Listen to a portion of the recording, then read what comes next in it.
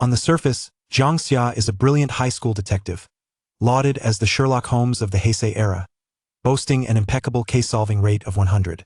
However, unbeknownst to anyone, his true identity is that of a top assassin for a shadowy organization, codenamed Phantoma specialist in eliminating targets and disguising the acts as accidents or the deeds of others. Even more bizarrely, he possesses a unique ability. Upon touching a corpse, he can reclaim the deceased soul and briefly control their body. Thus, he orchestrates perfect crimes right under Conan's nose while manipulating the revived dead to mislead the authorities. One fateful day. However, Jin begins to suspect that there is a mole within the organization, while Conan senses an invisible hand orchestrating the events behind these cases. Chapter 1. The Phantom Thief of the Heart. But Conan, thank you for riding the Tokyo Metro. This train is bound for Shibuya Station. This train is down for Shibuya. The gentle, monotone voice of the female announcer roused Tang Zhe from his slumber as he groggily opened his eyes. He instinctively tightened the muscles along his spine, jolting into a state of alertness. This was not his bedroom only moments ago. He had been nestled in the warmth of his own bed. Realizing this, he immediately regulated his breathing, maintaining a natural pace as he raised his head to survey his surroundings. The train, packed with people, was adorned with advertisements and slogans. The gentle swaying motion and the rhythmic clatter of the wheels on the tracks filled the air, while bright sunlight streamed through the large windows, casting light upon him. This was a functioning Japanese train, and Tang Zhe lowered his head to scrutinize his attire. He wore a crisp light blue jacket, a white shirt, and a deep green tie, resembling the uniform of a particular school, while his arms encircled a black commuting bag. He unzipped the bag and glanced inside. An umbrella, a glasses case, a planner, tissues, a pencil case, and a wallet. Standard student supplies. In the inner pocket, there was a black folder. Tang Zhe discreetly observed the silent passengers around him, engrossed in their phones, before hesitantly prying it open to examine the contents. He barely managed to read the header of the document before a jolt of realization struck him. Notice of dismissal and protective observation disposition. That he had just saved a partially completed third playthrough before bed, and now it dawned on him had somehow transformed into the protagonist of Persona 5. Wasn't this just the introductory animation of P5? Tang Zhe felt a whirlwind of emotions. A blend of anticipation and confusion washed over him. He should have felt joy, considering he knew the plot like the back of his hand. Yet he was uncertain about what to celebrate, especially as his future appeared rather bleak. But if this was indeed P5, shouldn't his uniform be black? Why was he dressed in this? Regaining his composure, Tang Zhe retrieved his wallet, hoping to find more evidence regarding his identity. Inside were several thousand-yen bills, and unfolding it revealed a student ID tucked into the transparent side pocket. Upon glimpsing the card, his mind buzzed, and his pupils widened in shock. Titan High School Student ID. Grade, 2nd year, Class B. Name, Tang Zhe Akira. The left side bore a 2-inch photo of a boy with light brown hair and blue eyes, staring blankly ahead. He had an undeniably handsome face, yet the upward slant of his cat-like eyes and arched eyebrows lent an air of sharpness to his youthful visage. It was peculiar. His face seemed a blend of his own and that of the P5 protagonist. One might say it resembled a child born of their union. Tang Zhe silently locked eyes with the boy in the photo as a sharp pain radiated from the back of his head. Fragmented memories flashed before him. An empty alley in the dark of night, blinding headlights, a young woman crying for help, a middle-aged man, reeking of alcohol, colliding with a flower bed amidst a scuffle. Then came the flashing red and blue lights of police cars, the interrogation room's harsh, sterile illumination, and the echoing bang of a gavel in a silent courtroom. Indeed, it was the P5 setting. He had become a young offender wrongfully accused of grievous bodily harm while attempting to be a good Samaritan. Now, he had arrived in Tokyo to serve a year's protective observation, akin to a probationary phase, during which his conduct would determine whether he would be incarcerated in a juvenile facility. But what was Titan High School doing in this scenario? If he were to enter the world of Conan, how many years would this protective observation last, according to their calendar?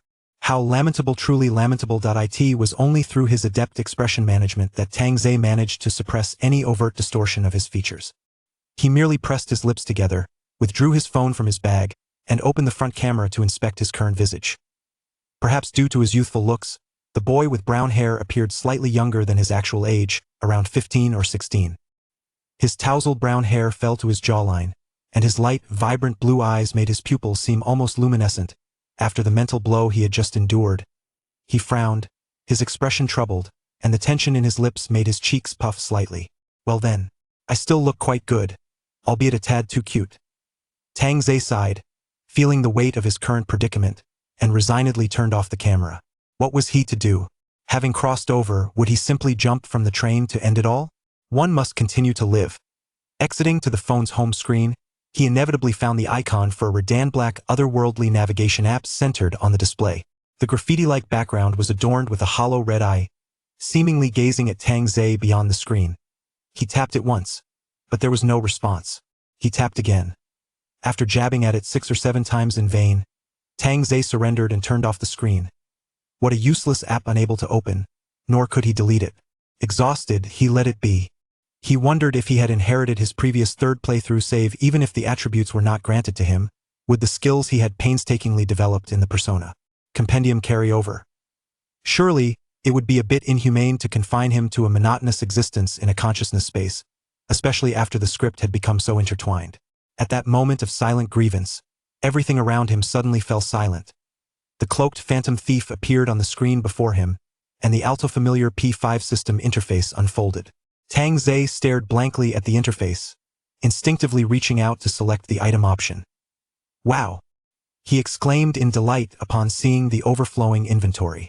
In P5, while multiple playthroughs did not carry over character levels, they did retain all items, money, and resources accumulated from previous runs. This was Fantastish was now a fully equipped character from the third playthrough. He could survive, and he was quite wealthy. This was indeed his third playthrough save where he had reached the monetary cap. Although many options remained grayed out, Tang Ze felt a wave of relief wash over him. His golden opportunity had arrived. Exiting the interface, the surrounding sounds returned to his ears. Observing that the other passengers had not cast even a passing glance at him, Tang Ze finally relaxed, leaning back in his seat and exhaling. Only then did he have the leisure to closely examine the phone in his hand. Whether it was due to a recent change of phone or the effects of his transmigration, the device contained almost no content. The photo gallery was empty, and the contacts list included only his parents. It was unclear whether he truly had no classmates or friends, or if his status as a young offender had severed all past social ties. In the email from his father, there was only a detached and formulaic description of the lodging found for him in Tokyo, a place owned by a well-connected old classmate.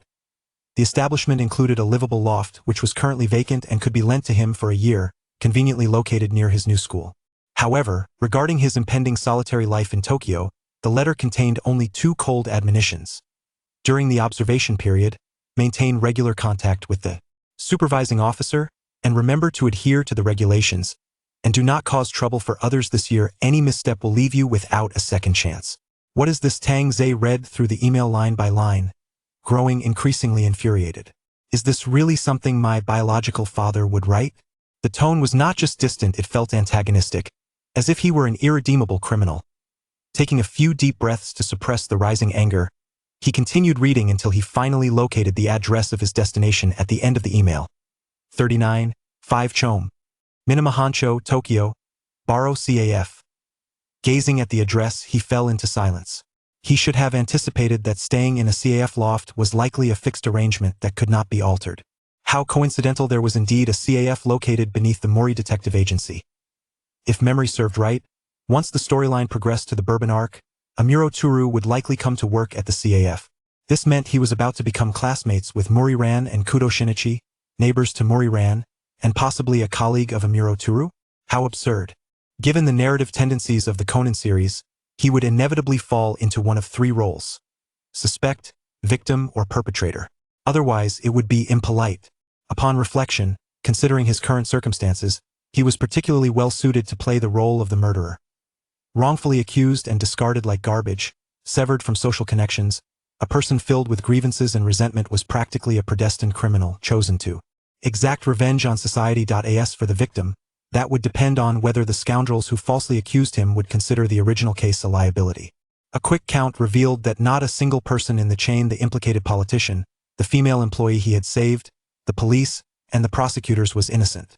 Being a suspect was even simpler given his history. He would be scrutinized by the investigation unit multiple times, simply for being a youth with a record of serious offenses. While Tang Ze's thoughts spiraled, the announcement of the next stop, Shibuya Station, brought him back to reality. This train's terminus was indeed Shibuya, where he needed to disembark and transfer to Minima Hancho. Chapter 2. Why is Bourbon here? By the time Tangze finally arrived at Minami Station, 2 hours had passed. Although he was not Japanese, he had spent some time in Tokyo prior to his journey, and thus had some expectation of the complexities involved in navigating the subway system, particularly the labyrinthine Shibuya Station. However, the modified subway system of the Conan world left him utterly confounded. He had grossly miscalculated the time it would take to reach Baro CAF, and it was now well past 2 in the afternoon. Logically, he should have completed his enrollment procedures at T10 High School today, but this delay meant he might miss dinner. Silently mourning for his subtly aching stomach, Tangze pushed open the door to Baro CAF. Inside, there were still a few patrons, and 2 servers were engaged in conversation with them. Upon hearing the door open, everyone turned their attention to Tangze. Tangze looked up to see the 2 and felt a jolt in his chest. The girl with long hair on the left appeared warm and kind, likely the resident server. Inomoto Azusa. The man on the right, however, was strikingly recognizable, with sun-kissed skin and golden short hair. Anyone who had watched Conan would instantly know his name. Why was Amuro Turu here? Seeing Tangze standing motionless in the doorway, seemingly at a loss, Inomoto Azusa scrutinized him, her gaze shifting from his school uniform to his unusual hair color and blue eyes. Dada, she exclaimed, lightly tapping her palm with a fist, her face lighting up with realization.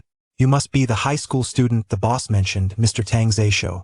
Snapping back to reality, Tangze instinctively bowed and greeted, I apologize for my rudeness. It is a pleasure to meet you. I am Tangze Sho, here for lodging. I look forward to working with you. His almost reflexive formal greeting elicited a smile from Inomoto Azusa, who appeared slightly flustered and nervous, as if Tangze were a shy, socially awkward youth. Aren't you quite adorable? She whispered to Amuro Turu, tilting her head. At that moment, Amuro Turu was also observing Tangze closely. Hearing her remark, he donned a warm, friendly smile and waved at Tangze, saying, No need to be nervous, the boss has informed us. I am Amuro Turu, and this is Inomoto Azusa. We are the staff here. Please feel free to reach out to us. As Tangze gazed at his sunny smile, he took a moment to regulate his breathing and calm his elevated heart rate from the initial shock, returning Amuro Turu's smile as he stepped further into the CF. Beneath his composed exterior, however, a storm of emotions churned within. What was happening?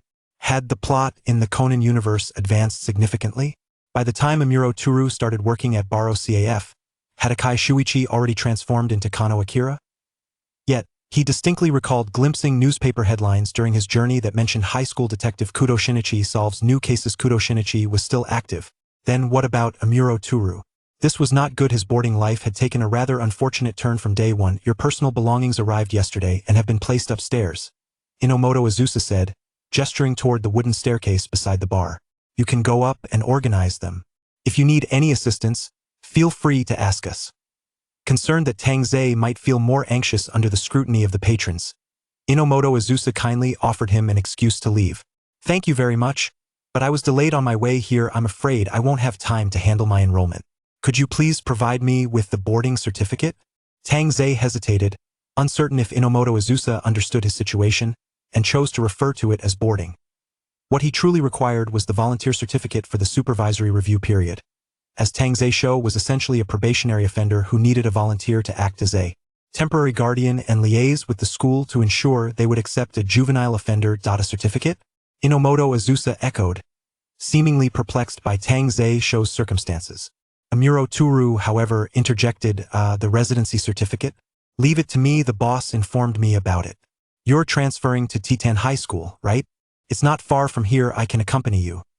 Tangze turned to meet Amuro Turu's violet gray eyes.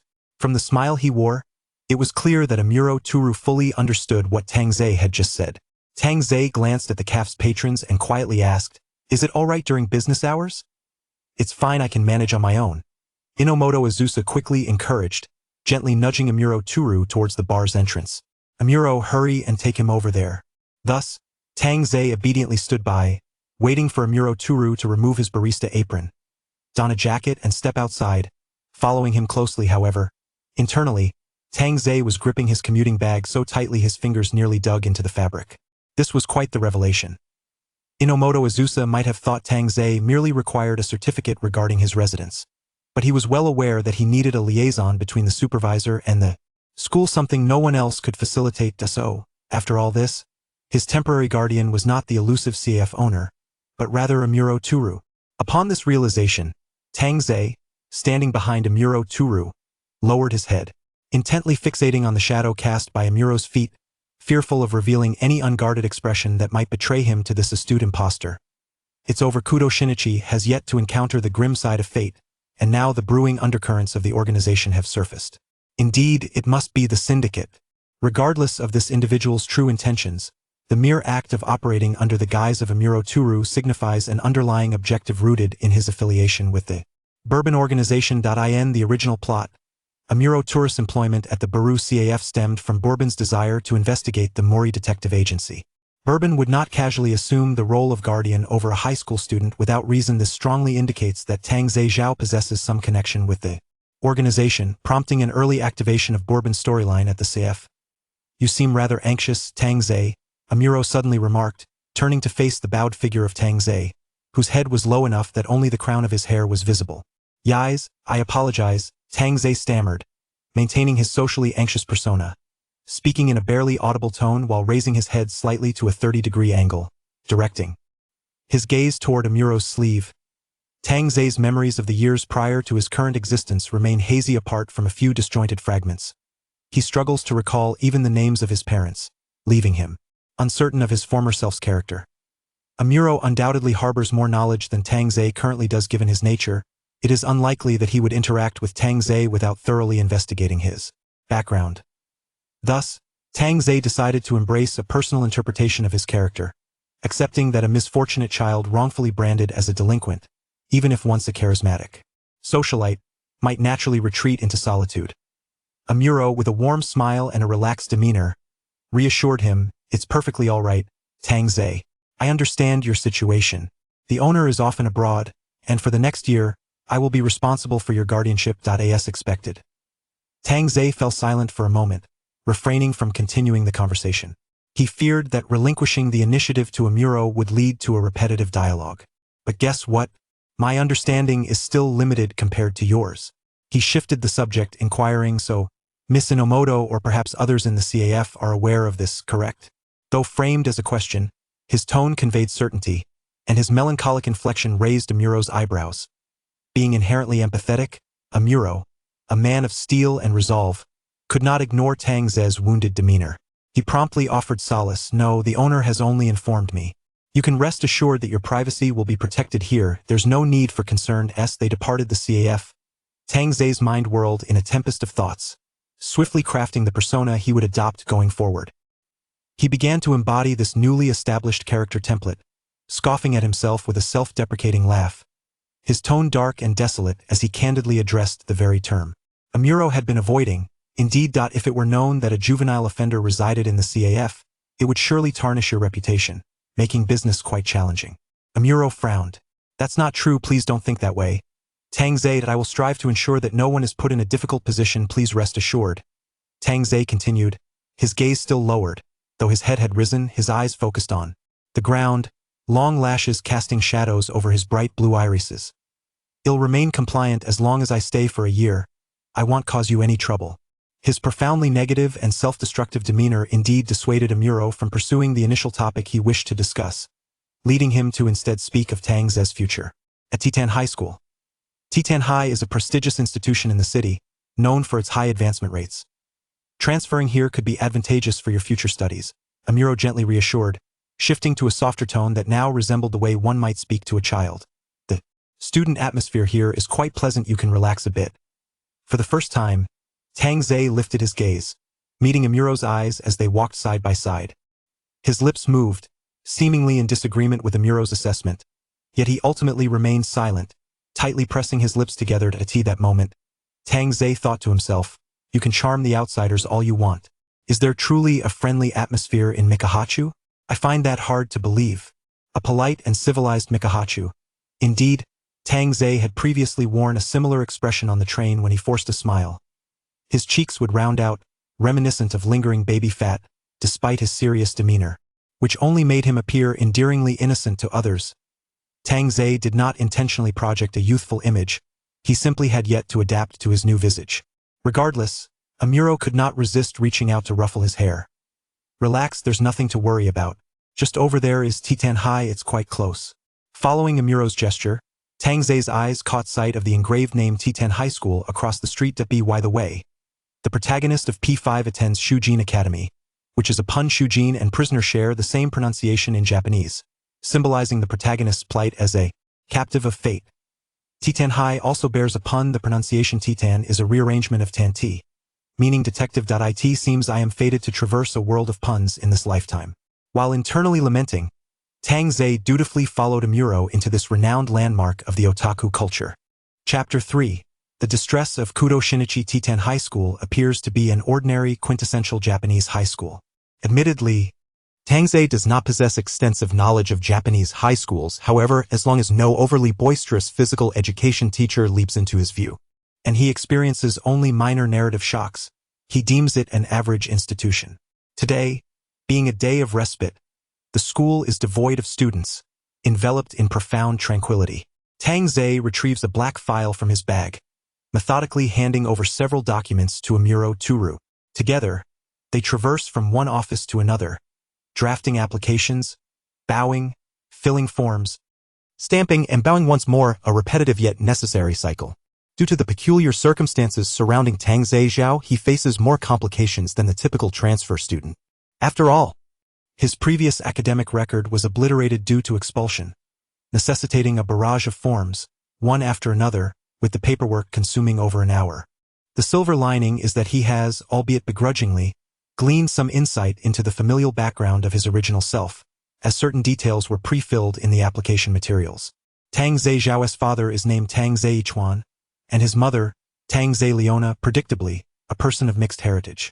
It is no surprise that they reside in Kyoto, as Tang Zei discovers a ticket stub from Kyoto to Tokyo in his bag, indicating he is 18 years old and was previously enrolled at Kyoto Izumi Heart High School. The name rings a bell, but it matters little. He now resides directly below Conan, and with Amuro Turu as his guardian, what more absurdity could there possibly be? He is eager to broaden his horizons. Only upon seeing the names of his parents does a fleeting image of the couple flash through Tang Zei's mind. Despite lacking memories of interactions between his original self and his parents, he recalls that the Tang Zei couple are scholars residing abroad. Tang Zhejiao was left behind to study on the island, resulting in a distant relationship with his parents due to their frequent absences. Even when Tang Zhejiao found himself embroiled in a criminal lawsuit, his parents did not return to address the matter, but instead delegated authority to a proxy lawyer, leading to his conviction without any means of resistance amidst a conspiracy involving unfamiliar adults. It is utterly absurd. After signing the final document, Tang Zei gazes pensively at the names of his parents inscribed on the thin paper, reflecting on the situation. From his perspective, the entire ordeal that led to his original self's wrongful accusation lacks any semblance of a meticulous conspiracy. It was a crude and straightforward orchestration of witness collusion and evidence fabrication, swiftly concluding the case. There was no necessity for elaborate tactics, as the only ally in his corner, his guardian, remained absent throughout. As a minor with no voice or means of assistance, and with privacy laws designed to protect minors instead serving as a shroud for public scrutiny, manipulating a high school student is remarkably simple. Given the potential involvement of the distillery, the truth becomes even murkier. It is uncertain where the Tang Zei couple currently resides, or if they are even alive. Is something amiss with the forms? Upon exiting the principal's office, Amuro Turu notices Tang Zei lost in thought, clutching the documents. Not at all. Everything is filled out. Tang Zei responds, maintaining his fa with a countenance that belies his inner turmoil, feigning calmness. I truly appreciate your assistance in running around for my sake. Amuro Turu takes the hefty stack of documents from Tang Zei's hands, smiling nonchalantly. Since I have agreed to your request, it is my duty as a guardian. There is no need for gratitude. Is it truly a guardian's duty? Tang Zei mutters quietly. Amuro Turu, naturally, overhears this musing. He quickly scans the first form, immediately noticing the familial relationship section prominently displayed at the top. Having accepted Tang Zei's sense of abandonment by family and society, and even adopting a somewhat darkened persona, Amuro Turu comprehends the message Tang Zei seeks to convey. How pitiful. Tang Zhe Zhao, he silently sighs, fully aware of the circumstances.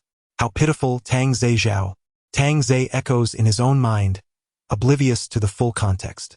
Thus, these two intertwined souls unknowingly reach a silent consensus and leave the school in a harmonious atmosphere. This is the key to the CAF, and this one is for the attic. The CAF will remain open, so please ensure the attic is securely locked when you leave. Stay safe. As they return to the CAF near closing time, Amuro Turu prepares the establishment for closure and hands Tang Zhe the two keys, briefly explaining the CAF's operations. Initially attentive, Tang Zhe's focus wanes as he notices two silhouettes approaching from across the street, elongated shadows cast by the twilight. The taller figure is a slender girl of exquisite beauty, with waist-length black hair, while the shorter figure is a young boy dressed in a blue blazer, complete with a bow tie and large glasses. Hand in hand, they walk towards the staircase beside the CAF, brushing past Tang Zhe and Amuro Turu. Indeed, Tang Zhe corrects his earlier thoughts. It is not that Kudo Shinichi has yet to face his ordeal. Rather, as Kudo Shinichi endures his fate, the distillery's presence surfaces in Tang Zhe Zhao's narrative. Today marks the genesis of the Conan storyline, as Tang Zhe realizes that at the moment he awakened on the train, Kudo Shinichi was likely entering Darabuka Park. With a sidelong glance at the two ascending the stairs, Tang Zhe refocuses his attention and accepts the keys from Amuro Turu. You should head upstairs to organize your things and rest well. Observing Tang Zhe fiddling with the keys, Amuro Turu is tempted to ruffle his soft hair. Tang Zhe deftly evades the gesture. What's the matter, Bourbon? If you enjoy performing, that's fine, but please refrain from patting people's heads. Amuro Turu, momentarily taken aback by Tang Zhe's swift evasion, studies him with interest. You're quite quick to react. Tang Zhe wishes to deliver a classic retort about how petting would stunt his growth, but he refrains, considering it misaligned with the persona he has just crafted. Instead, he turns and walks into the CAF. I'll take my leave to rest now. Rest well. See you tomorrow, Tang Zhe. Watching Tang Zhe ascend the stairs at a leisurely pace, Amuro Turu's smile gradually fades. He turns towards his vehicle, retrieving his phone to draft an email. Contacting the target as planned, no information pertaining to the mentioned documents was found among the target's personal items and luggage. Should we proceed as planned? After sending the message, he opens another hidden encrypted email interface to compose a second message. Is there any feedback from Kyoto? How much detail has been uncovered regarding the investigation into Tang Zhe Zhao's case? Conducting a check on the vehicle for any listening devices, Amuro Turu completes his preliminary tasks before opening the door to his Mazda 7 and settling into the driver's seat. As he starts the engine, he awaits responses to both emails while gazing at the now darkened CAF. Within the dimly lit establishment, only a faint warm glow seeps from the staircase behind the bar, suggesting that Tang Zhe Zhao has likely secured the door above, making it difficult to discern his activities. Tang Zhe Zhao, a peculiar high school juvenile offender. Cases involving severe injury among minors are exceedingly rare, and such sentencing typically signifies a case of violent crime with particularly egregious circumstances. Yet, despite the gravity of the charges, he received a protective observation disposition and was transferred from Kansai to Tokyo to serve his observation period. Is the handling of this case truly compliant with regulations? To complicate matters, he remains a target under the organization's watchful eye. How much of this judgment is influenced by organizational interference? It is infuriating. Has the police and prosecutor's office been infiltrated to such an extent? As he grapples with these unsettling thoughts and organizes the current information, responses from both ends arrive. The plan remains unchanged. Maintain contact and observation. Swiftly gain the target's trust. He is the sole individual likely to possess knowledge of the whereabouts of the documents. Observe his interpersonal relationships closely. The target is currently under scrutiny from multiple parties. Unless you have a foolproof method that does not alert the police, do not employ interrogation techniques lightly. The Kyoto Police Department has no new updates. The police officers and prosecutors assigned to the case, Ishiki Aikiru and Sato Ken, have both denied any involvement. Mr. Akira, the greatest breakthrough remains with Karasawa Akira himself. After finishing 2 emails, Amuro Turu shook his head and deleted them one by one. What a troublesome individual. How could a mere student find himself in such significant trouble? As Amuro contemplated the gathered information, He found it increasingly perplexing as to why the organization had set its sights on him. However, this also presented an unmissable opportunity. What could the organization possibly seek from him, and what was that information? This was a prime chance to uncover the organization's true intentions and plans. May fortune be with you, Karasawa-kun. Amuro sighed, pressing down on the accelerator and speeding away. Now, having taken on 3 jobs as an undercover agent, he had to return to his residence to continue working. Chapter 4. The Velvet Bar is open. The attic of the Polo CAF was indeed in better condition than that of Ruburon. Karasawa felt a wave of relief as he packed his belongings. It was small and windowless, but at least it had a proper bed and a private bathroom. These 2 points alone were quite satisfying. A fun fact: the bed the protagonists sleep on was constructed from a few plastic crates stacked with a wooden board. The original owner's belongings had been packed into 3 cardboard boxes and sent ahead to the CAF, containing not only a replacement uniform from Titan High School but also 3 or 4 sets of seasonal clothing, shoes, loungewear, and some stationery, and then there was nothing more. How strange. Was the original owner a person devoid of any personal interests, a vacuum of personal belongings? Not a single item reflecting their past life? And then there was his brand new phone. Could it be that all his belongings had been confiscated? It was quite possible that Bourbon had taken everything, including all of Karasawa Akira's electronic devices, books, and papers. With this thought in mind, Karasawa opened his commuting bag and pulled out his planner. As expected, it was a blank notebook. He sighed and tossed it back into the bag. Perfect. Whoever was responsible for this was remarkably efficient, leaving nothing behind. Nevertheless, his long year of life was about to begin, and he wasn't in a rush. He was starving. He hadn't had lunch or dinner yet. There was a kitchen downstairs, but it wouldn't be appropriate to use the CAF's ingredients without asking first. Wait, he did have. Oh right. Karasawa sat up straight. Should he try out his 4th-dimensional pocket? To prevent Bourbon from overly securing the attic with surveillance, Karasawa pretended to rummage through his bag. He scrolled through a lengthy list of items and selected the cheapest rice ball. In the next moment, his right hand grasped the cold plastic packaging. It was indeed possible. He had something. He lifted the chilled rice ball to his eye level, pinched it, and confirmed its firmness and elasticity. Definitely a solid rice ball. But could such a shelf-stable food actually be consumed? To be honest, he still had a 2-year-old ultra-spicy Ruburon curry crafted during his first playthrough, and he had hesitated even to eat it in the game, let alone in reality. Feeling his stomach ache, Karasawa opened the packaging, closed his eyes, and took a bite. There was no strange taste. The rice was sweet and plump, surprisingly delicious. He quickly devoured one and glanced at the size of his commuting bag, reasoning that hiding another rice ball would be logical, so he stashed another one away. This was remarkable. He would have to see if he could store more items. If he could freely enter and exit, he would already be halfway to invincibility, and there would be nothing to fear. The 4th-dimensional pocket. As soon as he relaxed, fatigue washed over him. The mental strain from such an information-heavy day was indescribable. He pulled out his loungewear and sluggishly made his way to the bathroom. He was exhausted. It was time to sleep. An endless expanse of blue unfolded before his eyes. The crisp sound of wind chimes clashing and the creaking of doors followed, and as Karasawa opened his eyes, he found himself standing before a dimly lit bar. The deep blue checkerboard floor tiles, the blue diamond pattern adorning the walls, and a few spotlights illuminating the Klein blue tablecloth-covered bar all conveyed a singular message: "Welcome to the Velvet Room, esteemed guest." The bartender standing by the bar turned around, took a highball glass from the shelf, and gestured for Karasawa to take a seat. A bar? Karasawa raised an eyebrow, a peculiar expression on his face. Yet he chose a high stool and sat down.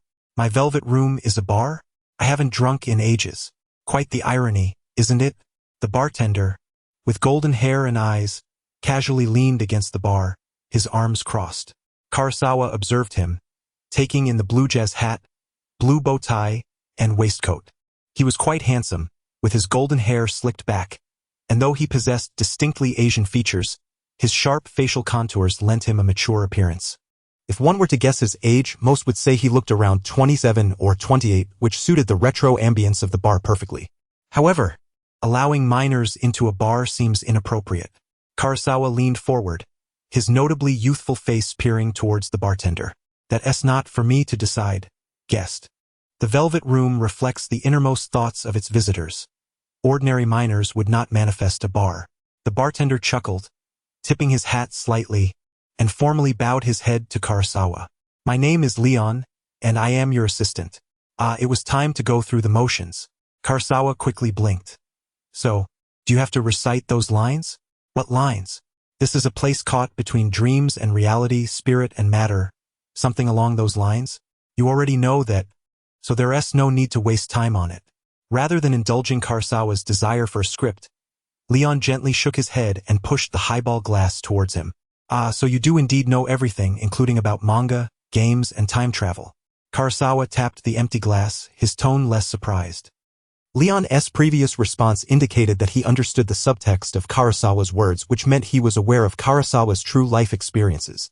Leon nodded, straightforwardly admitting, that is indeed correct. Whatever you know, I will know as well. Karasawa exhaled, easily accepting this premise and feeling somewhat fortunate. It is worth noting that the foundational setting of the Persona series is rooted in Jungian psychology, steeped in a heavy mysticism and cult-like flavor, where most characters aware of the truth of the world are secretive, embodying a style that emphasizes a lack of clear communication. He adopted a more relaxed posture, resting his head on his propped-up palm and releasing a long sigh. That's rather nice. Having to listen to a riddle master while dreaming is quite torturous. Since you understand completely, let us be forthright. There's no Igor here, is there? Is it because this world is so peculiar? Igor, who has appeared across several installments of the series as the master of the Velvet Room, is depicted as an elderly man with white hair and a long nose. According to the lore, he is a puppet created from the embodiment of human rationality, acting as a wise guide for the protagonist and weaving riddles between the scenes. In Persona 5, his character holds significant plot relevance, and his absence indicates that the world Karasawa currently inhabits is completely divergent from the storyline of Persona 5.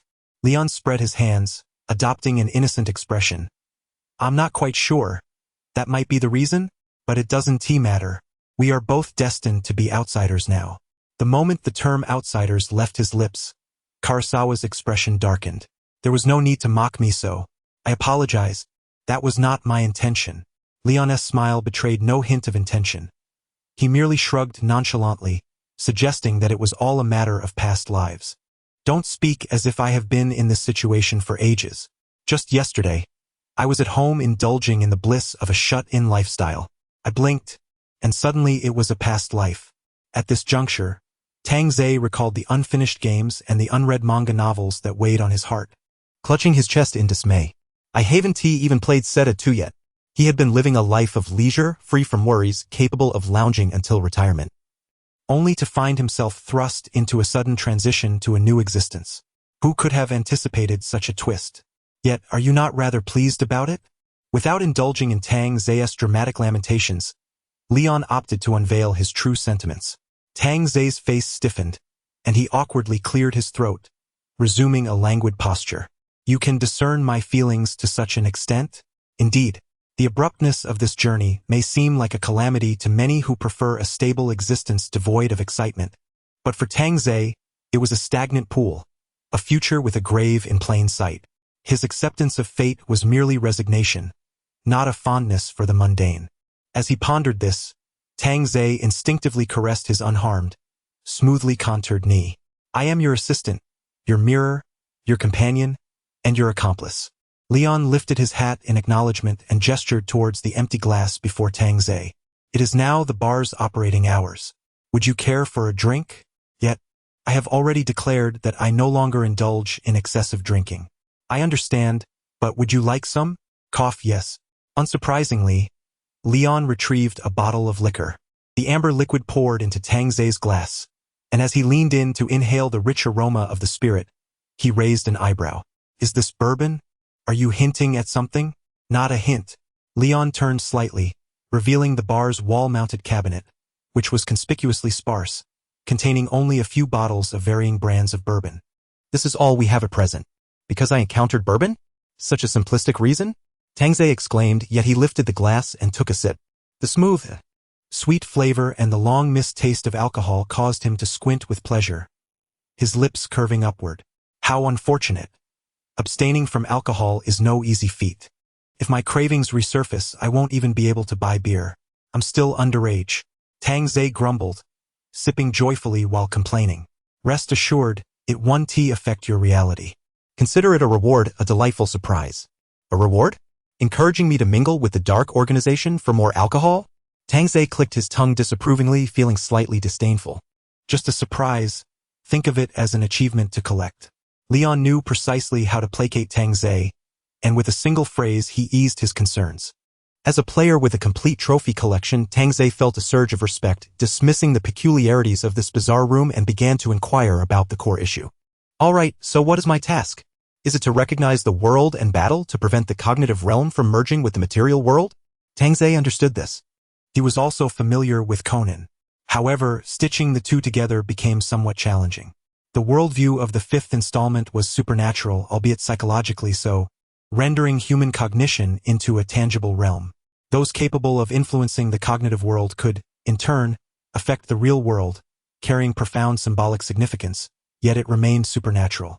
The primary narrative logic revolved around uncovering the relationship between cognition and reality, culminating in a decision that relied on the courageous confrontation of the truth to save the world.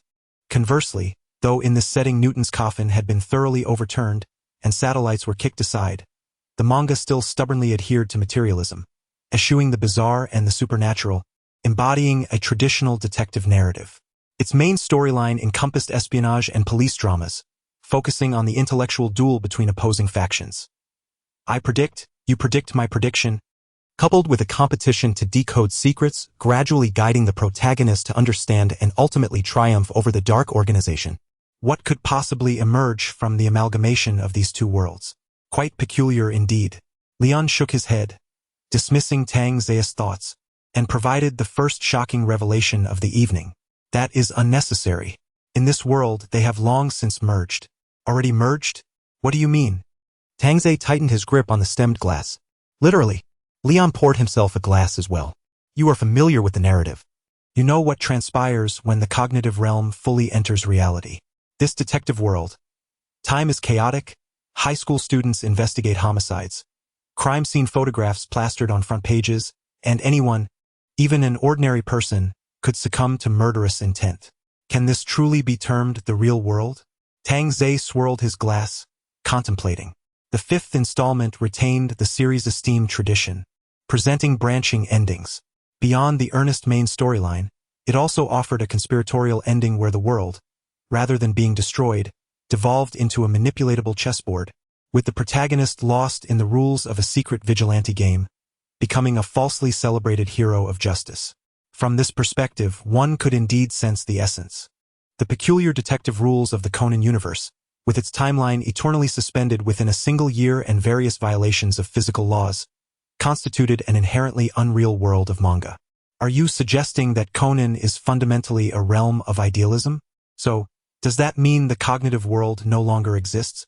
Tang Zei inquired uncertainly. Quite the revelation, suggesting he has just traversed the opening narrative, eagerly prepared to become a heart thief, only to be informed that it has already concluded. That is not the case, however. The boundaries are exceedingly blurred. It is possible that abilities from both worlds may indeed cross over, especially since some can obliterate load-bearing columns with a single punch. It stands to reason that you may possess certain unique traits. If I may assess, they are inseparable, and there is no necessity for distinction. This is merely a facet of existence. Leon raised his glass, taking a sip. That is indeed remarkable. It appears that the cognitive realm persists and foundational rules remain effective, albeit likely differing greatly from what he had envisioned. In the real world, as long as the principles of the Conan universe were not violated, he might also possess some capabilities typically associated with the cognitive realm, such as scaling towers barehanded or utilizing a third eye, or perhaps executing a flawless flip to perch on someone's shoulder and gouge out an eye. Never mind, that seems rather brutal. Perhaps we should stick to a precise strike. The Conan method of precision cuts through all. Understood. This is how our Conan universe operates. I am now fully enlightened. Tang Zei nodded vigorously. So what should my goal be now? Since you are unaware of this answer, I too cannot claim to know it. Leon refrained from providing a direct response, instead opting for a riddle. Your destiny is tumultuous. It has left the cradle. Will you follow its course, uphold it, or endeavor to alter or destroy it? This is no longer a game or a manga, this is your rebirth and only you can uncover the answer. Tang Zhe set down his empty glass, lapsing into silence. To be candid, with each script diverging in its own direction, could he truly discover a unified ultimate goal? He felt adrift. Yet Leon was correct, with supernatural power in one hand and two scripts in the other, he now wielded agency. Whether to plunge into the vortex or to escape from it, Leon chose not to disrupt his contemplation, simply pouring more bourbon into Tang Ze's glass.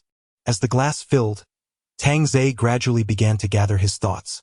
A broad smile spread across his face, his eyes curving in delight, reminiscent of a villain's grin. Watching his expression shift, Leon subtly leaned back, momentarily wishing to distance himself from this fellow whose visage radiated mischief. I understand that I must endure this unfortunate observation period until it concludes. Correct? However, Leon. Tang Ze raised his glass, casting an accusatory glance at Leon. Did we not agree to refrain from being enigmas? Leon lifted his own glass in response and inquired, how did you find my previous lines? Well, they were somewhat dashing. Thank you for the compliment. As the two glasses clinked melodiously, Tang Ze downed his whiskey, succumbing to the depths of a dark slumber before he could even savor the taste. Hey Lon. After calling several times and seeing her friend lost in thought, Suzuki Sonoko waved her hand before her. Ah, Sonoko, what is it? Mori ran awakened, blinking as she raised her head. Honestly, why have you been so distracted today? Suzuki Sonoko turned and patted her desk, noting that Ran seemed to have been inattentive in class that morning. Since leaving the amusement park yesterday, Shinichi has not shown up again, nor did he come to school this morning. Suzuki Sonoko waved her hand dismissively. Oh, he has probably caught up in a case again. Yet he hasn't answered my calls, and there's not a whisper of news. Kudo is indeed a busy person, Japan's savior of the police force. When he encounters a complex case, he likely forgets to check his phone. Let us not worry about him. Suzuki Sonoko brushed aside the topic, eagerly sharing the news she had just acquired. I heard there will be a new transfer student today, a handsome one, no less. A transfer student? Mori Ran, who had no particular feelings about handsome boys, focused on the first part of Sonoko's statement, noting that it was quite rare for students to transfer mid-semester. Suzuki Sonoko clasped her hands together, lost in her own reverie, continuing her daydreams about the handsome boy. Missing the chance to encounter a charming and gentle school idol amidst the cherry blossom-laden paths of the campus has rendered my youth incomplete. Unexpectedly, even in our second year, I may fulfill my youthful dreams. Just thinking about it fills me with joy, familiar with her friend's infatuated state. Mori Ran chose not to disturb Sonoko's blissful fantasies, and instead lowered her head to retrieve her phone. Shinichi still hadn't replied. A sense of unease had lingered since yesterday afternoon, prompting her to send another email urging him to respond promptly. With the ringing of the class bell, Tang Ze stepped into the second-year classroom, following the teacher closely with his bag slung over his shoulder. Turning to face the students, Tang Ze immediately recognized the sparkling-eyed Suzuki Sonoko and her classmate Mori Ran. Their characteristics were unmistakable. The teacher beside him wrote his name in kanji on the blackboard and introduced him. This is Tang Ze Akira, who will be joining our class from today. I hope you all get along well. I am Tang Ze Akira from Kyoto and I look forward to your guidance. Tang Ze slightly bowed his head. Wow! Is he a mixed race? Suzuki Sonoko tightened her collar, his blue eyes too. Keep it down, Sonoko. Noticing Tang Ze glance her way, it was evident he had heard her excited exclamation, causing Mori Ran to feel slightly embarrassed as she poked her friendess back. Tang Ze smiled at Sonoko, appearing entirely unbothered, which made Mori Ran feel he was indeed an amiable person. Tang Ze, of course, was unfazed. In fact, the two innocent high school girls, who could easily elevate their first impression with a few smiles, were meeting him at just the right moment. They were the perfect entry points into his narrative. Chapter 6. You have a serious acting addiction. Suzuki Sonoko is a genuine beauty enthusiast. She would go to great lengths to catch a glimpse of a handsome boy, even traveling to the outskirts of the city, only to find herself embroiled in a serial murder case at the Blizzard Mountain Villa. She could also drag her friend across Japan just to meet an online acquaintance, again confronting the same perilous situation. Although the outcomes were often similar, her unwavering passion for appearances remained steadfast and unyielding. Thus, when Conan, who had been anxiously awaiting Mori Ran's return from school, descended the stairs of the office, he encountered the scene of Suzuki Sonoko pulling Mori Ran into a booth at the Polo CAF, engaging in gentle conversation with a boy across from them. Mori Ran, well aware of Sonoko's nature, listened helplessly to her awkward chatter. Turning her head, she met Conan's inquisitive gaze as he pressed his face against the glass, prompting her to beckon him inside with a discreet wave. This is too awkward, incredibly awkward. Sonoko rambled on about family backgrounds, local customs, and celebrity gossip. If she weren't interrupted, she might even delve into international affairs and financial crises. Tang Zei, maintaining a pleasant demeanor, continually responded with affirmatives. But Mori Ran felt her toes curl tightly as if they might crack the floor tiles beneath her. This is my house guest, Idagawa Conan. Isn't he adorable? Mori Ran pushed the approaching Conan to the table, interrupting Sonoko's impending new topic. Little Ran, who are these older siblings?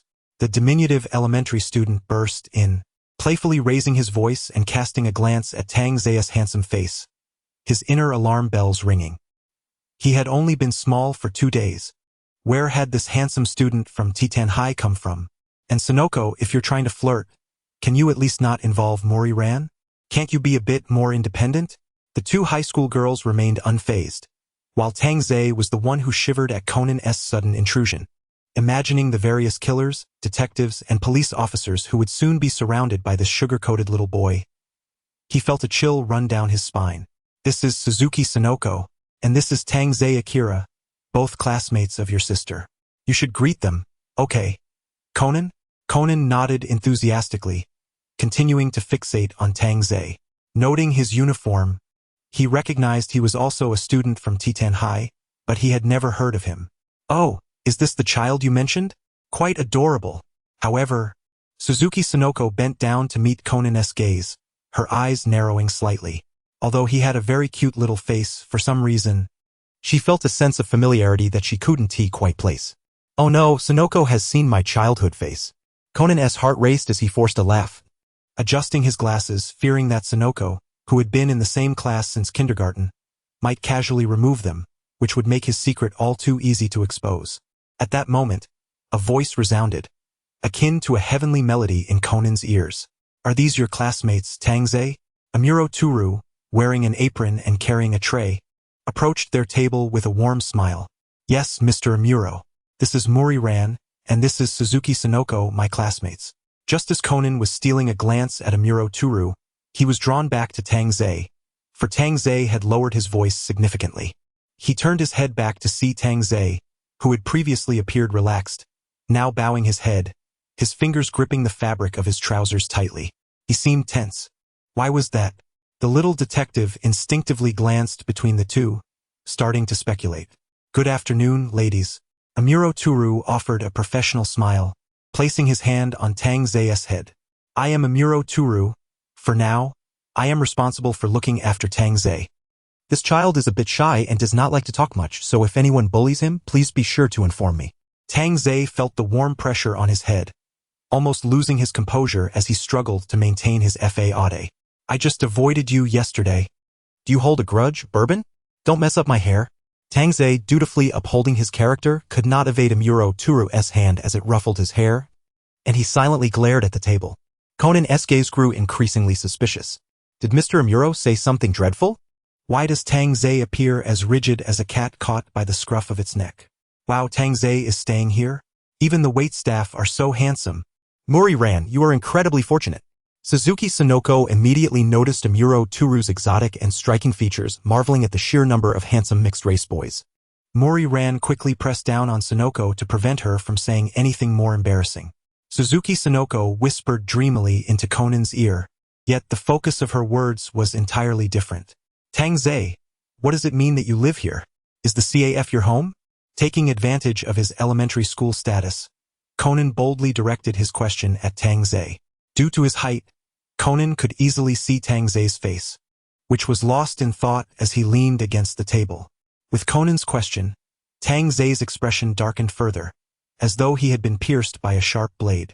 Yes, Conan-kun, this is my home now. Tang Zei spoke in a frail whisper, meeting Conan's probing gaze. His demeanor was not feigned. He truly seemed powerless. As Amuro Tru continued to tousle his hair with his gloved fingers, Tang Zhe felt the static building up, threatening to make his hair stand on end. All right, that's enough. Haven't you had your fill yet? Tang Zhe would be residing at the Polo CAF for a year. Miss Maori was the daughter of Detective Maori upstairs, right? Tang Zhe would need your assistance at school, so please take care of him. Satisfied after giving Tang Zhe a thorough head rub, Amuro released the boy's trembling little head, his smile turning genuinely warm. That's more like it. What's there to hide from your guardian? It's not as if he's frightening. The subtle undercurrents of their interaction, which seemed a mere game to Conan, appeared entirely different to him. Tang Zhe seemed to harbor a deep-seated fear of Amuro. His hunched, tense posture suggested he felt threatened, even though Amuro's words were merely polite pleasantries. It was hard to believe such ordinary remarks could intimidate someone so profoundly. Unless, perhaps, those few sentences carried a different meaning for Tang Zhe, a warning, perhaps? A caution that Amuro would be aware of his every move, urging him not to act rashly? Their relationship resembled that of a warden and a prisoner more than anything else. If Tang Zhe were to hear Conan's haphazard analysis and arrive at the correct conclusion, he might well be brought to tears.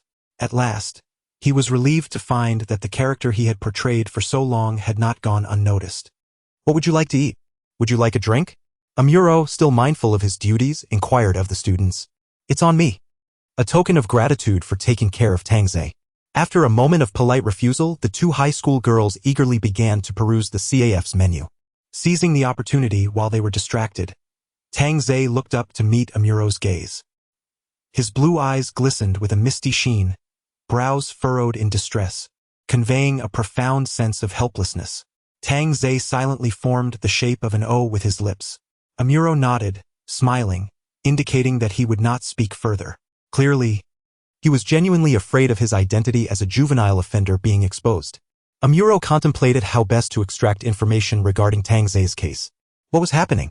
Their dynamic was increasingly resembling that of a kidnapper and hostage rather than a guard and convict. Concealed and observing from the sidelines, Conan fixated his gaze on the table, his eyes sharpening. Having executed his role perfectly, Tang Zhe quietly restored his expression, casting a loving glance at the two girls who were animatedly debating the menu. How splendid! The main characters had all arrived at once. Chapter 7. The Magician. The day after his arrival, Tang Zhe successfully obtained the contact information of Suzuki Sonoko, Mori Ran, and even Idagawa Conan.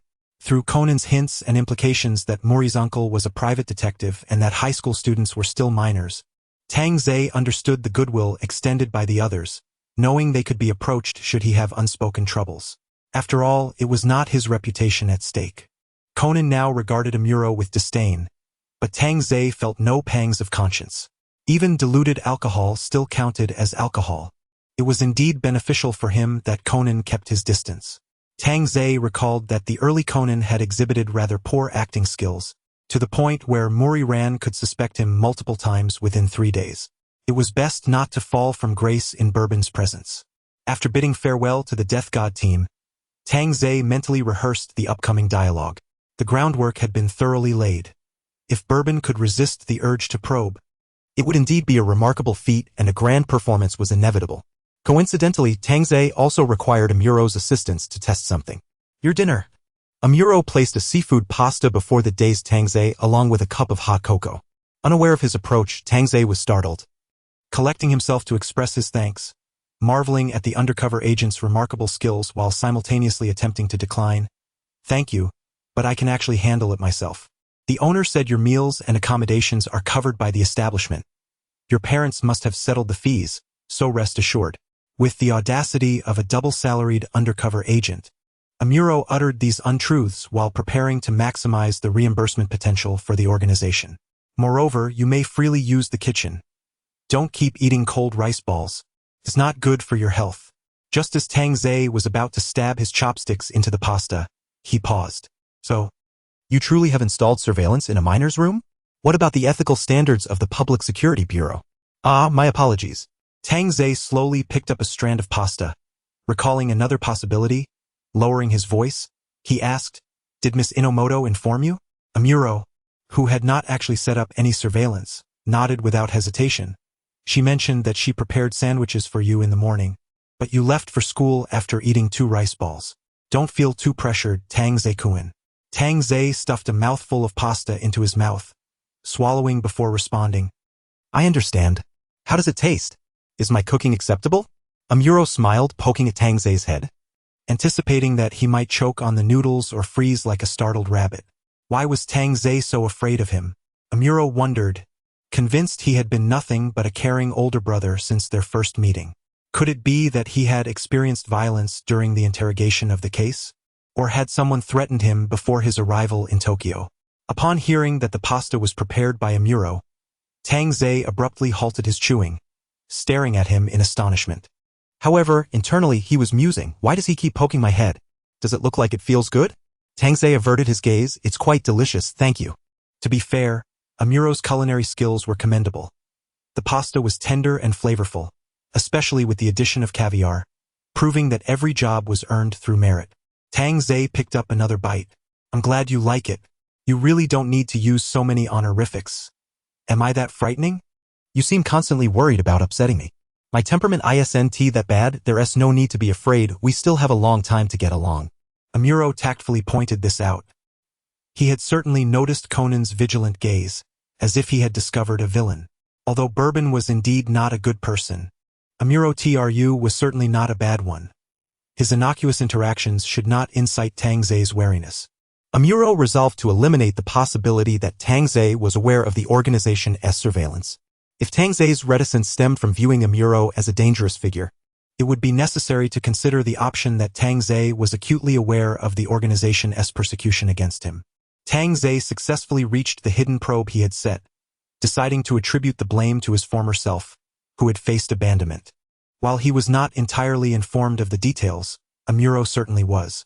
Thus, he let out a bitter laugh. I didn't mean to target you. I'm sorry.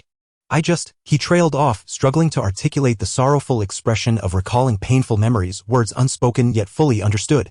In summary, those who understood would comprehend. The rest could fill in the blanks themselves.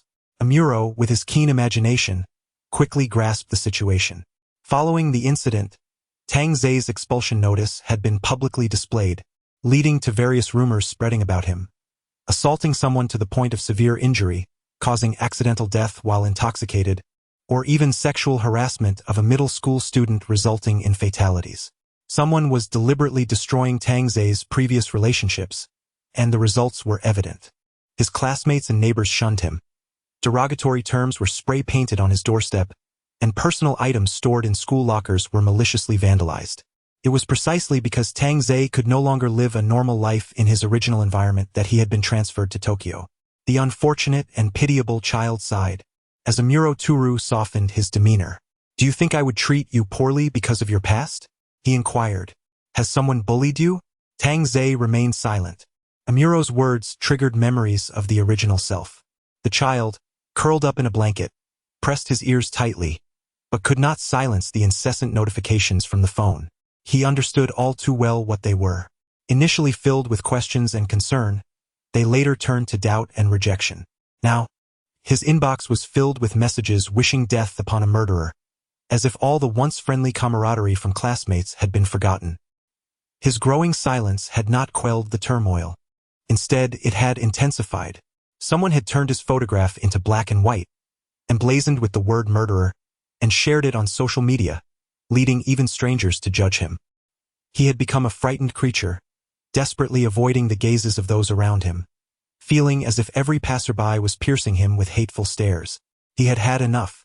Grabbing the noisy phone beside him, Tang Zei used all his strength to hurl it away. You wouldn't understand, Mr. Amuro? He retorted, taking a deep breath. His tone was calm, yet tears streamed down his cheeks. Damn, those who engage in online bullying deserve to die. Damn, I'm about to break down. Crying like this is rather embarrassing. Due to his past experiences, Tang Zei was adept at controlling his emotions and displayed a natural acting ability. Yet now, his tear ducts seemed no longer his own, as the sorrow and pain of Tang Zei Zhao overwhelmed him, forcing him to stifle his sobs. This was a grievance and despair that a teenager's soul struggled to comprehend, a wave of raw emotion crashing upon his heart, leaving him defenseless. While Tang Ze wrestled with his crumbling emotions, Amuro, observing him, found his sudden loss of composure and silent tears remarkably compelling. He appeared vulnerable, pitiable, and helpless. Of course not. Wipe your face. You don't want your tears to fall into your food. Amuro gently turned away, grabbing a towel and patting it against Tang Ze's face to shield him. I am your guardian now. I will protect you. Though Tang Ze's tears continued to flow, his heart began to calm at Amuro's words, feeling a glimmer of hope. Really? He murmured, his face buried in the damp towel. I am not one to deceive children. You can trust me a little more, Amuro replied, patting Tang Ze's head. I will fulfill my duties as your guardian. This is a promise from an adult. What does Bourbon have to do with this? What connection does he have with you, Zero? The undercover agent confidently asserted. All right, Tang Ze grumbled, catching the towel and wiping his face, protesting. So stop messing with my hair. Just as he finished speaking, the voice he had been waiting for arrived. The magnetic tone of Leon resonated in his ear. I am you and you are I. Here you shall obtain a new contract. The contract is defined as breaking the chains to seek the wings of freedom. I, the magician, was born under the blessing of the wind, to soar towards the end. Adding further strength, before Tang Ze appeared a new interface. Amuro Turu. Arcana Magician 1, reality and illusion intertwine, the person behind the layers of mask smiles at you. Just as the concealed you smiles back. To uncover the truth and sincerity requires wisdom, sincerity, and perhaps even a flexible moral compass. The grand cooking competition of Milfai is about to commence. Acquire the ability of free fighting Chapter 8. The trolley problem. Cooperation is a vital component of the system, marked by the major arcana tarot cards interlinked with the protagonist's adventurous journey. Some parts relate to the main storyline, while others are optional side quests. As the protagonist deepens their relationship with their collaborators, their corresponding abilities will also enhance. Although he anticipated that key figures might be linked to this, Tang Ze was pleasantly surprised by how quickly and effectively it was triggered. However, the first ability he learned was free fighting. After wiping his face, Tang Ze tossed the towel aside and cast a peculiar glance at Amuro. Is it because my contract is for guardianship, so I must first learn self-defense? He pondered. After all, Amuro's most memorable skill is his driving, isn't it? A driving technique so impressive it could astonish Newton, capable of scaling walls and flying over rooftops. Amuro chuckled at the red marks left on Tang Ze's face by the towel and nudged the plate towards him. Hurry and eat. If a child takes 2 or 3 bites and suddenly starts crying, others might think my food is inedible. With red-rimmed eyes and a reddened nose, Tang Ze appeared even more juvenile, despite knowing he was already 18. It was hard not to characterize him as a child. Tang Ze pouted, contemplating a retort, but glanced at the pasta and picked up his chopsticks again. It was prudent not to speak back when someone was feeding him, especially since Amuro's cooking was quite delicious. Sensing Tang Ze gradually relaxing, Amuro, unaware of his own strategic success, pressed on. When the boss told me I would be taking in a juvenile delinquent, I expected to deal with a troublesome youth. You hardly seem like someone who would commit a crime. What really happened? This question hinted at an inclination to lead, making specific assumptions and subtly implying that even if he had erred, it was not a grave mistake, thus facilitating trust. Internally grading Amuro's interrogation skills, Tang Ze's gaze shifted as he began to recount the entire case in a simple manner. The case was absurd, the details outrageous, and the outcome even more so. Not to mention that the victim was inebriated, making it difficult to ascertain whether Tang Ze Zhao had injured him or if he had merely stumbled and fallen. Even if it were a brawl, the immediate detainment after taking his statement shocked Tang Ze for an entire year. Furthermore, being placed in the same cell as a gang member resulted in multiple instances of abuse during his time in detention. The court proceedings were equally heavyweight. The victim did not even appear in court, and when Tang Ze Zhao refused to plead guilty, he was repeatedly warned that confessing would lead to a lighter sentence, allowing him to return to school, while not confessing would mean being sent to a juvenile correction facility. After 2 months of torment, the overwhelmed Tang Ze Zhao ultimately penned a confession. With a sense of pity for the original self, Tang Ze recounted the events in a detached tone while finishing a plate of pasta. In contrast, Amuro was far more agitated. As he listened, he clenched his fists. This is a violation of the law. Where are your parents? Haven't you reported them to anyone else? Yes, This was the expression of righteous indignation he sought. It felt satisfying. Tangze was pleased to see Amuro's clenched hands and reminded him, "My parents are abroad and juvenile crime trials are completely closed to the public." The implication was clear and Amuro understood. By the time the verdict was delivered, what should have been confidential case information was leaked, leaving Tangze with no evidence and a signed confession, reducing his personal image to the depths. No one would listen to him anymore. After finishing his account, Tangze raised his cup to sip hot cocoa, observing the twitching corner of Amuro's eye and finding his nearly apoplectic state amusing enough to enhance the meal.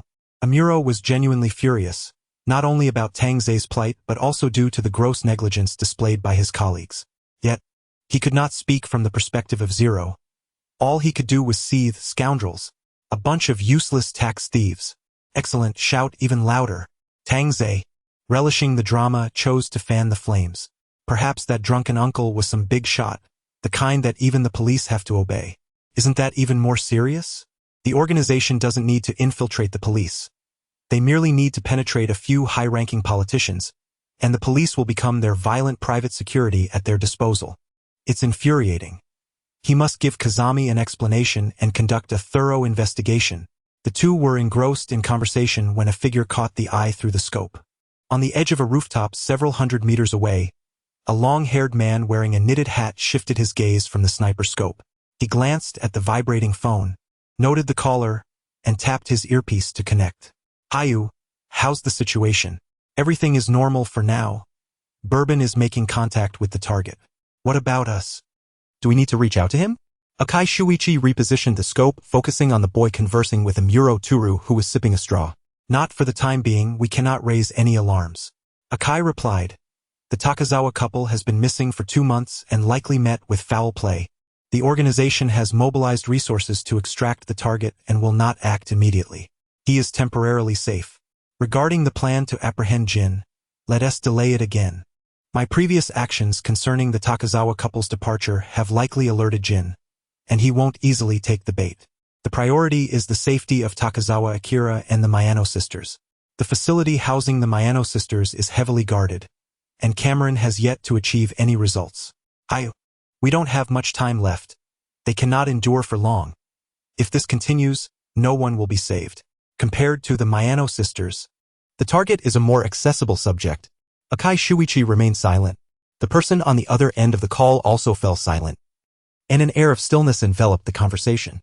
They both understood what this choice would entail. Within Japan, their influence is limited, and the actions they can organize are considerably restricted. They could only choose one of the Mayano sisters or Takazawa Akira as the rescue target.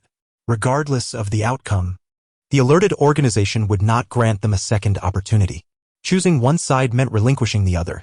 A sigh emanated from Haya's earpiece. "We have no other choice." She recognized the profound significance that the Takazawa family and the Mayano family held for Akai Shuichi. The switch for the railway diverter lay in his hands, and the speeding train was rapidly approaching the intersection. He had to make a decision, turning the lever toward one side. Let Cameron return. Akai Shuichi held the sniper rifle steadily, his voice betraying no hint of wavering, maintaining the calm demeanor of a marksman. "I will find an opportunity to contact Takazawa Akira.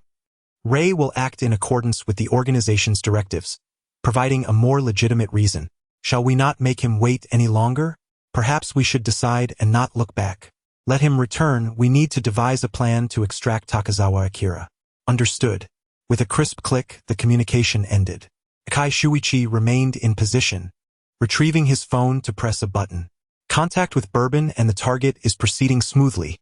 No other suspicious individuals detected in the vicinity. Moments later, a notification pinged for a reply. Maintain vigilance. If any abnormal actions by the target are observed, direct authorization is granted to load tranquilizer rounds. Clearing his inbox, he closed his eyes briefly and once more peered through the eyepiece, observing Takazawa, who was smiling at Amuro Turu. Faces flashed through his mind, the rifle's muzzle steady and unwavering. They had already lost the Takazawa couple. There was no room for further indecision. Chapter 9. Are you asleep? I can't sleep. Unbeknownst to Takazawa, who had climbed up to the attic, the distillery was in turmoil due to their family. He lay peacefully, drifting into a dream filled with alcohol. After putting on a grand performance, He was not particularly tired, but sharing quips with fellow spoiler, Leon, was quite a stress reliever. That night, two inebriates, confident they could not get drunk in their dreams, sat at the velvet bar, toasting with whiskey. Gripping the bottle, Takazawa slammed it down on the bar. Why can't I drive? I don't quite approve. Is there something wrong? Stop it. Do you even have a license? Leon pushed his head back. You have such a practical weapon, yet you still nitpick. It was as if Conan had a license to fly a plane. Takazawa grumbled, but I haven't even stepped into a hall yet. Jumping straight to a side quest feels a bit dismissive. Leon shook his head. This attempt to draw me out is futile. I can't spoil the content, so good luck with that. You certainly have information. Takazawa showed no shame in being exposed. Let me think. Takazawa had a mental draft of the list of collaborators. Since Amuro Toru was involved, it would be a slight to exclude Akai Shuichi. Detectives like Conan and Hattori would undoubtedly be included on the red side, but as for the black side, it was uncertain. Additionally, could characters like Kid and Kyaga Kamaki from the external factions also be counted? If they could also trigger it, what do you think? Should I try to infiltrate the distillery? Takazawa shifted the direction of the question. It's likely not as simple as that. True, I still haven't figured out why the organization is so interested in Takazawa Akira. Takazawa flicked the air with the bottle, feeling somewhat troubled. Bourbon must know, but he hadn't inquired about his stance. Was he supposed to directly tell him, Akai Shuichi, your matter has been exposed? Leon chuckled at Takazawa's antics, took a large swig from the bottle, and squinted his eyes in pleasure. Now you understand the difficulty of holding a script, right? It's like knowing the ultimate truth of a mystery novel from the very start but unable to tell anyone. Pretending it's your first time reading and acting like a reader with a rigorous reasoning process. Indeed, it's not easy. My script is all jumbled up. Takazawa envisioned a future where he would always need to maintain a performance state, whether mingling with the red side or the black side. His temples throbbed with phantom pain. If he was crucial to the organization's plans, he would undoubtedly be under long-term surveillance. If he ever utilized the power of the cognitive world, it would spell disaster if discovered by the black side. The villainous groups on a societal level, aside from the traitor Akechi Goro, were all ordinary humans. With just Akechi, they successfully orchestrated a series of events that endangered society as a whole. If this power were revealed to the distillery, the situation would be untenable. He must find a way to infiltrate the organization. However, doing so would evoke a sense of nostalgia. After Takazawa finished speaking, he lowered his head to gaze at his now intact legs. Nostalgia for what? It was safer to produce counterfeit liquor than real liquor in the world of Conan. Leon waved his hand, tapping Takazawa's head, interrupting his wandering thoughts. Takazawa exclaimed as he raised his head, glaring, I understand the reasoning. Why are you also hitting my head? Just wanted to experience it. Leon retracted the hand that had patted him, rubbing his fingers, acknowledging. It's no wonder Amuro Toru always loves to ruffle your hair. It does feel good. The next day at the CAF, Amuro Toru encountered a disheveled Takazawa, who had chased Leon all night and rolled out of bed, looking lethargic. Good morning. Didn't sleep well last night? You need to rest properly tonight. Amuro Toru patted Takazawa, who was leaning against the chair. He considered patting his head but opted for the shoulder instead, given Takazawa's previous protests. Good morning. Takazawa replied dully, glancing at Amuro Toru's dark circles. Don't lecture me. You didn't sleep well either, did you, Mr. Amuro? Takazawa was actually fine. He had sufficient sleep. It was just that he had dreamt of drinking too much. His past history of drinking made him instinctively believe he should be hungover, yet his body felt energetic, which left him somewhat disoriented. Amuro Toru, on the other hand, was burdened with multiple roles, and due to the case information Takazawa disclosed, his workload must have surged. It was uncertain whether he had slept at all, as the dark circles under his eyes were so pronounced that they could not be concealed. I have insomnia. I'm used to it. It's precisely because I can never sleep that I advise you to rest well. Amuro Toru spoke nonchalantly as if it were quite reasonable, lamenting the importance of good sleep, which he only understood after losing it. Always unable to sleep? Is it because your work is never finished? Takazawa looked at his face with sympathy. Yawning, Amuro Toru noticed Takazawa's attire and curiously remarked, Why are you wearing your school uniform even on your day off? Good question. Tang Ze sighed. for he had woken up unaware that today was a day of rest. Why must there be a break after a full day of school? If you ask me, who can I turn to for an answer? You residents of the Ku family understand nothing, and I am even more perplexed. If he hadn't casually checked his phone while heading downstairs and seen the calendar, he would have already left for school. He hadn't brought any clothes with him and was uncertain about what to wear. The school uniform wasn't unattractive. It was rather decent, he mused, albeit somewhat absurdly. Is this truly a matter of aesthetics? Amuro Turu pressed his forehead, contemplating that this was a minor who had lived alone under the care of a housekeeper for many years, and it was unreasonable to expect him to possess proficient self-care skills. Let Miss Inomoto and me take you to the mall, he suggested. No. Please just tell me where the nearest mall is. I can manage on my own, Tangze quickly declined. Mr. Amuro, why don't you take a moment to rest upstairs? You look rather unwell. It was a rare opportunity for him to have some freedom of movement. Perhaps it was best to let the sleep-deprived undercover agent be. Is it really that dire? Amuro Turu glanced at his reflection in the floor-to-ceiling window and noted his visible fatigue. The attic of the CAF is now your personal space. Is that acceptable? It was originally a lounge, so it's perfectly fine. I don't have many personal items. They're all locked away in the drawer. I've already troubled everyone enough by staying here. Tangze expressed his thoughts with such understanding that it would be overly deliberate to insist on accompanying him. Seizing the opportunity to thoroughly investigate Tangze's belongings, Amuro Turu acquiesced. Then I will sleep for 2 hours. I will make the bed again once I'm done. You can head to the northern shopping street. The large department store is on the other side, the Mihana department building. Amuro Turu gestured towards the directions, noticing that Tangze was carrying only his slender commuting bag. Do you have any money with you? Despite being utterly exhausted, Tangze still expressed concern for the citizens, which momentarily touched Amuro Turu's heart. Thus, Tangze decided to share a bit more of the information he had.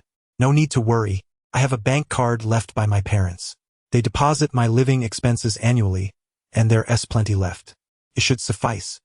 Just as he was about to turn towards the stairs, Amuro Turu paused and replied naturally, that's good. Please be careful on your way. Tangze glanced at Amuro's hand, which was tucked into his pocket, presumably typing a message on his phone without looking. It seemed that the unfortunate Amuro Turu had no time to rest. Smiling cheerfully, Tangze stepped outside, adding to the hours of overtime. Chapter 10. The initiation of the Otherworld navigation. Tangze surveyed the Mihana shopping street and took a photograph with his phone. After all, it was a well-known location. This tranquil street was likely unaware of what awaited it in the future. But he resided in the Polo CAF and had no right to mock the gloom that lingered elsewhere. With a sigh, Tangze casually wandered into a clothing store. He indeed needed to acquire more garments, as the seasonal changes here were rather unpredictable. It was wise to prepare a variety of casual outfits. His inventory contained several outfits, but they were all gear with attribute bonuses, quite unsuitable for everyday wear, and did not align with his usual style. He was not a genuine high school student. His fashion sense leaned more toward the elegant and chic. He selected several coats in shades of khaki and deep gray, along with trench coats and black, white, and gray innerwear. It was a pity his youthful visage did not harmonize well with a more mature style. Having completed the shopping task rather haphazardly, Tangze approached a newsstand to purchase a couple of newspapers. He intended to observe recent criminal cases and see if there were any updates on Kudo Shinichi, while also considering where to go today. Perhaps he might chance upon the Shinigami elementary student. Just then, a figure suddenly stumbled out of a nearby second-hand store. Tangze quickly retracted his steps and assumed a defensive boxing stance, only to discover that a gaunt middle-aged man had been pushed out of the shop, staggering backward. Be careful. Realizing that he was not under attack, Tangze steadied the man, who appeared about to fall. Didn't I tell you to stop bothering me? Shouted the plump store manager, who had followed the man out, hands on hips. The buyer has already committed to the knife. You can't expect to have it back. How many times must I repeat myself? But this is before the agreed-upon pledge deadline. You have no right to sell Kikuchiyo. The long-faced man, with a couple of whiskers on his upper lip, argued vehemently, his face flushed with indignation. This is a breach of contract. You pledged it to him, not to me. It's none of my concern. The manager's voice was considerably louder. If you step back inside, I will call the police. With that, the manager turned and re-entered the store, slamming the door shut behind him. The man, supported by Tang Zhe, glared at the shop, his fists clenched tightly against his chest, clearly seething with intense emotion. Once he had regained his composure, he noticed Tang Zhe's curious gaze and managed a strained smile, offering a word of thanks. He walked towards the street corner, and Tang Zhe observed his hunched back and clenched fists, sensing that his emotions were becoming increasingly volatile. "Maru Tsujiro," Tang Zhe muttered softly, pinching his chin with his thumb and forefinger, adopting the classic detective pondering pose. He felt a flicker of recognition regarding this name. Perhaps it belonged to a deceased individual or a perpetrator. Before he could recall the details, his phone, tucked in his pocket, vibrated twice. Strange, it was set to ring mode, wasn't it? As he pondered this, Tang Zhe pulled out his phone to take a closer look, his pupils dilating. At the center of the screen, the red and black emblem of the Otherworld navigation glowed and a window popped up. Name, Maru Tsujiro, a hall? Maru Tsujiro actually has a hall? No, I must find a discreet location. It would be quite the spectacle if the correct input transformed him into a living being in the middle of the street. Tang Zhe scanned his surroundings, ensuring no one was paying attention to him, before slipping into the narrow alleyway between two shops. The Otherworld navigation, as the name implies, is a program that enables entry into alternate realms. Within the backdrop of the fifth dimension, there exists a collective subconscious of humanity that serves as a repository. When an individual possesses a powerful desire capable of distorting their surroundings, they become isolated from the collective subconscious, forming an independent personal space known as a hall. Such individuals often perceive a specific location as something other than its usual form, and based on this imagination, the understanding of that location in the world will manifest in a distorted manner. Thus, this program cannot be activated at will. One must provide it with an accurate reference, namely who the Hall's subject is and how they have distorted a particular place. Since the name Maru Tsujiro elicited a reaction, it indicated that this individual indeed possesses a hall. Therefore, Tang Zhe began meticulously searching his memory for this name, correlating it with the earlier confrontation between the man and the shopkeeper. He swiftly pinpointed a case. Maru Tsujiro was among the most dangerous professions in Conan. He was a CEO. Despite being a wealthy individual who owned a company, he harbored a peculiar penchant for loan sharking, and he had unilaterally sold off numerous collateral items before the borrowers even defaulted. The man who had just been furious was likely the perpetrator of this case, Suwa Yuji, a kendo master whose heirloom sword, Kikuchiyo, had been unlawfully sold by Maru Tsujiro. In a fit of rage, he had fatally stabbed someone. However, in Conan, the absurdity of the cases is often eclipsed by the bizarre death information. For instance, Maru Tsujiro was reportedly stabbed in the back. Yet he somehow managed to carve the name of his assailant into the cupboard with the knife. That cupboard was taller than a person. If he had the strength to hack at the cupboard, he could certainly have stabbed the murderer or made an effort to escape the room and save himself. Upon reflection, Tang Zhe realized that his time was limited. Once Mori Kagoro received a commission and arrived, under the influence of the Shinigami aura, the Hall's owner would be beyond salvation. Recalling the general details of the case, Tang Zhe speculatively entered a line in the second box. Location: Maru's residence. No error was reported. Indeed, it was the case in question. Only one question remains. How does Maru Cairo perceive his own household? Tang Zhe tentatively entered several terms related to wealth, such as bank, treasury, and safe, into the location search bar, but to no avail. He then experimented with entertainment venues like clubs and bars, receiving the same futile feedback. Blind guessing is indeed quite challenging, Tang Zhe mused, continuing to ponder the details. He recalled that this family was quite affluent, residing in a traditional Japanese house with a courtyard and numerous servants, indicating that the owners were either wealthy or noble. However, since the residence was a traditional house, perhaps it could be linked to some historical Japanese architecture? Changing his approach, Tang Zhe made several more attempts and, after a moment of contemplation, struck upon an idea. Locate the daimyo residence. As the final character was entered, a synthesized female voice emanated from his phone speaker, confirming the location and activating navigation. His gaze flickered momentarily, and with a sigh, Tang Zhe cautiously stepped out from the alleyway. Indeed, the bustling commercial street outside was now deserted, enveloped in an eerie silence. After observing for a while, He emerged from the alley, finally free to express himself aloud. A man who thinks himself a daimyo. How shameless, Tang Ze scoffed, glancing at the otherworldly navigation map on his screen as he made his way to the destination. Unbeknownst to him, 100 meters away, Akai Shuichi was intently watching the alley's entrance. Noting that no one had emerged for some time, he furrowed his brow. The confidence of a top sniper allowed him to ascertain that the shadow at the alley's end was unoccupied. Target has exited visual range. Are there any other personnel deployed nearby? Yes, all have lost visual contact. The target likely possesses acute counter-surveillance awareness. Those tracking him may have already been detected. Let them withdraw. He must have noticed and evaded us. Continuing the pursuit has become meaningless. I will handle the surveillance. Akai Shuichi issued his command, his brow still furrowed. How had Tang Ze managed to shake off everyone, including him, the elevated sniper, in mere minutes? Chapter 11. The art of skipping class. Tang Ze pressed himself against the wall at the corner, peering cautiously to observe the road in front of the Maru residence. Neatly arranged gray shadows lined the street, silently bowing to the palanquin carried by several shadowy figures. These shadows were the monstrous manifestations of the cognitive world.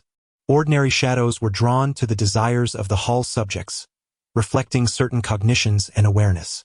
In contrast, special shadows, like that of Maru Cairo, embodied a distorted personality, revealing the true essence and character of the individual. In the world of Conan, the morally bankrupt killers and the countless victims abound, and it seemed that Tang Ze had ample room to maneuver within this cognitive realm.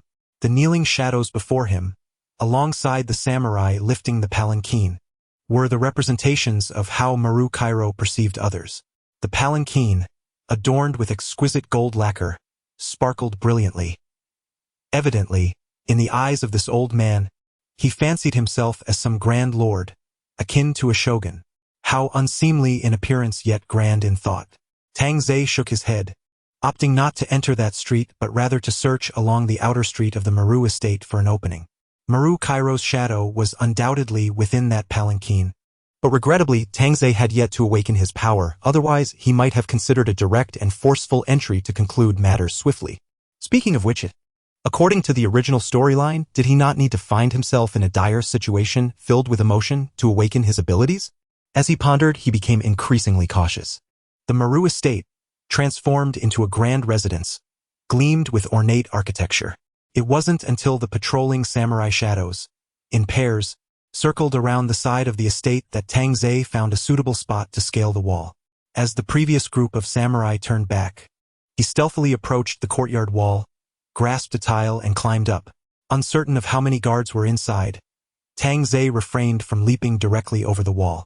Instead, he ascended to a nearby rooftop, bending low as he inched towards the highest ridge, cautiously peering over.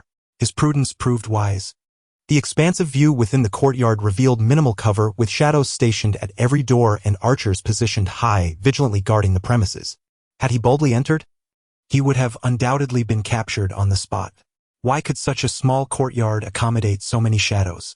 Did he think this was a game of Sekiro? Despite his internal grievances, Tang Ze adhered to the principles of stealth, lowering his body as he maneuvered across the rooftop towards the main residence. 20 minutes later, having successfully scaled the main house's rooftop, Tang Ze selected an appropriate angle to peer into the courtyard below. Thank heavens it was Japan. Even a daimyo's estate only featured a two-part courtyard. Had he been scaling the Forbidden City, he would still be climbing by tomorrow evening. This house was heavily guarded, with sentries at the entrance and distant archers on the loft. It likely housed the hall's most treasured possessions, the very source of the owner's desires. Was it due to Maru Cairo's ineptitude that he had pinpointed the core location in less than an hour? Unconscious of the fact that he had relied on his infiltration experience to bypass the entire hall, Tang Ze mused. However, the ease of finding the location was a boon. The world of Conan, unlike other narratives, would not grant him ample time to navigate the hall. Tomorrow, should Maru Cairo lose his composure, he might summon Mori Kagoro, leading to an awkward situation. With this consideration, the absence of awakened abilities seemed less critical if he avoided a forceful approach. He could simply issue a warning and return the next day to devise a plan to steal the items. This would still achieve his objective. It was preferable to avoid violent means. A thief who resorted to kicking down doors was hardly authentic. It appeared that preparations for some entertainment were underway in front of the main house. Tables and blankets were arranged in the courtyard, and samurai shadows continually entered and exited, placing dishes upon the tables. Tang Ze focused intently, noting that the plates were laden with treasures. Stacks of paper currency formed neat triangles, alongside small mounds of gold and pearls, dazzling the eye at a glance. A moneylender with such ostentation was quite fitting for his character. As Tang Ze contemplated while surveying the house structure and weighing potential routes for theft, the samurai below simultaneously turned to bow towards the entrance. Instantly, Tang Ze withdrew his head, pressing himself tightly against the side wall, peeking with one eye. Maru Cairo had returned. It was the first time Tang Ze beheld the true form of this hall's master. Over 50 years of age, Maru Cairo donned a luxurious Nara ceremonial robe, adorned with clan patterns, crowned and swaying as he entered amidst a throng of samurai. He seated himself behind the table, casually fiddling with a few jewels from the golden cup and plates, calling out nonchalantly, "Where are the new servants? Bring them in." The kneeling samurai responded in unison. And shortly thereafter, several shackled individuals were dragged in, stumbling as they were linked together by chains. These were not mere shadows but individuals with distinct features. Tang Ze recognized among them the man he had collided with earlier that afternoon. His elongated face and 2 whiskers were unmistakable.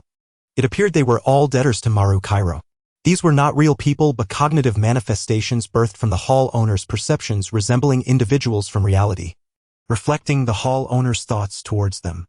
In Maru Cairo's eyes, it was evident that those indebted to him were merely his prisoners and slaves.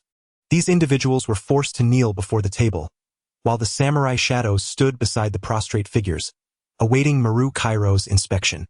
Maru Chuanjiro strolled to the first tray, lifted the necklace within, tossed it lightly in his hand, and disdainfully remarked, "Is this all you can present as collateral at your age? Such scum only serves to waste societal resources. Perhaps we should sever his hand as punishment." With that, he slipped the necklace into his sleeve and kicked aside the old man who was struggling desperately. The nearby samurai immediately swung his sword towards the old man's hands. Amidst the piercing screams of the elderly victim, Maru Chuanjiro calmly approached the next individual. "This worthless trinket, are you blind? You think to use it as collateral for 1 million yen? Clearly, you no longer require these eyes. Huh? Attempting to deceive me with such trash? You there. Go and sever his head. Let his life serve as collateral." The broken blade brought forth as a family heirloom was a testament to the destitution of these wretched souls. "I shall sell it to cover your interest." The once pristine courtyard swiftly transformed into a bloody execution ground, with victims lying silent on the ground and others writhing in agony, clutching their severed limbs. An unsettling sight. Is this what a moneylender's heart has become, so drenched in blood? Aware that these figures were not truly human but mere puppets molded from the memories of the palace's master, the brutal scene made Tang Ze furrow his brow deeply. Maru Chuanjiro had evidently become a wealthy man. It seemed that this base method of seizing collateral was not merely for profit but rather for the twisted pleasure of witnessing others in torment, pleading and begging at his feet. What a perverse individual, indeed capable of establishing such a palace. Unable to find even a scrap of valuable collateral. Are the police truly such paupers?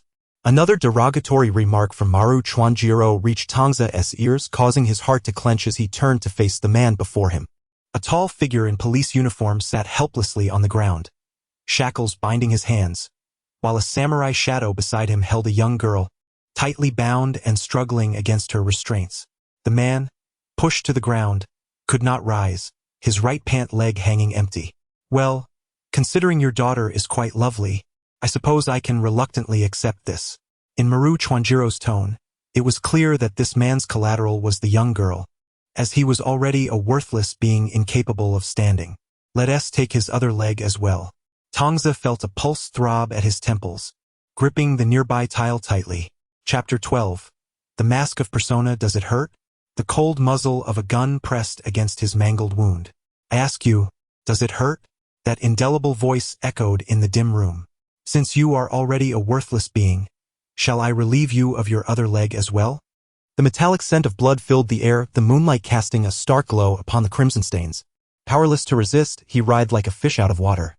Gasping and struggling, everything converged upon the scene before him.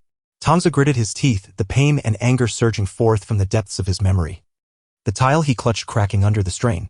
The vigilant samurai shadows drew their blades in unison, and Maru Chuanjiro, who had been observing the pitiable expressions of his prey, turned abruptly toward Tangza's hiding place. "Someone's there."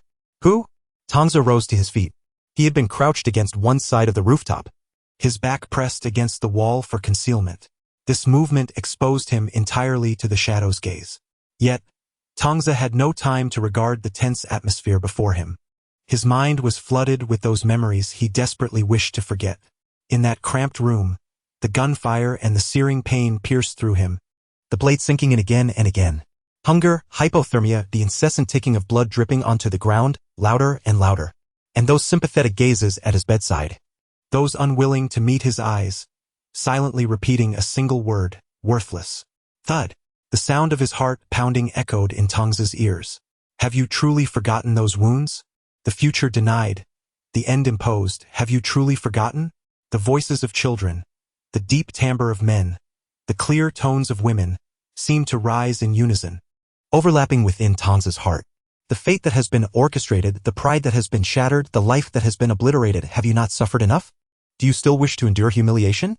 Pain radiated from his heart, spreading throughout his body. Tangza staggered 2 steps, clutching his throbbing head, unable to suppress his cries of agony. Stand up. Stand up again. Those who do not exert themselves will be consumed by fate. Ah! Whether from the pain or a deeper emotion buried within, Tangza roared, his fingers brushing against the edge of the mask covering his face. So be it. Let us forge a pact. I am you and you are me. With an indomitable stance, one that cannot be disregarded by anyone. Let us dance within the fabric of fate. Tangza grasped that mask tightly, tearing it from his face with force. The pain akin to the separation of flesh from bone causing the veins on the back of his hand to bulge. An invisible wave of energy surged forth from Tangza, causing the shadows of Maru Chuanjiro to instinctively shield their faces from the gust of wind. Tangza lifted his head, the upper half of his face drenched in blood. The crimson fluid trickled down his nose, landing upon his lips. He licked the sweet, metallic taste of his blood as azure flames enveloped him entirely. When the flames subsided, the attire of Tangza, once clad in his school uniform, had transformed into a dark ensemble, a vibrant red scarf cascading around his neck, trailing in the wind.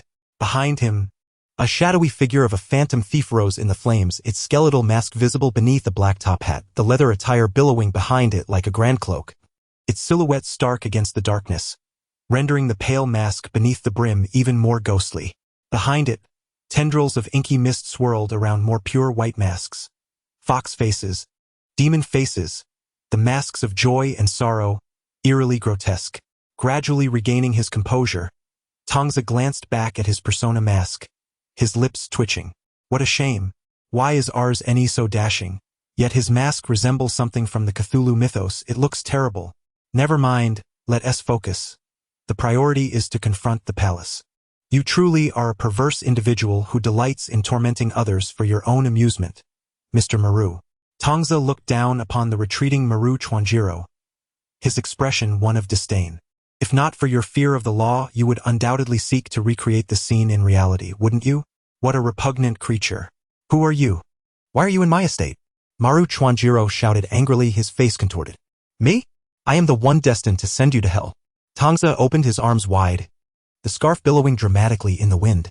To let scum like you perish is to grant you liberation. You ought to live, to witness your wealth, your reputation, your status, all stripped away, as you languish in prison, consumed by regret for the rest of your days. Maru Chuanjiro's shadow spat a few curses, shouting, Everyone, go capture him. I want him dead.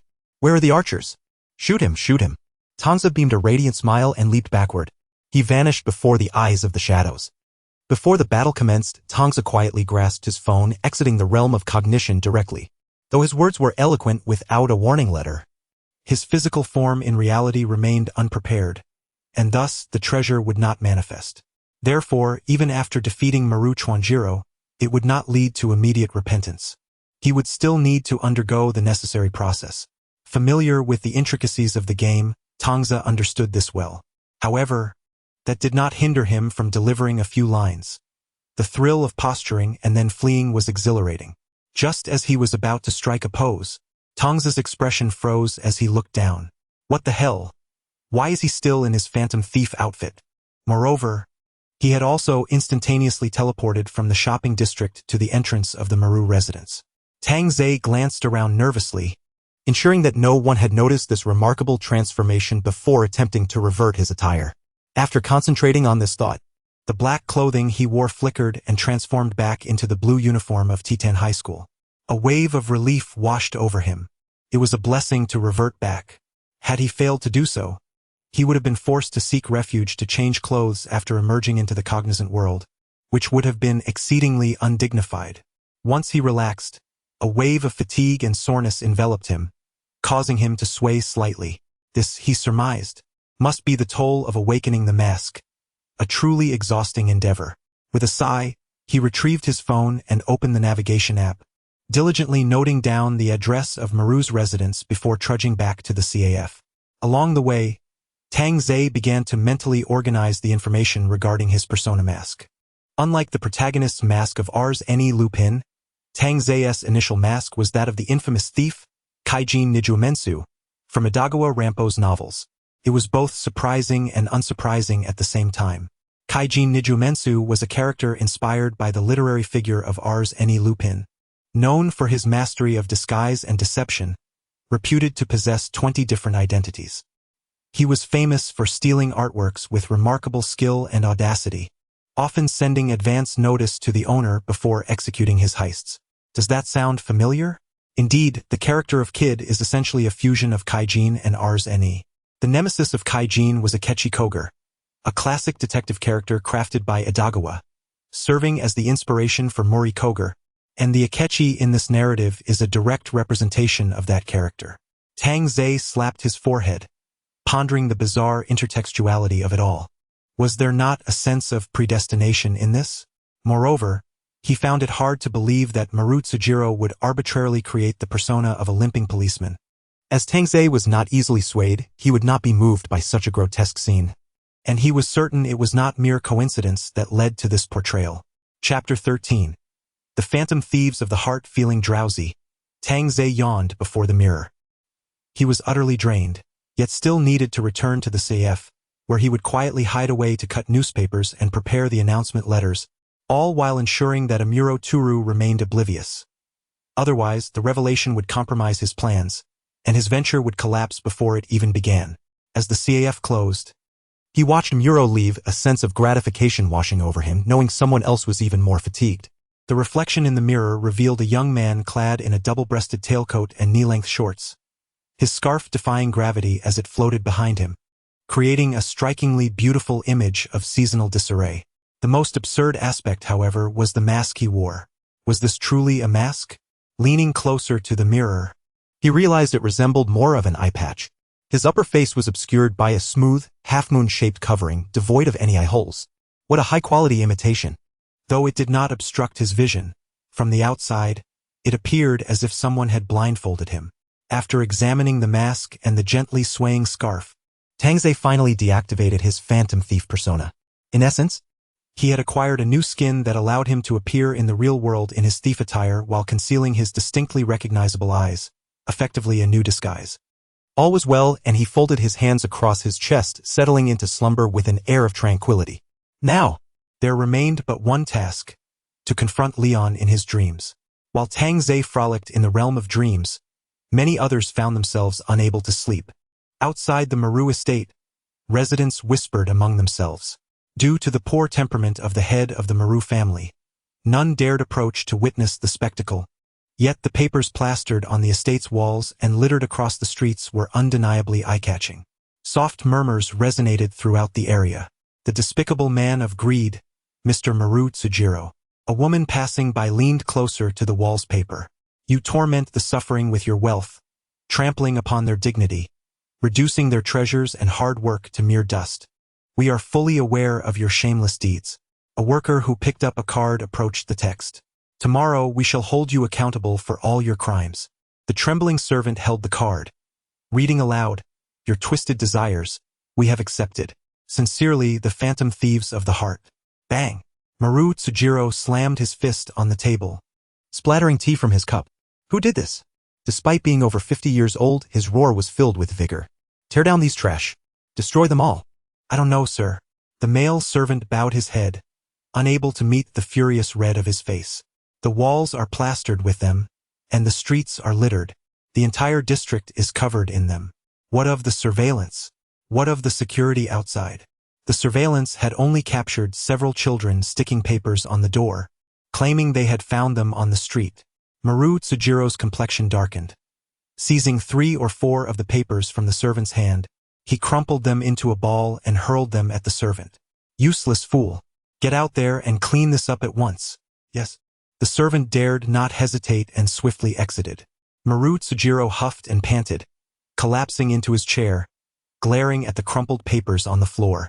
His wife, Maru Inako, sat across from him, covering her smiling lips with a teacup, coldly observing his flustered state. She had an inkling of the dubious dealings her husband engaged in. Is there anything wrong with the words on that paper? The Maru Corporation is flourishing. Tsujiro is not in need of a few 100,000 yen. Yet he still resorts to underhanded methods as if the tainted money brought him greater satisfaction. Enough, my dear. Perhaps someone is envious of our recent success and is spreading rumors to tarnish your name? Mrs. Maru feigned concern, her smile concealing a deeper agenda. Maru Tsujiro shot her a glare filled with resentment. What do you know? Such rumors can damage the shop's reputation. Why am I even discussing this with you? This woman had grown increasingly secretive of late, appearing distracted at home. Maru Tsujiro suspected she might be keeping a lover, even hiring a detective to investigate. Seeing her smile only exacerbated his annoyance. All around me are worthless fools, he muttered, rising angrily to head towards the storage room where he kept his collection. Rather than concern himself with the absurdity of facing consequences for his crimes, he preferred to believe that the provocation issued in the name of the phantom thieves was aimed at his precious collection. Though the means of his acquisitions were hardly commendable, Maru Tsujiro never shied away from displaying his extensive collection. Besides being a successful businessman, he was also a well-known collector. Could it be that some lowly scoundrel, unable to pay their debts, sought to steal from him? In the shadows of the world unknown to him, Maru Tsujiro's complexion darkened menacingly as he grasped a samurai sword from the wall, drawing its gleaming blade. Damn little thief! Do you covet my treasures? I shall ensure you come and do not return. Does the target lack any relevant training? Are you certain? We have gathered the target's life information for the past decade. Their records from middle school to high school show no long-term absences, fully aligning with that of an ordinary student.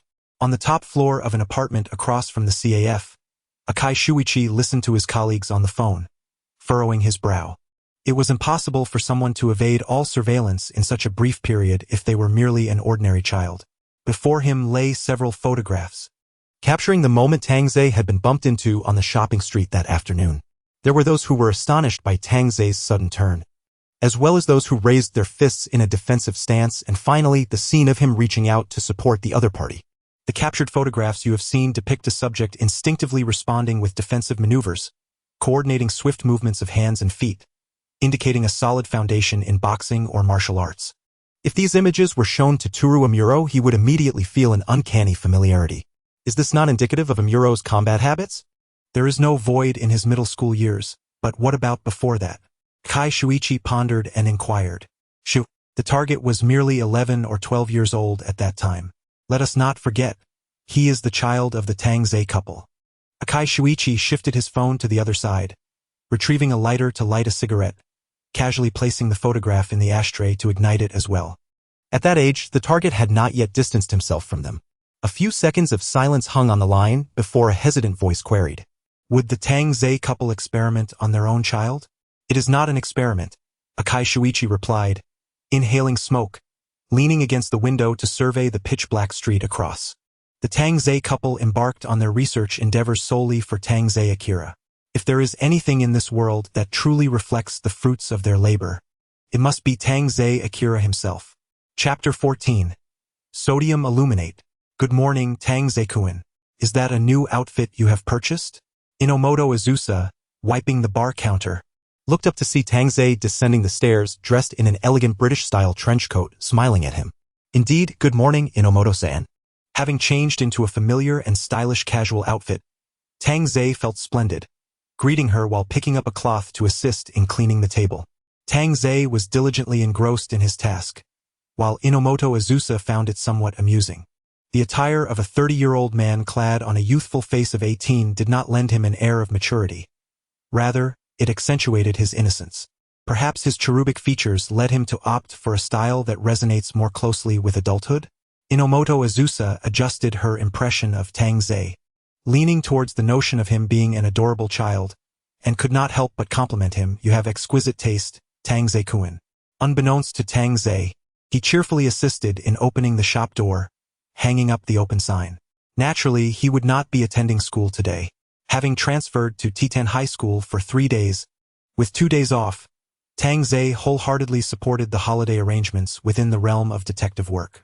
After preparing his gear and bidding farewell to Inomoto Azusa, he set off towards the sanctuary of Maru Tsukasa. Maru Tsukasa was likely tense due to last night's ominous invitation, and the Maru residence was probably surrounded. Unfortunately, the sword of deduction could not sever the ties of authority. As he navigated through the alleyways, turning a corner, Tang Zei pressed a button on his phone. He stepped into the desolate streets of the cognitive world, his form vanishing instantly into the shadows. Moments later, a figure pursuing Tang Zei entered the same corner, raising an eyebrow in mild surprise upon seeing the empty alley. Indeed, Tang Zei Akira possessed abilities of countersurveillance and evasion. Akai Shuichi confirmed once more. The click of a gun being chambered echoed. Akai Shuichi swiftly sidestepped the incoming bullet, glancing back at the alley. Amuro Turu held his gleaming 78, maliciously aiming at him. "Ray, why are you here?" Unbeknownst to Tang Zei, 2 of his pursuers had collided due to his deft maneuvering. He merrily transformed into his phantom thief persona, dashing towards Maru Tsukasa's residence. The heightened alertness of the sanctuary was met with a swarm of shadowy figures, their eyes glowing red as they patrolled amidst the ominous crimson light. The shadows of Maru Tsukasa no longer boasted their dominance on the streets, as the entrance to the Maru residence stood firmly closed. Having accustomed himself to the game, Tang Zei felt no fear, even finding it slightly lacking in excitement.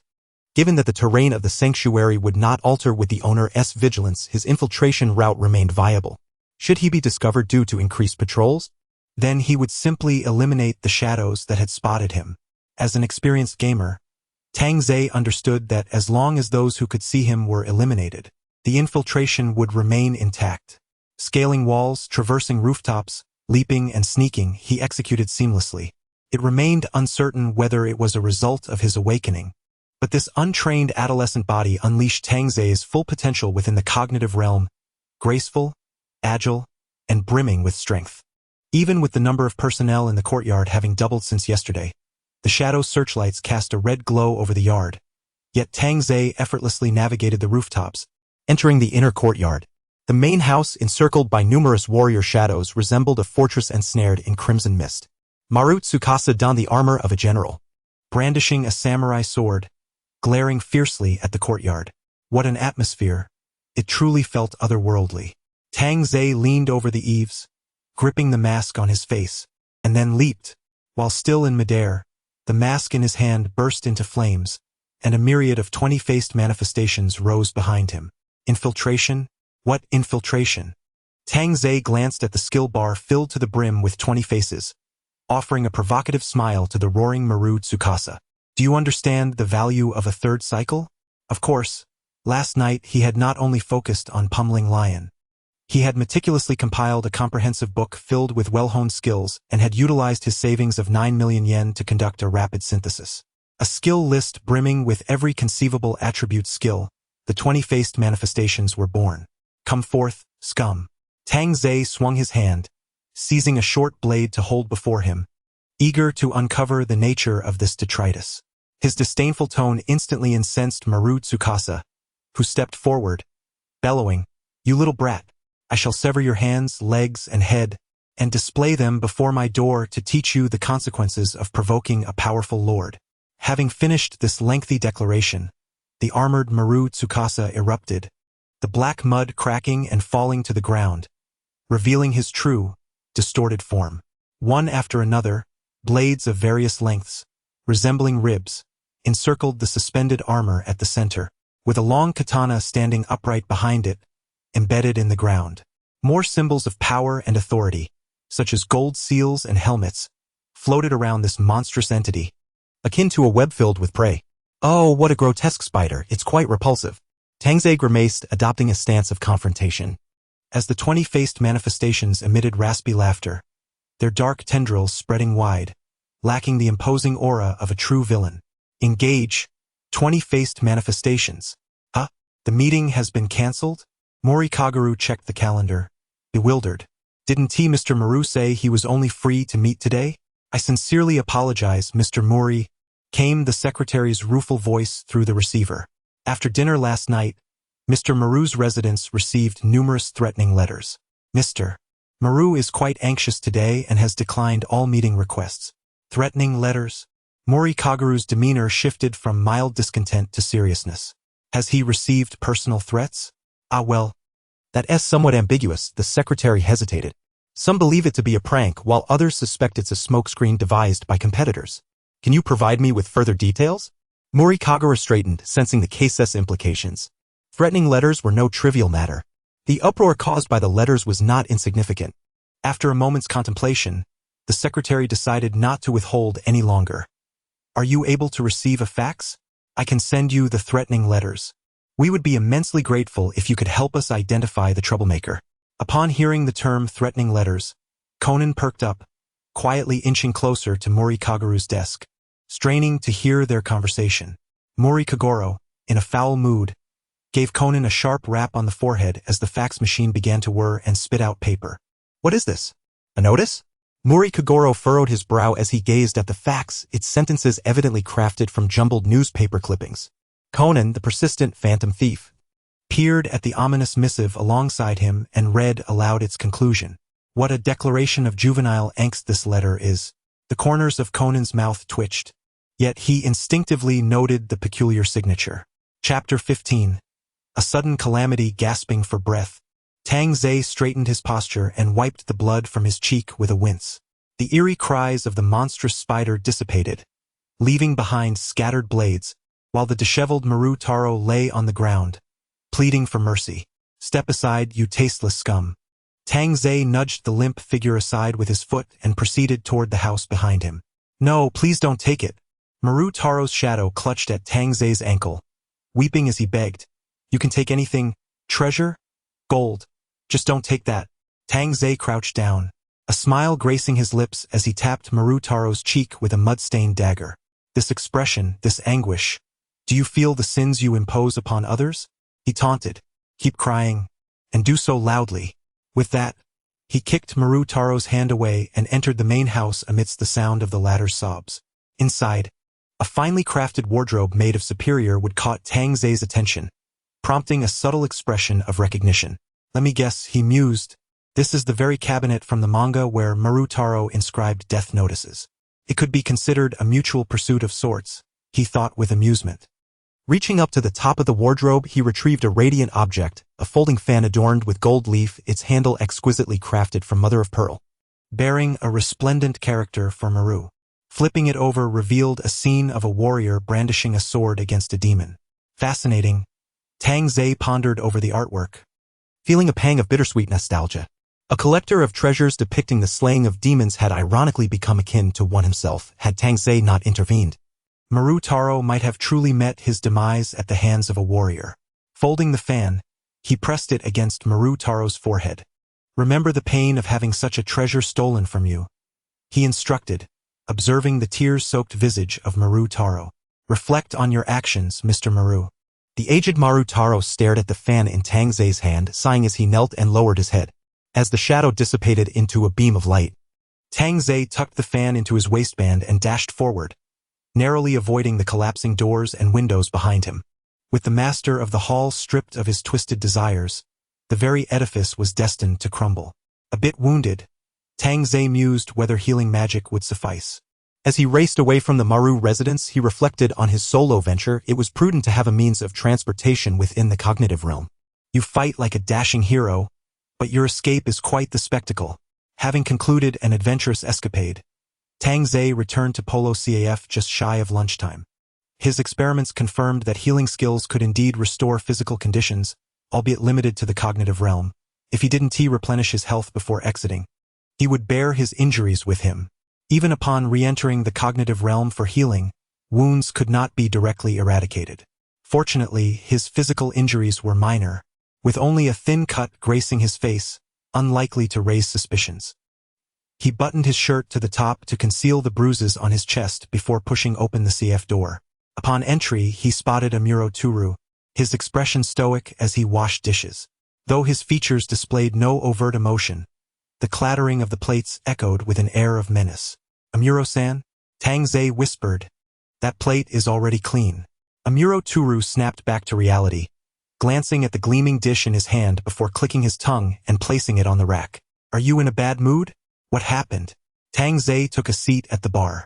In a comic strip, his current demeanor would be surrounded by swirling lines of anxiety, exuding dark energy. But Amuro Turu answered his inquiry with a question of his own. "Where did you go this morning?" Tang Zei chuckled awkwardly. "Oh, just out for a stroll." Why the sudden inquiry? His mind raced, worried that someone might have been caught in a heart-stealing act. "Haven't you encountered any trouble these past few days?" Amuro's penetrating gaze scrutinized Tang Zei, scanning him for signs of peculiar encounters. "Trouble? Does a near-fatal confrontation with Suwa Yuji count? Or perhaps the fact I secretly copied a bunch of cards and hired delinquents to distribute them?" Tang Zei hesitated, unsure if Amuro had detected some slip or if he had something else in mind. Suddenly, Amuro's eyes widened as he stepped closer, gripping Tang Zei's face. "Ouch!" The still healing scratch throbbed painfully as Amuro tugged, prompting Tang Zei to recoil. "How did you get that wound? Did you realize you were being followed?" Amuro's frustration was palpable, especially as he witnessed an incident involving a minor under his watch. Tang Zei blinked, contemplating the reason behind Amuro's anger, and responded vaguely, "It's just a minor scratch. Nothing serious." Amuro was unconvinced, pulling at Tang Zei's tightly buttoned collar. "Don't deny it. You certainly weren't buttoned up so high when you left this morning." Tang Zei bore several bruises from his encounter with the giant spider, the sword strikes inflicting significant pain, resulting in a long, dark bruise extending from his chest to his collarbone. As Amuro tugged at his collar, the bruise was revealed. "Were you attacked?" Amuro crossed his arms, his expression skeptical. "Not quite." Tang Zei adjusted his collar, suddenly realizing, "You weren't even on duty when I left this morning. How do you know I wasn't buttoned?" "I arrived just after you left and saw someone lurking behind you. Definitely not a good person. I intended to follow him to see what he was up to," Amuro explained, unhesitatingly flipping the sequence of events to frame his actions as protective. "But then I noticed you consciously trying to shake him off." Tang Zei blinked in surprise. "Wait, someone was following me? And I managed to lose them?" He mused. Perhaps Amuro had followed him, and another had trailed him too, leading to a collision in the cognitive realm during his feigned escape. With a slight sigh of relief, he realized that the matter did not pertain to the Phantom Thief group. Following Amuro's line of reasoning, Tang Zei began to clarify, "Indeed, I have been followed for the past 2 to 3 days, perhaps since my arrival in Tokyo. I am unaware of their affiliations." Adopting a grave demeanor, he deftly diverted the blame outward. As for Tang Zei's current circumstances, whether it was revenge from the higher-ups who had wronged him, or other factions aiming to strike, it was all within the realm of possibility. "I apologize for the trouble caused by the minor injuries. I entrust you with the matter." Chapter 16, Such swift delivery that bastard lie. Amuro clenched his fists, his gloves taut with tension. The organization harbored no absolute trust in Bourbon, which is why they had dispatched another team to surveil him, something Amuro had anticipated.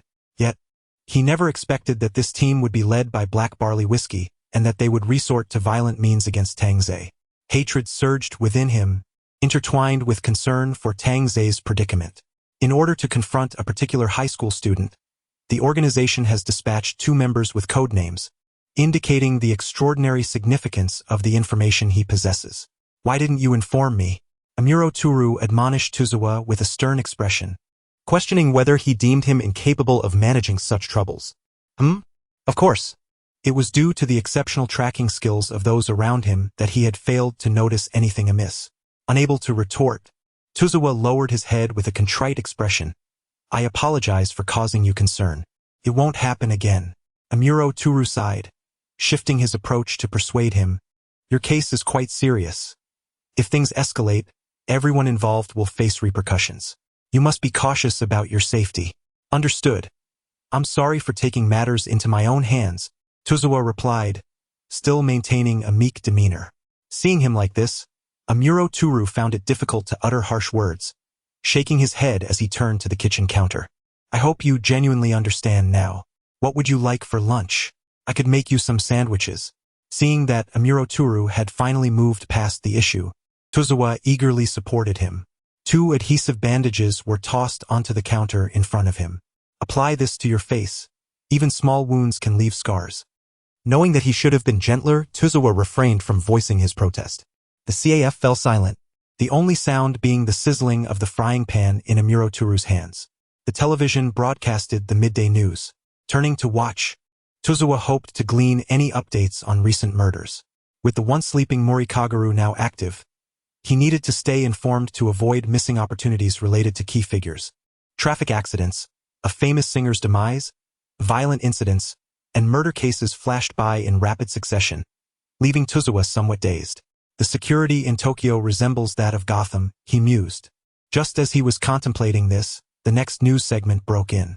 A breaking news update reported that Mr. Maru Tsujiro, president of the Maru Corporation, had urgently convened a press conference half an hour prior expressing his intention to apologize to the public for his long-standing misdeeds. During the conference, Mr.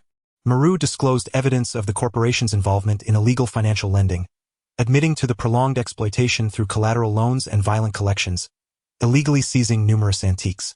Sitting up straight, Tozawa focused intently. One cannot deny that Maru Tsujiro, despite being a scoundrel, demonstrates remarkable decisiveness and efficiency. After being beaten down in the morning, he confesses by noon without a moment's delay. The live coverage transitioned to a sweet-faced, elegant news anchor whose pleasant smile quickly shifted to the visage of the bearded, bald Mr. Maru. Out of greed, I have committed grave sins, he stated, tears streaming down his face under the blinding lights. I have harmed many individuals. Some have even taken their own lives due to my coercion. I am acutely aware of my deep transgressions and that redemption is unattainable. Yet I hope to return my ill-gotten gains to their rightful owners. If the items have already been sold, I shall do my utmost to recover them. Please believe in my resolve. Bowing deeply towards the camera, he concluded, I sincerely apologize for the pain I have caused. Tozawa touched the adhesive bandage on his face, squinting his eyes and smiling. What are you smiling about? Amuro Toru placed a plate in front of Tozawa and glanced at the television, shaking his head. What good is a villain's late confession? The damage has already been done. I merely feel that the world seems to be becoming a little more beautiful, Tozawa replied, still smiling, and that was sufficient for him. Regrettably, Mr. Muri upstairs likely missed out on a lucrative commission. Tozawa's regret lingered until dinner time. Morikagaru, accompanied by Muri-ran and Conan, seated himself at the bar of the CF, beaming as he boasted to Amuro Toru. I have no idea what got into Maru Tsujiro. Just a few days ago, he hired me to investigate his wife's infidelity, and yesterday he even scheduled a meeting. Yet, before I could receive the final payment, he abruptly held a press conference to confess. I thought I had wasted my efforts on this commission. He's truly a nuisance. So the commission is cancelled? Amuro Toru inquired while fiddling with the bubbling coffee pot, playing along with Morikagaru. Indeed, but every cloud has a silver lining, Morikagaru declared proudly. I initially intended to request the final payment or a breach of contract fee, but Mrs. Maru purchased all the photos and evidence I had. Muri-ran, feeling a headache from her father's bragging, interjected, Isn't that something to be proud of? Morikagaru waved dismissively. If it weren't for my exceptional skills in acquiring such extensive evidence, that money would have gone to waste. Now, with Maru Tsujiro certain to face imprisonment due to the overwhelming evidence, the corporation will fall into Mrs. Maru's hands. The board has obtained my evidence, which is detrimental to her, but she paid 3 times the amount to buy it all back. Morikagaru erupted into his trademark triumphant laughter, leaving both Muri-ran and Conan rolling their eyes, while Tozawa shot him a sideways glance. Uncle Mori, it's inappropriate to publicly disclose a client's privacy, Conan sighed weakly. It's Mrs. Maru who encouraged me to speak more openly, Morikagaru replied, ever the professional detective. Since the evidence is in her possession, spreading some unstable rumors will help lower the stock price. She is waiting to absorb more shares.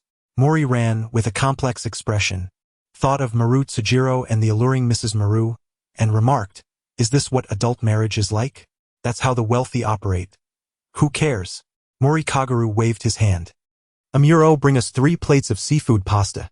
He gestured grandly, embodying the spirit of enjoying newfound wealth. Tozawa took a sip of his hot cocoa, his gaze drifting. Was his warning letter so timely? Had it been a day late, Maru Tsujiro would have faced dire consequences. One must remain vigilant, indeed. Conan resumed his thoughtful pose, resting his chin on his fingertips. Maru Tsujiro's sudden confession is quite peculiar. After decades of wrongdoing, he experiences a moment of clarity at over 50. Could it be related to that warning letter? The group calling themselves the Phantom Thieves of Hearts claimed they would make him pay today, and he truly did apologize to the public. Was it coercion? Vigilante justice? How could this be accomplished? As Tozawa choked on his hot cocoa, he couldn't help but sneeze. Chapter 17. There is no turning back now, Tozawa-kun. Suzuki Sonoko exclaimed dramatically, leaning over his desk. What happened to your face? Tozawa was momentarily taken aback as she reached to touch his adhesive bandage, quickly leaning back to evade her. It's just a minor scratch. Sonoko displayed an exaggerated expression of sorrow, her thoughts obvious on her face, as if to say that someone could bear to harm such a face. Truly a devoted admirer of beauty. Mori Ran grasped her friend, who was becoming overly dramatic, and smiled awkwardly. Ah. Sonoko didn't mean any offense. Thank you for last night, Tozawa-kun. The ever-enthusiastic Morikagaru had consumed quite a few cans of beer at the CAF, and by closing time, he was stumbling around in a straight line. Although Mori Ran possessed little physical strength, it was quite unbecoming for a high school boy to leave a drunken adult in the care of a girl. Thus, Amuro Turu and Tozawa collaborated to assist Morikagaru up to the 3rd floor.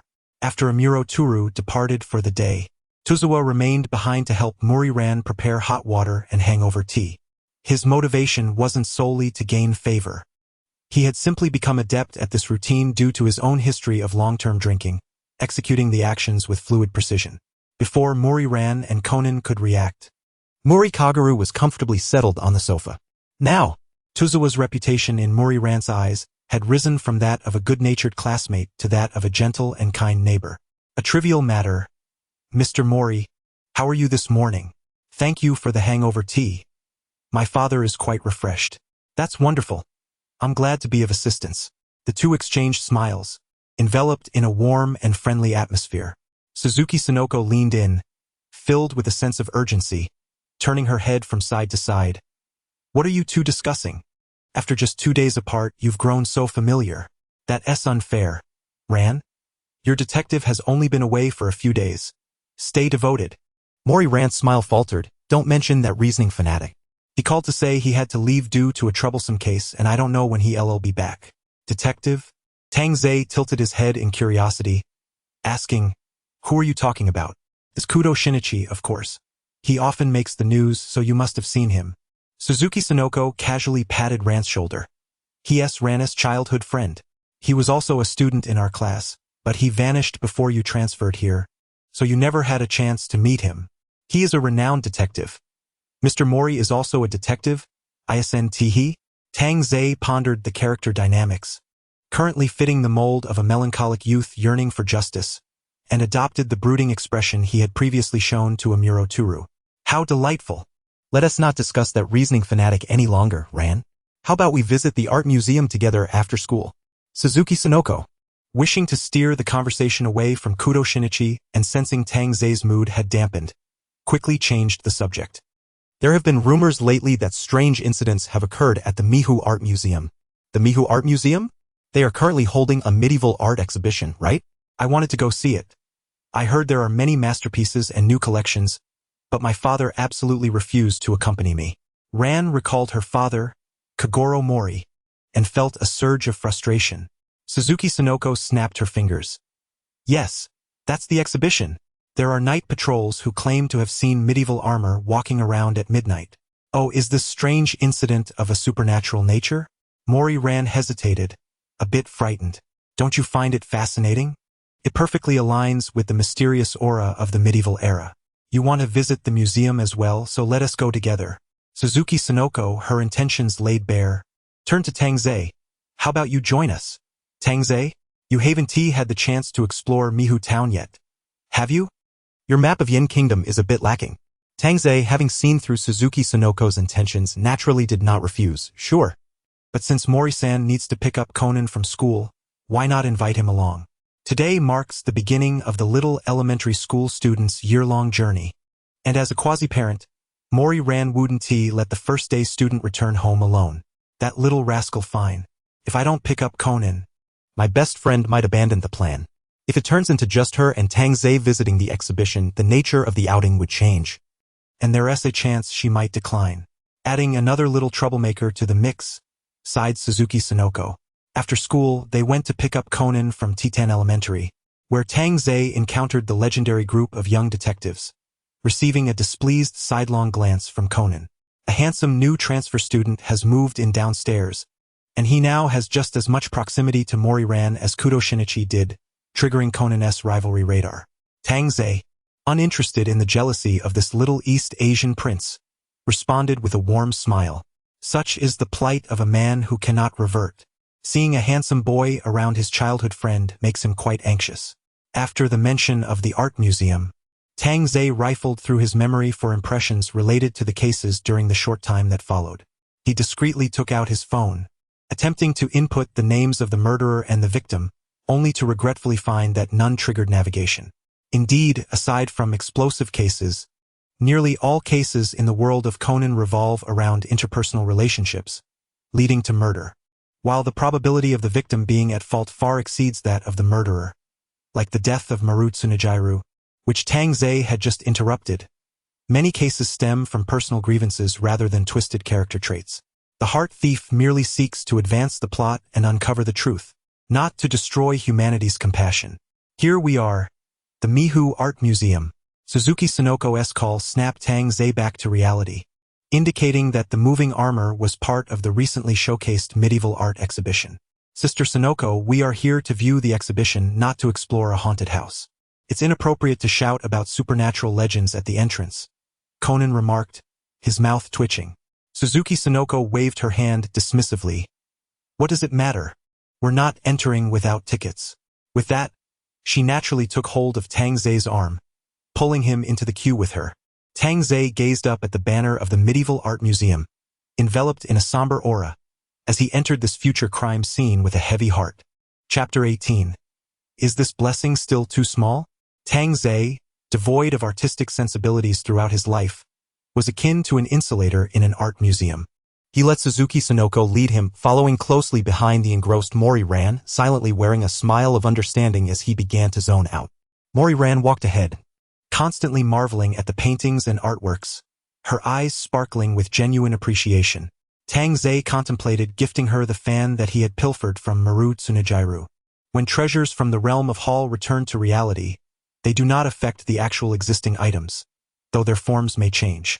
That folding fan, with its inscriptions and paintings, had vanished, now transformed into a beautifully crafted, blank gold fan.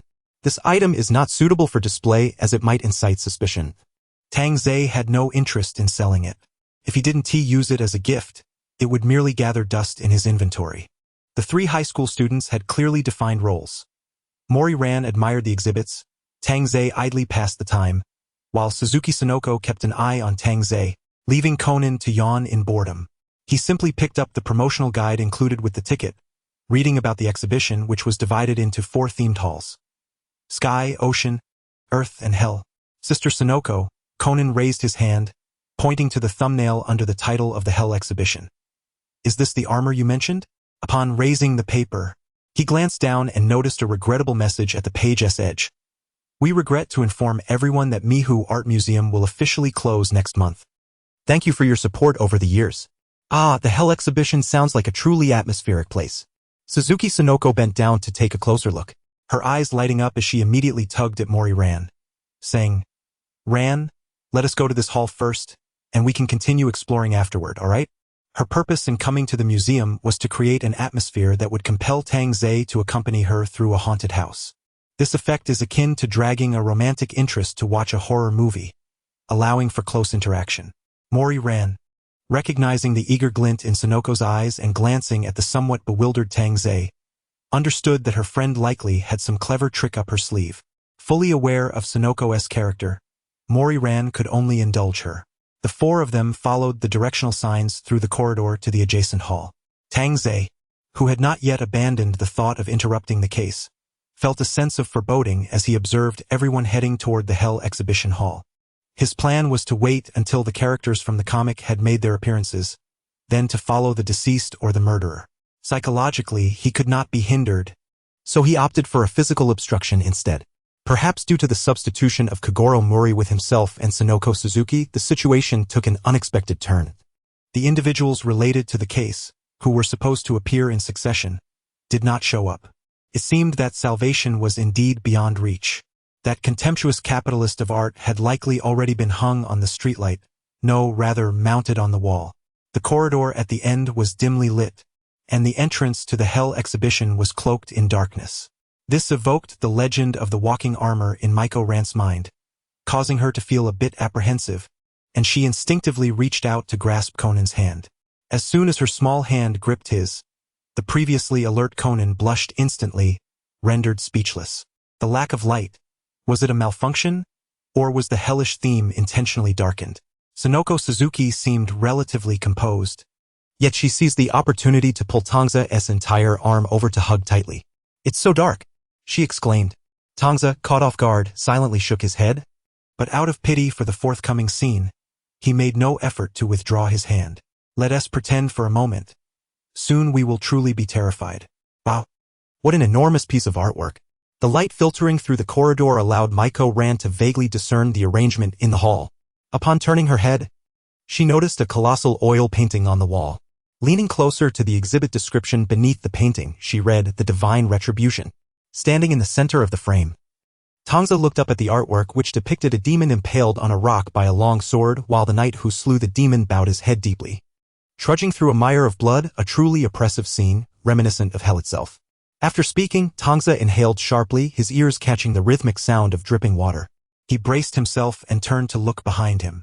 A man with an agape mouth and a grotesque expression was pinned to the wall by the knight's great sword, blood splattering across his light-colored suit. The blood flowed down his body, pooling at his feet, merging into a crimson sea that spilled onto the central red carpet of the corridor. The impact of the corpse was staggering.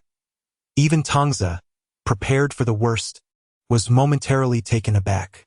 He quickly shielded the two girls behind him and pushed Conan behind his legs, shouting, "Step back. Be careful." The bewildered high school girls turned to him. "Ah!" Two high-pitched screams pierced the air, one from each girl, echoing in Tangza's ears. The delayed shrieks were a miscalculation. Tangza felt his head throb from their cries, unable to cover his ears while maintaining a serious expression. What's happening? What's going on? The high-decibel duet of their screams reverberated through the sparsely populated gallery, swiftly attracting the attention of security personnel and visitors. Before Conan, with his detective instincts, could take control of the situation, Tangza stepped forward at the entrance and declared, "Do not approach. Quickly, turn on the lights. Call the police. There is a corpse here." The guards and staff, momentarily stunned, immediately complied, while the visitors gasped in hushed astonishment. With a grave expression, Tangza scanned the crowd, anticipating the arrival of the murderer, only to catch sight of a masked visitor, causing him to pause. This individual stood at the outer edge of the group, wearing a knitted cap with long black hair cascading down their back, staring intently at the dim interior. Noticing Tangza's gaze, the person discreetly retreated behind other visitors, quickly disappearing around a corner. Although Tangza could not discern their face or eye color, the knitted cap and long hair were as distinctive as the golden hair and dark skin of a certain individual. Could this be Shuichi Akai? No, he should be referred to as Rai. After his undercover identity was revealed, Shuichi Akai had cut off his conspicuous long hair. Was it possible he had yet to be exposed? Tangza's mind was muddled. How many things had this convoluted world stitched together? The distant wail of sirens failed to draw Tangza's attention back. He recalled how Shuichi Akai had evaded him earlier and remembered the image of Toru Amuro, clouded in shadows, as he spun plates yesterday. No wonder he seemed intent on igniting the plates. Thus, his other pursuer was Rai? Tangza's lips twitched at the thought of being served by two undercover agents. How could this be considered a stroke of fortune? Chapter 19. A twist in the norm when the officers from the investigation division arrived at the exhibition hall. The scene had been cordoned off, and several officers were gesturing around the body, discussing how to remove the deceased, who was pinned to the wall. Tongza silently gazed at the corpse. "Are you all right, Tongza?" Maiko ran, realizing he was an outsider unfamiliar with crime scenes, gently patted his back, concerned that the gruesome sight might leave him psychologically scarred. "Huh?" Tongza snapped back to reality. "Oh, I'm fine. I just feel that the murderer is quite skilled." "Ah!" Maiko Ran was taken aback. "That must be an artistic display sword, right?" Tongza pointed to the great sword embedded in the wall, noting that it was not particularly sharp and was a heavy iron sword. The murderer must have considerable strength to lift such a hefty man and pin him to the wall. Conan's mouth twitched at this, but given his current identity, he refrained from making a sarcastic remark. "Is that the key point?" Tongza shot a glance at Conan. What else could it be? He discreetly observed the museum staff being questioned by the officers. The calm and collected curator was answering questions with poise. There was no way to point at someone and declare, "That person is the murderer," as that would be akin to revealing the answer on the first page of a mystery novel. Furthermore, he genuinely believed the murderer was quite formidable. He had thought so even while reading comics. Facing the reality was even more impressive.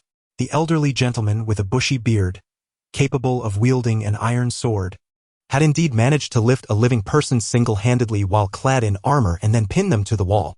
The criminals in the world of Conan were truly exceptional. "Was it you folks who discovered the body?" A stout detective approached with a notepad, taken aback upon recognizing Maiko Ran. "Isn't she the daughter of Muri, and a classmate of Kudo? A high school girl, already familiar with crime scenes?" Maiko Ran smiled wryly. "Inspector Magyar, we meet again." She certainly did not wish for such encounters. Who would want to stumble upon a murder while visiting an exhibition? She skillfully recounted the process of discovering the body, while Tongza observed the well-known officer before turning his attention back to the officers setting up ladders to carefully remove the photographed corpse. Noticing Tongza's gaze wander, Conan approached and whispered, "What are you looking at?" A child speaking without addressing others or using honorifics. Could Conan's acting skills truly hold up against two undercover agents? Tongza suppressed a chuckle, intending to accelerate the detective's deductions. Just as he was about to speak, he crouched down to better gauge the distance. "Look at the wall where the corpse is hanging. There are several exhibit labels affixed, yet not a single painting is present. And isn't the deceased's right hand clutching something? That's curious. It's almost as if a spot was reserved for the corpse." Sonoko Suzuki, closely following Tongza, nodded in agreement. Conan narrowed his eyes, entering a contemplative state, while Inspector Magyar had already discovered the surveillance camera facing the corpse and was calling for someone to retrieve the footage. Tongza pondered for a moment, feeling that he had provided enough clues for now. He would wait for the surveillance video to arrive before offering Conan additional insights. "Keep it up, little detective." Speaking of this case, it was rare for it to be solved by the usually dormant Kagoro Mori, but today, four high school students were present, raising the likelihood of a tranquilizer's appearance. Given the order of the injections, when Kagoro Mori was absent, the next target for the tranquilizer should be Sonoko Suzuki. Tongza glanced at Sonoko, who was trailing closely beside him, feeling that there was an opportunity here. Half an hour later, "Sir, we found this in Yuta's locker." An officer entered the exhibition hall, unwrapping an object tightly swathed in cloth. It was the helmet stained red with the blood that had splashed from the deceased. Detective Mume furrowed his brow, fixating on the visibly anxious museum staff member. "The note found in the deceased's hand bears your name, and the murder weapon has also been discovered in your possession. What further explanation can you provide?" Takada, observing the officers subtly encroaching upon him, found himself at a loss. "I am not the one who committed the murder. I am innocent." The deceased had indeed uncovered Takada's illicit trade of exhibition pieces, as evident from the emails on his phone demanding exorbitant compensation. The motive is abundantly clear. Mume gestured for his subordinates to apprehend him, stating that any issues could be addressed at the police station. Takada, overwhelmed and drenched in cold sweat, glanced around helplessly. He was not the murderer. Conan's brow furrowed in concern. Time was of the essence. If he did not pinpoint the discrepancies soon, Takada would become a scapegoat. He flipped his wrist and opened his watch face. Tongza, who had been observing the scene with crossed arms, remarked, What is the nature of the criminal investigation process in this world? Everyone seems to act as though being taken into custody equates to guilt. If you did not commit the murder, why are you panicking? You can always argue your case at the police station. Conan, oblivious to Tongza's silent mockery, contemplated who should undertake the reasoning. Lon, bored from waiting, wandered to the other side of the exhibition hall to admire the paintings. The only familiar faces available were Sonoko and Tongza. Although Tongza had been observant throughout and had offered many clues, Conan hesitated to choose him as he had only recently met the new student and was unfamiliar with his character and tone, fearing potential missteps in imitation. With this in mind, Conan set his sights on Sonoko, who was waiting with her chin resting on her hand, anticipating the capture of the culprit. He pressed a button, and the tranquilizer dart shot forth. However, to his surprise, Tongza shook his head, seemingly attempting to intervene in the arrest of the officers. Conan's eyes widened in alarm. Oh no, they were standing too close. As predicted, when Tongza stepped forward, the dart intended for Sonoko struck his arm instead. Tongza staggered back 2 steps, collapsing onto the ladder the officers had brought to transport the body, his head drooping in stillness. He had struck the wrong person. Gritting his teeth, Conan could only adapt to the situation, hiding behind the ladder and retrieving his voice-altering bowtie device, adjusting the dial to mimic Tongza's voice. Tongza? Sonoko, noticing the sudden collapse of the person beside her, turned to him. Are you all right? Do you feel unwell? I'm fine, Sonoko, came Tongza's voice clearly, halting Sonoko's approach to check on him. I merely wanted to sit down and reflect on the inconsistencies. Conan continued, It is still too early to ascertain the identity of the perpetrator. Officer Mume. Oh? Detective Mume, puzzled, turned to observe the inexplicably seated Tongza, his mind racing through the faces of several high school detectives. His eyes brightened with intrigue. Do you have any insights, young man? The notion that Tokyo might gain yet another remarkable high school detective thrilled him, especially after noticing Tongza's keen observational skills during the earlier investigation. Accustomed to the myriad external intellects dissecting crime scenes, Detective Mume adeptly relinquished his own reasoning. Chapter 20. The slumbering Tongza. Though seemingly in slumber, Tongza's head hung low, his brown hair cascading down to obscure his face, preventing those before him from discerning his expression.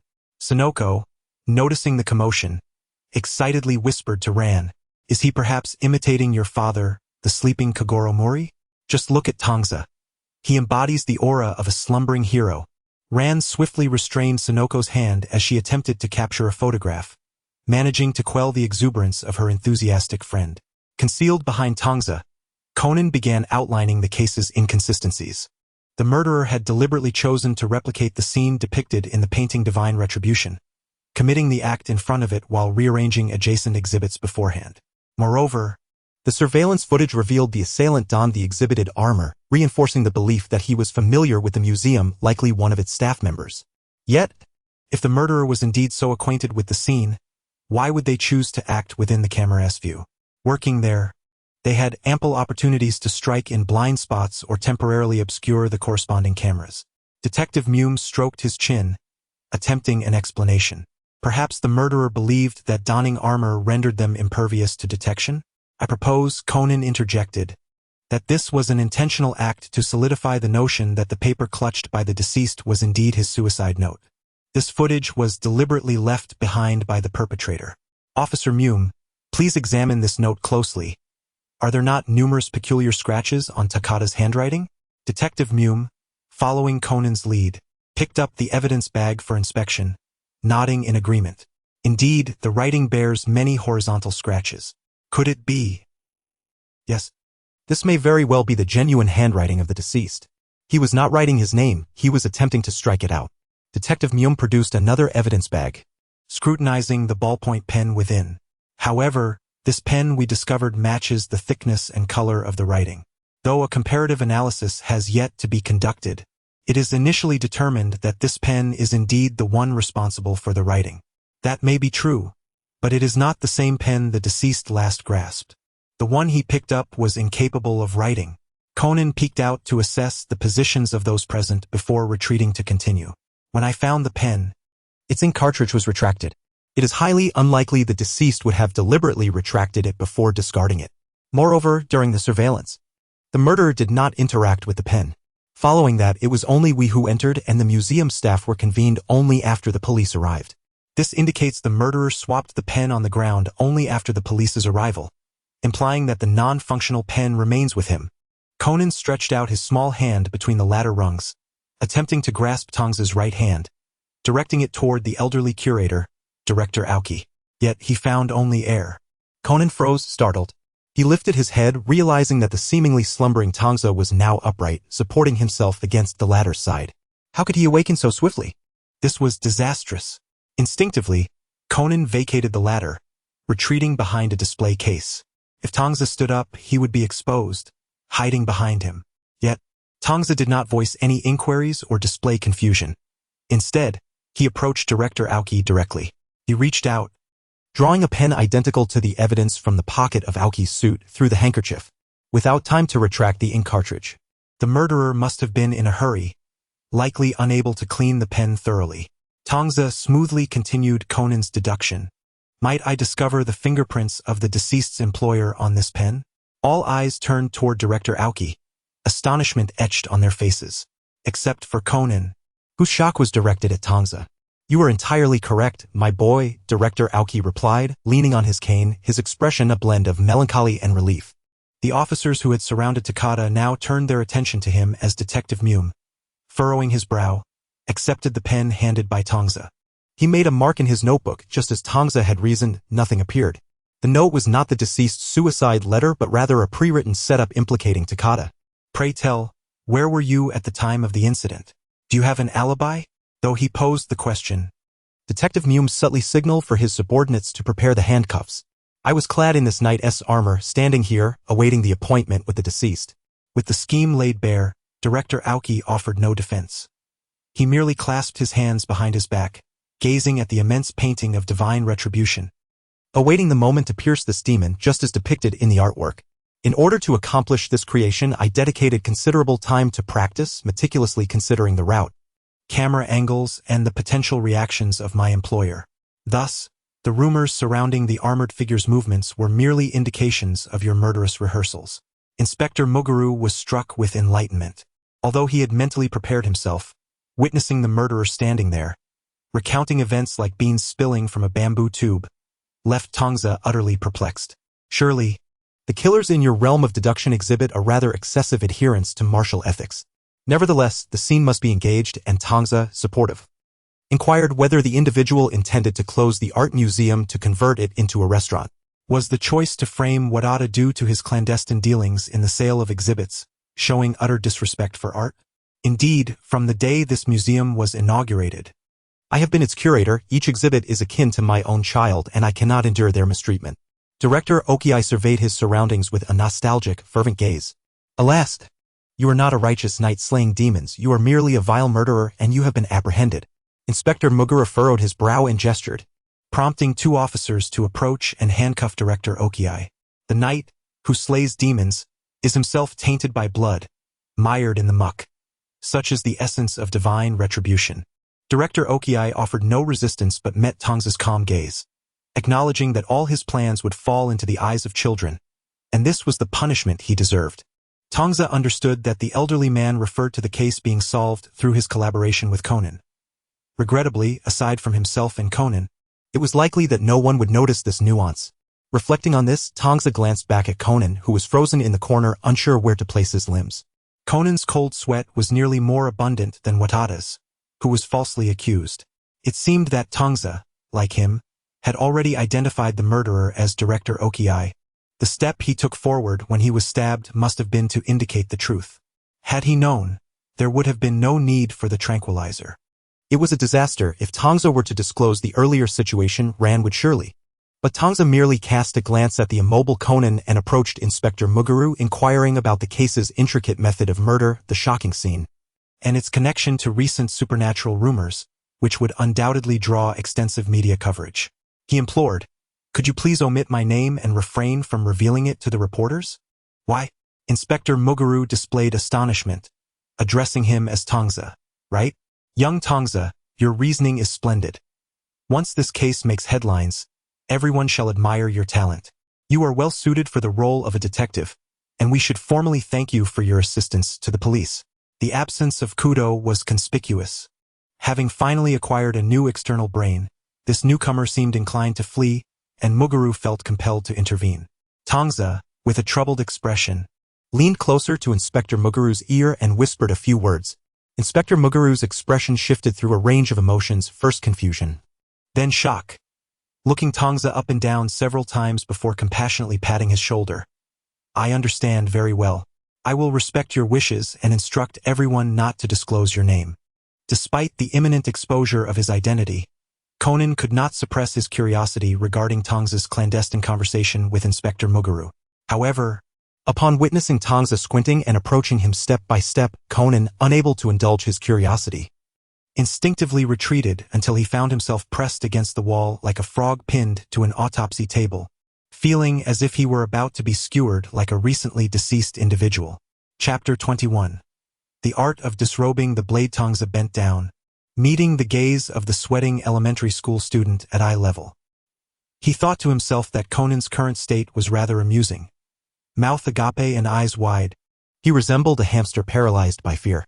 His encounter with the tranquilizer was certainly no accident. It was a deliberate act, taking advantage of his proximity to the garden. Based on his previous deductions, the key figures on the red side were all potential triggers, and it was only logical for Tongza to test the waters with a prominent character like Conan. However, the awkwardness of Tongza's identity complicated matters. The day he transferred was coincidentally when Kudo Shinichi began his absence. They had never met as classmates, and Tongza's encirclement by the organization made it unsuitable to gradually familiarize himself with Conan. Currently, Conan was a reckless individual daring enough to plant a listening device in Jin's Porsche, making trouble all too likely. Tongza contemplated that since the conditions for triggering were based on agreements, transactions, and contracts, then seizing leverage could also be considered a form of transaction, right? Conan's most significant leverage was, of course, the well-known issue of his disguise. Today, with the weather being pleasant, it was an ideal day for disrobing the blade. The timing of the murder case arrived neither too early nor too late, making it perfect for Tongza to seize the opportunity. It appears you are a little one harboring secrets, young Conan. With his back turned to the crowd, Tongza donned a rather malevolent expression that sent another wave of cold sweat cascading down Conan's brow before he straightened up with a smile. Mori-san. Tongza raised his voice. No, wait. Conan, startled, lunged forward to stop Tongza from continuing, but at his height, he could only reach Tongza's elbow. What is it? Mori-ran looked over, puzzled. Don't. Conan clung tightly to Tongza's arm, futilely dangling there, his heart lamenting. May I borrow this little friend for a moment? Tongza, with Conan draped over him, lifted him to chest level, remarking on how much help the boy had been to the case, calling him quite capable and promising him cake. Has this child caused you trouble? No need for such formality. Mori-ran glanced at the dazed Conan, feeling a bit awkward. No. He found some very crucial evidence today and made a significant contribution. He is quite the remarkable little detective, isn't he? Tongza set down the slightly disoriented Conan, smiling as he patted the boy's round head. Conan blinked, successfully rebooting his system, and quickly shouted in a childlike voice. Yes, I want cake. Big brother, take me to eat cake. Conan sighed in relief internally, hoping that Ran would not discover anything amiss. Tongza, unfamiliar with Kudo Shinichi, might find his behavior strange, but he likely would not connect it to his true identity. After all, the notion of an adult transforming into a child defies common sense. A flicker of hope arose within Conan as he pondered. Mori-ran harbored no suspicion towards the considerate and amiable new neighbor, instead worrying about the mischief-making child causing trouble. After advising Conan a few times, she allowed Tongza to take the faux elementary student away. The main entrance of the museum was swarmed by reporters alerted by the commotion, with Inspector Muguru being cornered at the door for interviews. Tongza observed the scene from a distance, choosing to avoid the front entrance as he led Conan out through a side exit. True to his word, Tongza indeed sought out a dessert shop in the shopping district. You seem reluctant to engage with me. Then I shall take the initiative. Stirring his warm coffee, Tongza propped his chin and gazed at Conan, who was fixated on the cake plate across from him. Since there is a slumbering Tongza Zhao, then the slumbering Mori Kagoro moniker must also be your doing, correct? I seldom saw Mr. Mori in the social pages. After you stayed at their home for only a few days, Mr. Mori suddenly emerged. Conan's hands, resting on his lap, tightened as he met Tangza's gaze. "It seems I have struck a chord, young one." Tangza pinched a sugar cube between his fingers, forming a peace sign. "Next question. Are you truly named Edagawa Conan, a mere elementary student? Has no one ever informed you that your acting skills are quite dreadful?" The issue of Conan's disguise stands as one of the many unspeakable points in the Conan manga. Conan's antics are so outrageous that a first-grade student, casually entering crime scenes as if they were devoid of danger, landing planes and kicking satellites, leads nearly all intellectually inclined characters associated with the red side to discover that Conan is, in fact, Kudo Shinichi after a few rounds of tugging. Even the prickly-haired Mori Kagoro, with needles sticking into the back of his neck, had caught on, revealing that his vest was merely designed to deter the foolish. Conan, operating under his real identity online, had a tendency to casually ingest temporary antidotes to mask his true self, leading to a bizarre situation where Jin inadvertently crafted a peculiar narrative of forgetting the deceased, akin to a grand memory-erasing spell. As Conan observed the sugar cube dissolving in his coffee, he couldn't help but murmur, "Surely it can't be that simple, it can only deceive the careless." Takahashi candidly remarked, "As you are still in school, take a good look at your peers and then at yourself. Clever children, astute teenagers, and intelligent adults, though all are bright, their expressions of intelligence are entirely distinct. Let me guess," he added, playfully swinging a sugar cube before Conan, "you are certainly not an adult, but perhaps not too immature for a high school student?" Conan's anxious gaze followed the movement of his finger, finding it somewhat amusing, akin to a cat's playfulness. Takahashi tossed the sugar cube into the coffee, where it plummeted with a splash, and as Conan watched the pristine sugar slowly dissolve, he felt it symbolized his own fragile disguise. A high school student, a detective, the high school detective of Tokyo, Takahashi mused, raising another sugar cube above the cup, tilting his head in contemplation. "Though I do not know how you manage it, the recent whereabouts of the Tokyo high school detective remain a mystery." With a gentle plop, he let the sugar cube drop into the coffee. Conan gradually shifted back, pressing against the chair's backrest, uncertain whether he sought to distance himself from the ominous words of Takahashi or to provide himself with a sense of physical support. Takahashi momentarily paused, swallowing the name on the tip of his tongue, refraining from extending his line of reasoning. He blinked, lifting the sweetened coffee to his lips. As he set the porcelain cup down, it produced a crisp sound against the saucer, reminiscent of a chess piece striking the board. Takahashi concluded, Chapter 22, Conan. "You wouldn't want your secret to be discovered by Mori, would you?" In good spirits, he sipped his coffee, relishing the moment. "Finally, I have my coffee," he thought, having spent days in a CAF without a single cup. Amuro Tru had only allowed him hot cocoa, citing that children should limit their coffee intake for better sleep. "Oh well, it doesn't matter. If he won't make it for me, I'll just get it myself." To Conan, Takahashi's delight took on a villainous guise, prompting him to furrow his brows, revealing an expression that seemed far too mature for his age. "Such absurdity, no one would believe it. Indeed, all of this is merely my conjecture, devoid of evidence. Yet, I believe someone might find my speculation intriguing," Takahashi said, his tone menacing as he extended a hand towards the untouched Black Forest cake before Conan. "Won't you have some? If not, I shall claim it." Conan clenched his teeth in frustration, realizing Takahashi's implication. He was referring to Ran. How infuriating! I must call the professor at once to reprimand him for his lax quality control. The cake was certainly not a creation of Agasa Hiroshi, the brilliant inventor. Takahashi was not one to simply provoke. He had come prepared, rummaging through his four-dimensional pocket to retrieve several leather armlets, perhaps equipment from Senior Nishida. At that moment, Takahashi sported a series of 6 armlets beneath his school uniform jacket, effectively forming a protective leather armor. Reluctantly, Takahashi had chosen not to challenge the ever-reliable anesthetic needle, as only that silver-haired officer could withstand its effects without succumbing. He humbly acknowledged his limitations and opted for armor instead. Prepared for a tranquilizer aimed at the vulnerable nape of his neck, it ultimately failed to pierce his defenses. Takahashi had never fainted from the start. "Who says I won't eat?" he retorted, somewhat defiantly, as he pressed a fork into the cake, taking a bite. "So, what do you mean?" he clarified. "I must state that my current situation is indeed an accident." It was evident to Takahashi, who rested his chin in his hand. That Kudo Shinichi, you are quite the remarkable detective. Are you not? Let us strike a deal. What do you seek? Conan replied, meeting Takahashi's piercing blue eyes with a sharp gaze, sensing a trap. Ran had claimed that Takahashi was easygoing. He seemed anything but. I shall keep your identity a secret and assist in concealing it further. You hardly appear to be a mere child. And I will do my utmost to help you find a way to return to your former self. In exchange, Takahashi's demeanor shifted as he spoke solemnly. You must accept my request to investigate the truth of a case and identify all parties involved.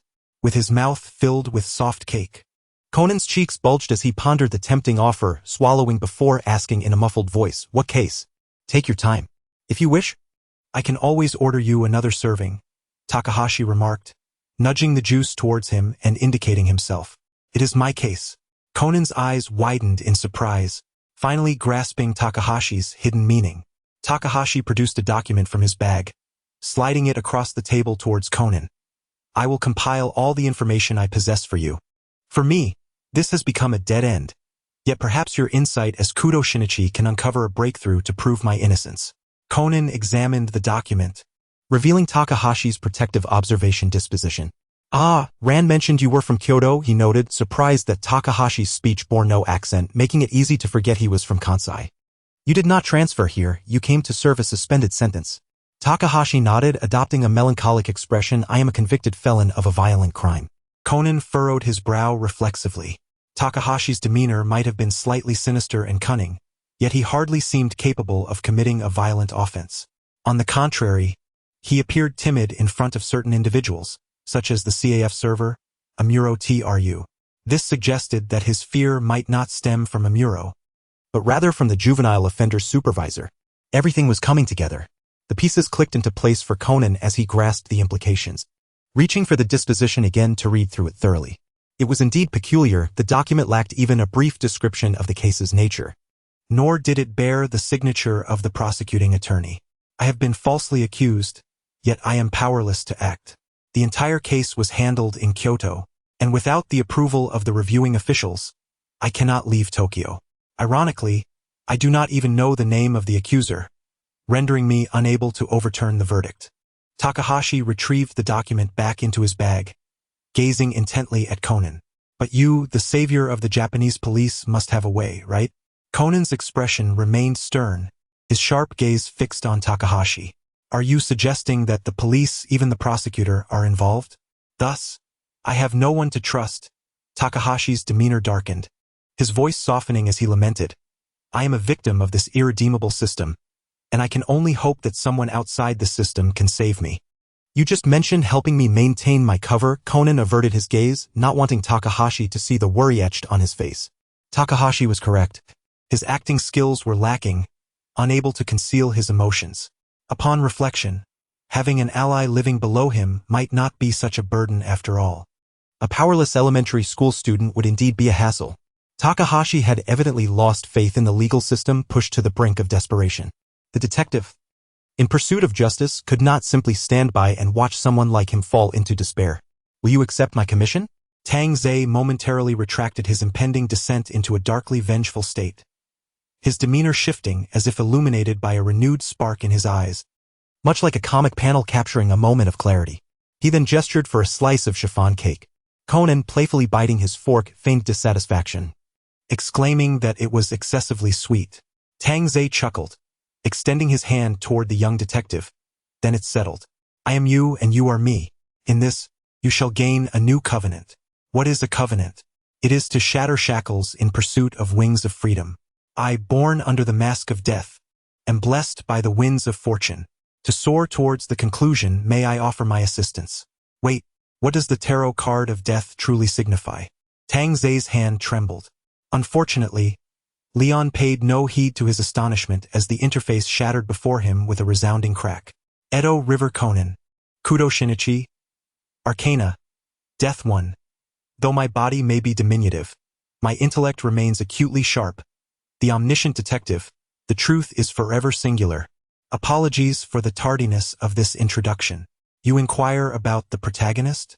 If you are unfamiliar with the legendary aura surrounding this world's leading character, allow me to advise you to reconsider your choices, for few stories extend beyond 3 episodes. Ability acquired, Aura Concealment 1, Chapter 23, How should a conscientious individual compete with me? Though the tarot cards bore an air of predestination and the abilities granted were peculiar, Tang Zai's plan could be deemed a resounding success. Not wishing to linger any further outside, he packaged 2 slices of chiffon cake for Conan, a makeshift apology for having manipulated him, and escorted the young detective back to the Mori Detective Agency. With school ending at 4 and the art gallery case delaying them until after 5, he had to ensure the elementary student was returned home to avoid accusations of corrupting youth. May I call you Tang Zai? Despite the tumultuous experiences of the past 2 hours which had shattered his faade and dealt a significant blow to Conan, walking beside Tang Zai now offered a comforting sense of companionship, knowing there was a peer well acquainted with his true self. These past few days had inexplicably felt prolonged. Yet it had not been long since he had encountered the black-clad assailants at the amusement park and had been transformed into a child. With a series of unforeseen events, he had to adapt to his new identity while concealing the truth from Ran and Uncle Mori. He was not adept at deception, as Tang Zai had pointed out. His acting skills were lacking, yet he was compelled to fabricate lies, which only intensified his stress without an outlet for release. At this moment, however, the ability to speak candidly brought Conan a sense of relief. Of course, Conan-kun, Tang Zai said, appreciating his newfound ally's support. Aren't you curious as to why I have shrunk? Yuhaven T even asked. It was clear without inquiry that the situation was troublesome. He was struggling for survival and preferred not to delve into aspects of assistance that could lead to further complications. Tang Zai thought to himself that there was no need for questions. Once the all-knowing detective began investigating the case of Tang Zai Zhao, he would inevitably uncover traces of the black organization, leaving no words unspoken. More than that, I am curious as to how you ended up at Morikuin's house. Suzuki-chan mentioned that you two are childhood friends, so she and her father must surely know what you looked like as a child. Is that really all right? Conan adjusted his glasses, recalling Dr. Agasa's proposed plan, and replied with a hint of uncertainty, yes, someone suggested that I could have Uncle Mori become a famous detective. And then, once he gained enough notoriety, I could leverage his connections to find the individuals who plotted against me. His voice grew softer under the weight of Tang Zai's sympathetic gaze. Is this plan unfeasible? Conan asked quietly. Tang Zai, with emotional intelligence, remarked, your imagination is commendable. It's a story that would certainly entice those willing to invest. Conan felt a sense of embarrassment at Tang Zai's subtle critique. Realizing that he had come to understand the Kyoto native's character better, he scratched his head awkwardly, but there must be some feasibility, right? Just like today. It was a misstep, yet I managed to help Uncle Mori solve a few cases, and he is starting to gain some recognition. Tang Zai, feeling a twinge of concern, rubbed his right arm. If you are determined to pursue this method, I cannot oppose it. However, should you wish for my cooperation in the future, please express it directly. I would prefer not to be unexpectedly sedated. With a few awkward laughs, Conan sensed that Tang Zai's thoughts were likely impolite, prompting him to shift the conversation. Uncle Mori becoming a renowned detective must benefit you as well, given that your case requires channels for investigation. Perhaps, Tang Zai replied diplomatically, if one must identify benefits, then my anonymity is advantageous. My situation is precarious. Should I participate ostentatiously in cases, the true culprits will not allow me to remain unscathed.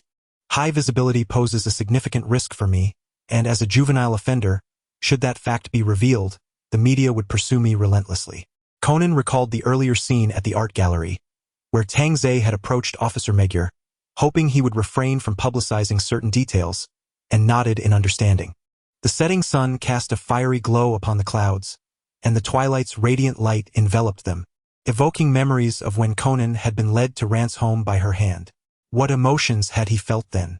Do not be overly pessimistic, Tang Zai, Conan encouraged, raising his hand which only reached Tang Zai's elbow and gently patted him. As long as we are alive, there is hope. No matter how dire the situation, do not surrender. Tang Zai lowered his gaze at this earnest child, attempting to convey a sense of shared empathy, and patted his shoulder in response. Yet at that moment, his thoughts dwelled on the urgency of returning Conan home, for the young boy displayed no sense of discretion. And who knew when he might inadvertently reveal his vulnerabilities to a Kai Shuichi or a Muro Turu? In a state of unspoken dissonance, the two continued their amiable conversation beneath the orange-hued sunset, the atmosphere harmonious. As they returned home, Tang Zhe entered a CAF, only to be intercepted by his guardian before he could set down his bag, who spun him around to check for injuries. Mr. Amuro, Tang Zhe chuckled. Raising his hands in surrender, I merely went to the art gallery after school with classmates. I did not encounter any attacks. After confirming that Tang Zhe bore no new injuries, Amuro Turu released the high school student and returned to the bar, and then you stumbled upon a murder case? Tang Zhe innocently shrugged. Indeed, we were the first to discover the scene and were asked by the police to assist with the investigation, which is why we returned late. I assure you I encountered no other troubles. Amuro Turu, recalling the incident, felt a headache coming on. Surely you do not think that being a detective like Mr. Mori is cool and wish to experience it for yourself? As an intelligence officer with extensive channels of information, Amuro Turu was well aware of Tang Zhe's true role in the case. The police had been thoroughly deceived by the perpetrator's misdirection and were about to capture the falsely accused scapegoat. Once the true culprit vacated the scene, retrieving the concealed evidence would become exceedingly challenging. As Zero, witnessing Tang Zhe's unjust suffering, Amuro Turu chose to clear his name, stepping into the role of a savior. He felt a profound sense of gratification. Tang Zhe's displayed disappointment in the justice system had not morphed into indifference or hostility. Having weathered the storm, he was willing to shield others from the rain. Such a quality was indeed rare and commendable. However, on the other hand, Amuro Turu recognized the perilous nature of Tang Zhe's circumstances. Should he, like those detectives, become prominent in the media, the organization would not hesitate to intervene. And he could not predict how they would handle the situation. Surely not? Being a detective is quite a stretch.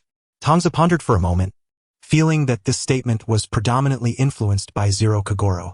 He then remarked, "My identity is not suitable for exposure. If the public learns that a key clue in the case was provided by a criminal, they will only question the validity of the conclusion. I merely wish to assist, not to create chaos. Rest assured, Mr. Amuro, I have already requested the investigating officer to keep this confidential." This wrongful conviction surrounding him was akin to a sharp dagger, relentlessly piercing the hearts of conscientious individuals, akin to a certain scenario where, once it is placed upon the head, Tangza could ascend to moral high ground, disregarding the consequences. Amuro, too, much like Conan from a few moments prior, found himself at a loss for words and could only offer a reassuring pat on Tangza's shoulder. How effective this was! Tangza mused, feeling not a shred of guilt, indicating he would dare to do so again. With the rationale of preventing others from enduring the same suffering he had, he planned to participate in more cases, ensuring his persona would be impeccable. A youth, traumatized by violence and having lost trust in society, who could extend a helping hand to each unfortunate soul like himself out of a simple sense of justice and profound empathy, who would not exalt him as a saint. Chapter 24. Conan. Tangza, save me. That evening, sitting at the edge of his bed, Tangza held a notebook filled with names. As he crossed out Edagawa Conan's name, he suddenly felt as though his actions resembled that of a killer methodically eliminating targets from a list. How peculiar, yet strangely exhilarating. After posing with the notebook for a moment, he tucked it away in his props section. Such a spoiler-laden item could not be left out in the open. If Amuro were to discover it and open it, exclaiming, "Wow, Zero Kagoro," it would be utterly indefensible. The second time, although he was unsure why Conan was clandestinely concealing his presence, Tangza wrapped himself in a thick blanket, muttering to himself, it was better than having nothing at all. Perhaps this skill could be utilized for a swift assault on the throne, which was rather delightful. All bundled up, Tangza closed his eyes and swiftly drifted into dreams, awakening in a vibrant, azure bar. Welcome. Leon was, as usual, behind the bar polishing glasses, today with a slightly warmer demeanor than before, at least nodding and smiling at Tangza. After becoming familiar, Leon had adopted a nonchalant, aloof friendship style, rarely as courteous as he had been the previous day. Your attitude is quite pleasant today, is there good news? Tangza settled comfortably and quickly noticed the difference. New arrivals. Originally, Leon's liquor cabinet held only a few bottles of bourbon whiskey. Although plentiful, they remained the same few bottles. Now, the first row of the shelf had several new additions. Without needing to scrutinize the labels, Tangza recognized the new liquor, rye whiskey. It was likely this brand. Although they had not officially met, Tangza was surprised to catch a glimpse of Akai Shuichi from afar, unexpectedly fulfilling an achievement which delighted him. Was merely seeing someone enough to count? Did it not matter if he did not know them? Tangza took a sip of the rye whiskey Leon poured and found it quite delightful. Unlike the smoothness of bourbon, the rich and somewhat pungent rye whiskey felt fresh and suitable. He wondered if Leon could mix cocktails with the increased variety of spirits. If the criteria for illuminating the distillery menu were so broad, he might have some ideas. After all, many members of the distillery's code names had perished quickly, leaving him little time to clock in. Ultimately, if the Easter egg design was too challenging, it would lose its charm. Leon shrugged and began pouring himself a drink. The person he encountered today was indeed Akai Shuichi, and he had chosen rye whiskey. It seemed the plot had undergone some changes.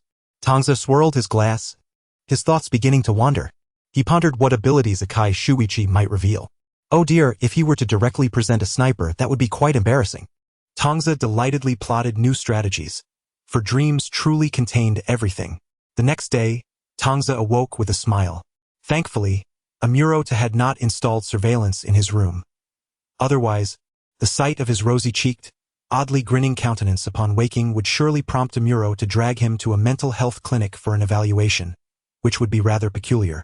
Having cultivated a good habit, Tangza picked up his phone before rising and checked the calendar. Excellent, it was a day off.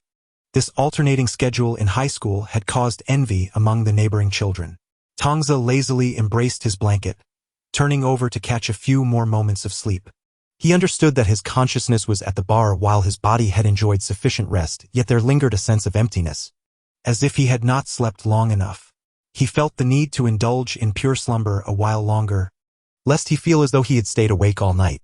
Just as he closed his eyes, a series of notification sounds chimed from his phone, indicating new mail. Huh? Tangza opened one eye to glance at his phone, finding the sound unfamiliar. Since arriving in Tokyo, he had added contacts he rarely exchanged messages with. Tangza pressed the phone to light it up again. Help! Urgent!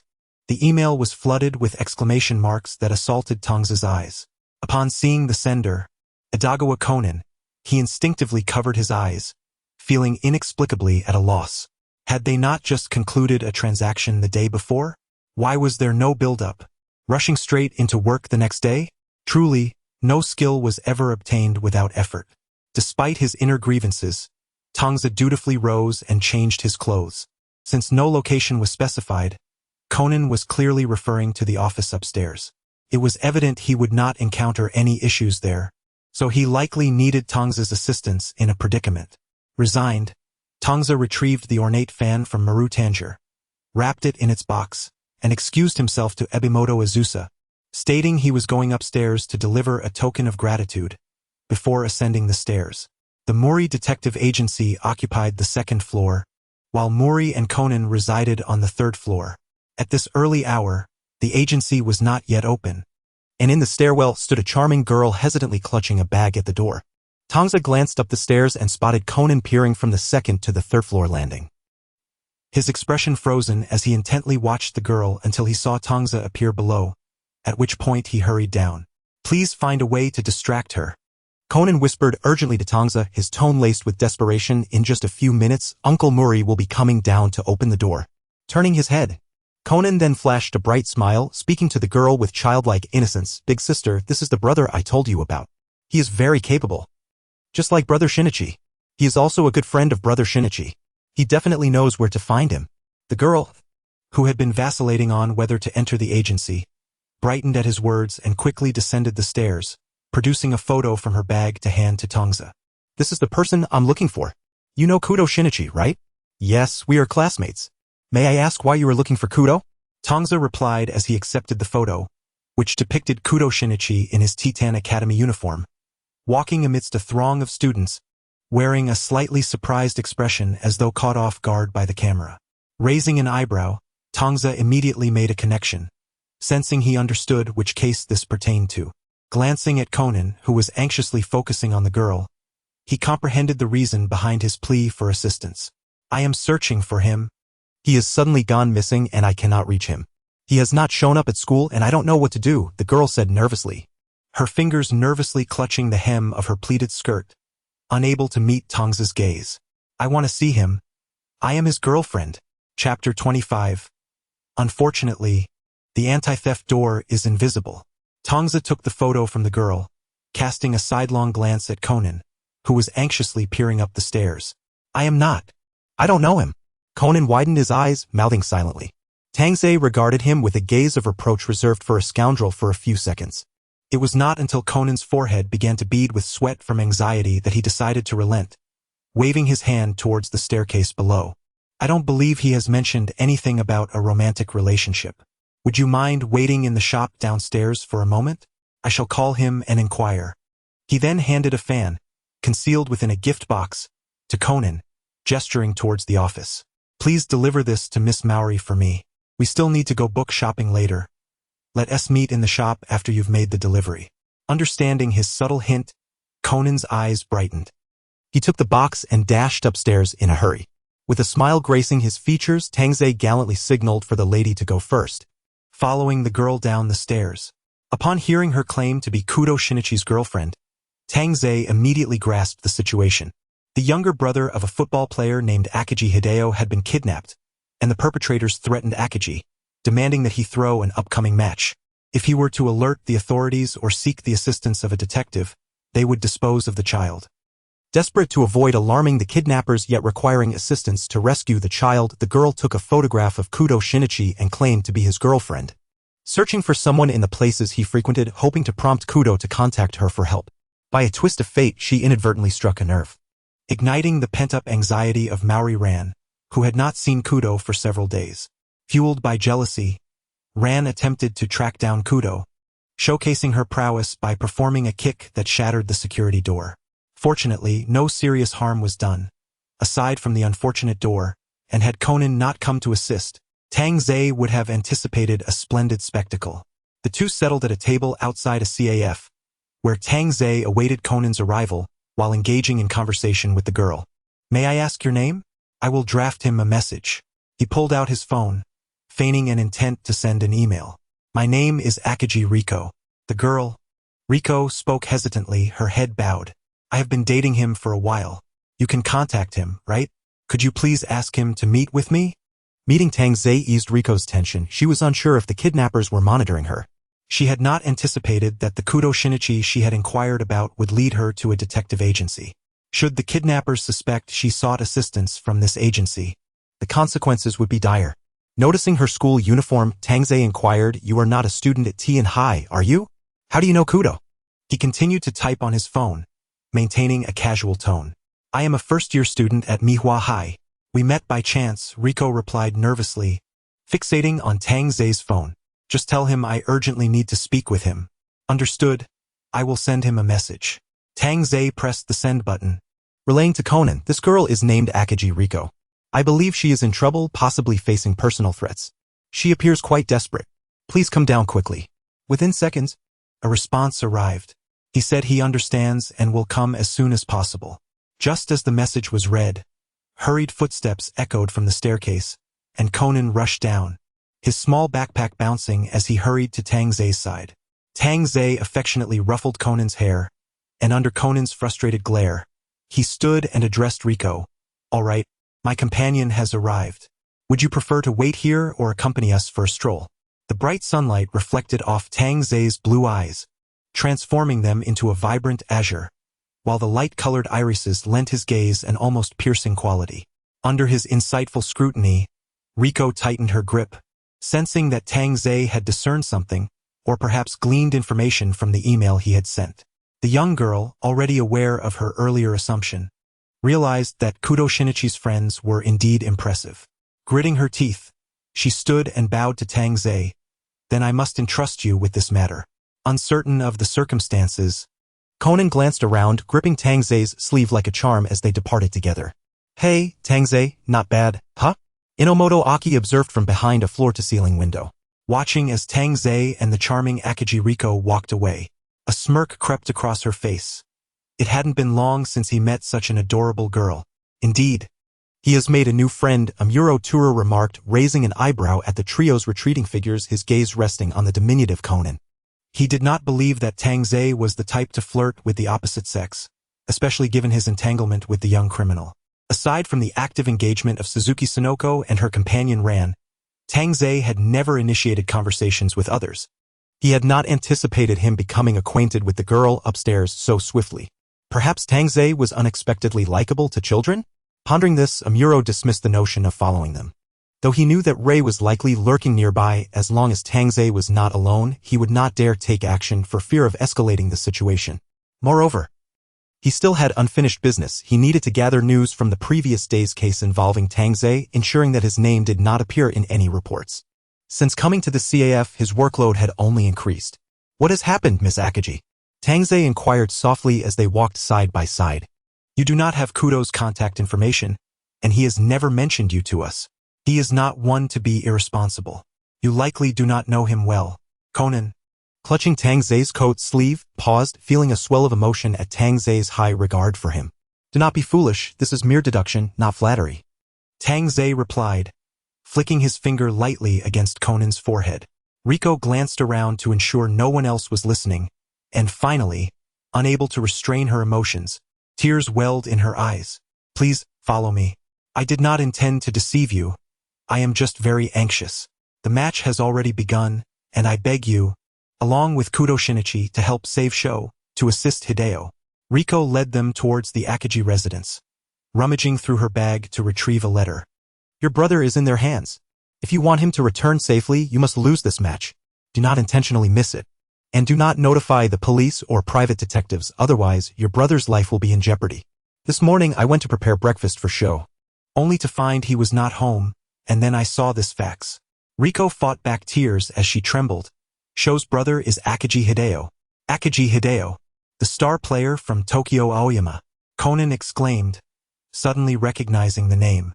"Indeed, that is him," Riko replied, glancing at the time on her phone, tears hanging on her lashes. The match had already commenced an hour ago, and if they did not locate Sho quickly, her hand instinctively fell, allowing Conan, who stood at a lower height, to glimpse the letter she held. Tang Zhe followed Riko to the apartment where the Akagi family resided. "This is a note left by Sho," Riko said, picking up an irregularly shaped piece of paper from the fax machine. "It was on the dining table when I entered this morning. The game has started." Tang Zhe took the note, appearing contemplative for a moment before turning around to switch on the television. The sports channel was broadcasting the Tokyo Aoyama match live.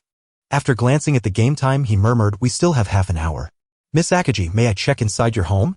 Riko's gaze was fixed on Akagi Hideo's face on the screen, where the commentator praised the star player's achievements. Yet, Hideo himself wore a grave expression, his brow furrowed. Earlier in the match, he had inadvertently scored a goal, and now he likely worried about the safety of his missing brother.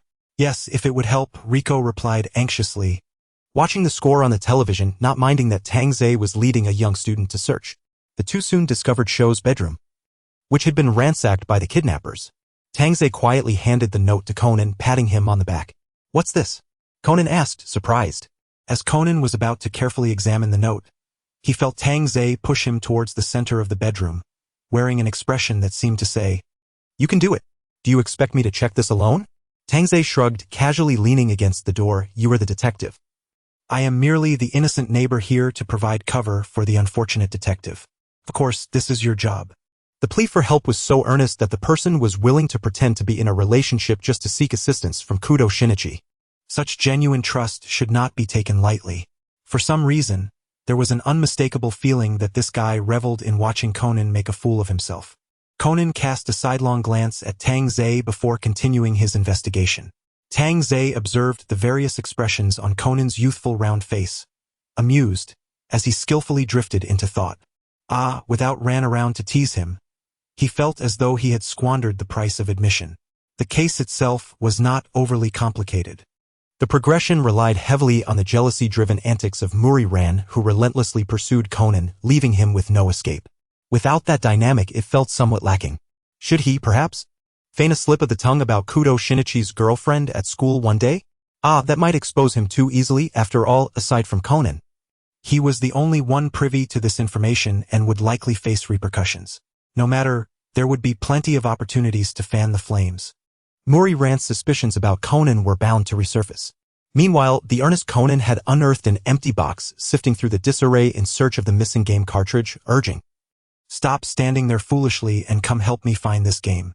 Tang Zhe sighed, not approaching the pile of clutter but rather walking to the television connected to the game console, turning it on dismissively.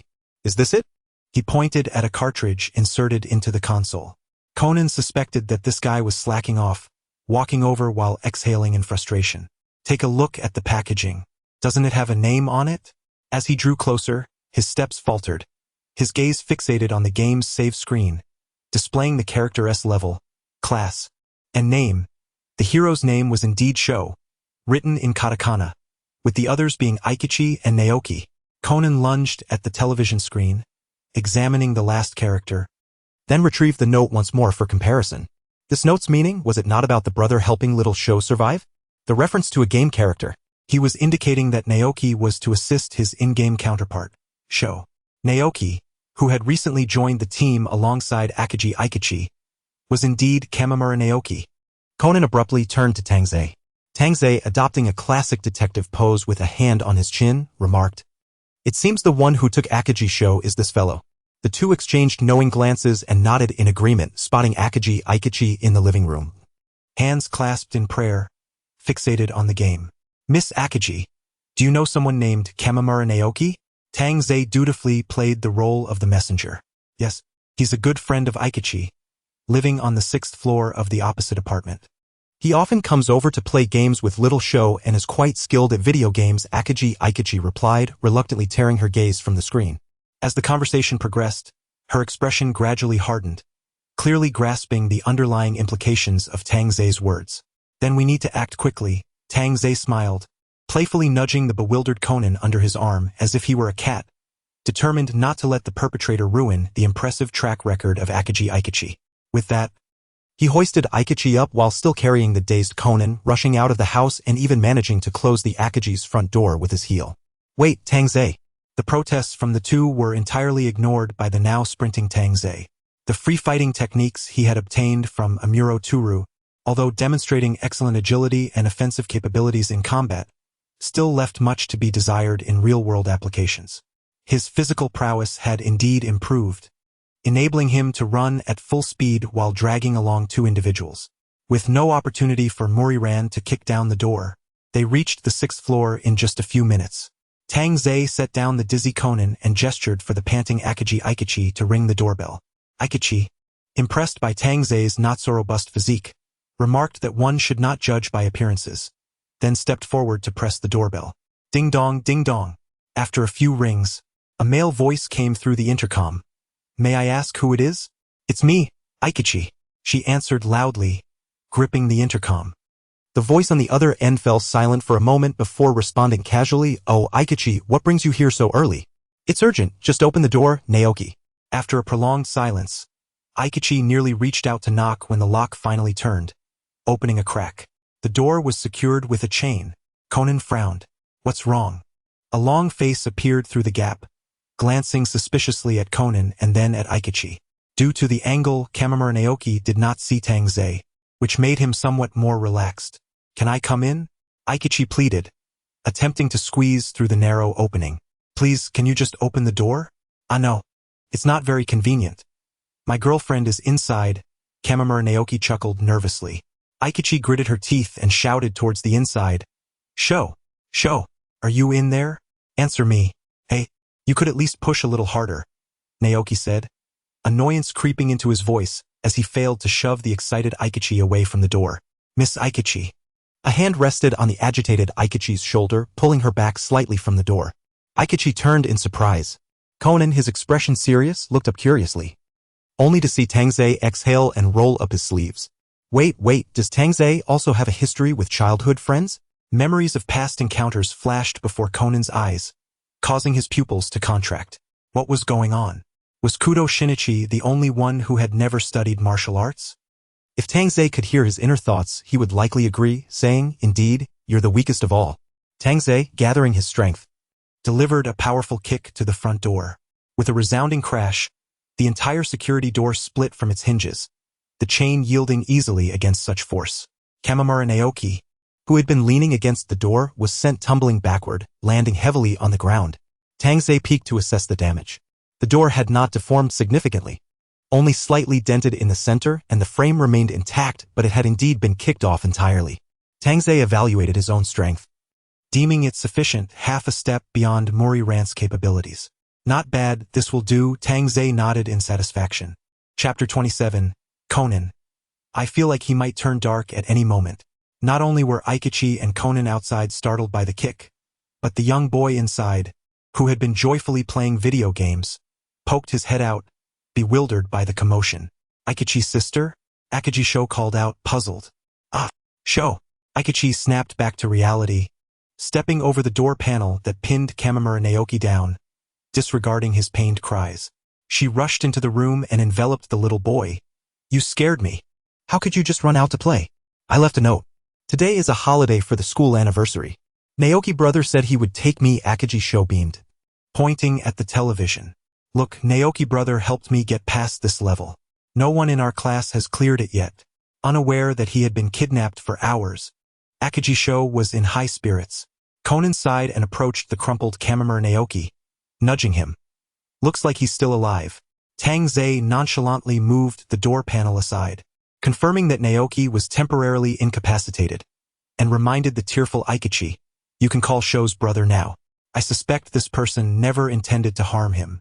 Soon, Akiji Hironobu, called to the sidelines by the coach, received news of his brother's safety. The television in the living room was likewise broadcasting the match, indicating that Nakamura Naoki had been keenly following the game's progress. Unrestrained, Akiji Hironobu surged onto the field like a ferocious tiger, scoring 2 goals amidst the jubilant cheers of the fans. The commentator's voice, nearly straining to the breaking point, shouted amidst the thunderous applause, 3-1. The prowess of Divine Lega Xiong sweeps the field. He has finally unleashed his shooting power, complemented by that brilliant assist in the first half. This is Tokyo Aoyama's Divine Lega Xiong. Akiji Hironobu, a shining football prodigy. Humph, the genius was dragged into the living room by Tangzawa, and Nakamura Naoki scoffed, indeed, he will always be a genius, while I, a talentless fool, can only rely on hard work. A few of them turned to glance at Nakamura Naoki, who sat on the floor, his right leg encased in plaster. Confronted by their gazes, he no longer concealed his resentment, exclaiming, clearly, in high school, our performances were on par, yet his popularity and signing fee far exceed mine. I am unwilling to accept this. Since joining Aoyama, I have practiced day and night, determined to surpass him and prove my superiority. Just when I was about to catch up, he shattered my right tibia during a practice match. I will miss an entire season and do not know if I can return to form. Nakamura Naoki slammed his plastered right knee in fury. He did it on purpose. That brat from the Golden Twins. I never intended to harm him, just wanted that genius to understand he won't always win. The world doesn't revolve around his wishes. Conan's expression turned serious, his demeanor reflecting the standard of one listening to a criminal's inner turmoil. Quantum, call the police. Notify them to take me away. After venting his anger, Nakamura Naoki calmed down, gazing at the camera focusing on Akiji Hironobu, who was embracing his teammates. If Hironobu knew it was me, he would surely be astonished. Hironobu, whom do you most wish to share your victory with after this match? A reporter, conducting a post-match interview, thrust the microphone towards Akiji Hironobu, the victorious player. I want to tell Miss Quantum and my brother, as well as my best partner and rival Nakamura Naoki. Akiji Hironobu said somewhat bashfully, wiping the sweat from his flushed cheeks. I've been thinking, if he were here, we would surely have scored even more. Tangzawa rose from the sofa, no longer glancing at the astonished Nakamura Naoki, and pulled Conan beside him. Let us go, Conan. We have no business here. He then raised an eyebrow, teasingly addressing Akiji Quantum. Miss Quantum, I assume your surname is not Akiji, right? Such matters of renaming should be contemplated after marriage. Don't you think? Akiji Quantum jumped at his words, her face visibly reddening. On the screen, Akiji Hironobu laughed heartily, waving his fist at the camera. Get well soon. I'm waiting for you on the field. Naoki. As Conan was being pulled out by Tangzawa, he glanced back at Nakamura Naoki, who was collapsed on the ground, tears streaming down his face while muttering fool and idiot, hesitatingly asked, Do you really not need to call the police? Tangzawa shrugged. No one was truly harmed. So let the victims decide. Whether to report or not is their choice. I am not one to pursue procedural justice. Apologies, little detective. Conan opened his mouth to retort, but, recalling Tangzawa's wrongful accusation, found himself at a loss for words. Let us hurry, Tangzawa urged, lifting the reluctant Conan. If we don't move quickly, what if they react and demand compensation? Is that really your first concern? Conan's brow twitched as he was dragged down the stairs by Tangzawa. Let me go, he protested, struggling to break free. I may look like a child, but please don't treat me like an elementary student. It's just more convenient this way. Tangzawa coughed lightly to suppress a laugh, shifting the topic. You seem quite surprised that I'm not calling the police. Rarely do detectives act in such a manner, right? It depends on one's perspective, Tangzawa replied. Slipping his hands into his pockets, the CAF I stay at is called Burrow. You must know it's named after a famous detective figure, right? Hercule Poirot? As a fan of detective novels, Conan certainly recognized this iconic character. Tangzawa nodded. Exactly. You must have read the renowned Murder on the Orient Express. What do you think of its conclusion? Murder on the Orient Express is Agatha Christie's classic work, wherein she innovatively designed a scenario where all suspects played a part in the murder, making everyone a culprit. It depicted a revenge by the victims against the criminals who escaped legal retribution, leading Poirot to forgo revealing the truth and allowing the murderers to go free. Conan opened his mouth, feeling the question was somewhat perilous. It seemed Tangzawa was hinting at being a detective who only cares about truth and justice, a notion that surely aligns with the detective's ethos. After a moment's consideration, he cautiously replied, I do not entirely oppose Poirot's choice. But defining justice by personal standards is also a form of arrogant disregard for justice. Naturally, Tangzawa was not engaging Conan in philosophical discussions for mere amusement. He was preparing him for what lay ahead. Various cases would continually arise around Conan, some of which Tangzawa might thwart using the methods of the phantom thief, while others he could prevent with timely foreknowledge. Yet, inevitably, there would be murders that Tangzawa could neither avert nor wish to prevent, thus ensuring Conan was psychologically prepared to avoid future disputes. After pondering for a moment, Tangzawa wondered if there existed a film adaptation of Murder on the Orient Express and slightly altered the movie's dialogue, stating, I realize that the scales of justice cannot remain balanced indefinitely. I am learning to coexist with the imbalance. Chapter 28 Conan, not necessarily, it seems that there are indeed good people. Tangzawa's words were somewhat enigmatic, carrying a hint of mischief. However, Conan's father, Yusaku Kudo, was a master of riddles, often speaking in vague terms. Thus, Conan adeptly adapted to this style, quickly generating several interpretations in his mind. Is it because of your case? Conan swiftly connected the dots, believing Tangzawa implied that justice had failed him, and thus he inquired about the case details, attempting to find a way to persuade him to reconsider. You haven't told me in detail what exactly happened. I intended to compile a document for you. I've been reflecting on the details. However, if you're interested, I can share it with you now, Tangzawa recalled seriously. First, revealing the most significant challenge, I think you'll have much to investigate because I don't know who the plaintiff is, who the witnesses are, or who the police officers and judges involved are. I am a party to the case, yet I can honestly say I know nothing about it. Huh? Tangzawa's statement left Conan incredulous. Tangzawa stroked his chin, hard to believe, right? But I genuinely don't know. While I can vaguely describe their appearances, I doubt it would be of much use.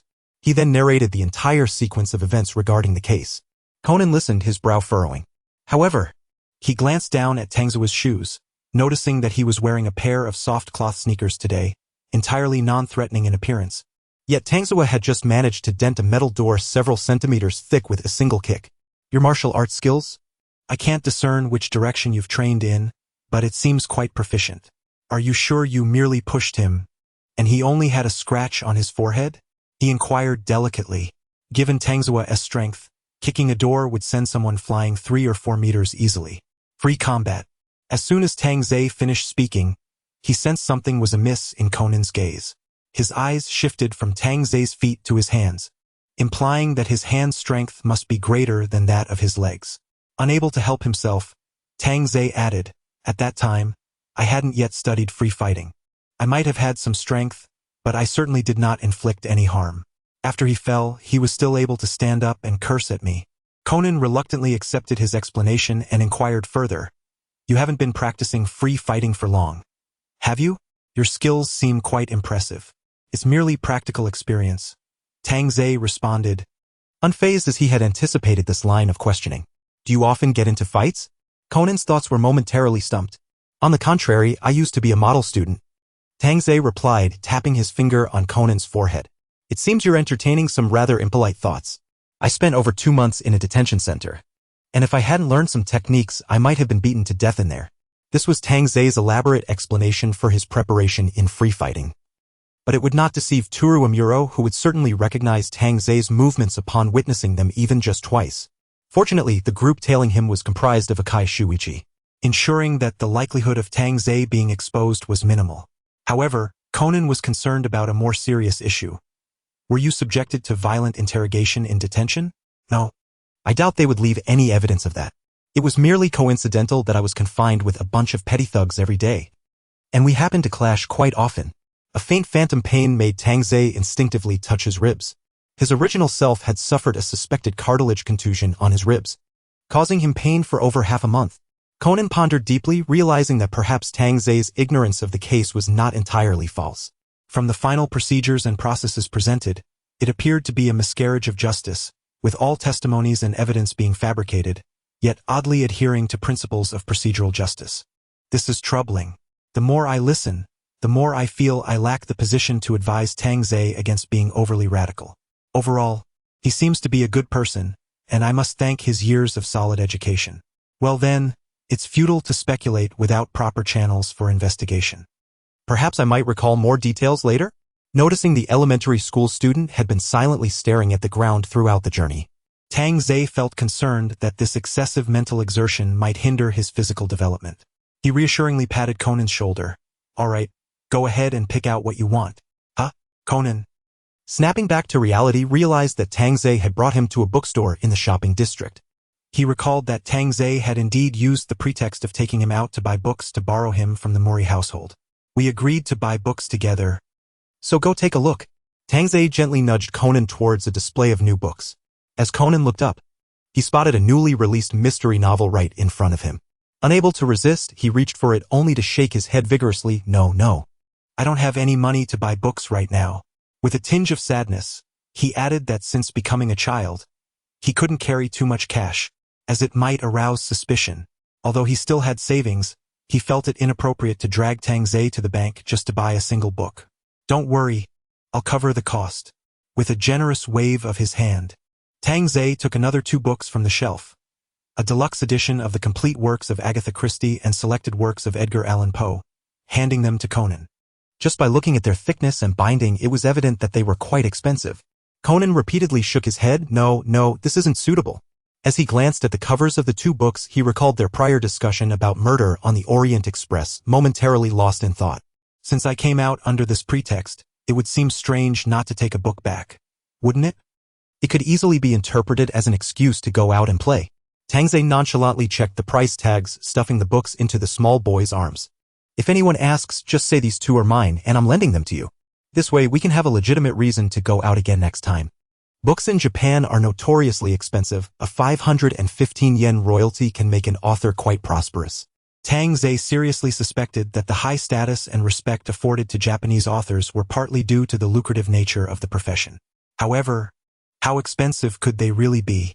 Tang Ze could easily earn over 100,000 yen in a single night from crafting a new mask.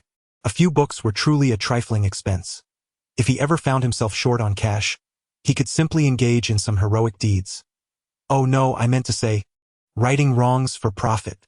Conan, clutching the books tightly, inhaled the rich scent of ink, feeling a wave of emotion wash over him. Since the day he had shrunk, he had acutely felt the loss of his childhood rights. No one believed his words or acknowledged his actions. It had been a long time since he felt the respect of peers his age with whom he could converse as equals. The fact that Tang Ze was concerned about being scolded for not bringing a book home warmed his heart. Moreover, Conan scrutinized the price tags of the 3 books, tightening his grip around them. Tang Ze had truly given him a lot. Perhaps he had been overthinking it. After all, Tang Ze's life had taken a sudden turn, and it was understandable for him to be in a less than ideal state of mind. Look at how he was assisting in solving cases and helping to locate missing children. Even if he had some psychological deviations, he was indeed still a good person. Chapter 29. The dump truck arrives. Hey, Ran, it's me. I know this is sudden, but I have no choice. Sitting across from him, Tang Ze idly stirred a sugar cube in his coffee, watching it dissolve as he listened to Conan, who was secretly making a phone call with a voice changer. Yes, there are still no leads on the case. The investigation will take a while, Conan said, recalling the two mysterious men in black, sighing deeply. I can't predict how much longer it will take. Uncertain of what Muriran was asking on the other end, Conan's expression grew tense as he organized his thoughts. Suddenly he glanced at Tangze, who was playing with the sugar cube, and had a flash of inspiration. Speaking into the phone with utmost seriousness, he declared, "It's a very tricky case. This is an urgent secret commission and the relationships involved are quite complex. I can only conduct an independent investigation. Yes, it is indeed very troublesome, as it may involve police misconduct and other issues, so I must maintain strict confidentiality." As Tangze listened, he felt something was off. He set down the spoon and glared at the mischievous boy across from him. Very tricky. The entire case is now shrouded in mystery. I can't return to Tokyo, as it might alert the suspects. Conan awkwardly averted his gaze, unable to meet Tangze's eyes. He coughed twice. In any case, I can't come back for now. Don't worry, I'm doing just fine. Unable to concoct a valid excuse, he hastily scribbled out a commission letter, thinking he could use it to deceive Muriran. When Conan finally hung up the phone, Tangze rolled his eyes in exasperation. What Conan described was essentially Tangze's case, and with a few lines that hinted at mutual understanding, he cleverly disguised his intentions, making it sound quite legitimate. After all, involving corrupt police and misconduct, along with potential financial transactions, was indeed a matter that warranted secrecy. A perfect cover for Kudo Shinichi to don the guise of a spy. Ha ha ha. Besides, you mentioned that your case also requires me to have a channel for investigation, so it's no different, right? Different paths lead to the same destination. Conan awkwardly laughed, scratching the back of his head. It was indeed a bit embarrassing to pull such a trick in front of the person concerned. Tangze shot him a peculiar glance, thinking that the boy had a talent for foretelling. If he were to uncover the details of the case, it would indeed be a convergence of paths. Perhaps even Jin was involved in the original case. A diligent worker, he seemed to be everywhere. Why are you ordering coffee again? Conan quickly changed the subject, pointing at the cup in front of Tangze. You live in a CAF. Why go out just to drink? After they finished buying books, it was nearly lunchtime. Tangze, not wanting to rush back, led Conan to a nearby restaurant for lunch. Tangze sighed deeply, gesturing to the similarly unfortunate Conan. Do you still have the chance to drink coffee? Do Muri and the others allow you to? Conan was momentarily at a loss for words, retracting his finger. I'm in a similar situation. Tangze took a sip from his cup and continued. Although I'm not a child anymore, I don't know if it's due to my appearance or something else. But everyone in this CAF still treats me like a kid. It was truly terrifying. Mr. Amuro refused to prepare even a cup of cocoa yesterday, only offering me hot milk. Conan observed the slightly rounded silhouette of Tezawa and nodded in agreement. Tezawa's mixed heritage did not manifest in sharply defined features or bone structure. Rather, it was apparent in his plump apple cheeks. Had Conan not known that this individual was his new classmate, he might have mistaken him for a middle school student, just a couple of years older than an elementary school child. However, it was quite peculiar. Why would you reside in a CAF? Conan thought of the Poro CAF, glancing at the book resting beside him. Although your parents are abroad, surely, even if a guardian were required for your schooling, they would have sought a legitimate host family? The crux of the matter was that the organization required Bourbon to monitor him, but perhaps more importantly, it was the narrative's inexorable force. Tezawa contemplated this internally while stating aloud, I find it rather odd as well. It seems that the CAF owner is a friend of my parents. However, I cannot confirm this. I haven't been in contact with them for 2 or 3 years. Conan furrowed his brow. 2 or 3 years. That's far too long. His own parents resided in America, visiting Japan only a handful of times throughout the year, yet he still managed to call them weekly to catch up. The time difference being the only inconvenience. Tezawa stirred his half-finished coffee with a spoon, reminiscing as he spoke. They appear to have been involved in a classified project. Contact has been sporadic since a few years ago. I often find it difficult to reach them, and I am unaware of the specifics. Over 2 years ago, I received a call from my mother. She mentioned that she and my father would be participating in a special scientific research project and that contact would be scarce. She urged me to take care of myself. That was our last conversation. Tezawa slowly drifted into thought, fragmented memories flickering through his mind. Delicate whispers like murmurs at his bedside flowing past his ears. That name means brilliance and brightness, dear. You will smile. Until next time, as your parents are leaving. As has grown up. Disjointed fragments rose and fell, the gentle warmth of memory deepening Tezawa's melancholy. He retrieved his phone, reopening his email to uncover a stern, icy message. This was certainly not the tone one would expect from a parent speaking to their child. This couple, he mused, gently closing his eyes. Are you all right? Conan noticed Tezawa's evident distraction and dismay, clearly not the type with high emotional intelligence. Momentarily at a loss for how to offer comfort. Before Tezawa could respond, their conversation was abruptly interrupted by a dispute at the nearby table. Are you annoying me? A scruffy young man disdainfully shoved the papers on the table aside. I do not wish to spend my life merely creating these flyers, wasting away at your company. My creativity is being stifled.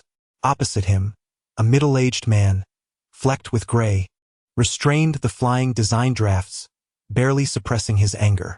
Aigahara, performance does not improve overnight. Without these small orders, how would the clients notice us? Haven't we already secured larger contracts? Ha! They are interested in your company, not me. I believe you understand that quite well. The young man's defiance showed no signs of softening. Without me, could you complete this order? They have already contacted me directly. Consider this my severance pay. You, the middle-aged man, disregarding the papers before him, rose in a fit of rage, sending his pencil flying onto Tezawa's table. Tezawa, Conan, and 2 or 3 other patrons in the CAF were drawn to the commotion, all turning to observe the pair. Realizing he had disturbed the other guests, the middle-aged man suppressed his anger, apologizing with a bow to those present. I will just step out to the restroom, he said, leaving his seat, seemingly to cool off. What a peculiar individual. Why come to a CAF to discuss work? Conan pondered, glancing at the design drafts on their table. Aren't you worried about leaking project details? Tezawa cast a glance at the young man who was impatiently checking his phone, then at the steep slope outside the CAF. Because he is preparing to run over disobedient employees with a dump truck, Tezawa remarked meaningfully at Conan. Indeed, once the Grim Reaper arrives, the simple-minded townsfolk will have their heads judged. Chapter 30.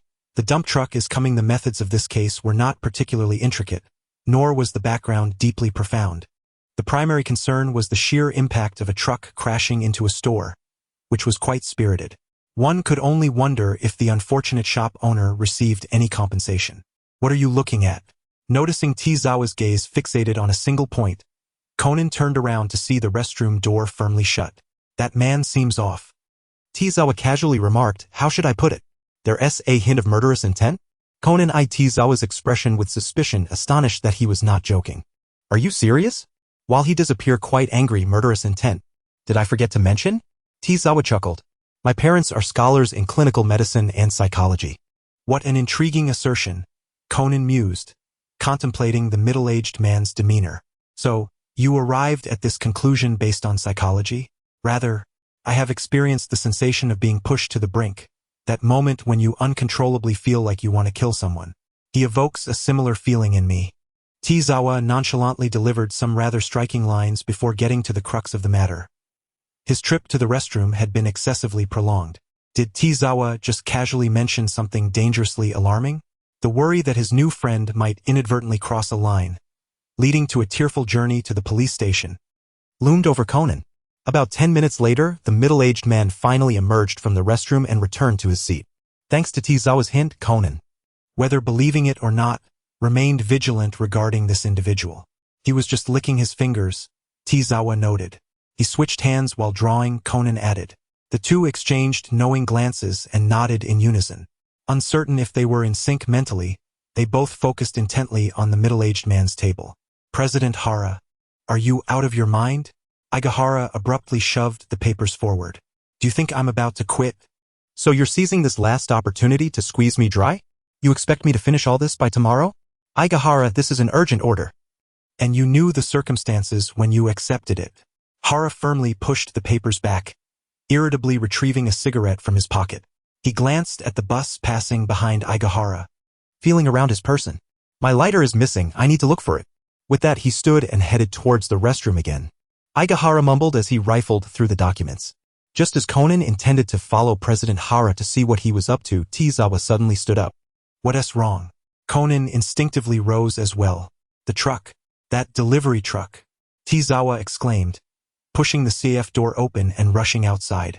Conan, bewildered, echoed, "The truck?" With no time to ponder, he sprinted after Tizawa, witnessing him dart away like an arrow. And at the top of the slope, a delivery truck was reversing down, gradually gaining speed towards the CAF situated at the curve of the incline. Conan's pupils dilated as he began running in that direction. Realizing the situation, the truck was not merely reversing but sliding down the slope, its trajectory aimed directly at the small CAF. Tizawa had already reached the speeding truck side, launching himself forward, grabbing the side mirror and scaling the door. Peering into the vacant driver's seat, he raised his right fist high and brought it crashing down on the window. Under Conan's astonished gaze, Tizawa shattered the glass, creating a spiderweb of cracks. He reached inside to unlock the door latch, yanked the door open, and nimbly climbed into the driver's seat. At this moment, the truck accelerated to the speed of a moving vehicle. Fortunately, the key was still in the ignition. Tangze started the engine and pressed the brake with all his might. Despite his smooth and swift actions, the truck had already barreled to a point just over 100 meters from the store entrance. With a sudden stomp on the brakes, the truck left 2 distinct skid marks on the asphalt, coming to a precarious halt just over 2 meters from the shop amidst the startled screams of passers-by. Tangze! Conan, who had dashed out only to return moments later, felt his heart racing from the exertion and fright. He leapt into the open driver's cabin and looked at his classmate performing what appeared to be a high-stakes action scene. "Are you all right?" I'm fine. Tangze gasped, having sprinted 200 or 300 meters followed by a dangerous maneuver. He released the steering wheel and leaned back against the seat, exclaiming, "I did it. Amazing, I did it." He understood that as long as the intention was to help others, the world of Conan could accommodate any action-packed performance without hindrance. As if divinely assisted, inside the store, a bewildered Akihara, who was confused by the sight of 2 children yelling and running, thought someone might have dined and dashed. However, upon turning to look, he saw the rear of the truck merely 2 meters away from the large window and realized how narrowly he had escaped death. Breaking into a cold sweat, he yelled twice and scrambled away from his seat. Tangze jumped out of the driver's cabin, surveying the chaotic yet thankfully injury-free little shop, sighed in relief, and glanced at the shattered glass of the truck door. "Oh dear, looks like I'll have to pay for a window." Witnesses of the dramatic scene began to react, some gasping in shock while others applauded. "Is that the focus here?" Conan scolded, giving Tangze a light shove. He noticed the lacerations on Tangze's hand and wrist. "You should clean that up. Blood is starting to drip."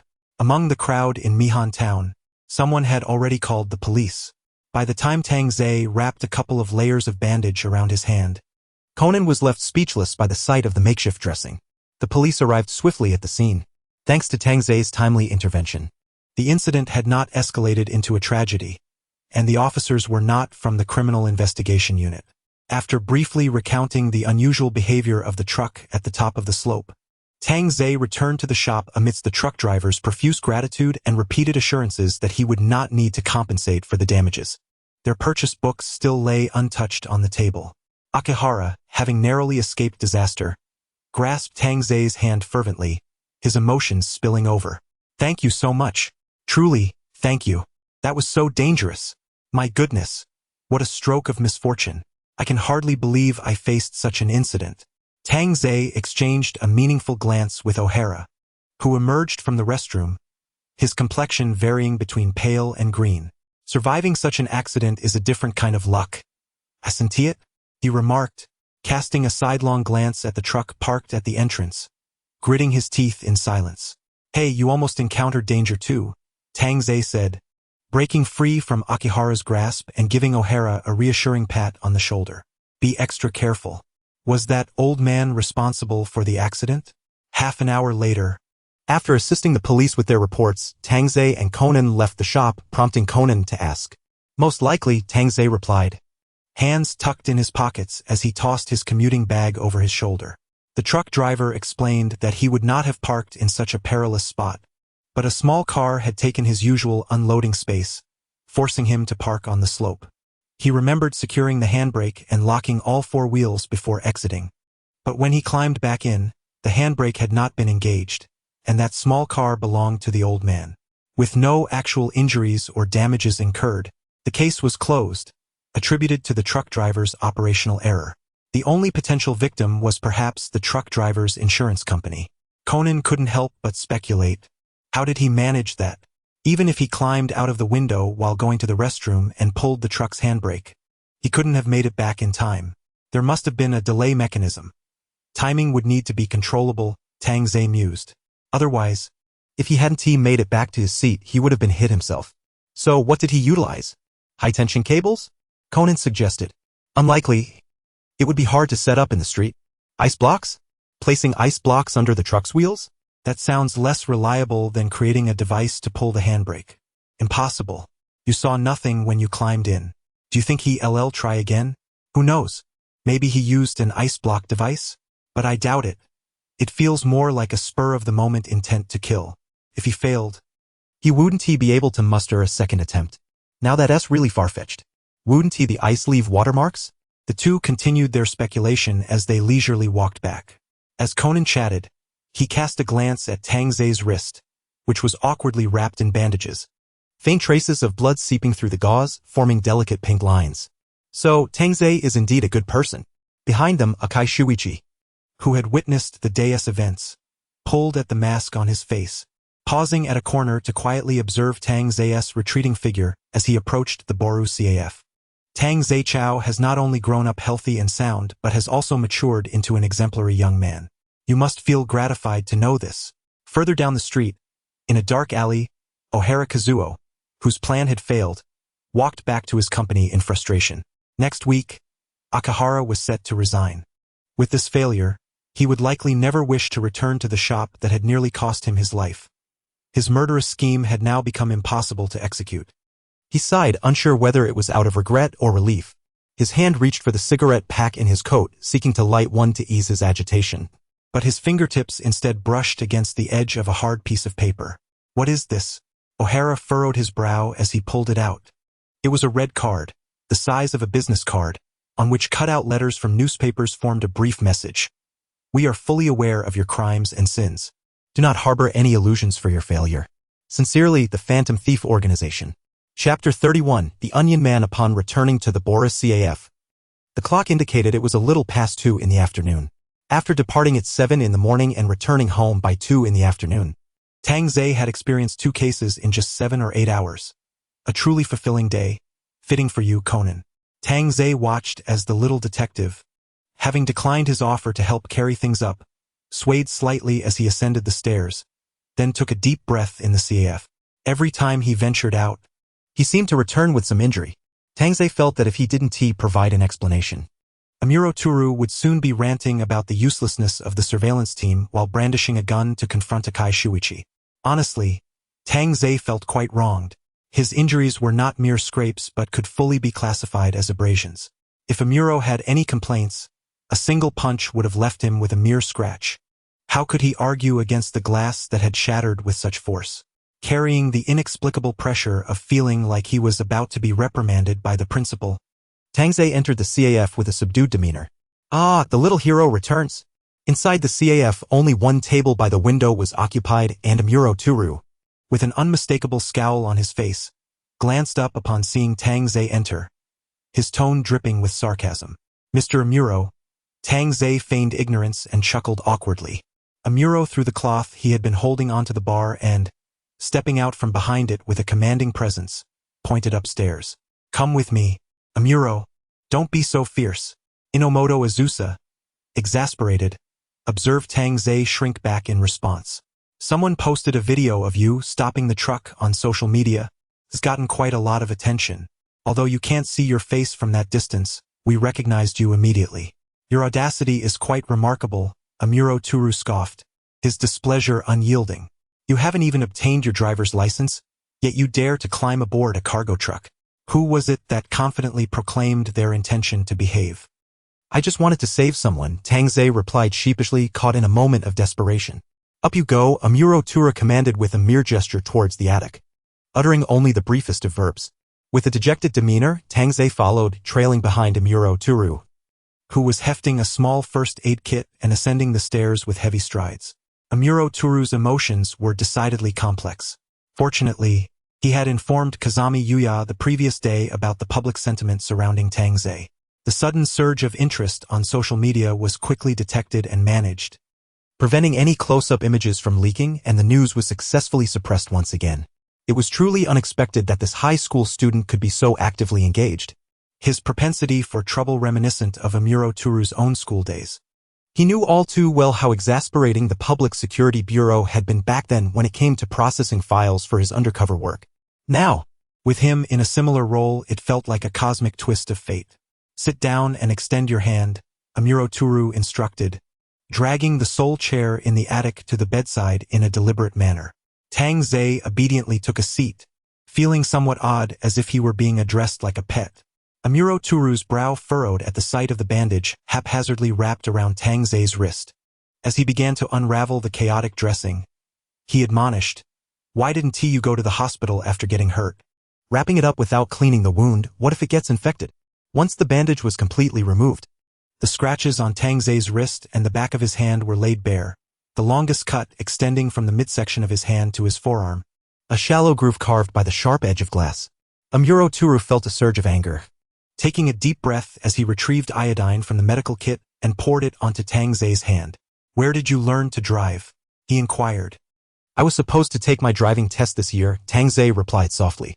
Amuro Turu pulled out a bandage and covered the injury. "And what about the bandage? Why do you carry it with you?" "Well, I had an accident a couple of days ago, didn't I?"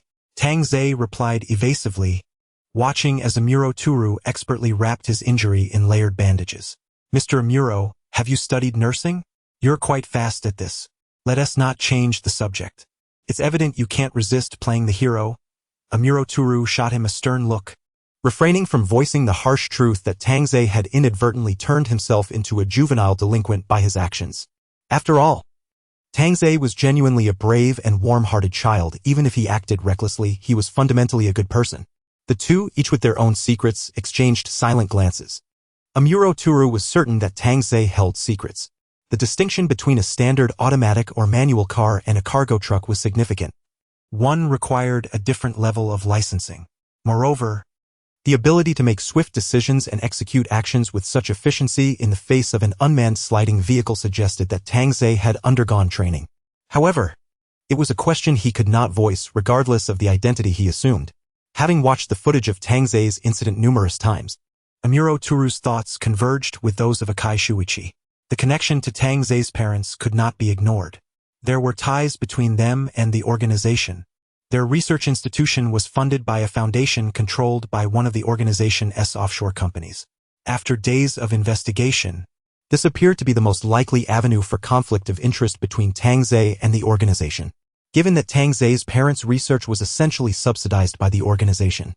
It was likely that the organization was well aware of their findings. Initially, Amuro Turu leaned towards the idea that Tang Zei had in his possession crucial documentation left by his parents, but now he entertained further speculations. Could it be that Tang Zei's parents had already applied some of their research to their own child? Psychological therapy, cognitive modification, and even more sinister methods such as brainwashing or control could have been employed, suggesting that Tang Zei might have undergone professional training under their direction. Amuro Turu pondered cautiously, but he refrained from reporting this hypothesis to either the Public Security Bureau or the organization. Without more concrete evidence, reporting such possibilities could spell disaster for Tang Zei. From the information he had obtained through his Bourbon identity, it was clear that Tang Zei's parents, Tang Zei Achuan and Tang Zei Leona, were confirmed dead. And regardless of their research, all parties would not spare Tang Zei from scrutiny. A headache loomed, a truly burdensome dilemma. With that thought, Amuro Turu released Tang Zei's now bandaged arm and ruffled his hair vigorously. "Stop it!" Tang Zei protested, shielding his head and leaning back. "You promised not to mess with my hair. If you can't fulfill your promise, then neither can I," Amuro Turu retorted, firmly gripping Tang Zei's head and shaking it playfully. "Have you forgotten I am your supervisor? I intend to write a detailed report about you this time, so you better take care during the observation period." "I'm sorry, I was wrong," Tang Zei admitted, making a face as he let Amuro Turu tousle his hair into disarray. After venting his frustrations, Amuro Turu tidied up the medical kit and stood, hesitating momentarily before turning to descend the stairs. He tentatively asked Tang Zhe. If you find yourself in trouble, you can tell me. Any trouble at all. His violet-gray eyes fixed firmly on Tang Zhe. I can help you. Tang Zhe understood the underlying inquiry, yet he could divulge nothing. Moreover, he wondered if it was Bourbon or Amuro Turu or perhaps Zero who was really asking. Conversing with someone like Amuro Turu felt arduous. He suspected that Amuro Turu was privy to many secrets, but he could not inquire further, and Amuro Turu would remain tight-lipped. Until he could peel away the layers of Bourbon and Zero, Tang Zhe felt he had no standing to engage in open dialogue. I understand. Tang Zhe finally replied ambiguously. Chapter 32, Conan, look, it's your mother. With 3 cases in 2 days, it seemed that the number of cases had temporarily plateaued. Afterward, Tang Zhe spent several quiet days at school, becoming more familiar with Mori Ran and Suzuki Sonoko, finally experiencing a semblance of normal high school life devoid of cases.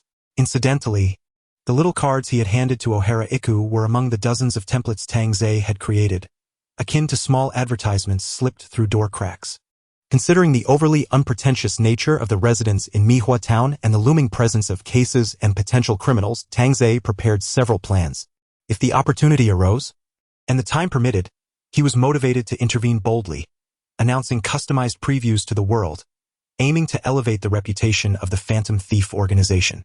If cases were too late to prevent or if Tang Zhe chose not to intervene, he would blend into the detective camp, seeking to engage with newly introduced characters from the opposing side.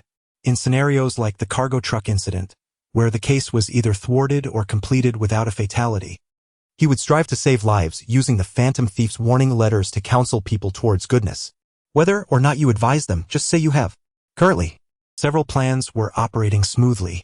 By successfully exposing Conan's vulnerabilities and eliminating the traps posed by his alter ego, Tang Zhe's identity became deeply intertwined with the opposing side.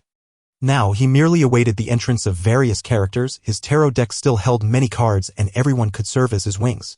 Alas, tranquility in the world of Conan never lasts long. After attending half a day's worth of classes, upon learning of a 3-day holiday starting in the afternoon, Tang Zhe sensed that something was amiss. Sure enough, after a quick lunch at the CAF, Tang Zhe casually glanced up from his homework by the window and spotted the Mori father-daughter duo escorting Conan downstairs, accompanied by a plump woman clad in a black suit. She opened the back door of a small beetle and unceremoniously shoved Conan inside. After closing the door, the woman politely bowed to the two. Thank you for taking care of Conan these past days. We will surely come by to express our gratitude again.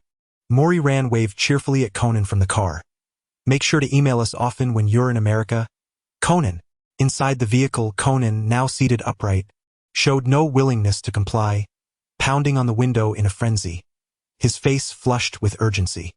Yet another familiar unit. This time, Kudo has transformed into Yukiko Kudo. And despite Tang Zhe's intense scrutiny, he found no signs of disguise.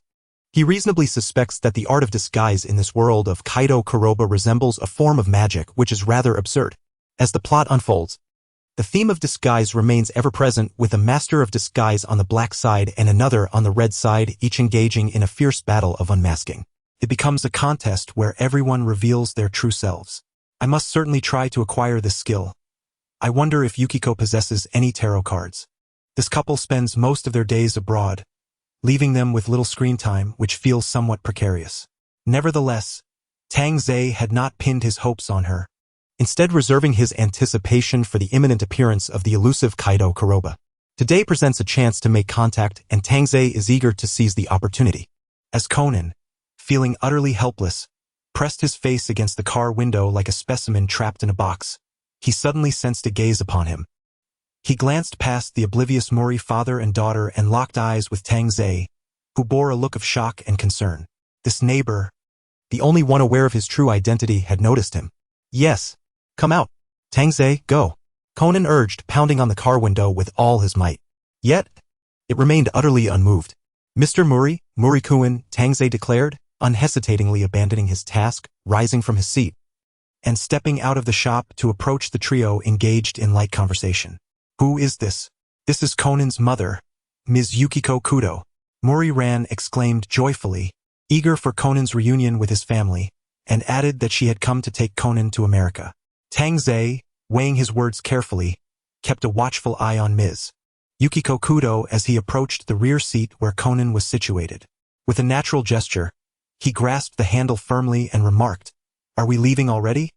Come say goodbye to your brother. You haven't finished reading the book I lent you, have you?" Unfortunately, upon entering the vehicle, Yukiko had already engaged several child locks on the car doors, rendering them impossible to open.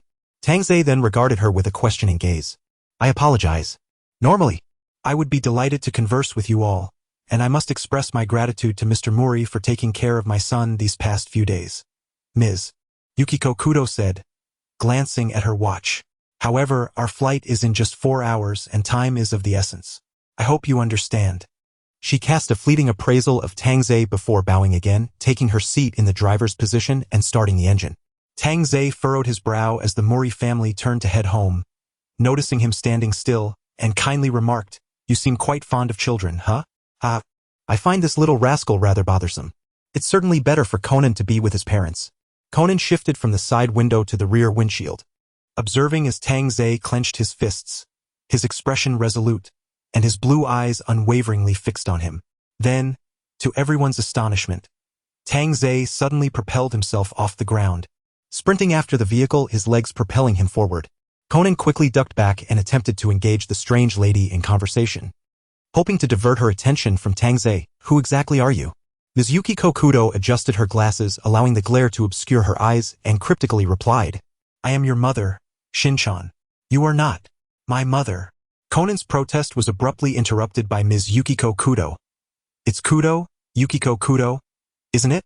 With her words, the truth was laid bare, and Conan's expression shifted dramatically as she recounted her illustrious past. At 19, she was a world-renowned genius actress, having won numerous prestigious awards, captivating audiences with her exceptional talent and stunning beauty. Later, she fell in love with novelist Yusaku Kudo, retiring from the limelight to start a family. "And they have been living abroad for some time, raising you, Shinichi Kudo." Conan's mind was in turmoil, struggling to process the bizarre self-aggrandizing introduction filled with accolades. A singular thought dominated his mind. Could this woman be an accomplice of the black-clad individuals who had knocked him unconscious? Ms. Yukiko Kudo produced a small, elegant handgun from her pocket, the weapon aimed steadily at Conan's forehead. In a chilling tone, she warned, "Don't even think about escaping, little boy. Bullets are indiscriminate. Come with me to a certain place." How could he possibly surrender? Recalling Tangze's recent actions, Conan gritted his teeth and, as they approached an intersection, forcefully pressed his foot against the pedals beneath Ms. Yukiko Kudo's feet. The little beetle surged into oncoming traffic, and Ms. Yukiko Kudo slammed on the brakes to avert a catastrophic collision. Seizing the opportunity, Conan unlocked the door, flung it open, and bolted from the vehicle. Chapter 33. Since one craves excitement, why not see it through? As Conan escaped the car, his mind raced, contemplating where to flee. He couldn't return to the Mori Detective Agency. Neither Ran nor Mr. Mori had questioned his identity, which was a blessing, as the organization might not pay them any mind. With his identity compromised, he needed to return home to seek out Professor Agasa to uncover the motives of that organization. Anyone who had come into contact with him was in danger, and he had to warn everyone to be cautious. Just as this thought crossed his mind, a hand suddenly reached out from a nearby alley, grabbing the petite elementary school student and pulling him into the shadows. Conan shivered in fear, only to find himself face to face with Tangze's striking blue eyes. "Shoo," Tangze whispered, covering Conan's mouth and drawing him against the wall. Moments later, Ms. Yukiko Kudo rushed past, clearly in hot pursuit of Conan. Once she had hurried away, Tangze released his grip on Conan, speaking softly, "Are you an idiot? An 8-year-old's legs can't outrun an adult. Seriously, why didn't you contact me?" Conan's heart raced as he watched the robust woman disappear into the distance. If Tangze had not intervened, she would have undoubtedly caught up with him after he crossed the street. Even worse, he might have unwittingly led his pursuer to Professor Agasa's home, putting the professor at risk. "I can't drag you into this, Tangze," Conan croaked, his throat dry. He still had no understanding of the scale, objectives, or methods of this underground organization. It would be selfish to involve Tangze, who was isolated and vulnerable in Tokyo. Thus, even knowing that Tangze was following closely behind, Conan chose not to reunite with him immediately. "What are you playing at, tragic hero, great detective?" Tangze remarked, tapping his forehead. "I don't know what those who took you away are planning, but they are undoubtedly your enemies, right? Are you going to try to negotiate with them in your current state? Conan shook his head, gritting his teeth. My enemies are likely part of a vast underground organization. They transformed me into a child with their drugs. I know nothing about them, and involving you would only heighten the danger. Since the moment I discovered your identity, I have already been drawn into this Kudokuin. Tang Zei crouched down to meet Conan's gaze, his eyes shining brightly like twin blue flames in the dim alleyway. Rather than cower in fear, why not take the initiative? You have exposed yourself to them, and they are equally exposed to you. This is an excellent opportunity. What kind of organization is this? How many people are aware of your identity? It is not too late to intercept the information before despair sets in. Pull yourself together. In the narrow alleyway, only a few beams of sunlight filtered through the windows of the surrounding buildings, illuminating the two of them just enough for Conan to see Tang Zei's fearless countenance. His heart, which had been racing in panic, began to calm down. Indeed, it was not yet time to succumb to despair. Conan's thoughts shifted, contemplating how to retaliate. He slowly began, Tang Zei, I have a plan. Though he spoke words reminiscent of a youthful adventure story, the fire burning in Tang Zei's eyes was not one of determination or resolve, but rather a fervent desire to stir up trouble. Even if he successfully helped Conan to trap Yusaku Kudo and Yukiko Kudo, it was purely out of a sense of justice as a partner in righteousness. It did not tarnish his character and was indeed quite amusing. What malicious intent could Takazawa possibly have? He merely wished to assist the righteous detective being persecuted by the organization. The Kudo couple intended to educate their son about the dangers posed by the organization, hoping to temper his fervor. If that was the case, let the storm rage even more fiercely. Idagawa ran, or rather Yukiko Kudo was completely oblivious to the fact that her son had vanished. She was on her way back to their residence. She knew her mischievous son all too well. In such critical moments, the only person he would instinctively turn to for help would be someone who understood his true identity. Moreover, he would naturally seek refuge in a familiar and secure environment. So the runaway Shinichi was likely heading home to seek the assistance of Dr. Agasa next door. As long as he was nearby, it would be easy to ambush that mischievous child, administer a tranquilizer, and proceed to the next step. Unbeknownst to her, the number of people aware of Shinichi's identity had increased with the variable of Takazawa, yet Yukiko Kudo remained steadfast in her plan. She appeared, hiding on the second floor of the Kudo residence. Takazawa lowered his binoculars. He had accompanied Conan from another block, stealthily scaling the back wall to enter the Kudo family's backyard without drawing any attention. They had indeed uncovered the situation. Conan felt a weight in his heart, for he would have genuinely returned home to seek help from Dr. Agasa. The other party had accurately predicted his movements. Wasn't that to be expected? Shinichi Kudo was no ordinary individual. Takazawa flexed his fists, preparing for battle. With their predictions thwarted, the initiative had returned to them. Did your listening device pick that up? Conan asked, retrieving his phone to activate the monitoring program. Takazawa had placed several listening devices near the entrance, and the sound of high heels echoed through them. The woman, having circled the vicinity, seemed somewhat anxious as she paced in front of the Kudo residence. After waiting for several minutes, she indeed did as Conan anticipated, pulling out her phone to contact someone. And there was an accomplice. Didn't you just guess? One of the crouching boys exchanged thoughts, straining to hear the sounds from the program. The listening device near the pole by the entrance clearly captured the dialing tone, and it seemed the woman leaned against the pole while making the call. Hello, it's me, she said once the call connected. There has been a problem. That kid has escaped. He's just an elementary school student. Where could he possibly run to? Came a magnetic male voice from the other end of the line, which struck Conan as strangely familiar. Yet before he could discern the source of this familiarity, the content of their conversation immediately seized his attention. He could not return to the Mori household, and apart from his own home, there was nowhere else to hide. You lost him? We Haven T found him here.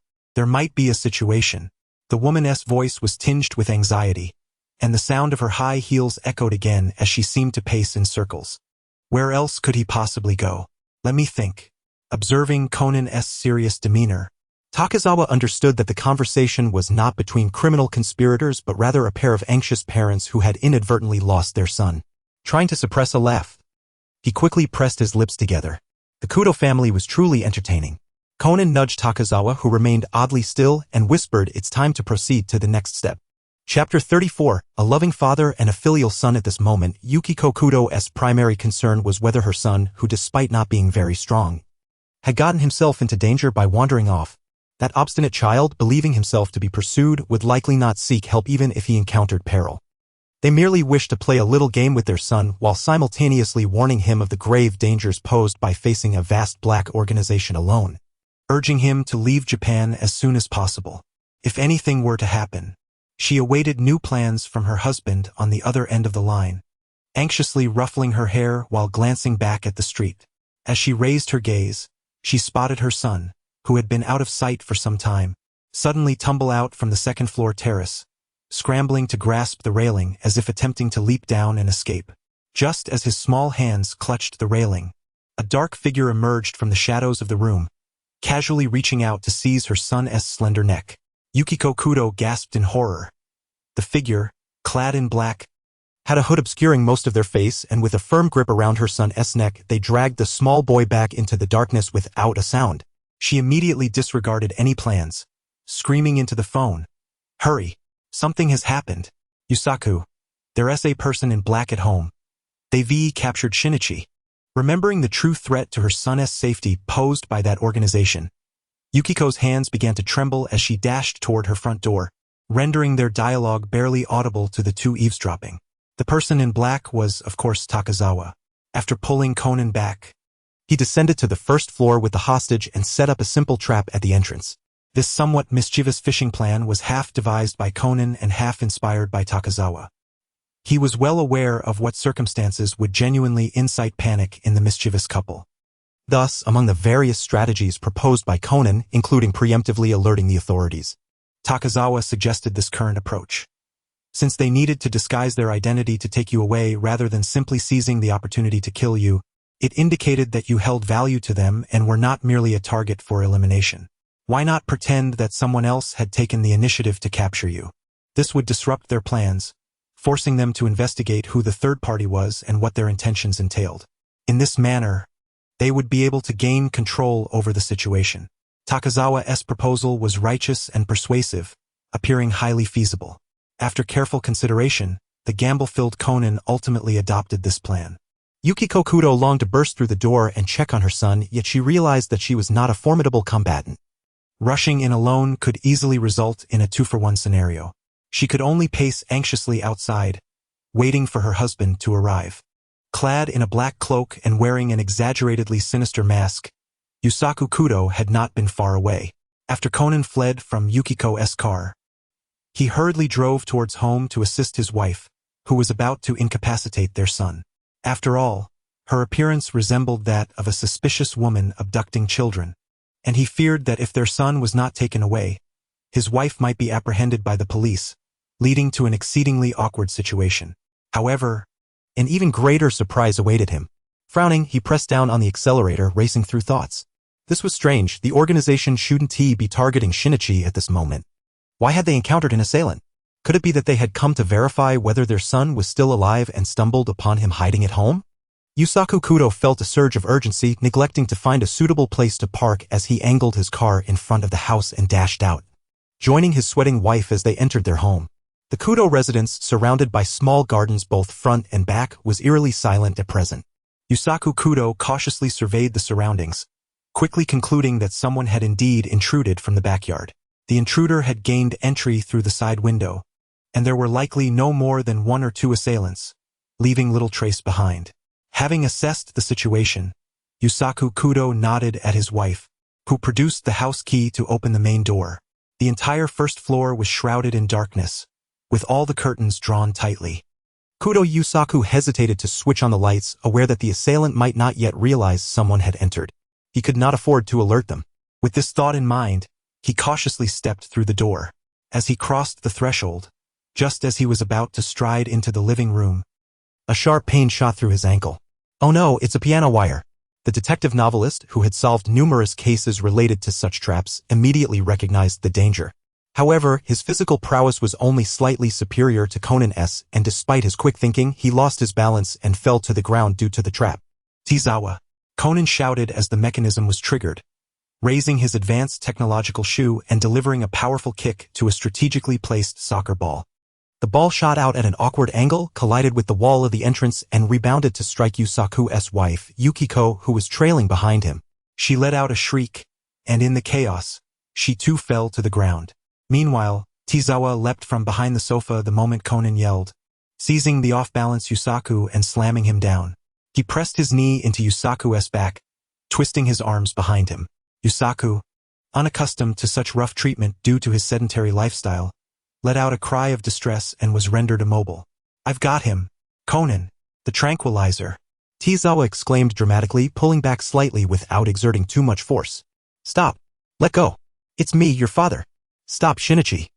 Yusaku shouted with all his might as he saw his son emerge from behind the table, pressing a button on his watch. In the midst of adrenaline surging through him, Conan paused, momentarily taken aback. Tezawa, understanding the situation, also ceased his actions and looked up at the confused Conan. A loud thud was heard as Yukiko, who was rubbing her waist, managed to turn on the light. The tussling figures fell silent for a moment, and Conan approached, yanking off the cloaked figure's mask. Beneath it was indeed Yusaku's face, contorted in pain from Tezawa's grip, beads of sweat forming on his brow. "Ah, Dad, what happened?" Conan exclaimed, exasperated. So that woman, he glanced at Yukiko, who was now clutching her waist. She pulled off her hood, revealing her cascading wavy hair and delicate features. "Oh, you too." Conan groaned, rubbing his temples. "This was your idea, wasn't it, Dad?" After a moment of reflection, he realized that his parents had come back specifically to confront him about his transformation. Tezawa, having removed his hood, blinked innocently with a bewildered expression. Conan, frustrated, looked at his parents, who were still recovering from their unexpected fall. He found himself at a loss as to how to explain Tezawa's well-meaning involvement in the scheme. Clenching and unclenching his fists, he rolled his eyes and said, "This is hopeless, Tezawa.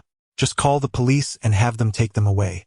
In the touching reunion scene of the family, two of them were still unable to rise.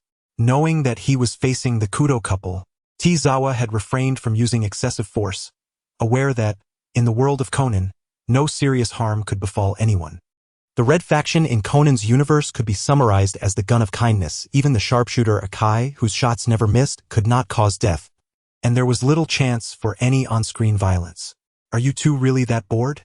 Conan remarked, sitting across from the couple on the coffee table, his irritation mounting. "Did Professor Agasa tip you off?" If his parents, who traveled far and wide, had even a shred of sensibility, they wouldn't have orchestrated such a ridiculous scene to startle him. After such a major incident, how could he not inform us? Yusaku replied, straightening himself despite the discomfort. "Exactly," Shinichi, Yukiko echoed, leaning on her husband. "You encountered such grave danger, and you thought you could handle it alone? Where do you get this inexplicable bravado from?" Yusaku sighed, glancing at Tezawa, who was diligently clearing the various mechanisms from the hall. "You were lucky to escape this time. It was merely a fortunate coincidence that we didn't notice Tezawa's involvement. If it had been just you, the situation would have been overwhelmingly dire." Their plan was intricately crafted, precisely tuned to their son's psychology. Without Tezawa's formidable presence, they would have undoubtedly faced a disastrous outcome. "I know there are significant risks, which is why I've been trying to stay hidden." "No, you have no idea," Yukiko interjected, her eyes wide with frustration. "Do you think your father and I were so terrified when we saw you captured for no reason? You still don't understand the gravity of what you're up against." Yusaku adjusted his glasses, his tone somber. "If your identity is truly exposed, everyone you've come into contact with, your mother and me, the Mori family, Professor Agasa, Tezawa, will face the same dangers you did today. Shinichi, you need to leave Japan with us. I'll find a way to get your information through my connections with Interpol. It's not safe for you to remain here before you recover." Conan lowered his gaze. By this point, the fear of being pursued and the thrill of plotting a counterattack had subsided. He understood the wisdom in his parents' words. He was likely facing a complex and powerful organization. They were not merely a violent group.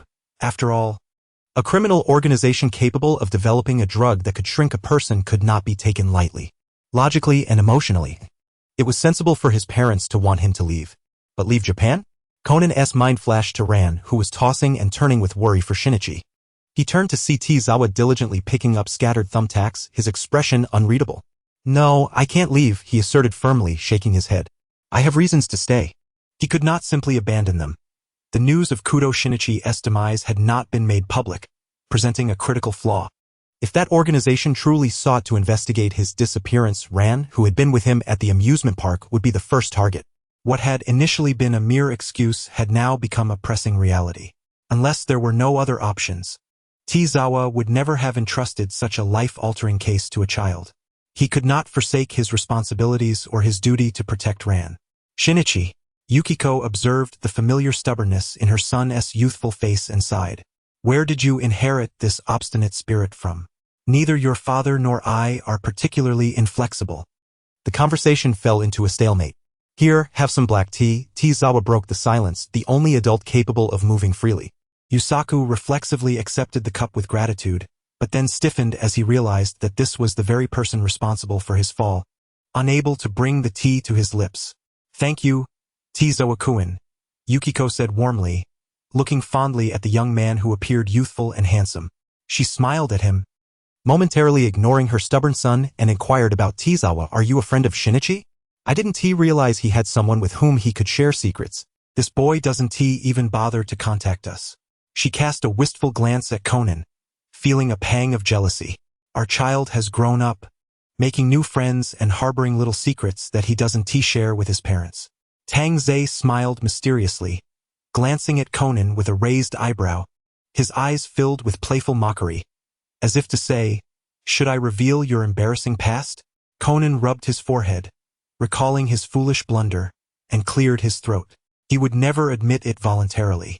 How could Kudo Yusaku not understand his son's capabilities? Humph, it seems he's merely pretending to be a child and has been found out. Indeed, the act was lacking. Tangze nodded in agreement. Kudo Yukiko, remembering her son's awkwardness when caught in a lie, gently stroked her cheek in worry. At your age, I had already been nominated for a film festival. Why is it that you only inherited your father's penchant for deduction and none of my talent? That's not true. Conan gritted his teeth, embarrassed to admit that a miscalculation had led him to unintentionally jab Tangze, and that perhaps the impact on his arm had been insufficient, causing their ruse to unravel midway. He could only lamely retort it was an accident. It was an accident that Tangze found out. Kudo Yukiko clapped her hands, a new idea sparking in her mind. Aha! Since Shinichi insists on staying in Japan, I, the brilliant and beautiful actress Yukiko, shall give you a crash course in acting. At the very least, you should be able to fool the Mori family. Hey, that's settled then. For the first exercise, let's learn how a child should act cute. Kudo Yukiko looked at Shinichi's youthful face, reminiscing as she patted Kudo Yusaku. At this age, Shinichi would still run into my arms, crying for me to take him to buy a new soccer ball. Ah! Conan collapsed, covering his ears, especially when he noticed Tangze, sitting nearby, struggling to suppress laughter, causing him even more embarrassment. Stop talking. Please, just stop. For a moment, the Kudo household was filled with a joyful atmosphere. Chapter 36, The Clip Sound Technique. After enough fun, Tangze departed from the Kudo household, his bag filled with Dr. Agasa's cutting-edge inventions and a signed copy of Kudo Yusaku's latest work. Most notably, his phone was packed with videos of Conan, dragged along by Yukiko, practicing acting techniques in a high-pitched, whiny voice, leaving him feeling both amused and exasperated. Under Tangze's curious inquiry, Kudo Yukiko demonstrated her seemingly magical skills of disguise and voice alteration, leaving Tangze thoroughly entertained and wanting more. Kaido, hurry up and send out the preview. I have my sights set on your disguise. Having agreed to return Conan to the Muri Detective Agency under the guise of a visit, Tangze politely declined the invitation to dinner, leaving the space for the rare gathering of the Kudo family, and strolled back to the CAF. As dusk fell once more, Tangze tightened his trench coat, gazing at the crimson sky, reminiscent of evenings before his journey. He maneuvered his wheelchair along the quiet neighborhood roads, moving towards the fiery horizon, suddenly contemplating the notion of dying at that moment. The world was serene, reminiscent of an old movie's conclusion, as he stepped into the intense afterglow. Reflecting on this, Tangze picked up his phone to take a photo, framing the sunset and pressing the shutter. In that instant, he noticed in the lower left corner a thumbnail of a recent photograph in the album that appeared strikingly unfamiliar. Tangze paused, opening the album. When he first received the phone, he had checked it thoroughly, finding no previous contents. It was an entirely new, blank device. Now, It contained traces only from his own usage, so such an image should not exist. Upon opening it, he discovered it was an automatically downloaded email attachment, and there had been no new notifications in his inbox today. Tang Zhe realized the gravity of the situation, quickly maintaining a composed demeanor to conceal his emotions, his heart racing suddenly. The photo depicted a schematic, using simple geometric shapes to illustrate a bag, with a red circle highlighting a specific location on the handle. The original owner had come from Kyoto, having left all personal belongings behind. Even the clothes he wore had been changed to a school uniform in advance, the only item that truly belonged to him being the ever-present commuter bag. During the incident, the original owner had been captured while carrying this bag. After changing into prison attire, the bag, along with his clothing at the time, had been locked away. Following the conclusion of the case, it had been returned to him. The contents had undoubtedly been meticulously searched, but since the situation was unexpected for Tang Zhe, it was clear that those involved did not believe he would carry any important items with him. Thus, in the shadows of the lamp, while the contents of the bag had been replaced, the bag itself had remained intact, accompanying Tang Zhe to Tokyo. Tang Zhe tightened his grip on the bag discreetly, his thumb sliding over it as he deleted the image from the album. He speculated that the original owner must have been unaware of this, or else the photo would not have suddenly appeared now. Is this the essence of psychological scholars? All preemptive judgment? Tang Zhe recalled the professions of the original owner's parents and sighed softly. If this indeed was a secret hint left for him by his parents, what could have triggered such an email? They might never return. Tang Zhe's hand slid along the handle of the commuter bag, discreetly probing the indicated location on the schematic. Beneath several layers of sturdy fabric, his fingertips distinctly felt a hard object, a square piece about the size of his fingertip. Its length and width did not exceed 1 inch. If not for the deliberate pressure, he would not have noticed it after holding it for so long. It seemed this was the item the organization had been searching for all along. Tang Zhe narrowed his eyes slightly. Initially, his plan for the black market was merely a superficial idea, a way to turn the tables. Now, the other half of the possibility had fallen into his hands. I will make good use of this. He sincerely wished for the family to reunite in another world, joining his hands in prayer as he expressed his gratitude quietly. The following day, along with Conan's return, came the portly Edagawa Vonsai and a check for 10 million yen. The generosity was overwhelming, and naturally, the mischievous child officially moved into the Mori household. As for the results of Yukiko's training, Tang Zhe and the beaming Edagawa Conan burst into the CAF, clutching a novel, his voice high-pitched and whiny, making Tang Zhe want to cover his ears. I came to read with you. A carefree little boy dashed past Amuro Turu, who was serving drinks, as Amuro calmly advised against running in the establishment, letting the child pass without suspicion. Excellent, effective. Tang Zhe seriously suspected that Yukiko's secret teaching was merely to giggle loudly and act obnoxious, causing his hair to stand on end. However, he had to maintain a warm smile, catching the boy who dove into his embrace. Let's not disturb the business, shall we? I'll take you upstairs to read. Ouch! The headbutt landed solidly on Tang Zhe's soft abdomen, making him feel as if he had been jolted. This mischievous child must be taking revenge for those embarrassing videos. He silently gritted his teeth, trying to keep a smile on his face, feeling the muscles in his cheeks stiffen as he hurriedly led Conan upstairs. That hurts.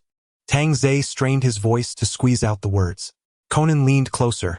Are you going to delete the videos? Tang Zhe quietly rubbed his abdomen, replying, No, I'm keeping 2 backups to show Morikuin later. Conan would not be intimidated. Although the videos did not reveal his relationship with Kudo Yukiko, the mere backdrop of the Kudo household was suspicious enough. While Tang Zhe might tease him with the videos, he would never joke about his safety. Thus, Conan laughed unabashedly, flashing all 8 of his teeth. Tang Zhe was fully aware of his little trick. With a sinister smile, he took out his phone and played a carefully edited audio clip. Hello, sister. Conan's expression twisted in an instant. Tang Zhe pressed play again. Hello, sister. Did he think that just because the videos couldn't be sent out he was safe? How naive. Tang Zhe raised his hand, using his impressive height to suppress the irate Conan, preventing him from destroying the evidence. Internally, he felt a delightful anticipation, thinking that when a certain bottle of Lao Gan Ma makes its appearance in the future, this precious record might yield even greater value. Stop. Don't let go. I was wrong. I was wrong. Finally subdued after yet another setback, Conan surrendered, plopping down beside Tang Zai's bed, quietly muttering, "I told you, Ran definitely misjudged him." That terrible guy. Tang Zai chuckled broadly, revealing 8 gleaming teeth. Still want to study, Conan-kun? Humph. Conan turned his head away discontentedly, then after a brief silence murmured, "Thanks." Tang Zai blinked in confusion. "I mean about yesterday, thank you," Conan awkwardly clarified, though it turned out to be a blunder, still thank you. Having gleaned some peripheral information about the organization from his father yesterday, Conan increasingly understood what Tang Zai's unhesitating intervention implied. If they had been facing real members of the organization, Tang Zai's actions would have been akin to a moth flying into the flame. It was astonishing that he had already suffered greatly for a single act of bravery, risking even his life in the process. "Though I can't fathom what you're so moved about. Don't mention it." Tang Zai laughed, ruffling Conan's hair into a messy tuft. His smile resembled that of a benevolent farmer fondly caressing a corn cob. "Keep at it, little detective. Level up quickly, produce some skills, and assist me, more the merrier." Chapter 37. This time he truly burst out the door. "I'm not going." "Why not?" "Tang Zai, please help me. How many times is this now?" Tang Zai switched his phone to the other side, wedging it under his shoulder as he picked up his textbook again. "Who is to blame for my homework only having 2 lines written?" A laugh echoed through the receiver, the youthful voice of Conan sounding somewhat embarrassed. Titan High School was not a typical academic institution. In fact, the homework load was manageable. However, since Tang Zai had barely written a few sentences yesterday, the Kudo family had come over to intervene, leading him to rush out without even tidying up his desk, resulting in 2 staff members repeatedly calling to check on him. "Are you perhaps relying on me a bit too much?" Tang Zai twirled a pen, squinting his eyes. "I can't shake the feeling that you're not the type to bring friends along. You can't be implying that you're trying to assert dominance here, can you?" Conan had sought Tang Zai's help twice after his identity was exposed, facing situations that could jeopardize the relationship between Ran and Shinichi Kudo. It is worth noting that Conan was infamous for his stubbornness. If he were not so headstrong, he would not be rushing off to cause trouble on his own. His frequent appeals for Tang Zai's assistance were indeed unusual. Tang Zai concluded that this reflected a hint of the notion that one must not take advantage of a friend's wife. After all, Tang Zai was not only Ran's neighbor but also her classmate, possibly the most handsome boy she would encounter frequently in the future. If Tang Zai were to be aware of the feelings between his best friend and Ran, there would naturally be no risk of emotional complications. How could that be? "You're overthinking it." Conan was relieved that they were on a call. Otherwise, Tang Zai's keen perception would have easily detected his moment of guilt. "Isn't it convenient that you're so close?" Tang Zai decided he could not let Conan continue to take advantage of him. "How about this, you help me with 2 assignments, and I'll help you keep an eye on things." Conan was momentarily taken aback, exclaiming, "Huh? You want a primary school student to help you, a high school student, with your homework? You've just shrunk in size, your intellect has diminished, right? This would still be your homework anyway, wouldn't it? Why are you suddenly emphasizing that you're a primary school student? What business do primary school students have in dictating what high school students can do?" Tang Zai was utterly unembarrassed, reiterating, "Who is to blame for me only being able to write today, and now I seem unable to do so?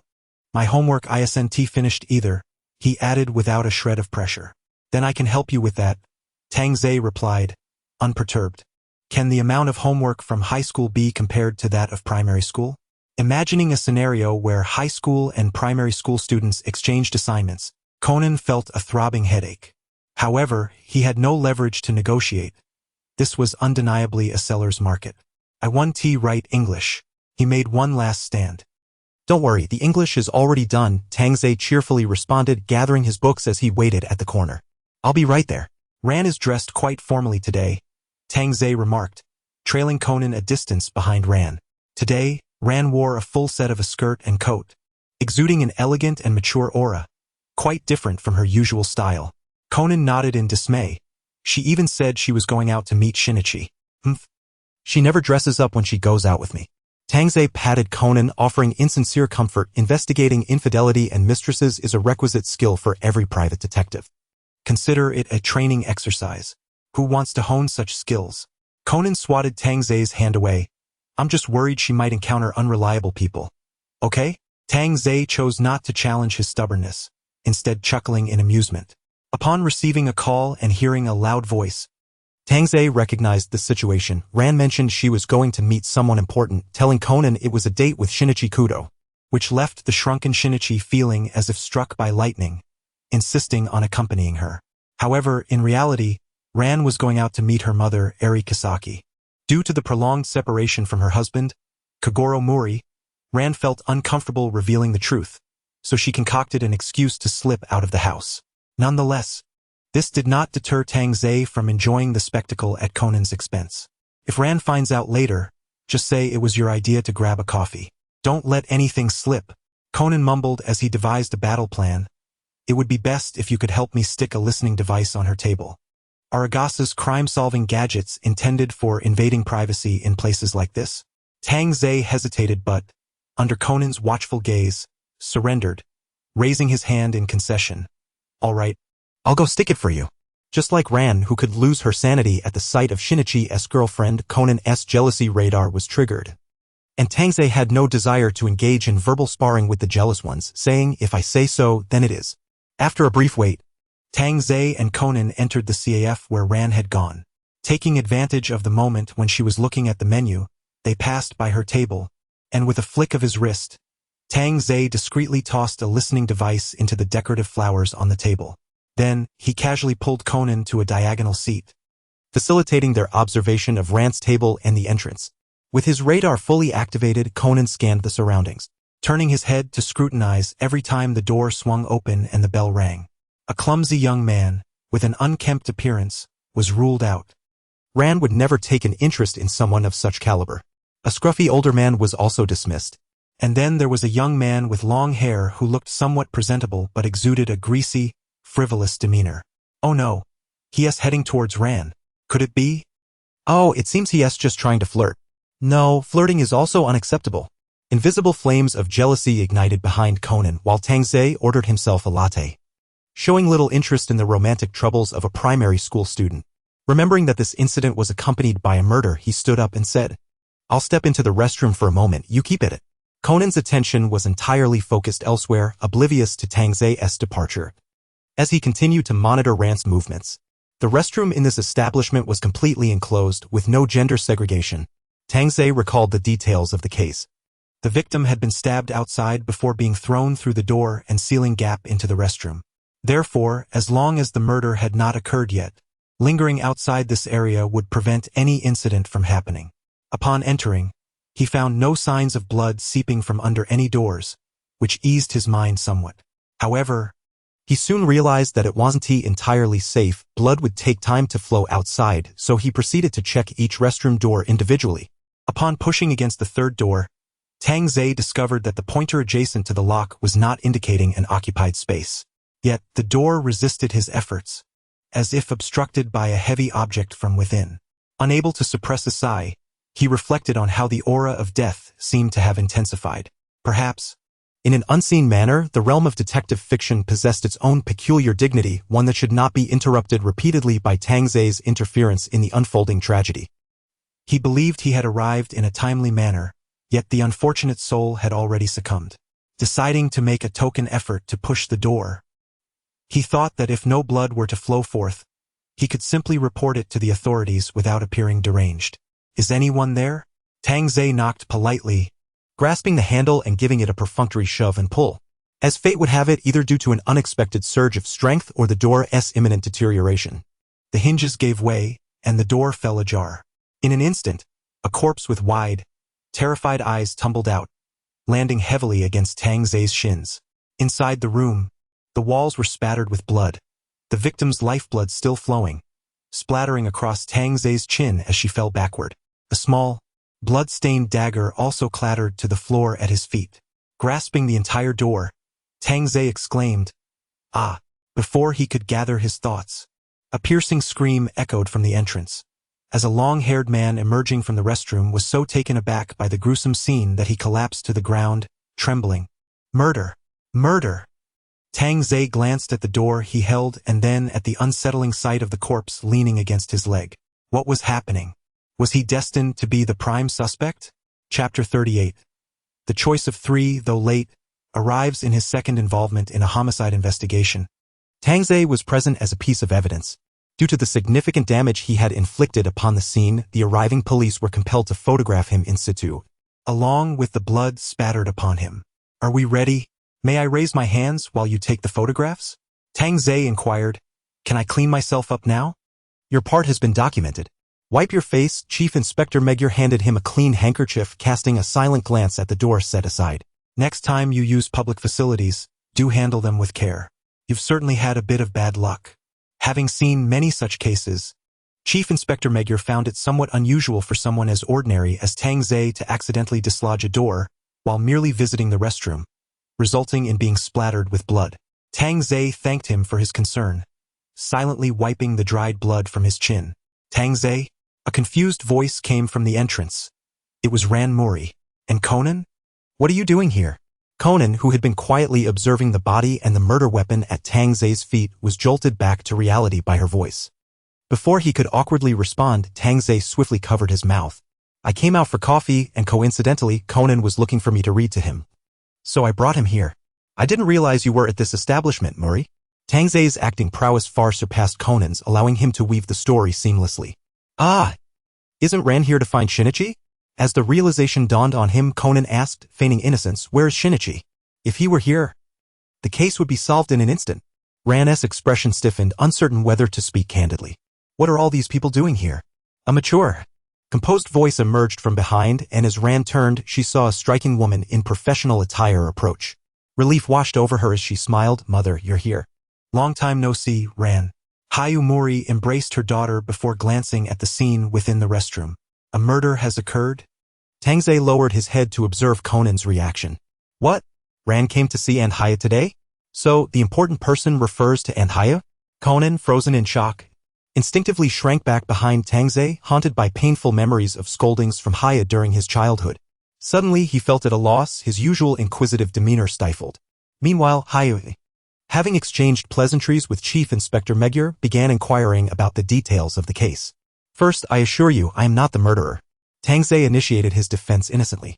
Before recounting the probable state of the crime scene, the victim must have been pressed tightly against the door, explaining why I found it unlocked yet unyielding. The victim, Hamaya Yayoi, age 24, Chief Inspector Magyar smoothly conveyed the information gathered during the investigation. She died from a knife wound to the heart. The assailant acted decisively. There is a strangulation mark on her neck. Conan, having stealthily examined the area, pointed to the victim's neck. The murderer may have first used a rope to incapacitate her before delivering the fatal stab.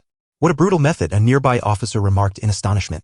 The victim's wallet is empty, suggesting robbery as a possible motive. The assailant likely wished to avoid being seen, Chief Inspector Magyar speculated, gesturing towards the window behind the toilet. I suspect the murderer entered through here, concealed within the stall, waiting for someone to push the door open before subduing them and making off with the valuables. That's impossible. Before Conan could speak, Tang Zhe shook his head. I merely pulled open the door, and blood splattered onto my trousers. If the assailant had committed the act this way, they would surely have been covered in blood. Exiting through the window would have left no trace. Haya nodded in agreement. If they were careless enough to leave the murder weapon behind, they certainly wouldn't have had the leisure to wipe the window clean. However, this creates a conundrum.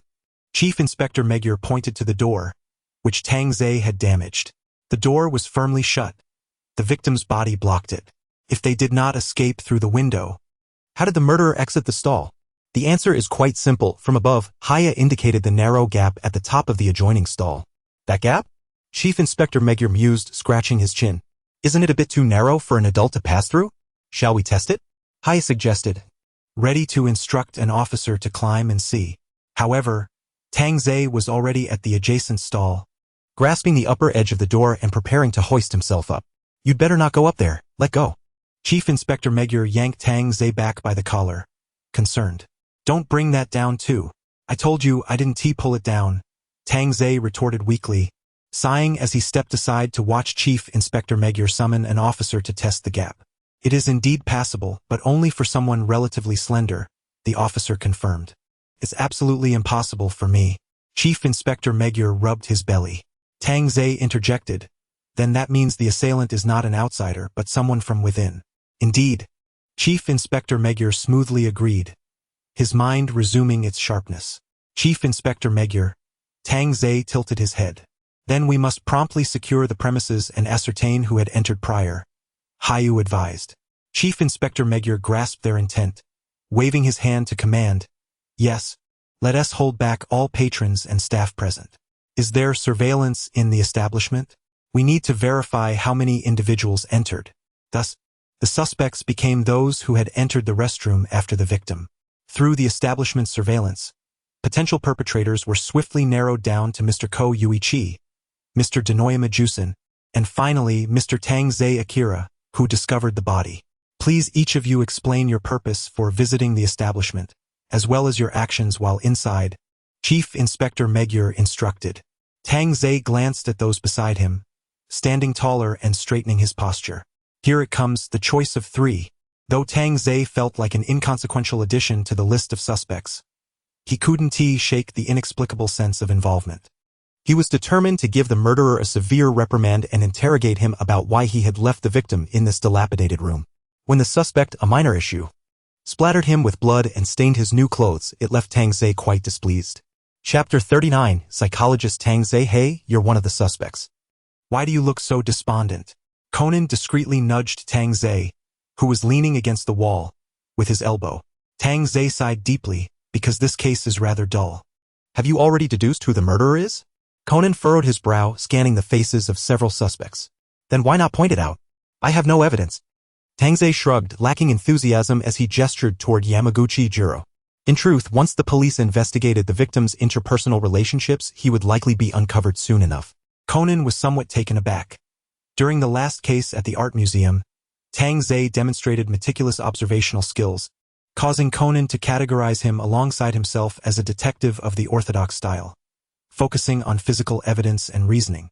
Hearing Tang Zei admit a lack of evidence yet still conclude who the murderer was took him by surprise. How did you arrive at that conclusion without evidence? Intuition? Experience? He pressed. This is likely a crime of passion, Tang Zei stated boldly. What is the basis of your judgment? The attentive lawyer, Hayaguri, had just concluded her inquiries with the police and had approached Tang Zei, catching the latter part of their conversation. Tang Zei politely nodded at her before answering. Perhaps you have heard of criminal psychology? It is a branch of psychology that focuses on the behaviors and psychological traits of criminals, analyzing potential patterns and factors in criminal behavior to assist in justice and investigation. So you derived your conclusion from the perspective of criminal psychology? Hayaguri looked at Tang Zei with curiosity, intrigued by this seldom-heard angle as legal proceedings primarily rely on established chains of evidence, with little use of such auxiliary disciplines for indirect arguments. This was a new direction Tang Zei had established for himself upon learning about the professions of the Tang couple. Thus, even if he inadvertently revealed information he should not know next time, he could easily deflect with a psychological explanation. Don't ask, just say it's psychology. After all, in the world of Conan, the deceased can leave flamboyant death messages. The murderer can employ bizarre methods that challenge classical physics, and detectives can have sudden insights to unravel the techniques. Thus, it's perfectly reasonable for psychologists in this realm to elucidate the truth as if they possess mind-reading abilities. Moreover, this assertion holds true in a strict sense. The phantom thief is indeed a profession that resolves psychological dilemmas with physical means. As long as one can tackle psychological issues, they qualify as a psychologist. There's no dispute there. Using a sharp weapon to kill, much like the perpetrator in this case. Tang Zei mimicked a stabbing motion with an object held downwards, indicating that in criminal psychology, this act carries sexual connotations. Such an action inflicted upon a woman could even serve as a profile indicator of the murderer's inadequacies in sexual prowess in certain serial murder cases. It is highly probable that the perpetrator had a romantic relationship with the victim. Additionally, Tang Zei pointed to the door he had entirely removed, now forlornly leaning against the wall. There was no need for Conan to climb up to observe. The blood spatter at the top was clearly visible.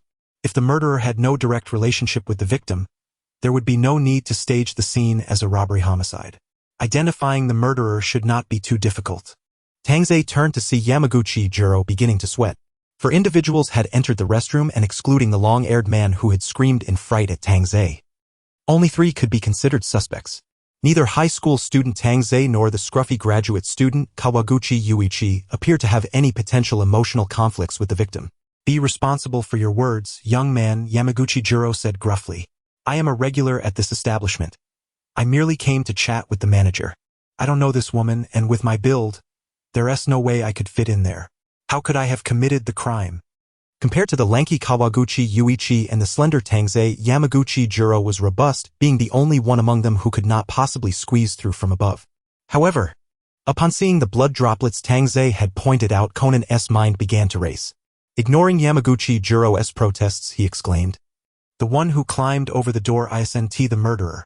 It's the corpse." After shouting this, he glanced at Hyuguri Eri and Mori-ran, adding, "Right, Tangze and I?" Given Conan's proactive nature, it was understandable that Mori-ran quickly began to question his identity.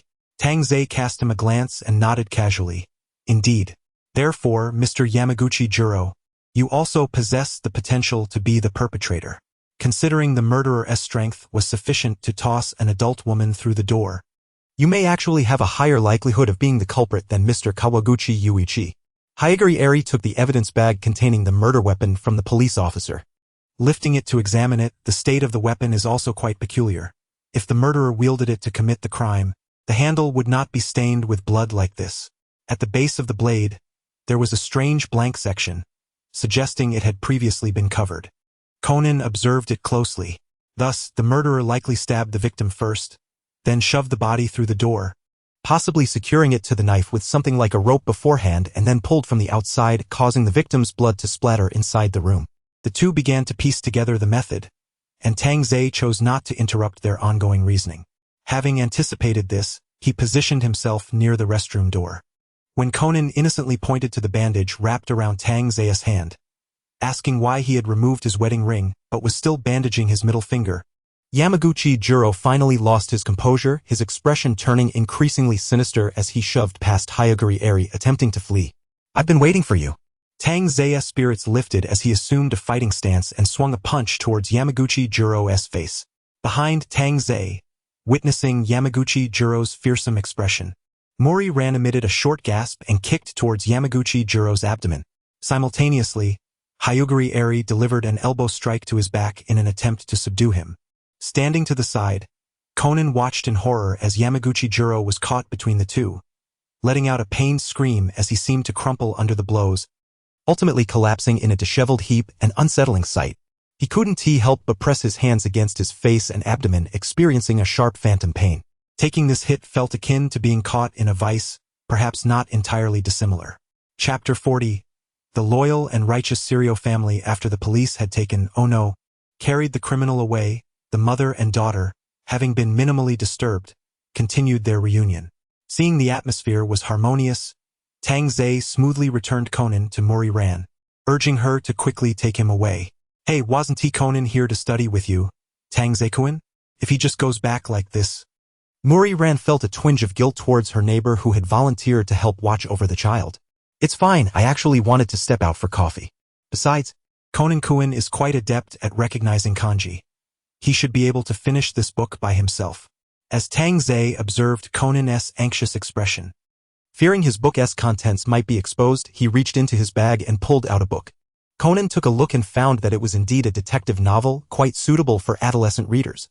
Specifically a work by Adagawa Rampo titled The Phantom of the 20 Faces. Conan couldn't help but stare at Tangze's deflated commuting bag for a moment. What exactly does Tangze carry in his bag? Since I met him, the items he has retrieved include, but are not limited to, water, glasses, notebooks, books, bandages, and spare clothing. The hooded sweatshirt he wore earlier was his own, and just now he also handed over his soiled pants to the police. "Tangze, are you like Doraemon?" Conan's astonished gaze was certainly received by Tangze, yet he merely smiled in silence. As for the book, where else could it have come from? It was borrowed from the library at Shujin Academy, titled The Great Thief Rs. Lupin, but for some inexplicable reason, it transformed into the Phantom Thief 20 Faces upon being drawn out. Nevertheless, they are both sufficiently deceptive. "Have fun?" Tangze raised his half-full latte as a gesture. "I shall continue to savor my coffee." Watching Conan, who was reluctantly dragged away by Ran Muri, Tangze retracted his gentle smile, once again locking eyes with the man across the street who was silently observing him. Tangze would never part from these main characters without reason. Yet while waiting for the police to take away Jae-suk, He caught sight of a long-haired man staring directly at him without flinching. He recognized Akai Shuichi, who was following him, and from the other's unwavering, motionless stance, he sensed a desire for communication. Previously, Tangze had surmised that Akai Shuichi had yet to reveal his undercover identity and that his current mission was somehow related to Tangze Zhao. But the directness of this encounter still took him by surprise. Unless, of course, some unforeseen variable had compelled him to risk a direct interaction with Tangze. As he gradually organized his subsequent strategies, Tangze leisurely finished the remaining coffee in his cup, discreetly glanced at his tarot cards through the system map, confirming that Amuro had not followed, and Conan had walked far enough away, before stepping out and approaching Akai Shuichi. Having already anticipated that Tangze had detected his presence, Akai Shuichi turned and entered the parking lot, waiting for Tangze to catch up. "How should I address you?" Tangze inquired as he came to a halt in front of Akai Shuichi. Akai Shuichi did not respond immediately, but instead scrutinized Tangze's face intently. Tangze had not inherited his mother's golden hair and green eyes. Rather, he bore a resemblance to the Mayano sisters, with blue eyes that might be slightly lighter than theirs, displaying a cold, icy blue hue under the sunlight. Unable to resist, he smiled under the scrutiny of those eyes. "You may call me Rai, or you may refer to me as Akai Shuichi," he replied. Tangze endeavored to maintain his composure, suppressing his astonishment. To his surprise, Akai Shuichi had revealed his true name and his code name from the organization. Tangze had expected to hear something like Thief Karasawa at most. However, what Akai Shuichi said next shattered Tangze's ability to mask his emotions. "Alternatively, you may also call me brother." Akai Shuichi observed Tangze's reaction and continued, "Your uncle and aunt, your parents, passed away over 2 months ago." Tangze involuntarily took a step back, his mouth agape, his pupils dilating in shock. "What, brother?" "Wait a moment, the script is off, let me sort this out, it's all a bit chaotic." His father certainly did not bear the surname Akai, and the address of aunt used by Akai Shuichi implied that Tangze Zhao's mother, Tangze Leona, had the maiden name of Shiratori? "Goodness," he exclaimed internally. No wonder a perfectly ordinary high school student suddenly found himself ensnared in a life-altering predicament. It turned out he was entangled with the Shiratori family.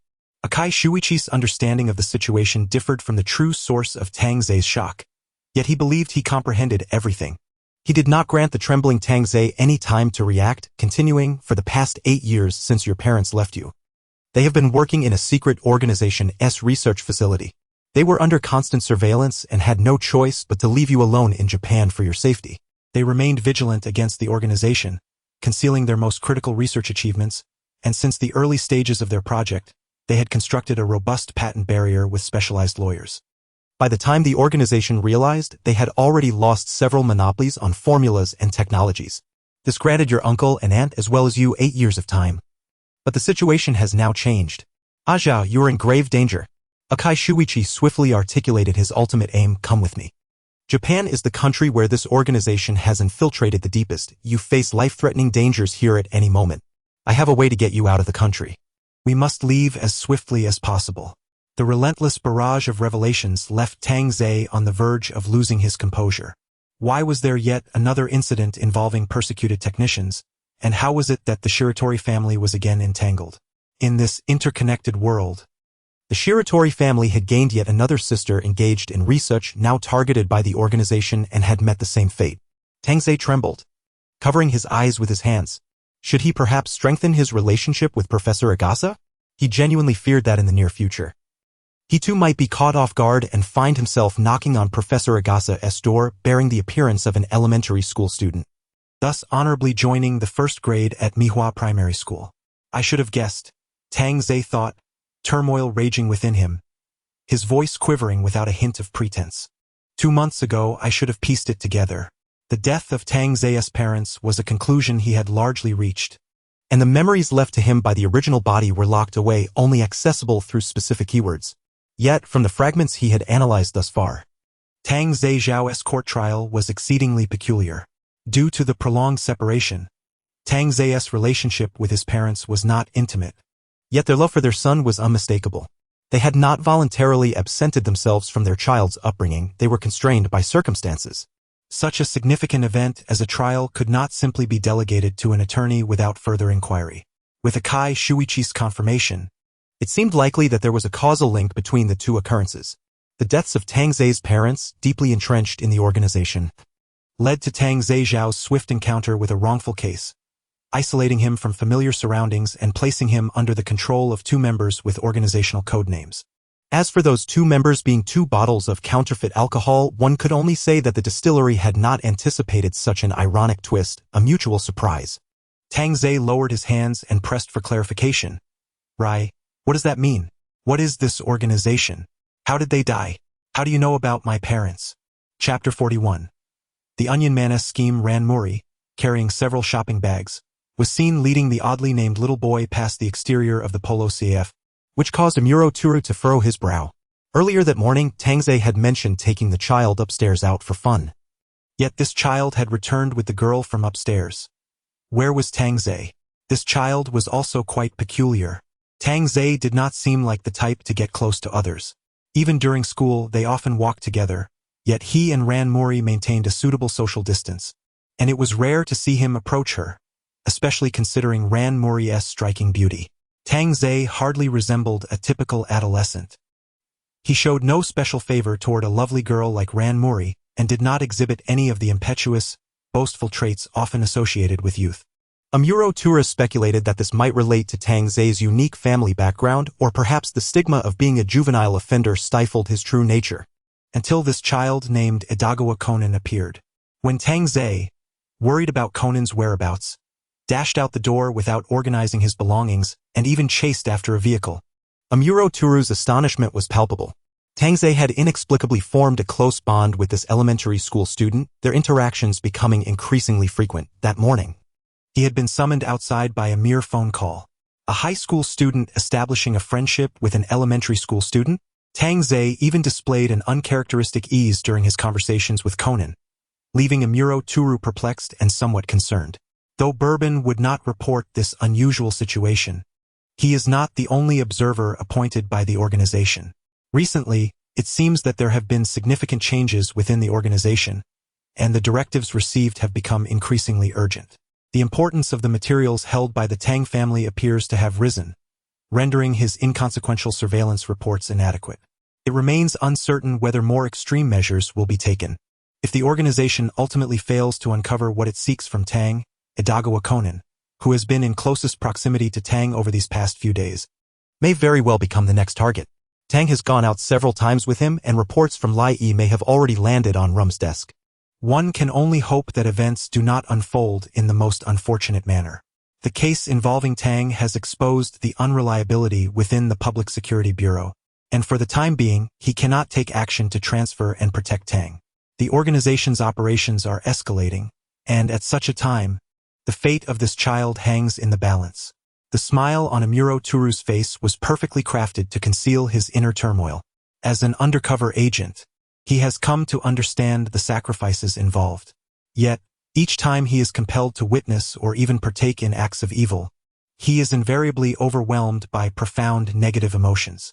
At the very least, he aims to extricate this child, ensnared by the judicial system's blind spots and the murky depths of power and money, from the abyss. "Mr. Tang, welcome back," Amiya Azusa greeted, lifting her gaze as she heard the chime of the doorbell. Over the past few days, she had grown fond of this boy. He was quiet, considerate, and his gentle demeanor tugged at her heartstrings. After all, a child's maturity often emerges from suffering. "Ms. Amiya, Mr. Amuro, I have returned," Tang replied respectfully, as always. However, Amuro perceptively sensed his current despondency and turned to scrutinize him. Indeed, Tang's spirits were low.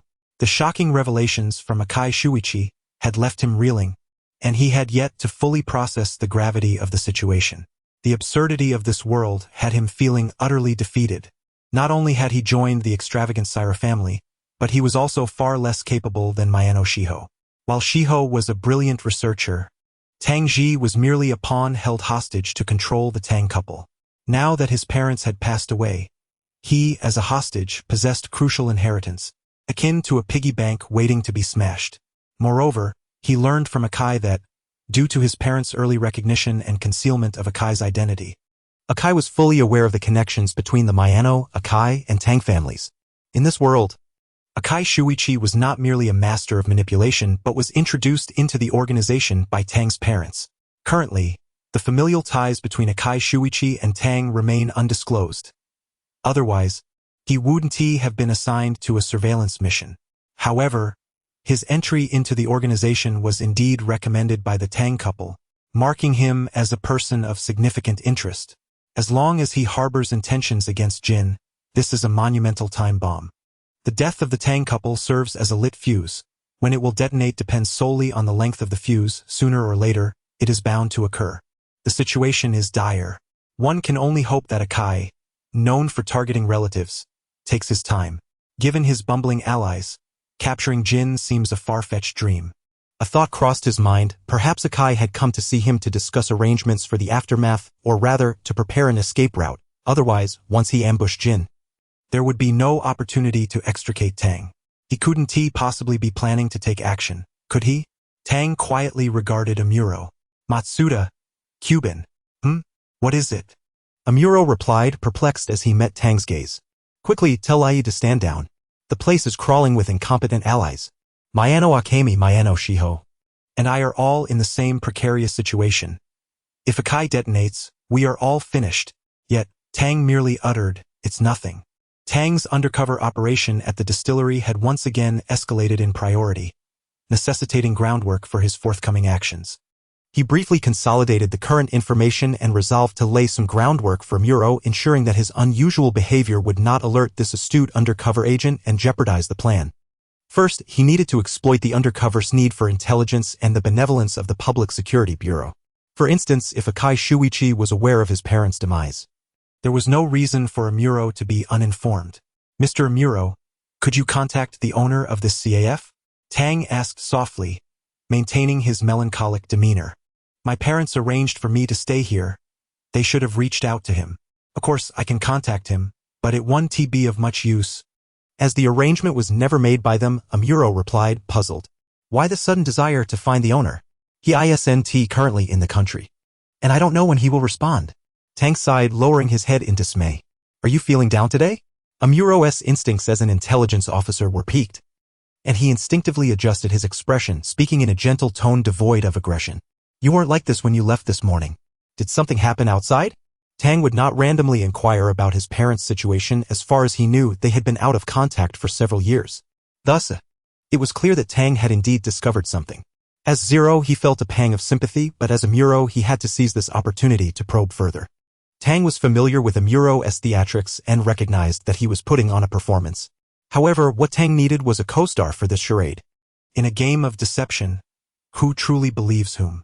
I have a terrible premonition, Tang confessed, seated at the bar, his fingertips pressed against his forehead. Could you help me contact the owner and inquire about my parents' well-being? I asked their attorney during the trial, but received no answers. Amuro stood straight behind the bar, lowering his gaze. At this moment, Tang appeared fragile, leaning on his palms, his half-open blue eyes seemed unfocused. Amuro could see Tang's unguarded neck. And this oblivious child resembled a sacrificial lamb, vulnerable to anyone's grasp, easily stripped of his worth. Zero gazed down at him with compassion, then Amuro reached out, gently stroking Tang's lowered head, as if he were unflinchingly severing the throat of prey. Why do you think this way, Tang? He inquired softly. Have you received any news? Chapter 42, The Actor's Self-Cultivation. Tang did not resist, allowing Amuro's hand to rest atop his head. I'm sorry, they said, I'm sorry. Tang buried himself deeper into his palms, uttering the word liar. The information he provided was vague, and as Amuro stroked Tang's hair, he calmly analyzed the situation. It was possible that Tang's parents had established some coded communication or secret accounts, perhaps even scheduled emails. The frequency of contact would not be high.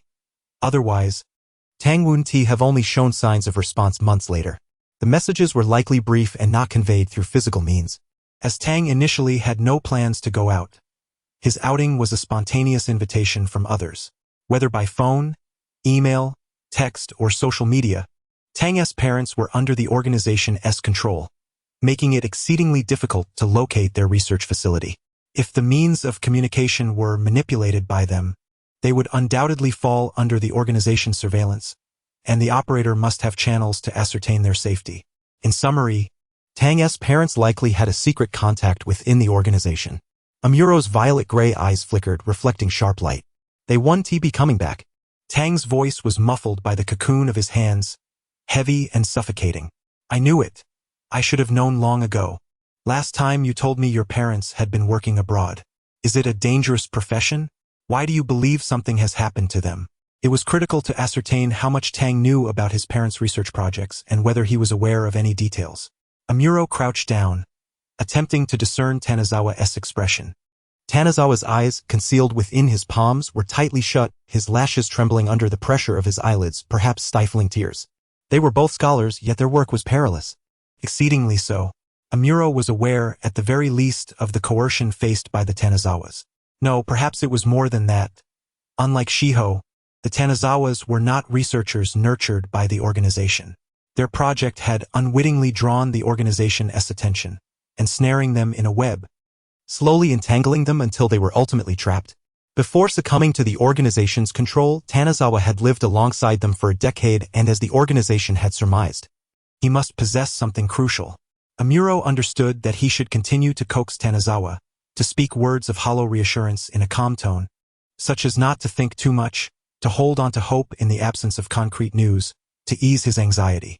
He aimed to instigate a total collapse or an explosive outburst of emotion in this youth, whose pressure was steadily mounting, thereby extracting more information amidst his uncontrolled feelings. However, gazing at the fingertips pressed against Tanazawa's face, he hesitated, sighed, and said, Tanazawa, as I mentioned, you can share any difficulties with me. He could indeed employ more callous techniques to elicit the desired information, but to exploit the grief of a young boy, igniting the pain he concealed, felt profoundly despicable. After all, Tanazawa was merely an unfortunate child who had lost his family. He was not confronting the lawless rogues within the organization, and to wield such methods against Tanazawa was ignoble. Tanazawa lifted his head, his teary eyes momentarily expressing surprise as they met Amuro's gaze. Was his moral compass too flexible, or was there indeed a significant lack of conscience within the crimson ideology of this world? According to Tanazawa's experience, when faced with a completely vulnerable and emotionally chaotic target, one should establish a seemingly benevolent yet unassailable authority, stabilizing dominance through listening and acknowledgement, then suppressing and negating certain viewpoints of the other to establish a more unequal dialogue. In such a top-down scrutiny, the other party would be easily manipulated, yielding the most credible intelligence.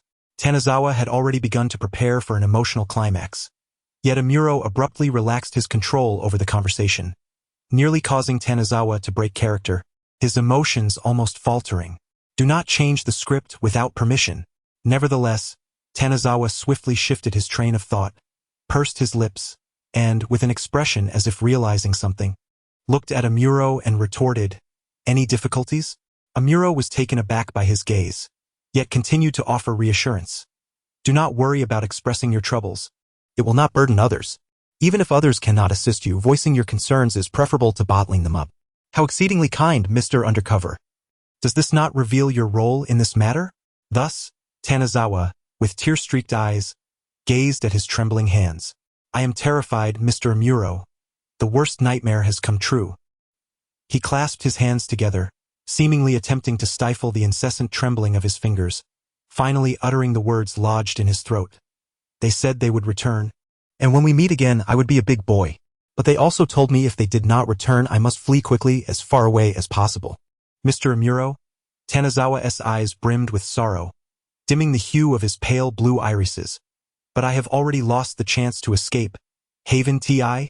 Tanazawa was indeed a clever boy. His rhetorical question was laden with profound despair, causing Amuro to realize that his earlier hesitation had indeed squandered an opportunity. He had not shattered Tanazawa's emotions with a dismissive attitude, revealing his genuine sympathy for the boy's plight. Tanazawa perceptively detected this sympathy. Uncovering part of the truth, Amuro was aware of the circumstances surrounding his parents' demise.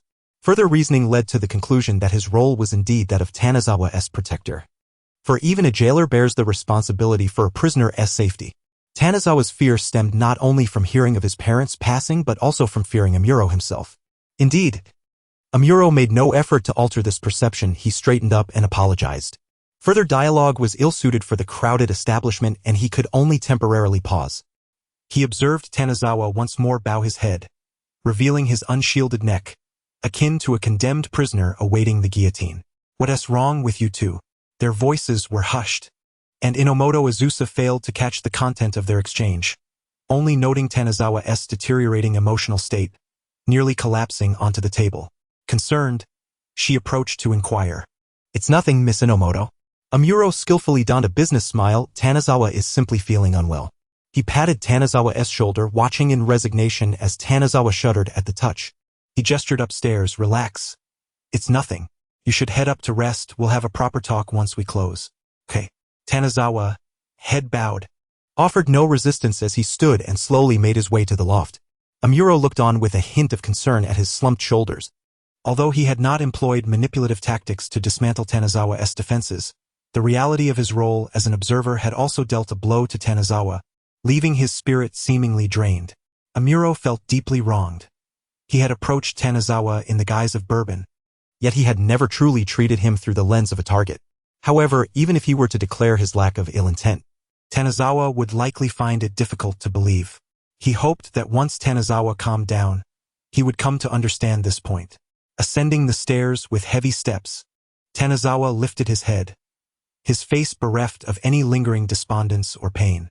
"This imitation of Hybrid AI is quite commendable," he muttered to himself, rubbing his face. Earlier, in an effort to amplify the emotional tension, he had slapped his own cheeks for some time, and it indeed stung a bit.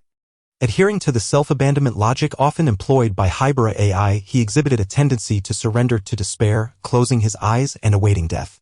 His conscience, burdened by guilt, indeed compelled him to reveal a portion of his hand to avoid the victim being frightened to death by his own inaction.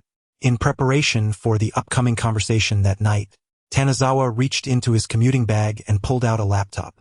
It was a recent purchase made on the way back.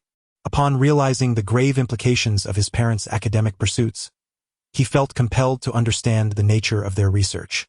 He focused on his bag, reaching for a small storage card. Chapter 43. The academic inventor Tanazawa held the storage card, extracted from the fabric, examining it closely. The square card bore triangular arrows pointing inward on its top, bottom, and right sides.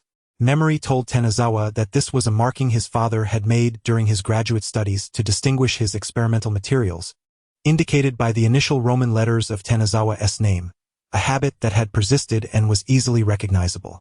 The distinctive features were too pronounced. Once revealed, it would be discovered. Tanazawa resolved to conceal it in the prop section shortly, as hiding it anywhere else felt unsettling. Loading the storage card onto the computer, he cautiously opened its contents. The folder's name struck him like a thunderbolt. Cognitive psychology.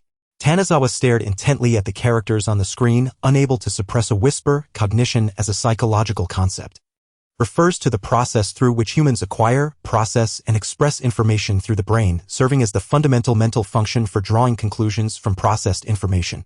In the world of Persona, a particularly critical and unique setting exists, characterized by an alternate cognitive space formed by human minds, along with the various supernatural abilities that arise around it.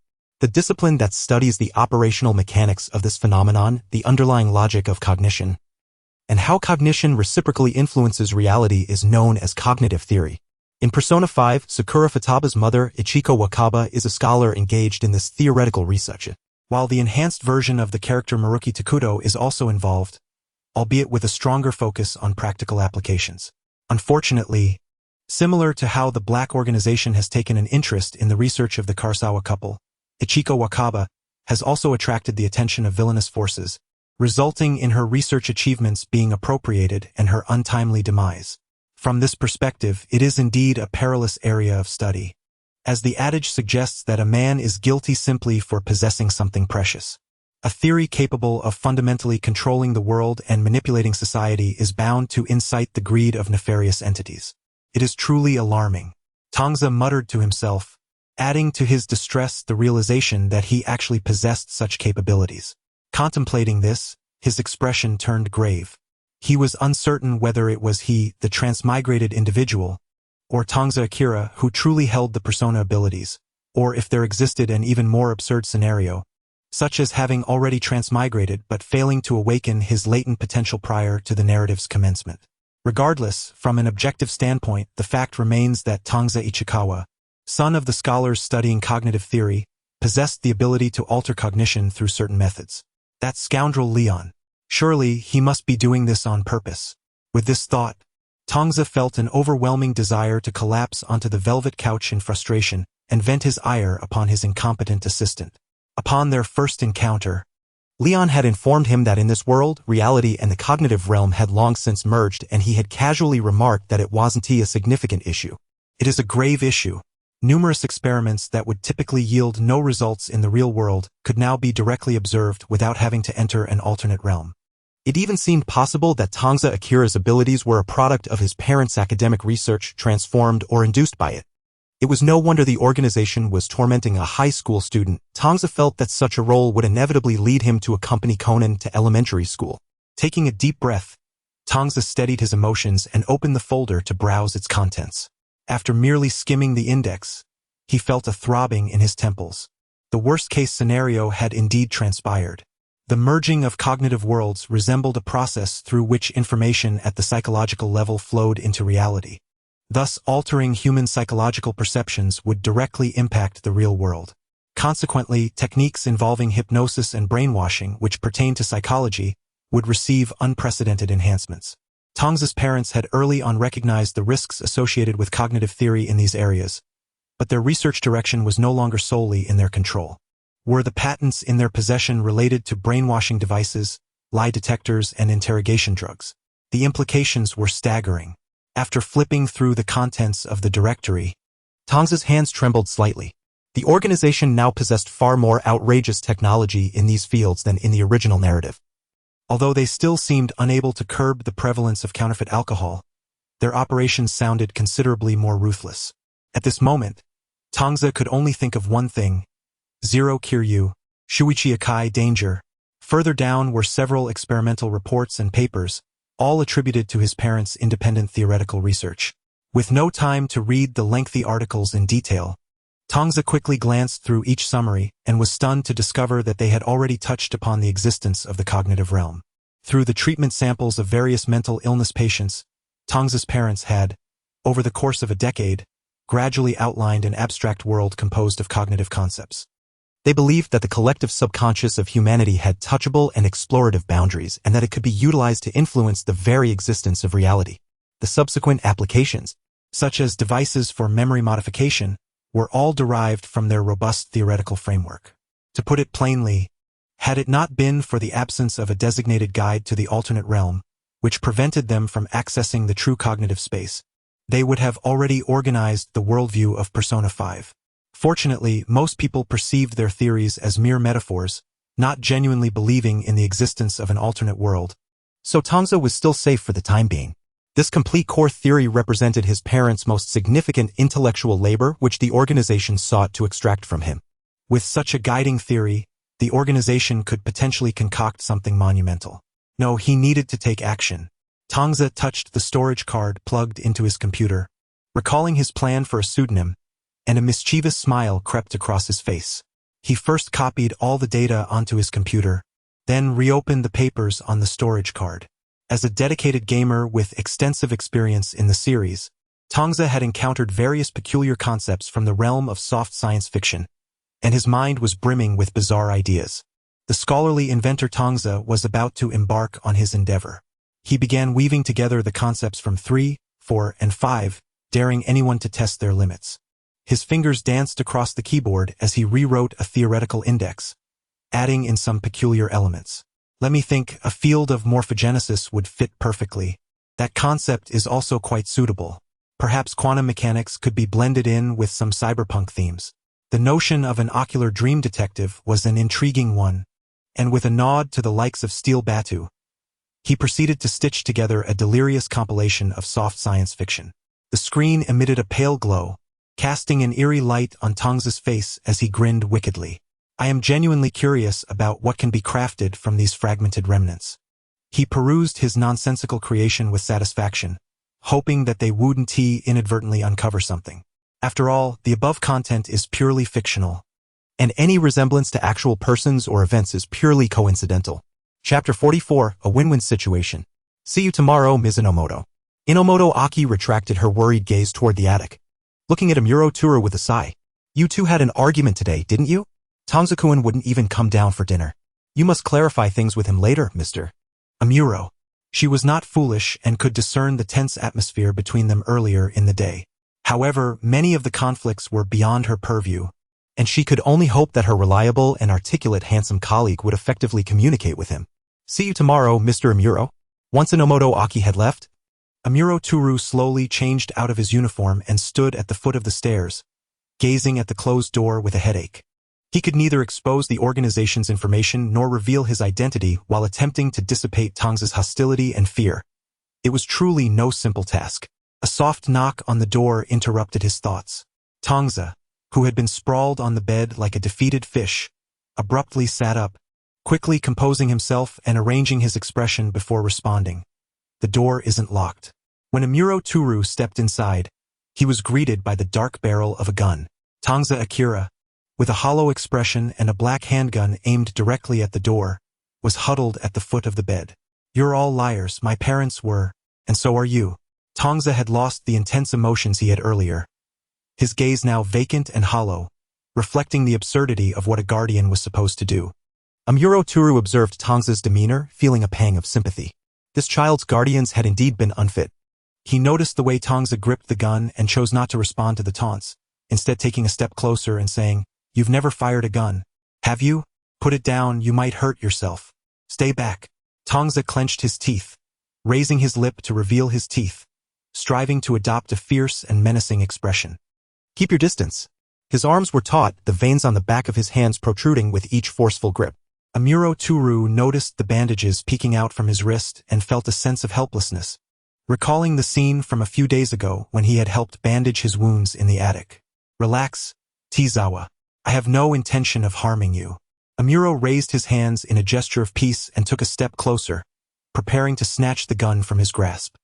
I'm sorry for not informing you sooner about your parents' passing, but please believe me, I harbor no malice towards you. Stay away from me, Tezawa shouted, his finger firmly pressing the trigger. Amuro had to halt his advance to avoid further provoking him. Although his stance suggested that Tezawa was not holding the gun properly, the weapon was indeed off safety and could fire at any moment, so Amuro sought to avert any extreme situation.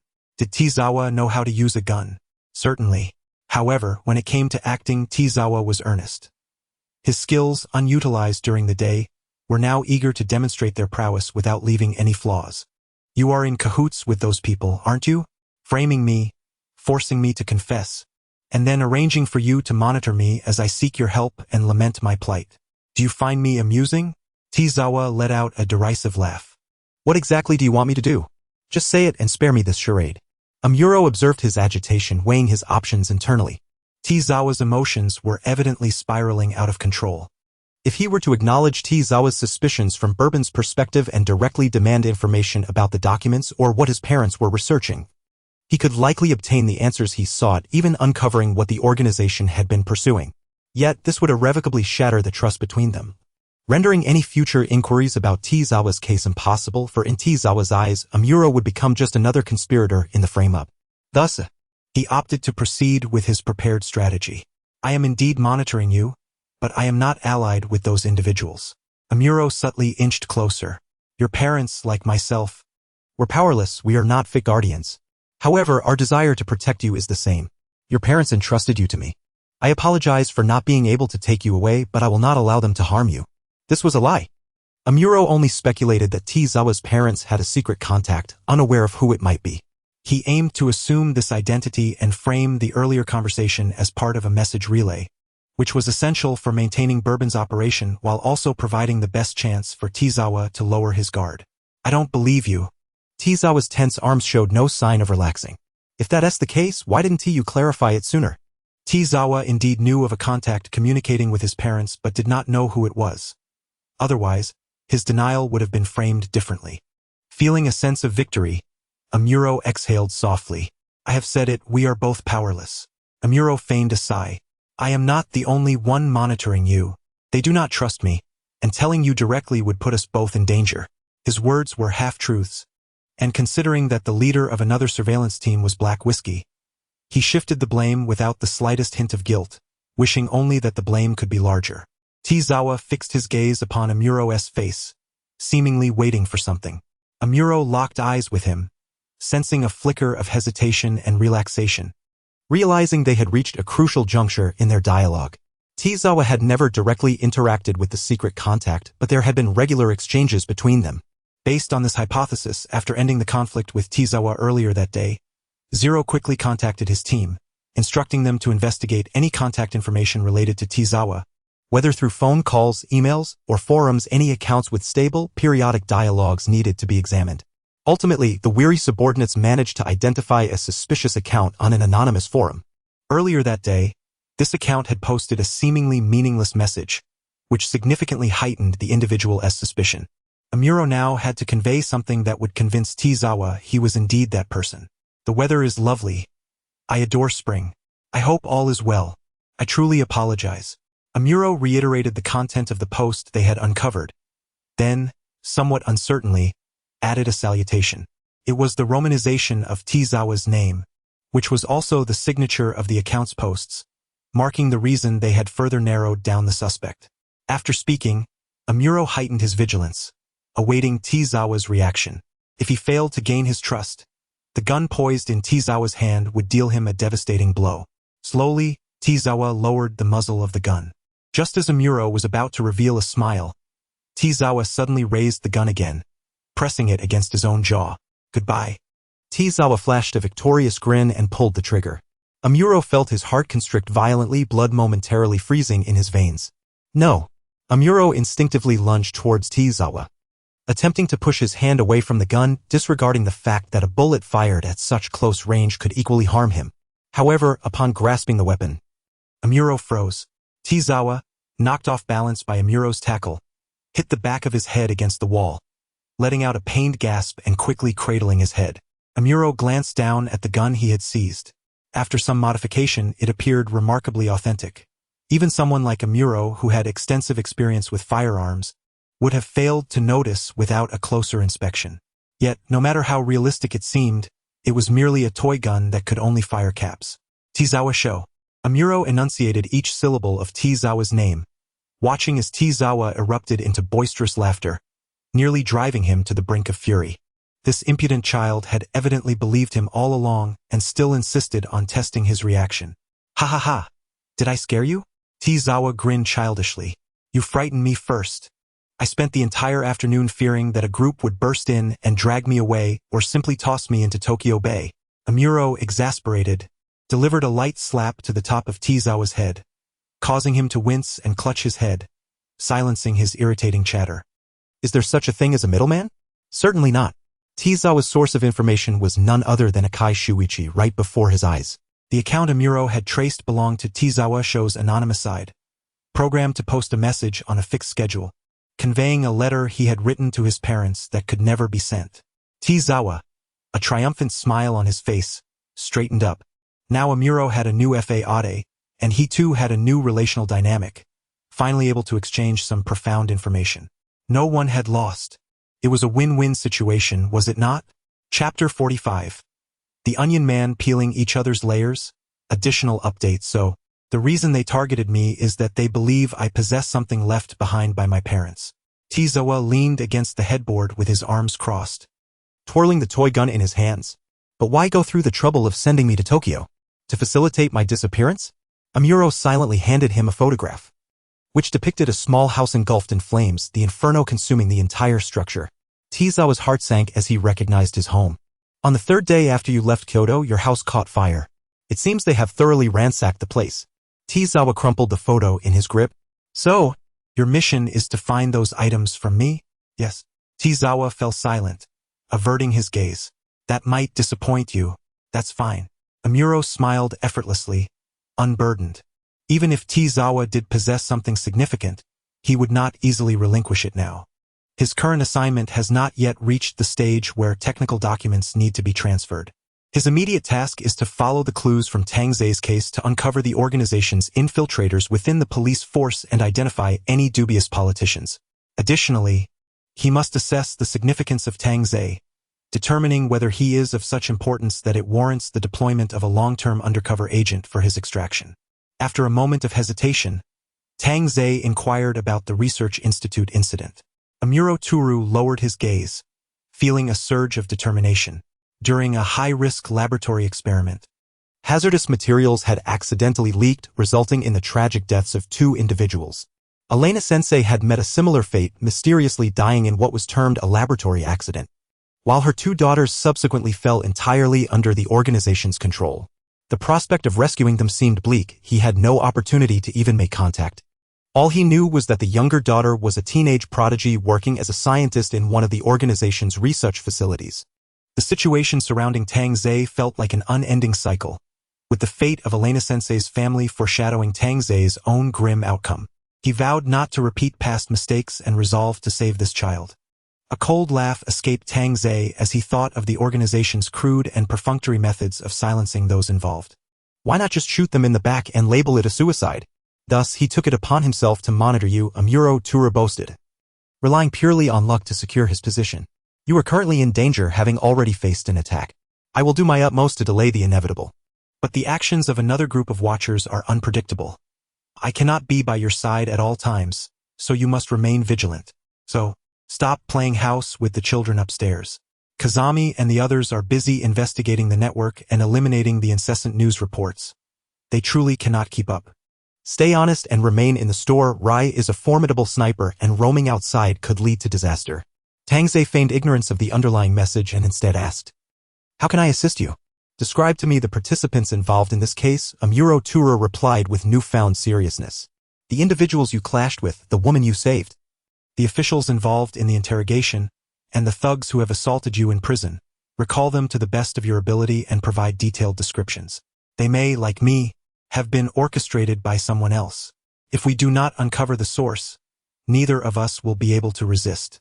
Amuro Tura exaggerated the severity of the situation, positioning himself as another victim coerced by the organization, hoping to instill a sense of urgency in Tang Zei. "Understood," Tang Zei replied solemnly, acknowledging the somewhat tenuous reasoning. "But for now, let us assume I'm just an easily tricked child. It's not a bad thing. I will make arrangements to provide you with an escape plan." Amuro Tura continued, somewhat relieved as he returned to the main focus. "There may be a need to create some unexpected chaos to allow you to reasonably slip from my watch. Someone will assist you step by step, helping you to assume a new identity. This is not a simple task, so grant me some time. But please trust me." Amuro Tura reached out and gently pressed his hand on Tang Zei's head. "I am your guardian. I will protect you." This was the second time he had uttered these words, yet their significance starkly contrasted with the previous occasion. "And what about you? What will you do if I find something from you? What happens if I go missing?" Tang Zei asked softly, lowering his head. "Do not worry about me." "Adults have their own methods," Amuro Tura replied, rubbing his hands together.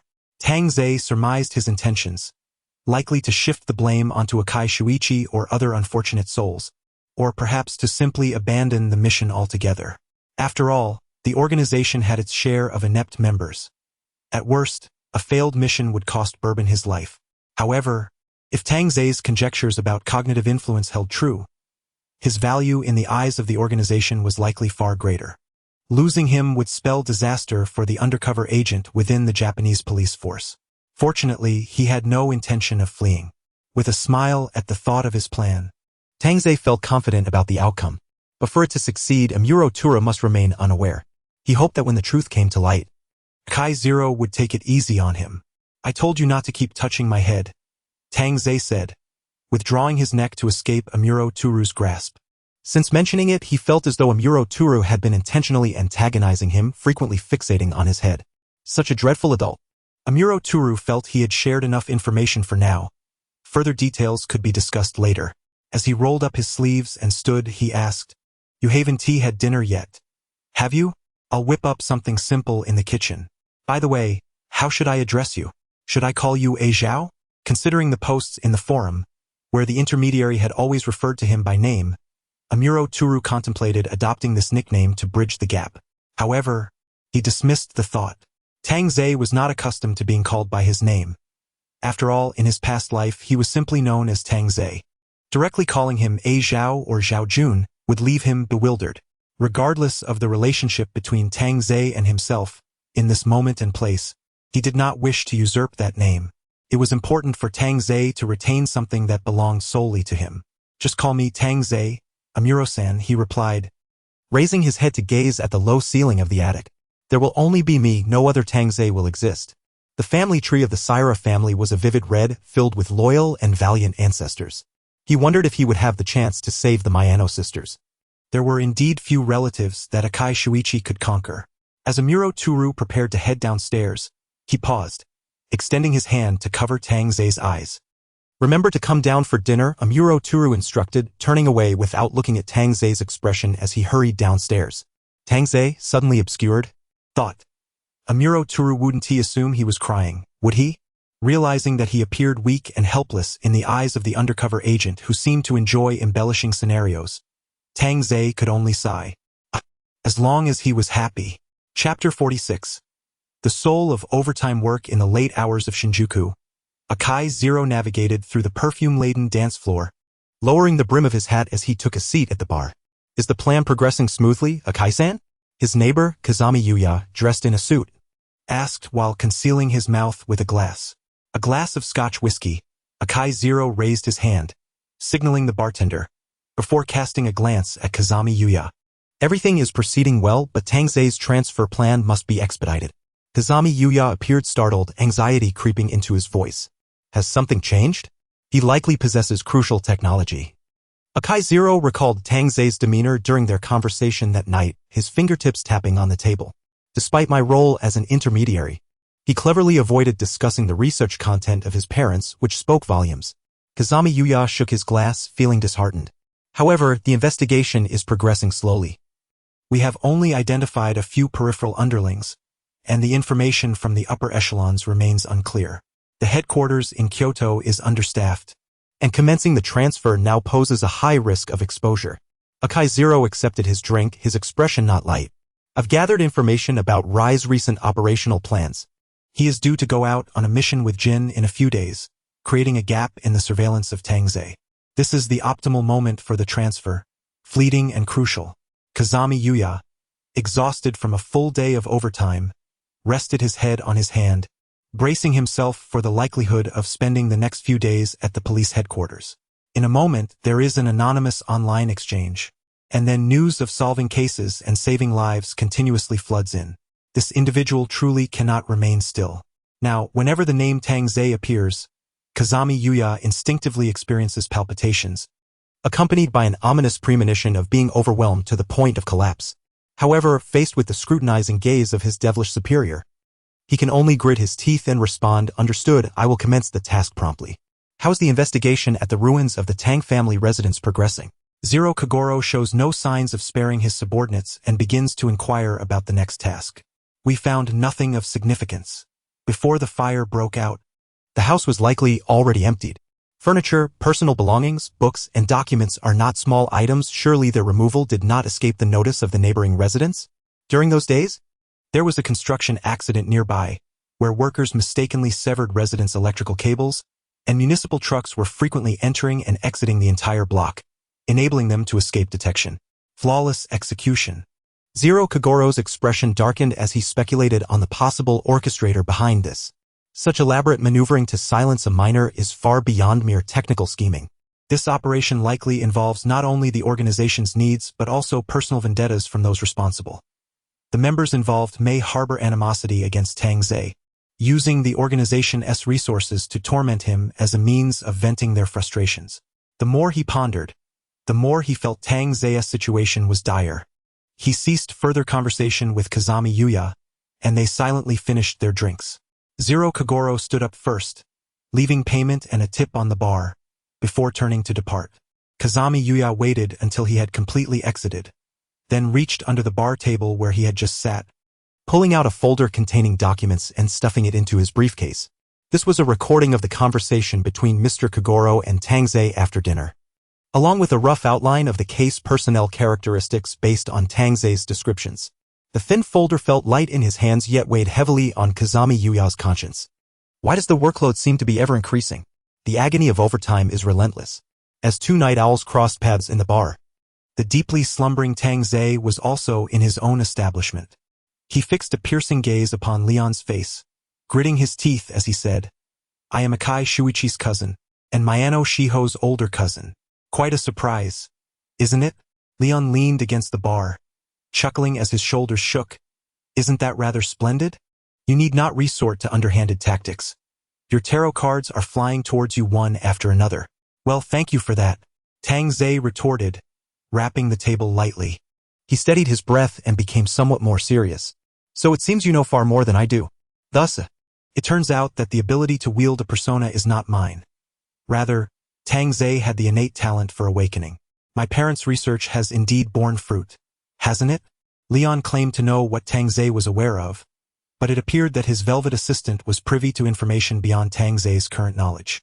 Perhaps there are memories of Tang Zhe that remain submerged, memories he cannot recall, while Leon may have a clear understanding.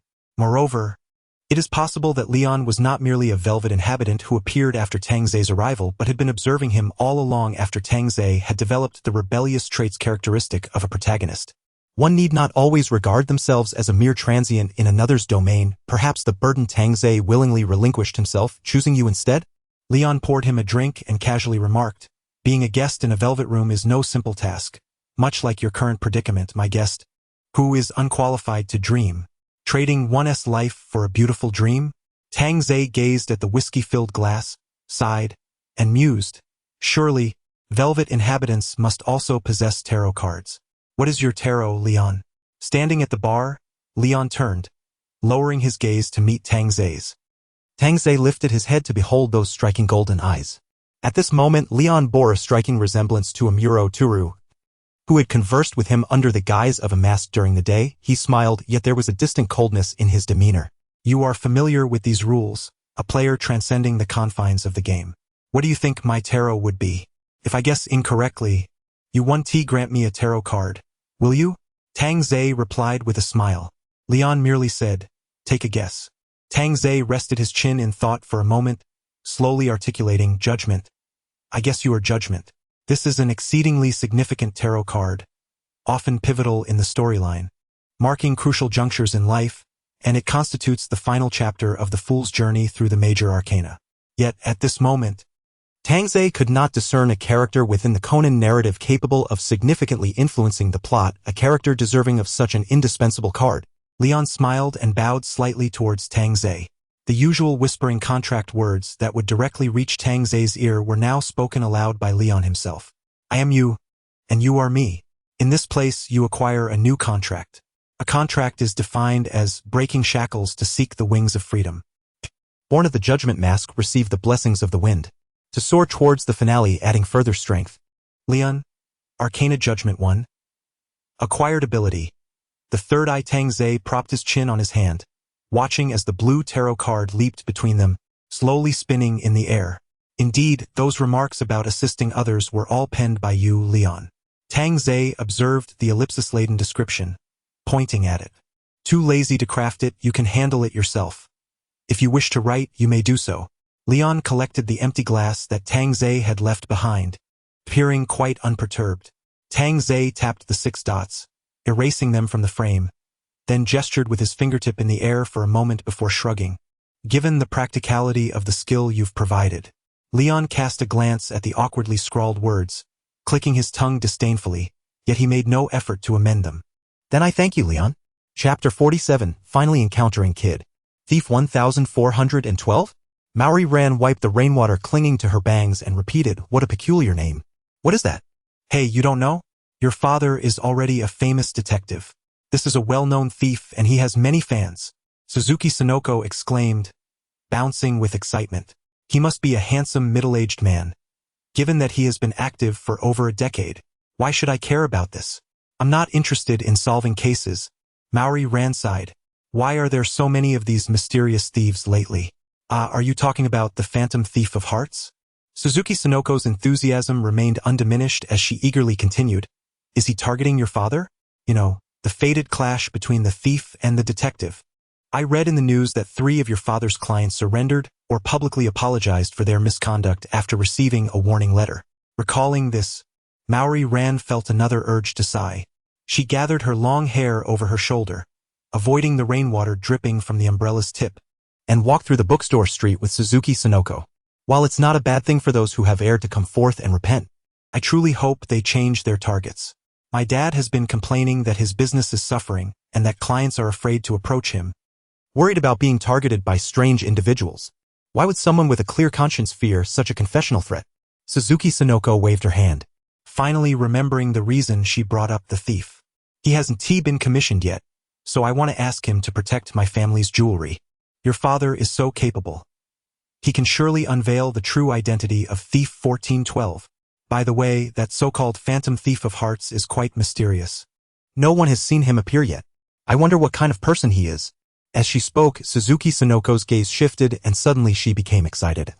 Waving her hand and calling out, Tangze! Tangze! What a coincidence! As Tangze emerged from the subway exit, his gaze was fixed on his phone, still clad in the uniform of Titan High School. Upon hearing a call, he looked up, momentarily bewildered. The sight of his handsome face, blurred by the rain curtain, made Suzuki Sonoko's heart race. Instantly, she forgot the topic she was discussing and hurried over to Tangze, asking if he had forgotten his umbrella. Just as he was about to mention that his umbrella was in his bag, Tangze replied, "All right, I appreciate it." Accepting the umbrella from Sonoko, he felt a sense of comfort as she nestled close to him under its shelter, brightening the gray sky with her presence. Mori ran, unable to restrain her eager friend, decided to join them. Tangze, what a coincidence. Are you also here in Shibuya shopping? Yes, I'm just here to buy a drink from the underground store. Tangze replied, casting a fleeting glance away. Don't tell Amuro-san that I've snuck out for dessert again. In truth, Tangze was juggling responsibilities, trying to make ends meet while also indulging in a bit of heroism. Ever since he had acted alongside Amuro Toru, his freedom to roam had been significantly curtailed. Whenever he ventured out for too long, Amuro would express his genuine concern for Tangze's safety, dragging him back to the store. Thus, Tangze had to compress his activities as a phantom thief, maximizing his efficiency. For instance, he would gather 4 or 5 small shadows to visit the impression space in one go, then sprint through the subway during his limited after-school hours. The situation was dire. Without a vehicle, he had to hustle relentlessly to earn some money to support his family. Such strict upbringing is a hindrance to the pursuit of justice. It seems Amuro-san is becoming increasingly stringent with you, Ran remarked, amused by Tangze's demeanor. Just as she was about to tease him further, she caught sight of a familiar figure while crossing the zebra crossing. Kaido, she exclaimed, instinctively wanting to chase after him. Ran. Sonoko grabbed her arm, warning. What are you doing? The light is red, be careful. But I saw Kaido over there. Ran's voice trembled as she strained to catch a glimpse of the retreating figure amidst the traffic. Meanwhile, Tangze, holding an umbrella to shield Sonoko from the rain, raised an eyebrow, sensing a DJVU. Could it be Phantom Thief Kid? Amuro Toru set down his coffee pot, ignoring Tangze's glum expression, and poured the remaining iced coffee into his cup. Indeed, he is quite a notorious criminal, he noted. Has he struck again? He sent a notice to the chairman of the Suzuki group, my classmate Suzuki's father. Tangze lifted the half-full coffee cup before him, recounting the information Sonoko had shared earlier. Kid had set his sights on the world's largest black pearl, the Black Star, leaving behind a cryptic message. Suzuki had gone to seek help from Muri Kagoro to protect the pearl. Kid was known for stealing renowned artworks and jewels, and to this day, his true appearance remained a mystery. Rumor had it that he could disguise himself, making him a particularly elusive foe. Amuro regarded Tangze with caution as he sat down. You don't intend to get involved with the Suzuki group, do you? I'm merely curious, Tangze replied with a charming smile. Stay out of trouble, Amuro warned, flicking Tangze's forehead. Kid was a media darling, always drawing attention due to his high-profile, mysterious nature and rarely failing in his exploits. Journalists adored such sensational subjects, bestowing upon him countless monikers. If Tangze ventured into the fray, he'd surely be swarmed by police and reporters, seeing nothing of the action. Kazami had his hands full, preparing alternative routes for Tangze, pursuing the case, attending to Amuro's tasks, and extinguishing fires to prevent Tangze from making headlines. The thought of Tangze appearing on a live broadcast sent Kazami into a panic. Alright, I won't follow, Tangze sighed dramatically, but I can help Mori-san solve the riddle. Surely that's acceptable. Of course, he wouldn't follow along. Being with the police and Mori Kagoro would only limit his chances of seeing Kid in action. His current objective was to glimpse the riddle and confirm if it matched his recollection before dashing to Kid's next location. As for concerns about media exposure, no worries. Even if I appear on camera, it won't be an issue. Kazami, you can rest assured. Tang Zei's mind raced with possibilities as he flashed an innocent smile at Amuro. Chapter 48. The Phantom Thief and the Detective. The Family Heirloom, the world's largest black pearl, 1412, akin to a wanted criminal's dossier. Conan, who had been attentively listening to a discussion, turned to see Tang Zei diligently jotting notes in his ledger, appearing disengaged from the conversation. He straightened in his chair, leaning in to catch a glimpse of what Tang Zei was recording, only for Tang Zei to snap the book shut, casting a reproachful glance. Don't invade others' privacy. Though Conan could not discern the exact content, he noticed a series of names neatly aligned in rows. What are you writing? Didn't you come to hear about the Phantom Thief? Just some trivial matters, consider it a contact list, Tang Zei replied nonchalantly, clearing his throat as he flipped to a blank page, resuming his note-taking regarding the information exchanged between Sonoko and Mori Kagoro. What else could his list of names signify?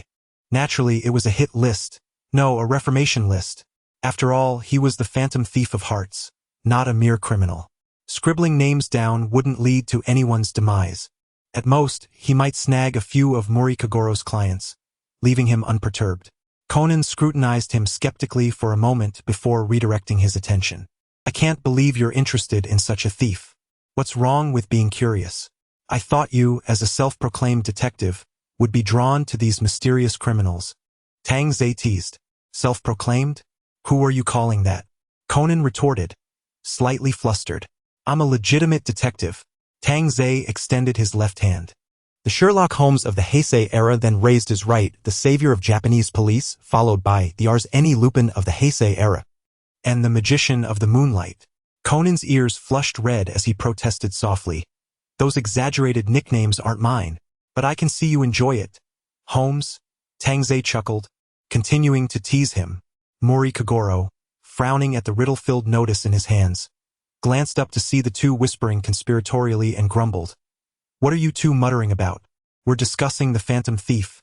Tang Zei straightened up immediately. Those charlatans, Mori Kagoro scoffed, clearly exasperated with the Phantom Thief's antics. Those newspapers are absurd, insisting on linking me with that thief. It's infuriating. Tang Zei wore a charmingly innocent smile, the very source of the chaos. Let me see, Conan exclaimed, leaping towards the paper Mori Kagoro was holding. Riddles, codes, criminal notices, such elements held a fatal allure for any detective. Just moments ago he had claimed disinterest. Yet now he was fully engaged. When the moon parts the two, under the name of the Black Star, invited to the waves, I shall arrive, as he read each line. Conan's eyes sparkled with intrigue, clearly captivated by the cryptic message. Tang Zei, satisfied, jotted down the name Cupido Hotel on his paper. Ran, glancing around, felt oddly excluded in the space dominated by detectives and thieves. I don't understand, she sighed. So, the date is April 1st, April Fool's Day, right? Mr. Amuro gazed helplessly at the figure standing at the staircase, arms crossed. I promised you I wouldn't go. I merely came down to get a drink of water.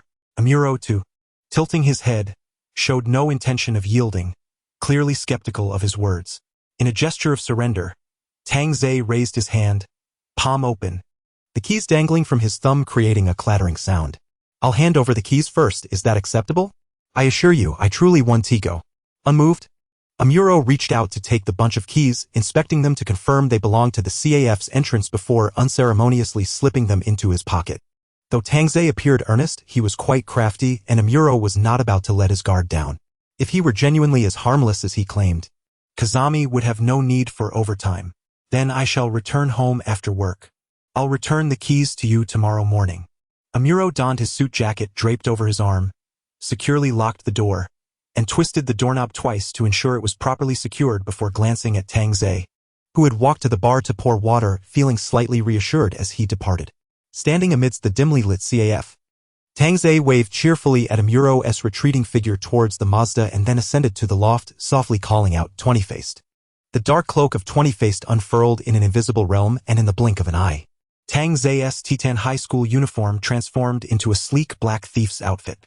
He circled before a mirror, ensuring there were no flaws, then ran his fingers through his hair, which instantly morphed from tousled chestnut to sleek white, reflecting a metallic sheen under the light. This was, of course, not a result of any transformation magic Tang Zei had learned, but merely a wig. One day, while dashing through the Shibuya subway, the heart thief had an epiphany. If a toy gun could be perceived as a real firearm in the cognitive world and a dull knife could be recognized as a real blade, could a wig be seen as genuine hair? Theoretically, his thief outfit was not immutable. If he wished, he could utilize the game system to conjure an array of bizarre costumes, as the cognitive world was fundamentally idealistic. Without hesitation, he procured a white high-temperature synthetic wig the next day to bring into the cognitive realm. Remarkably, the results were outstanding, and the wig was indistinguishable from real hair, both in appearance and texture. Though this disguise was a spontaneous whim, it served as a safeguard for Tang Zhe. After all, while chestnut hair was not uncommon in this world, if Tang Zhe, as the future alias of the Heart Thief, maintained a single hairstyle and color, a mere intuitive deduction from a detective like Conan could lead to his unmasking. Just look at how Jin merely found a single hair and exclaimed, "Surely!" As for why he chose white, making him resemble a certain character more closely, that was simple, it was stylish. Moreover, a thief clad in black with a black mask might go unnoticed against the night if he also had black hair, an unacceptable prospect. I told you it wouldn't have any effect, so rest assured, Amuro 2. Tang Zhe pulled out his phone, smoothly switching to the alternate world via navigation, thinking, what does it matter to me, Tang Zhe Zhao, to join in on the fun? Chapter 49, Thief and Thief. As Tang Zhe, impeccably dressed, sprinted towards the Cup House Hotel, another diminutive figure was also racing in that direction. The detective, operating at high speed, locked his gaze on the brightly lit hotel against the night, a confident smile adorning his face. Indeed, this is the place. The only location in this direction from which one can see the Miho Museum is the rooftop of the Cup House Hotel. Upon reaching the top floor, Conan set down the prepared fireworks and stood on the terrace, the night wind howling around him, gazing at the Miho Museum illuminated by the helicopter's searchlight. Checking the time, he answered Dr. Agasa's call, eagerly awaiting the thief's arrival while listening to information about Phantom Thief 1412. There's a young novelist, your father, Dr. Agasa mentioned. Refraining from revealing the nickname he had for Yusaku Kudo, instead expressing keen interest in the elusive 1412, whom he had simplified into just that. Yes, Phantom Thief 1412. Also known as, at Dr. Agasa's declaration, Conan widened his eyes and turned his head back just as a silhouette clad in a white cloak leaped from the crescent moon above. Phantom Thief Kid. Kid looked down at the small boy standing at the edge of the terrace, a curious smile gracing his features. If the thief was an artist who skillfully stole his prey, then the detective was merely a critic nitpicking his every move. After a vocal performance that drew all the police to him, Kid, surrounded by police helicopters and pursuing officers, nonchalantly delivered his signature line, one hand pulling open the glider wings while the other let a flash bomb tumble from his sleeve. He grasped the hem of his clothing, preparing to swiftly change costumes and blend into the police crowd to make his escape. I concur. A clear voice brushed past his ear, startling Kid, who rolled to the side with agility. However, the falling flash bomb was swept away by a crimson figure, preventing the anticipated brilliance from erupting. Who? Detective Nakamori Ginzo, who had raised his arm to shield his eyes, was also taken aback, lowering his arm to gaze. He saw a figure seemingly climbing along the outer wall, performing a front flip to land on the terrace's edge, right where Kid had just been standing. What a lively scene. The plan disrupted, Kid remained unfazed, tilting his head to observe this unexpected variable. The figure raised an arm and the red shadow that had whisked away the flash bomb coiled around his neck, transforming into a red scarf, its trailing ends billowing in the wind like flickering candle flames. Who is this peculiar individual? Detective Nakamori gritted his teeth, shouting into his walkie-talkie. Weren't you supposed to be on guard? Why didn't you notice someone on the outer wall? The aura that conceals Conan is indeed quite effective, Tang Zhe smiled. Stepping back in astonishment, Conan glanced left and right. On one side stood Kid in pristine white, his black hair dancing beneath a top hat, single-lensed glasses perched on his nose, and his cloak billowing fiercely. On the other stood the newcomer, draped in black, white hair swirling, eyes concealed behind a mask, and a scarf fluttering in the wind resembling a mirrored contrast. From the lower half of the revealed face, it was evident the newcomer was as youthful as Kid, with smooth cheeks brimming with collagen. He held a card, but the grip obscured its details, only the crimson edges were visible. A red card? Conan's nerves jolted. If this were an animated scene, a ray of light would likely pierce through his background at that moment. The Heart Thief?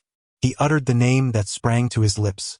The figure had been intently focused on Kid, as if the surrounding individuals were invisible. But upon hearing Conan's call, he finally turned his head toward him, not denying the title. A smile graced his lips. "You may call me Little Detective." After uttering those words, he returned his gaze to Kid, completely disregarding the surrounding police. "The Heart Thief, it's you." Kid chuckled in response. "You've been making quite a name for yourself lately." Tang Zhe immediately discerned the subtext in Kid's words.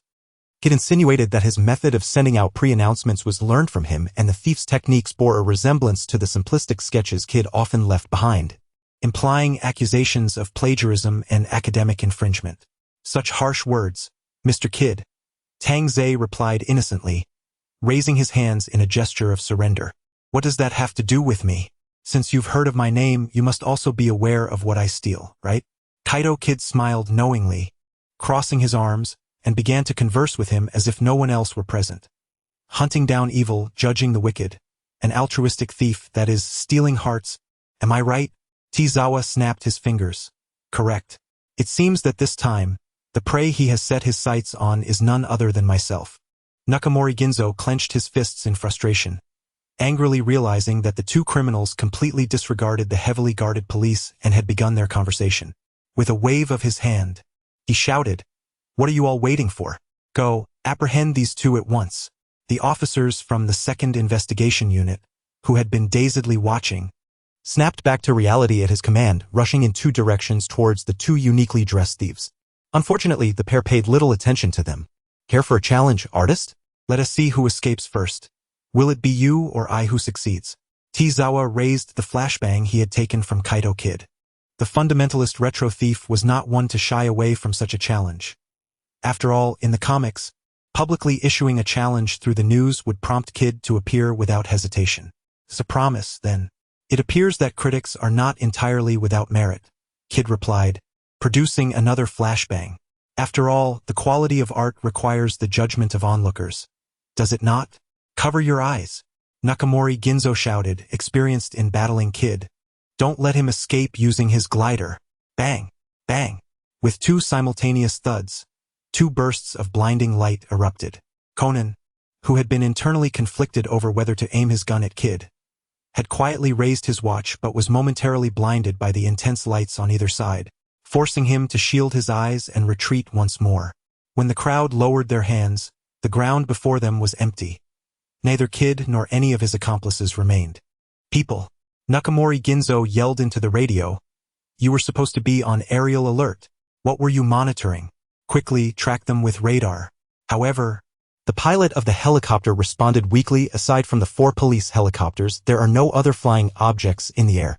Nakamori Ginzo stepped forward, and soon discovered a paper on the ground adorned with a rose, bearing Kid's latest announcement. He would be stealing the genuine Black Star from the RMS Elizabeth. "Damn it!" he exclaimed in a fit of impotent rage, slamming the radio down. "Search the hotel." In the blinding light of the flashbangs, Kid swiftly changed his disguise, tugging at the brim of his police cap, blending in with the officers from the 2nd Investigation Unit as they exited through the rooftop door, quietly slipping into the safety corridor. Kaido Kuroba hurried down the stairs, discreetly wiping the sweat from his forehead. "Honestly, I thought the plan was going awry and I would have to fly out with the glider, engaging in aerial combat with the helicopters. Thankfully, this unexpected accomplice seems to enjoy the limelight. After claiming the first flashbang, he stood still, singing and dancing, which prevented the startled officers from pouncing on him immediately, allowing me to escape as planned." Reflecting on this, Kaido Kuroba clicked his tongue. Despite some reservations, the fact that another thief was mimicking his techniques, even reviving the practice of issuing announcements, suggested that Kaido Kid was quite well regarded in the industry. He felt a small thrill of satisfaction. He wondered how this person had managed to change hearts on cue. Judging by their size and stature, they didn't seem much older than himself. No matter, he had also been pursued by the police for a long time. Now, he merely had another fellow thief on his tail, a trivial matter. With confidence, Kaido Kuroba felt the police uniform he wore, preparing to change it on the next floor and don another outfit before exiting the hotel with flair. As he touched it, he suddenly felt something hard in the breast pocket. He halted in front of the security door and pulled out the object from his pocket. It was a red card adorned on the back with an image of a high hat and flame-eyed mask. Identical to the type of announcement often issued by Phantom Thief Kid, the very one that Tezawa had just held. A sense of foreboding washed over Kaido Kuroba as he flipped the card to the front. Instead of the typical judgment phrases associated with Phantom Thief Kid, there was a line of letters and a symbol. It was unmistakably his own romanized name. Kaido Kuroba. Chapter 50, truly impressive how remarkable, Tezawa remarked. Gazing at the large front-page photo, Amuro Tru leaned in to glance at the newspaper in his hands, narrowing his eyes suspiciously. What's so impressive? You're not referring to the thief, are you? No, I'm talking about the reporters. Tezawa pointed at the photo. How did they manage to capture such an image? It's astounding. The headline of today's newspaper read, Thief, Thief, the ultimate showdown under the moonlight. Could it be that someone has halted kids' crimes? A truly extravagant title. Beneath the headline was a photo occupying half the page, featuring a crescent moon with Kid in white and two figures in black flanking him, set against the backdrop of the Mifune Museum illuminated by helicopter spotlights. The angle was perfect, the composition exquisite, and the image brimming with tension. It was indeed a masterpiece. The problem was, he hadn't noticed anything at the scene. Where on earth had this been taken from? Were the reporters in Mifune Town really the type to tear open their shirts to fly in midair for a shot? The article itself was weighty, not only interviewing Nakamori Ginzo, who had once again failed to capture Kid, but also containing first-hand information that seemed to come from nowhere. It detailed the contents of Kid's latest announcement and even revealed the code name Tezawa had mentioned the previous night. The writer even boldly suggested that the one who had compelled Kid to abandon his original heist plan was likely none other than a member of the Phantom Thief Society, who had suddenly appeared and been active in Tokyo for several days, seemingly dedicated to eliminating evil. I truly owe a debt of gratitude to your ancestors, Tezawa remarked. Compared to the astonished subject of the article, Amuro Tru seemed unfazed. He rested his chin on his hand, studying the photo for a moment before casually commenting. Judging by this angle, it was likely taken from Tokyo Tower using a telephoto lens, or perhaps the media rented a helicopter. It's quite common. Many media outlets in Tokyo have a keen nose for news and are willing to risk everything. Tezawa glanced at the photo, then back at Amuro Tru. Is that what you call normal? Something must be amiss with this world. What kind of strange fellow was this phantom thief? Amuro Tru frowned, scrutinizing the figure in black with the fluttering red scarf on the right side of the image, discontented. Eliminating evil, what sort of child's play is this superhero game? The color red was particularly irksome. What's the matter, Mr. Amuro? Don't you like him? Tezawa asked curiously. It's not about liking or disliking. Amuro Tru shifted his gaze away from the vivid scarf. Although the newspaper used color printing for the front page, the photo itself was predominantly black and white, with the single red hue standing out starkly. He simply felt that a masked vigilante like this trying to eliminate evil seemed a bit hopeless. So, does Phantom Thief Kid have any connection to them? Tezawa caught the hint of unease in his tone, realizing it was more than just the typical apprehension regarding a rogue using unknown methods. He quickly pieced it together. Currently, both Tezawa and Amuro Tru were maintaining a facade of being coerced by an organization helping each other in a guardian-ward relationship. Since Amuro Tru had yet to divulge the details to him, he could only refer to them this way. At the mention of this, Amuro Tru's expression darkened. The new layer he had taken on had the benefit of allowing him to express his dissatisfaction and resentment towards the organization without restraint. It's still unclear, but their current methods of brainwashing and hypnosis do seem to have the capacity to cause someone to have a change of heart overnight. Aside from those who possess the relevant technology due to your parents' research, it's difficult for others to achieve the same results. You could say that again. Your intuition is quite sharp. Phantom Thief Kid's research shares a common thread with that of the Tezawas. Let us not jump to conclusions just yet. At least he is indeed helping others, which is a good thing. Tongza, with a hint of mischief, shifted the conversation, saying, Suzuki-san has invited me to the Queen Elizabeth to attend a banquet. May I go? Amuro Tru, with keen insight, interjected. Is that the cruise mentioned in Kid the Phantom Thief's second announcement? Yes, that's the one. I simply wish to enjoy myself. Please, Tongza pleaded, his hands clasped together, his expression one of pitiful desperation. This is the first time I've received such an invitation since transferring here. Amuro Tru couldn't shake the feeling that Tongza was up to something again. However, given his recent vigilance, it was understandable that Tongza wanted some freedom. Amuro, with hands on his hips and a playful smile, replied, "Sure, but Miss Suzuki probably won't mind if we add another name to the guest list."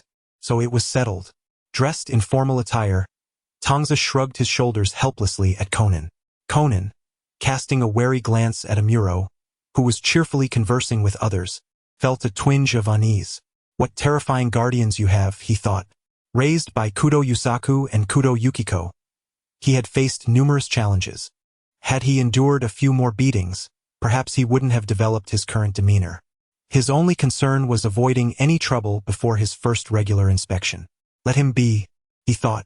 Tongza appeared unfazed. If he truly intended to sneak away and cause mischief, Amuro would not be able to stop him. "By the way, I saw you in the news." "What news?" "That one titled Phantom Thief, they actually recognized me. I thought no one had noticed my presence." Conan recalled the exaggerated headlines and felt a headache coming on. "I was assisting the police in capturing Kid the Phantom Thief." Yet the article made it seem as if neither I nor the officers existed. "So you truly encountered him? Kid the Phantom Thief and that other one?" "Indeed. What were your thoughts?" After a moment of silence, images of Kid's nonchalant, arrogant demeanor flickered through Conan's mind. He clenched his fists in frustration. That conceited fellow. "Both of them. Oh, it seems you've been underestimated," Tongza remarked with a click of his tongue. Conan scoffed and added, "The newspaper seemed to overlook that they didn't merely exchange blows. They engaged in a duel, boldly declaring the need for a critic to witness the outcome." "Both will be here tonight. Those who love to send invitations like this never back down." Conan's eyes sparkled with determination, revealing a classic confident smile. "I shall make them aware that I am no insignificant player. I will capture them." "Good luck, Heisei's Holmes," Tongza replied, admiring his spirited resolve while offering sympathetic applause for what he believed would be a doomed endeavor. Chapter 51. The duel tonight, aboard the Queen Elizabeth. A banquet was being held to celebrate the 60th anniversary of the Suzuki Corporation. The slightly portly chairman, Suzuki Shiro, raised his glass and stood at the forefront of the venue, delivering a speech. Tongza, holding a glass of orange juice, stood between Amuro Toru and Conan, observing the ever-smiling Suzuki Shiro. If memory served him correctly, the real Shiro had yet to board the ship, and the figure before him was likely Kid in disguise. Glancing at the oblivious Conan, Tongza decided not to expose the truth just yet. It was better to let Kid's plan unfold, allowing Conan to play the role of the heroic boy stopping the theft, which Kid would undoubtedly appreciate. Soon, Suzuki Tomoko, the mother of Sonoko, arrived as expected, holding a delicate jewelry box. She announced that she had created a replica of the Black Star, urging each guest to wear it as a challenge to Kid. Tongza opened his own, casually pinning it to his chest. Dressed in a cream-colored suit sponsored by Amuro Toru, the gleaming imitation black pearl complemented his attire quite well. "Aren't you worried about wearing the real thing?" Amuro asked, surprised by Tongza's casual demeanor. "Can't possibly be real. Pearls are not like colored gems. Even after 60 years of meticulous care, they wouldn't shine this brightly or smoothly." "The luster of pearls diminishes easily," Tongza replied, flicking the pearl brooch, admiring its beauty. Amuro squinted at him, then suddenly pinched his cheek. "Ouch! What was that for?" Tongza exclaimed, covering his injured cheek, feeling that the force was more personal than merely checking for a disguise. "With the way you speak of jewelry, you seem more like a counterfeit," Amuro commented, retracting his hand with satisfaction. Kid was likely already mingling among the guests, and if Tongza wandered off and got caught, he might end up thrown overboard. "Using Kid to scare a child, are we?" Tongza scoffed, turning his attention to the approaching Mori Ran. The police, having learned that Chairman Suzuki was still at home, were in a frenzy. Disguises and masks had been discovered in the restroom. NT Officer Kamakura Shinjiro stepped onto the stage with a microphone to announce that Kid had infiltrated the ship. After the invited magician, Sanada Kazumi, performed a dramatic shooting act with Mrs. Suzuki, Tongza glanced sideways at Ran, who seemed eager to participate in the card magic. "This is getting a bit dull. I'll step out for some fresh air," he told Amuro. "Are you coming?" "No, the corridor is filled with police. Kid won't attack you here." Amuro surveyed the officers from the 2nd Investigation Unit, intrigued as he observed the guests in the hall. Knowing that an international thief was among them made everyone a bit on edge, and the atmosphere sparked his curiosity. Thus, Tongza ventured out alone, brushing past Ran as he did so. In a subtle motion, he grazed the back of her gloved hand. through the unique vision granted by his third eye. He noticed a playing card-sized piece of paper glowing red on the inside of Ran's glove. Without needing to focus, he swiftly completed his task. The third eye was a skill bestowed upon Tongza by the Tarot of Lion, a power that had existed since the original creation. A form of enhanced vision akin to eagle sight, illuminating mechanisms, footprints, and critical clues. It had no side effects, merely causing his eyes to glow red during use, necessitating caution not to attract attention. Tongza felt no shame in relying on this advantage to confront Kid. This was how divine beings clashed. Scanning the guest list, Conan was deeply engrossed in his deductions, oblivious to Tongza's departure. His gaze fixated on Tomoko Suzuki, confirming that the genuine black star adorned her chest. As long as he kept a close watch on Mrs. Suzuki's pearl, Kid would have nowhere to hide. Meanwhile, the magician's card trick was reaching its climax, and the guests, Sonoko and Ran, eagerly reached to draw a card from the pile. Upon revealing it, instead of a suit, an inscription appeared, like Caesar who fell under the spell of Cleopatra, I have come to your side. Kid the Phantom Thief. Sonoko gasped, it's Kid the Phantom Thief. Handing the card to the rushing Nakamori Ginzo, who wore a grave expression, he examined it closely. As he lifted the card, its back was exposed to others. Ah! On the back, there's something too, Sonoko exclaimed, covering her mouth in a mix of surprise and fear. Completely unprepared, Ran froze, her hair standing on end as she realized what was written on the card's back. Officer Nakamori flipped over the card, revealing a crimson floral pattern on the back, adorned with a small piece of paper inscribed with 3 lines of elegantly swirling script. 2. Second round, prepare. Ran Muri felt a slight perspiration forming on her back as she discreetly tightened her grip on her silk gloves. When had this been written? No one understood better than this master of sleight of hand. He had concealed this card in his hand since entering the banquet hall. Just as he had stealthily disrupted Sanada Kazumi's performance by swapping out the opponent's card, he had equally surreptitiously altered his own props, inscribing a message on the back of his carefully prepared tools. Both of them had indeed arrived. Officer Nakamori, who had previously witnessed the confrontation between the two elusive thieves, was once again engulfed by a sense of indignation at being disregarded. Ran Muri discreetly scanned the surroundings, failing to identify any suspicious individuals, and frowned in thought. She had intended to wait until the cruise ship was nearly docked in Tokyo Bay before proceeding, as it would be easier to create chaos near the shore, allowing for a smoother extraction by Grandpa Terui. However, it now seemed she had to expedite her plans. An opponent, whether familiar with her or her father, was lurking in the shadows, introducing numerous uncertainties into her scheme. The more time she allowed her adversary to prepare, the greater the risk.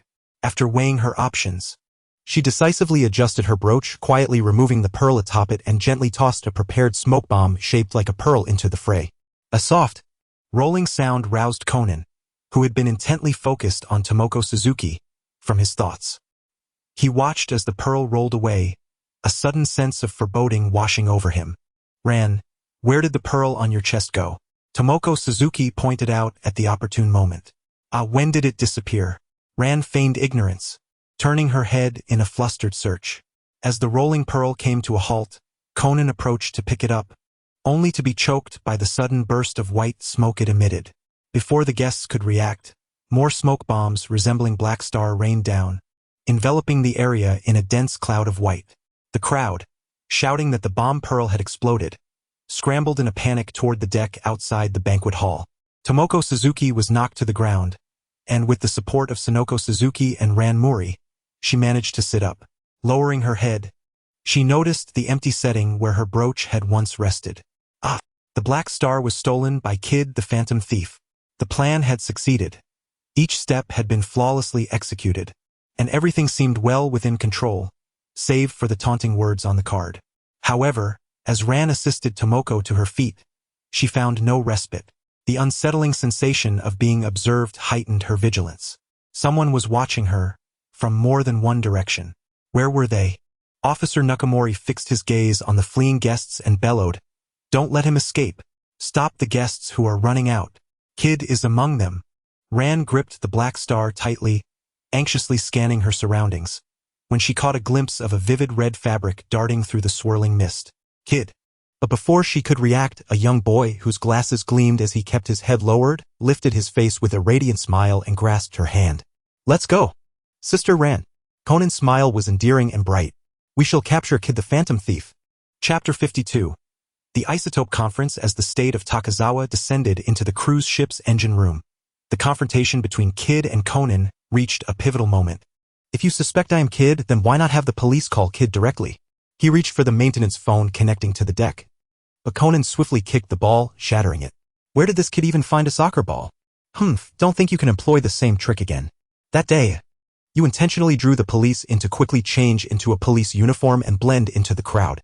At this moment, you cannot summon anyone. Conan stepped on the rebounding soccer ball, his expression radiating determination. I came here for a one-on-one showdown to pay tribute to the artistic criminal who dared to venture into a heavily guarded area. Kid observed the confidence on Conan's face, which seemed incongruous with his age, and chuckled as he tossed the pearl toward Conan. All right, I surrender. I concede the black star. However, the girl who lent me her clothes is still lying on the lifeboat. I wonder if she will catch a chill. He tugged at the shoulder strap of his bra, stating, "Who said I am a perfectionist?" Conan gasped, realizing that Ran was likely lying outside without any clothes, and his expression shifted involuntarily. Just as Kid prepared to launch a flash bomb and escape again, a red shadow descended from above, snatching the flash bomb from his grasp once more. The second time proved prophetic. Kid sighed wearily and leaped away without looking back as a dark figure swiftly descended from the ceiling of the engine room, landing precisely where he had just stood. Fear not, young detective, your lady has been rescued by a benevolent soul, dressed appropriately, and is in no state of undress. With a flick of his wrist, Takazawa transformed the grappling hook back into a delicate scarf, casually wrapping it around his neck as he turned to face the cross-dressing Kid. Isn't that right, Lord Kid? Kid gazed at the nimble scarf, then at Takazawa's fully obscured face behind an eye mask and remarked with a hint of envy. Your equipment is quite impressive. Can you truly see with that? Thank you for your concern, Takazawa smiled, tapping the eye mask. I see everything clearly, dear cross-dressing thief. Conan stepped back, taken aback by the sudden appearance of this new enigmatic figure. After all, this more mysterious thief had previously left a mark on Kid's card, catching Kid off guard as he realized he had been outsmarted in his own game. However, this design is rather impolite. One cannot speak while looking into the opponent's eyes. It makes me feel quite uneasy, Kid commented, his eyes darting around in search of an escape route.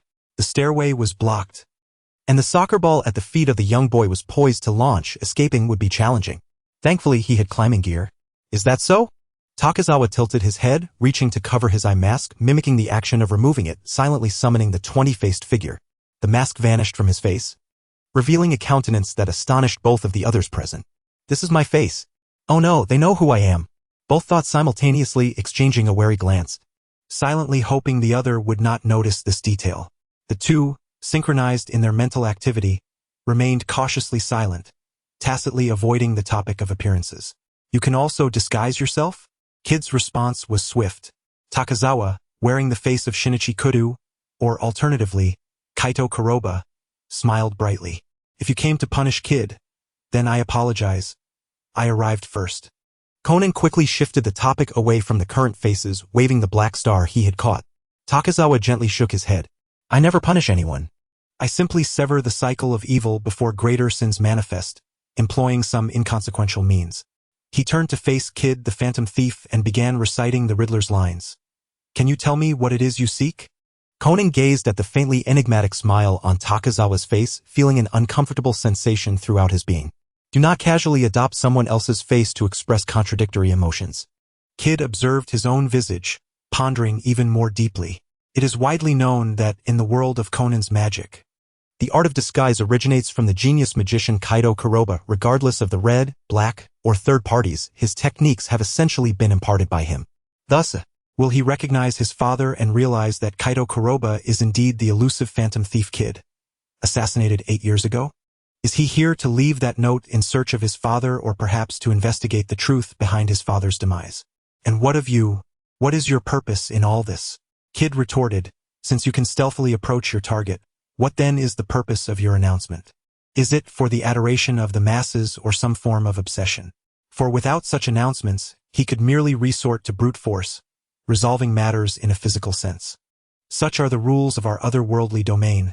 I pondered internally, yet my lips uttered another riddle. A thief does not take without prior notice. It is an act of courtesy, would you not agree, Sir Kid? As the two thieves exchanged banter, Conan interjected, "You are indeed deliberately showcasing your actions. Do you wish to warn the guilty through this punishment and compel them to repent?" Thizawa replied, "I advise you not to insert your own theatrics into my narrative. Do not make me appear as though I aspire to create a new world. I am not Yagami Light. Clearly, you are a thief with a refined artistic sensibility." Kid raised an eyebrow. "Please do not misconstrue my intentions." Thizawa shook his head, snapping his fingers. "If detectives and thieves are akin to the eagle and the dove, then perhaps I am merely the crow trailing behind." He lowered his hand, revealing 2 illustrated notes held delicately between his fingers. "In truth, I do not fancy ostentation. Alas, If I do not make a ruckus, my prey will not regard my challenge with the seriousness it deserves.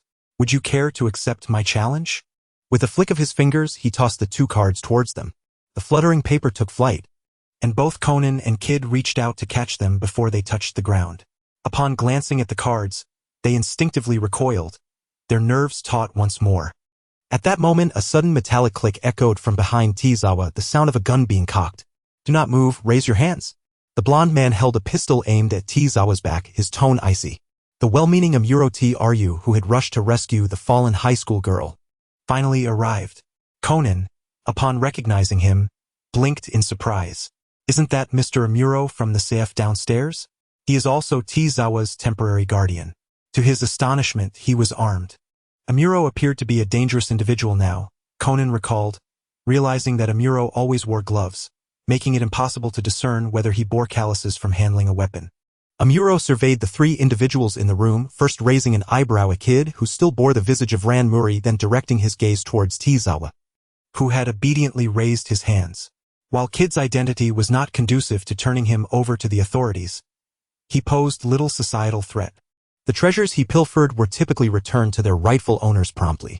However, Thizawa was another matter entirely, and Amuro felt compelled to apprehend him, even if it required employing measures contrary to his current identity, such as wounding him. The secrets Thizawa harbored could be linked to the Black Organization, representing a significant instability in his plans. Amuro cautiously descended the iron stairs, pressing the gun against Thizawa's back. Thizawa shrugged, not turning around, instead glancing at Kid with a knowing look. Their guardian had arrived. It was time to retreat, lest Amuro recognize Kudo Shinichi's face, although he was currently disguised. Attracting Bourbon's attention to the missing high school detective would create complications. Kid silently rolled his eyes. As their gazes locked, Thizawa relaxed his grip, and Kid swiftly twisted his wrist. Once again, 2 flashbangs hit the ground, illuminating the entire control room in brilliant light. Kid hastily tore off his outfit, tossing the remaining smoke bombs into the air. Thizawa bent low, racing towards Kid, both determined to distance themselves from Amuro's position on the stairs. Ran and Shinichi joined forces in their escape, creating a scene that seemed harmonious at first glance. The bright flashes and smoke erupted in succession, causing Conan to shield his eyes and cough as the air quality deteriorated rapidly. Amuro frowned, turning his head away, yet his grip on the gun remained firm, listening intently for footsteps while firing 2 shots in the direction of the sound. Firing blindly? What madness is this? Kid thought, startled into a roll, awkwardly crouching down while shielding his sunglasses. "Stay calm, find a support beam to climb." Kid inhaled deeply, attempting to discern the room's layout amidst the white smoke. Suddenly, he felt something ensnare his waist, followed by a powerful tug that sent pain coursing through his abdomen as he was swiftly lifted off the ground. He reached down, his fingers brushing against the satin-like soft fabric. Ah, yes, the scarf, he realized, settling into the unexpected pull. There must be some familial connection here, surely. This person was either his father's apprentice or a descendant and would not harm him severely. Chapter 53. The imaginative thieves commence as the smoke in the control room began to dissipate. Only Amuro and Conan remained, alongside a scattering of Kid's discarded skirts and undergarments. Amuro furrowed his brow, glancing around before holstering his firearm. He caught sight of Conan, still coughing and rubbing his eyes, and inquired, "Conan-kun, have you seen Thizawa?" When chaos erupted in the banquet hall, Amuro immediately recalled Thizawa being in the corridor outside, so he followed the throng of people. Before he could locate Thizawa, he stumbled upon Ran Muri, unconscious in a lifeboat. He had no choice but to hand her over to the police before turning to find the maintenance passageway to the control room wide open, revealing the scene of the phantom thief's antics. Conan stood stunned, shaking his head in confusion. His mind was still processing the information he had just received. Instinctively, he tucked the card he had caught into his pocket, taking a few moments to realize that he had indeed lost sight of Tezawa for a while. Amuro let out a deep sigh. How could Tezawa have vanished even on someone else's cruise ship? Was he truly that elusive? Just then, police officers arrived. Checking the maintenance passage, their flashlights illuminating Conan, who held the black pearl wrapped in a handkerchief. "This is the Black Star," Conan exclaimed, blinking innocently. "Ah, you encountered Phantom Thief Kid." Several officers gasped in astonishment. Amuro stepped back, aware that whether as Bourbon or undercover Agent Zero, he should avoid mingling with the police.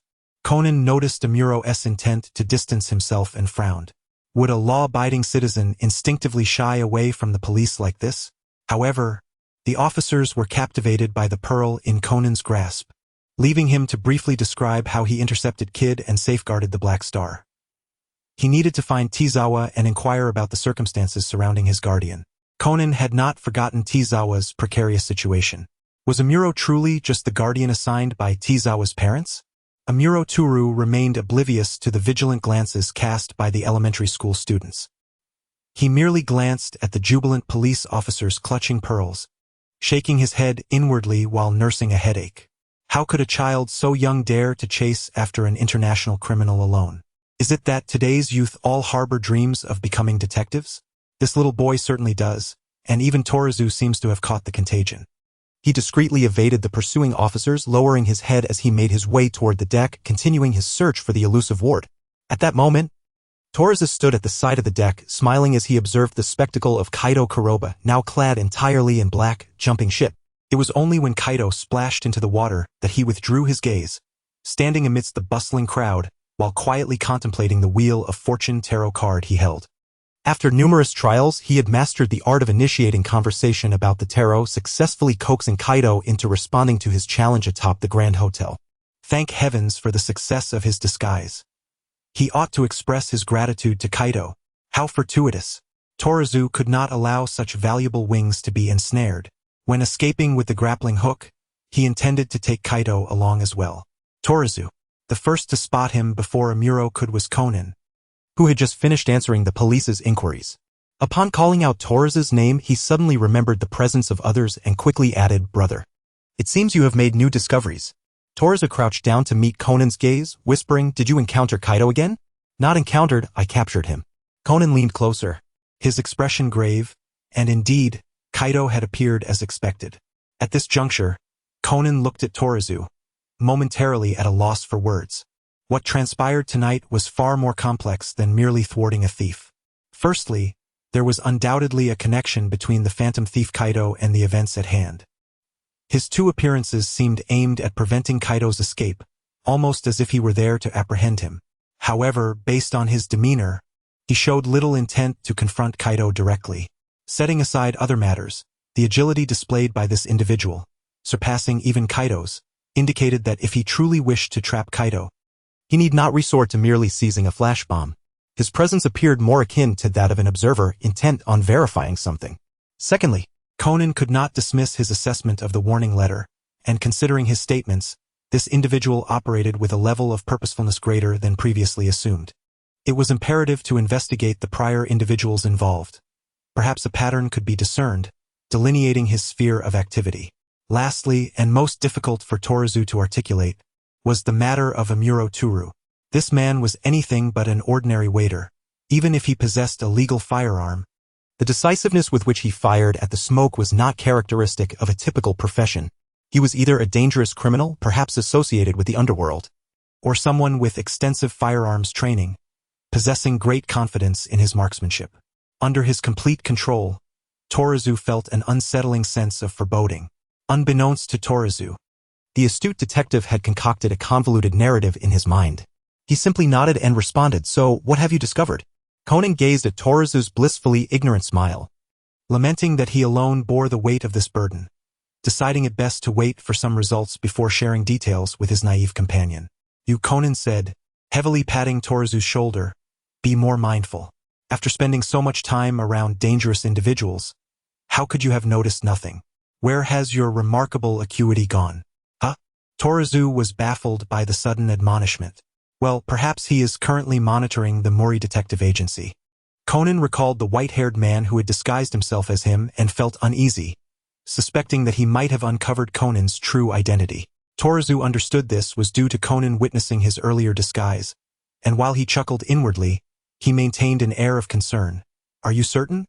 Could he be connected to the black-clad assailant who attacked you? I don't know.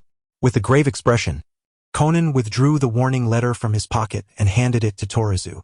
Torizu was all too familiar with the contents but picked it up and scrutinized it nonetheless. You seem quite interested in the crows lurking in the shadows. Here's a chance to catch a feather from their wings. Beneath these 2 lines was an advertisement clipped from a newspaper announcing a press conference for a game. Achoo! Kaido Kuroba, seated on a lifeboat, sneezed loudly, shivering beneath a blanket in the cold night wind. Tsurei Nosuke, exasperated, helped him wrap the blanket tighter, saying, "Didn't you prepare a glider? Why did you jump straight into the sea? You'll catch a cold, young master."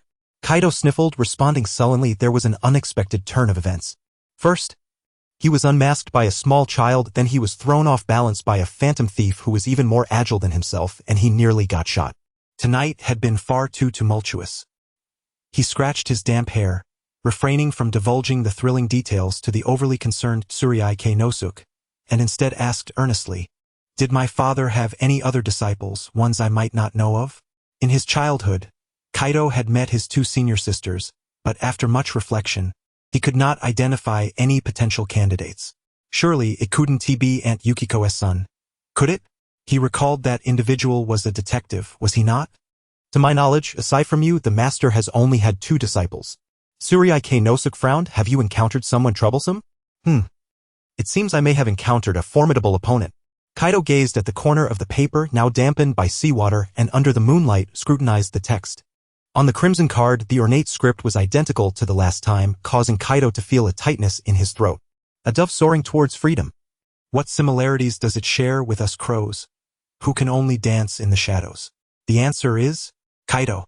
He whispered his surname, gripping the red card tightly. Chapter 54. Ran Mori. Shinichi. How could I possibly dream such a thing? Torizu. A physical hand reached out, gripping the nape of Torizu's neck. Torizu, crouched on the ground engaged in conversation with Conan, let out a startled yelp as Amuro Toru yanked him up. Where have you been? You've nearly circled the cruise ship. Amuro's mood was less than pleasant, a hint of his usual devilish demeanor surfacing when dealing with Miyuya. I noticed a strange figure on the deck and couldn't resist chasing after it. Who knew so many people would suddenly pour out of the banquet hall? Torizu replied, his expression awkward as he cleared his throat, feeling slightly jittery. In truth, thus far, his disguise was still tenuous at best.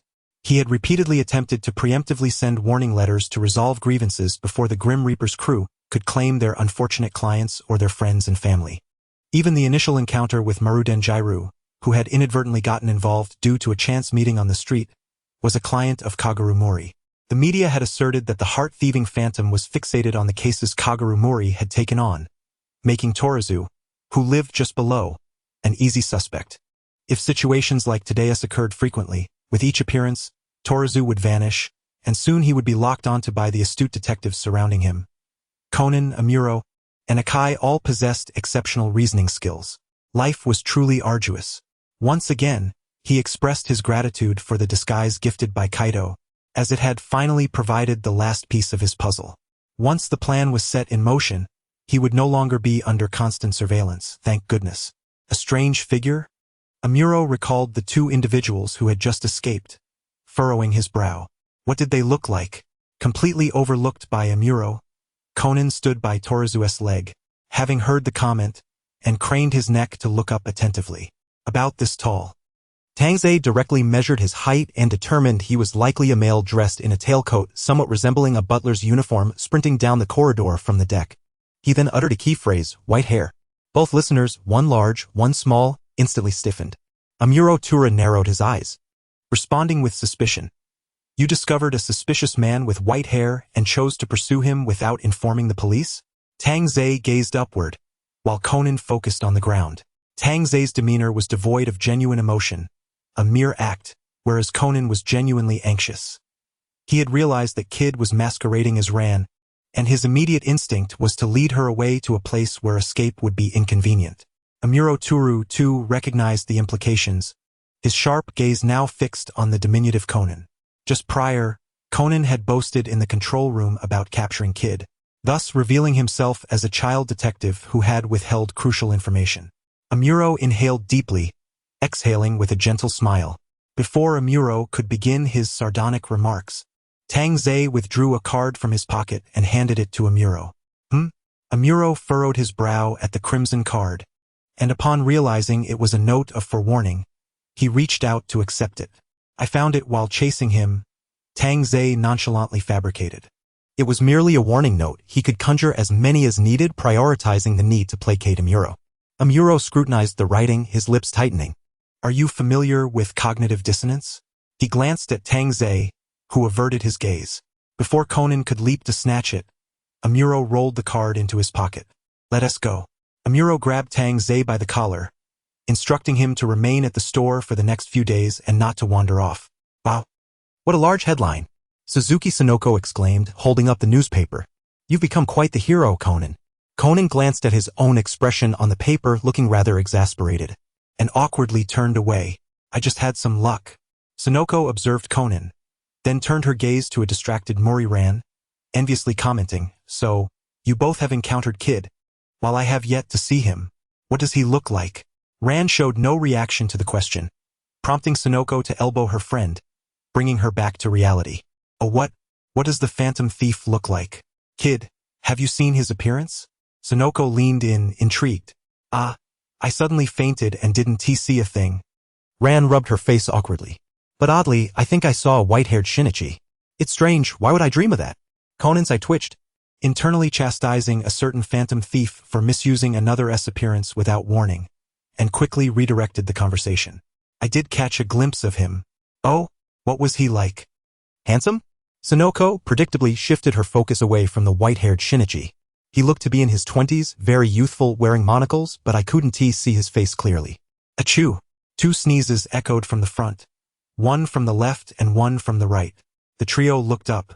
From the left corner, a high school student in a black uniform was awkwardly covering his nose while coughing repeatedly. From the right, a brown-haired boy in a T10 uniform looked around in confusion after sneezing, finding nothing of interest, and continued walking ahead. That must be Tang Zhe, Sonoko recognized immediately, pointing out the boy in black to Ran. And that one resembles Shinichi too.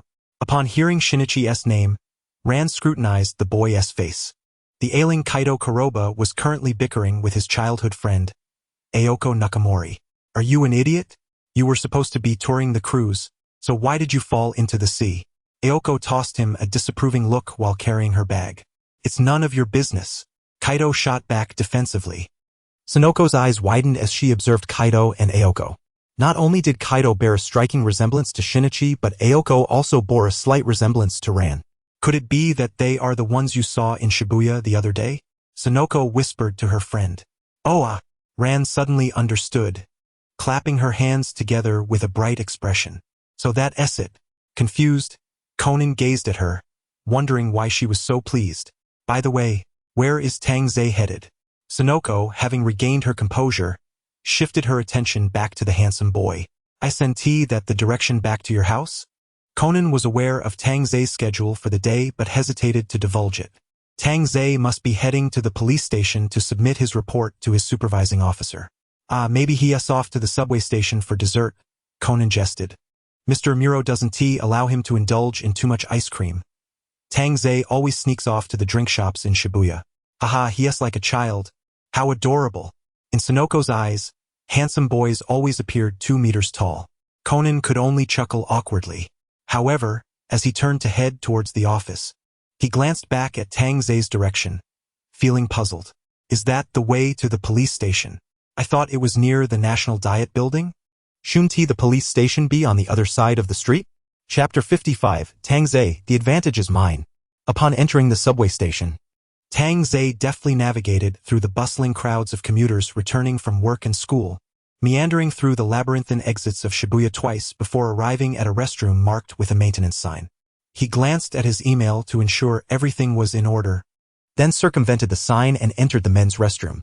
Shuichi Akai leaned casually against the wall, cigarette in hand.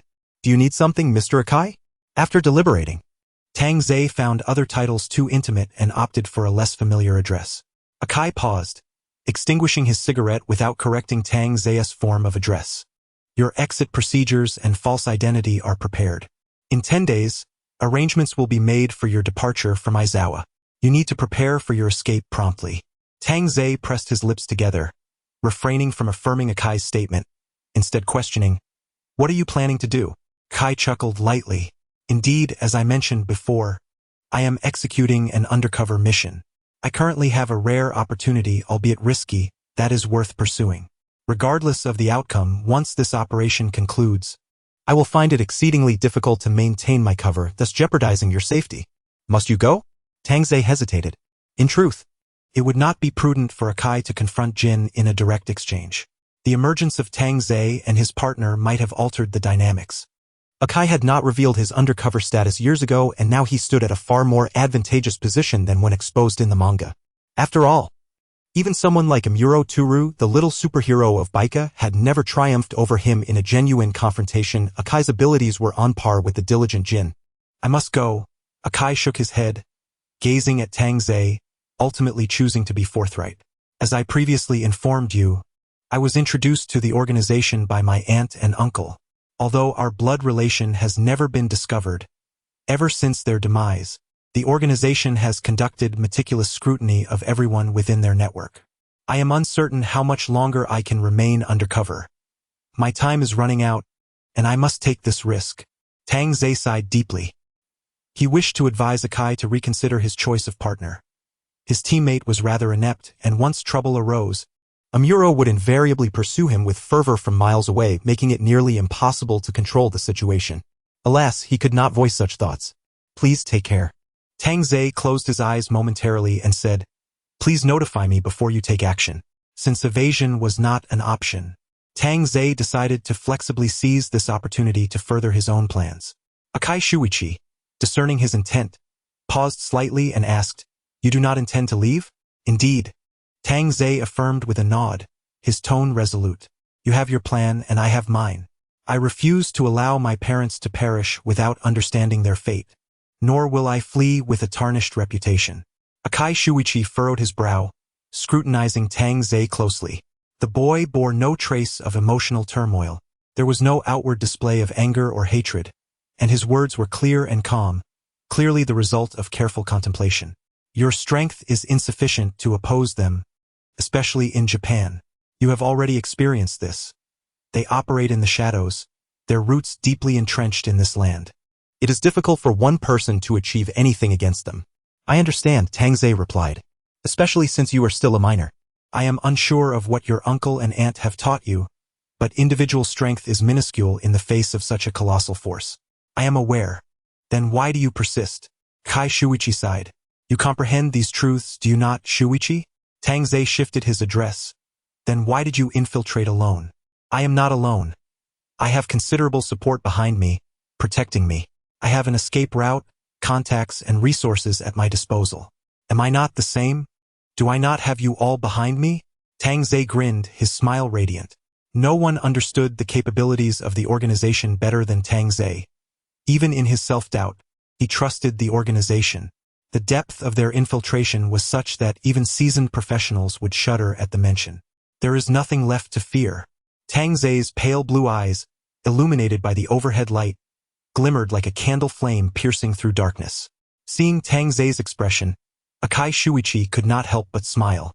I do not know what your reliance is, but if you are truly resolute, he thought of the Miyano sisters, mired in their predicament, and felt a tinge of sadness. Your escape route is an opportunity many cannot hope to attain. Do not squander it. I hope you will not regret your choice. Tang Zei flashed a toothy smile before adopting a more serious demeanor. However, if you can facilitate someone's departure from Japan, I would require your assistance. Akai Shuichi was taken aback, fully aware that Tang Zei had no remaining ties in Japan. Had he developed any close relationships during his time in Tokyo? Speak of your plan and the person you wish to send away, Akai Shuichi said, standing tall and serious. Rest assured, he is crucial to my plan. Yet he is not a significant figure in himself. Tangze produced his phone, pressed a button, and sent a document to Akai Shuichi's email. Akai Shuichi retrieved his phone and received the photos and information Tangze had sent.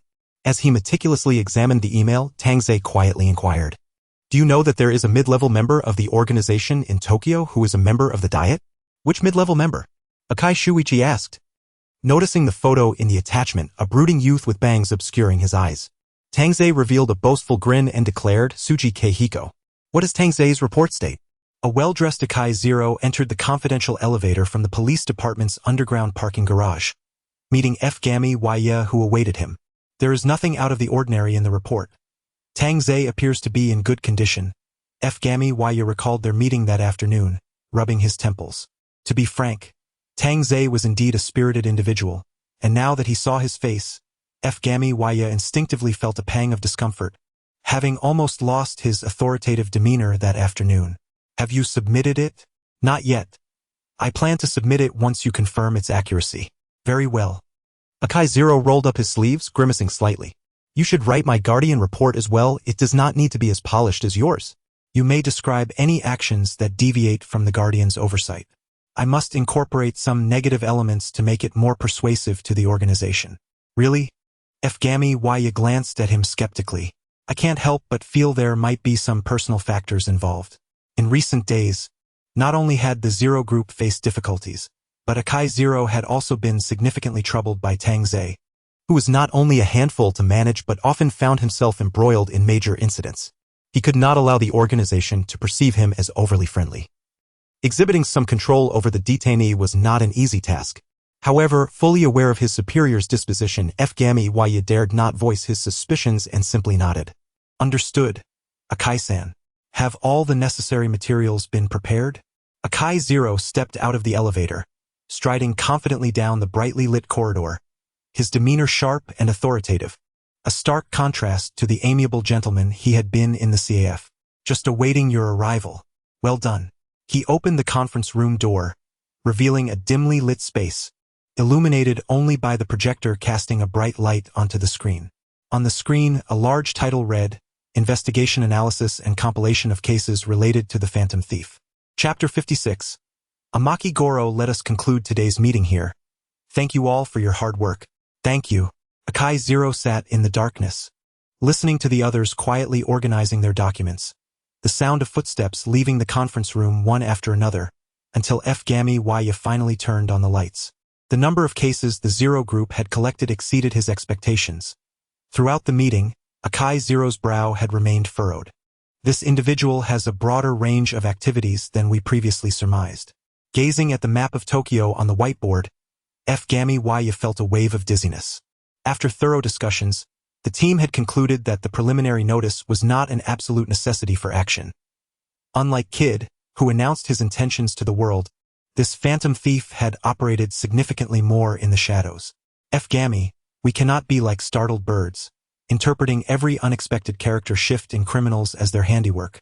Akai Zero stated, rising to remove several magnets from the whiteboard, eliminating some vague conditions to rethink the situation from a different angle.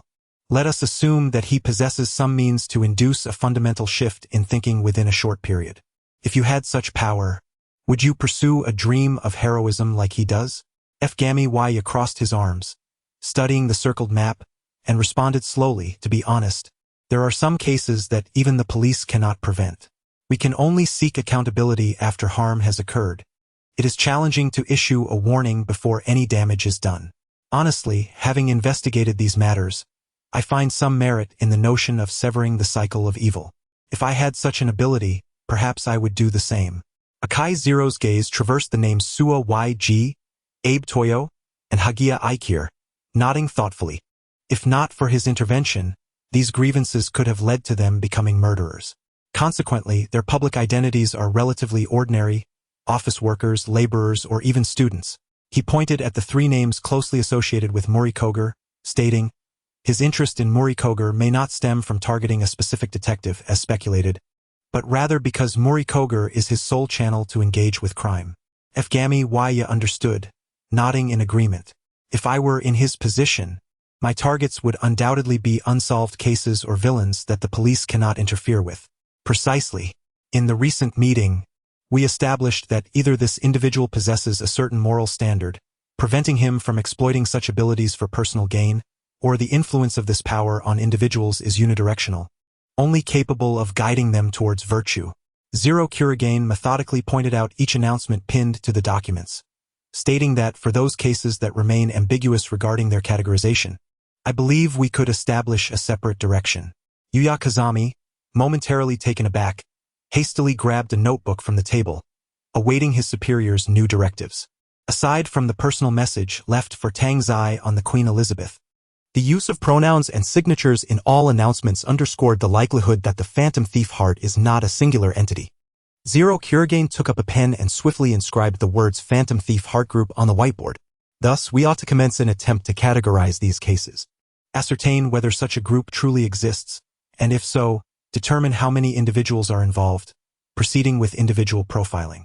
Yuya Kazami eagerly agreed, beginning to jot down new items in his notebook. In fact, posing this question to Tang Zai would yield a rather straightforward response. Although I am but one person, the Phantom Thief Heart Group sounds significantly more impressive, does it not? Replicating the original work carries a certain sense of ritual. Zero Kurigane crossed his arms, scrutinizing the words inscribed at the center of the whiteboard. Male, single, age 25, possesses a commendable educational background, adheres to a moral standard that exceeds societal norms, exhibits a distinctive style of operation, converses with confidence and vigor, and harbors a degree of control. Currently, he spends his days beneath the Muri Detective Agency, and he has gained some understanding of this increasingly renowned neighbor. After briefly eliminating individuals connected to him, Zero Kurigane raised an eyebrow and uttered a name, Shinichi Kudo? However, Shinichi Kudo is already a well-known detective, even more renowned than Kagoro Mori. If it were him, what need would he have to rely on Kagoro Mori to filter targets? Unless one considers Shinichi Kudo's disappearance. Zero Kurigane pondered, stroking his chin. Is it possible that he is currently unable to make an appearance due to certain circumstances? Unbeknownst to Conan, who has been thoroughly duped by his friends, he cheerfully entered the Poirot CF. Since Tang Zai's arrival, he occasionally comes down to stroll around. When it is inconvenient for the elementary school students to find excuses to go out, this high school student serves as an excellent shield. With numerous occurrences, he has become quite adept at the entire routine, feeling as at home as if he were returning home. Huh? Has Tang Zai not returned yet? Conan was slightly taken aback at Ayumi's words. Mr. Amuro has taken a leave as well? Ayumi sighed. Yes, Mr. Amuro is absent, and I'm a bit overwhelmed. Tang Zai went to the police station right after school, and it has been 2 or 3 hours already. Does it really take that long to prepare a report? The bell at the entrance tinkled, producing a crisp sound. Ayumi set aside the pensive child and turned towards the door with a warm smile. Welcome. The newcomer smiled back at her as he entered and took a seat at the bar. Is this your first visit? Poirot CAF isn't particularly famous. Regular patrons are mostly residents from the surrounding neighborhood. Ayumi can easily recognize new faces. You might want to try the sandwiches. Today we have a special chicken sandwich that everyone seems to enjoy. I've heard your sandwiches are excellent. The young man replied with a gentle voice. I'll have one of those, please. Ayumi turned to prepare the sandwich, while Conan's gaze instinctively shifted to the newcomer, and he blinked in surprise. The individual's hair color resembled Tang Zai's, but was slightly longer and appeared softer, cascading neatly to his collar. His handsome features would certainly elicit a scream from Sonoko. Clad in a khaki double-breasted jacket and black leather gloves along with a metallic-colored briefcase in hand, he was quite the dashing young man, likely turning heads as he walked down the street. The reason for Conan's astonishment was that this person was equally intrigued, staring at him intently. Little brother, you are that hero from the newspaper, the one who thwarted kids' theft, right? His smile was gentle and warm, and his tone was calm and soothing, easily endearing him to others. Conan blinked, still harboring the earlier metaphor of a cold-blooded creature. He deliberately returned a broad smile and innocently asked, That's me, big brother. What is your name? I am Meiji Goro. Meiji Goro tilted his head slightly, his chestnut hair cascading smoothly. I am a detective. Chapter 57. Rare Vintage Wine Meiji Goro. Conan tightened his grip on the book in his hands. Seeking out Tang Zai to read was his most frequently used and effective excuse for going downstairs, and today was no different. He was holding the very book that Tangzai had given him when he encountered Eri Kisaki before, The 20 Faces of the Phantom. As a devoted fan of detective novels, Conan was certainly familiar with the works of Edogawa Rampo, and he was well acquainted with the renowned detective Meiji Kagoro. In fact, the name of the young detective group he formed with a few classmates stemmed from related series, a suggestion made by Conan, which the other children eagerly accepted. Meiji Goro observed Conan's actions and openly pointed at the book in Conan's hands. "Little brother, you've read this book too? My father is a devoted reader of this series, so he named me after it, resembling the detective within." Upon hearing this, Conan displayed a foolish grin, though he was not entirely convinced. He recalled the night he transformed into a child. He had encountered Ran, who had come looking for him, and in a moment of panic, glanced at the bookshelf and adopted the pseudonym Edogawa Conan. The manner in which this individual introduced himself seemed less like a proper introduction and more like a casual fabrication inspired by his book. "I'm back." Just as Conan was awkwardly smiling at Meiji Goro, a familiar voice echoed from the entrance. Tangzai had returned. Meiji Goro immediately turned toward the sound, scrutinizing the entering Tangzai. Upon recognizing Meiji Goro's face, Tangzai's expression darkened, losing all trace of amusement. Conan rarely saw such a gloomy expression on Tangzai's face. The current demeanor felt unfamiliar to him. "It has been quite a while, Tangzai." Meiji Goro stood up directly, walking towards Tangzai. "What brings you here? What could it be? You should be asking yourself that question." Meiji Goro maintained his gentle smile, yet his words were somewhat biting. Tangzai, seemingly unable to restrain his emotions, glared fiercely at Meiji before him. "I don't like seeing that face display such expressions." Meiji took a step closer. "Control yourself." The atmosphere between the two was palpably tense, their gazes locked in a fierce standoff, sparks practically flying between them. "Ah, customer, your sandwich," Ayumi interjected, holding the plate and looking bewildered at the scene unfolding before her. Tangzai, as if awakened from a trance, glanced at Ayumi and Conan, shot a glare at Meiji Goro, then turned away, seizing Meiji's wrist and pulling him toward the exit. "Tangzai!" Ayumi watched in astonishment as Tangzai dragged the newcomer away, setting down the sandwich. Unsure whether to pursue them, she quietly asked Conan, "What just happened? Did Tangzai have an argument with him?" Conan blinked and pondered, piecing together some thoughts before responding quietly. "It seems like Tangzai and this person have an unpleasant history. Are they going to fight?" Ayumi expressed her concern, watching as Tangzai led Meiji into a narrow alley. "They shouldn't," Conan replied uncertainly, contemplating whether he should follow them to eavesdrop. Fortunately, it wasn't long before Tangzai returned. He returned as a person seemingly composed, restored to his usual demeanor, greeting Inomoto Azusa and Conan with a smile. Inomoto Azusa tiptoed to glance at the empty doorway and inquired, "What about the previous guest, that Akiyoshi-kun?" "Forget him, he won't be coming back," Takazawa replied brusquely. "But he is already paid. I finished a sandwich." Takazawa carelessly dragged the plate towards himself, dismissing it as a waste to offer it to him. Azusa rarely witnessed such emotional display from Takazawa, which struck her as somewhat amusing. "Was he someone you knew before?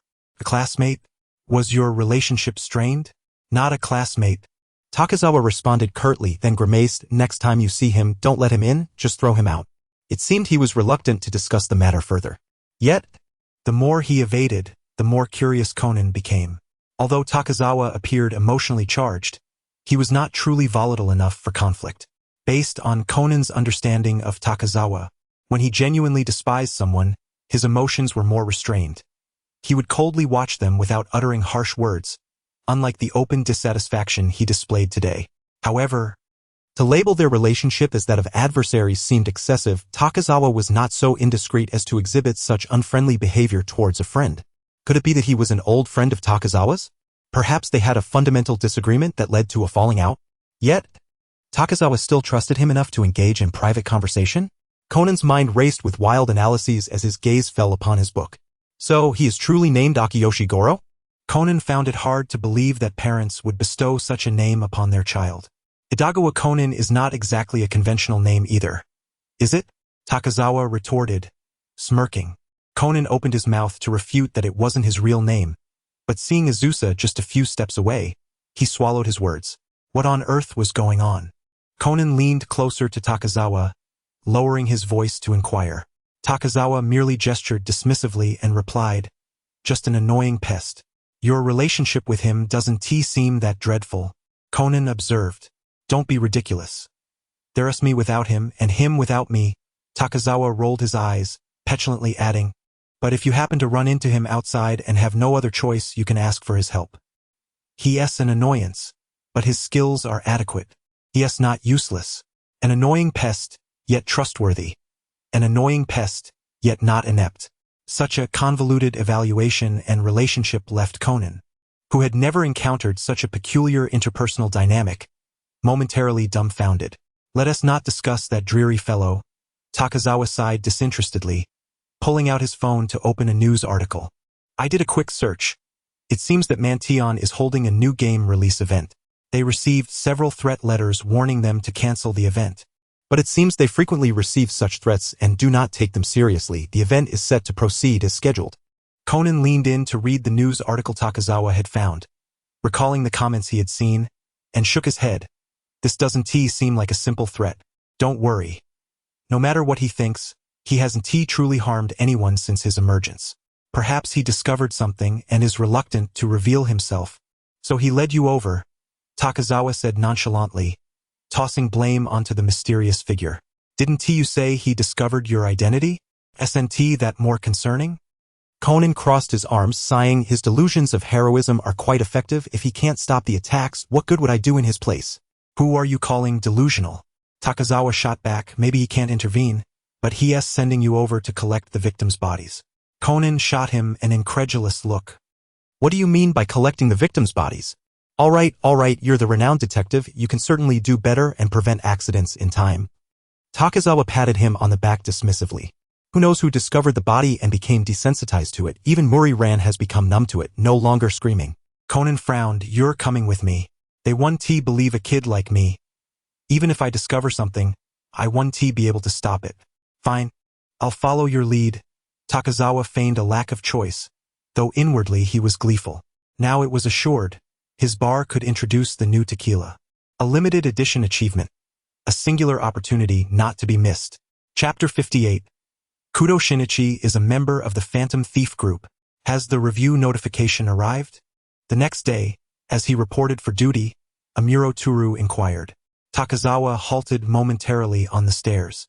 Here we go again. Amuro had undoubtedly seen the report before Takazawa, possibly even stamped it himself. When Takazawa walked into the office yesterday and encountered the distinctively arched eyebrows of Kazami Yuya, he nearly lost his composure. How did they manage to get him here for protective observation and review? The organization was closing in on Takazawa, yet they slipped through the cracks here? Truly impressive, Zero. Though his mind was filled with sarcasm, Takazawa maintained a smile. Not yet. I hope everything will be fine. I would still like to apply for a trip home. Home? Amuro shot him a curious glance. But your home has been reduced to ashes. Takazawa was aware. Yet the crux was not about returning home. He had heard from Muriran that Mori Kagoro might attend a classmate's wedding in Kyoto next month, traveling by Shinkansen. Calculating the timing, it was nearly time for Jin to make his explosive move. The timeline in this world was peculiar. While the tequila was on the verge of destruction, the Shinkansen remained unscathed.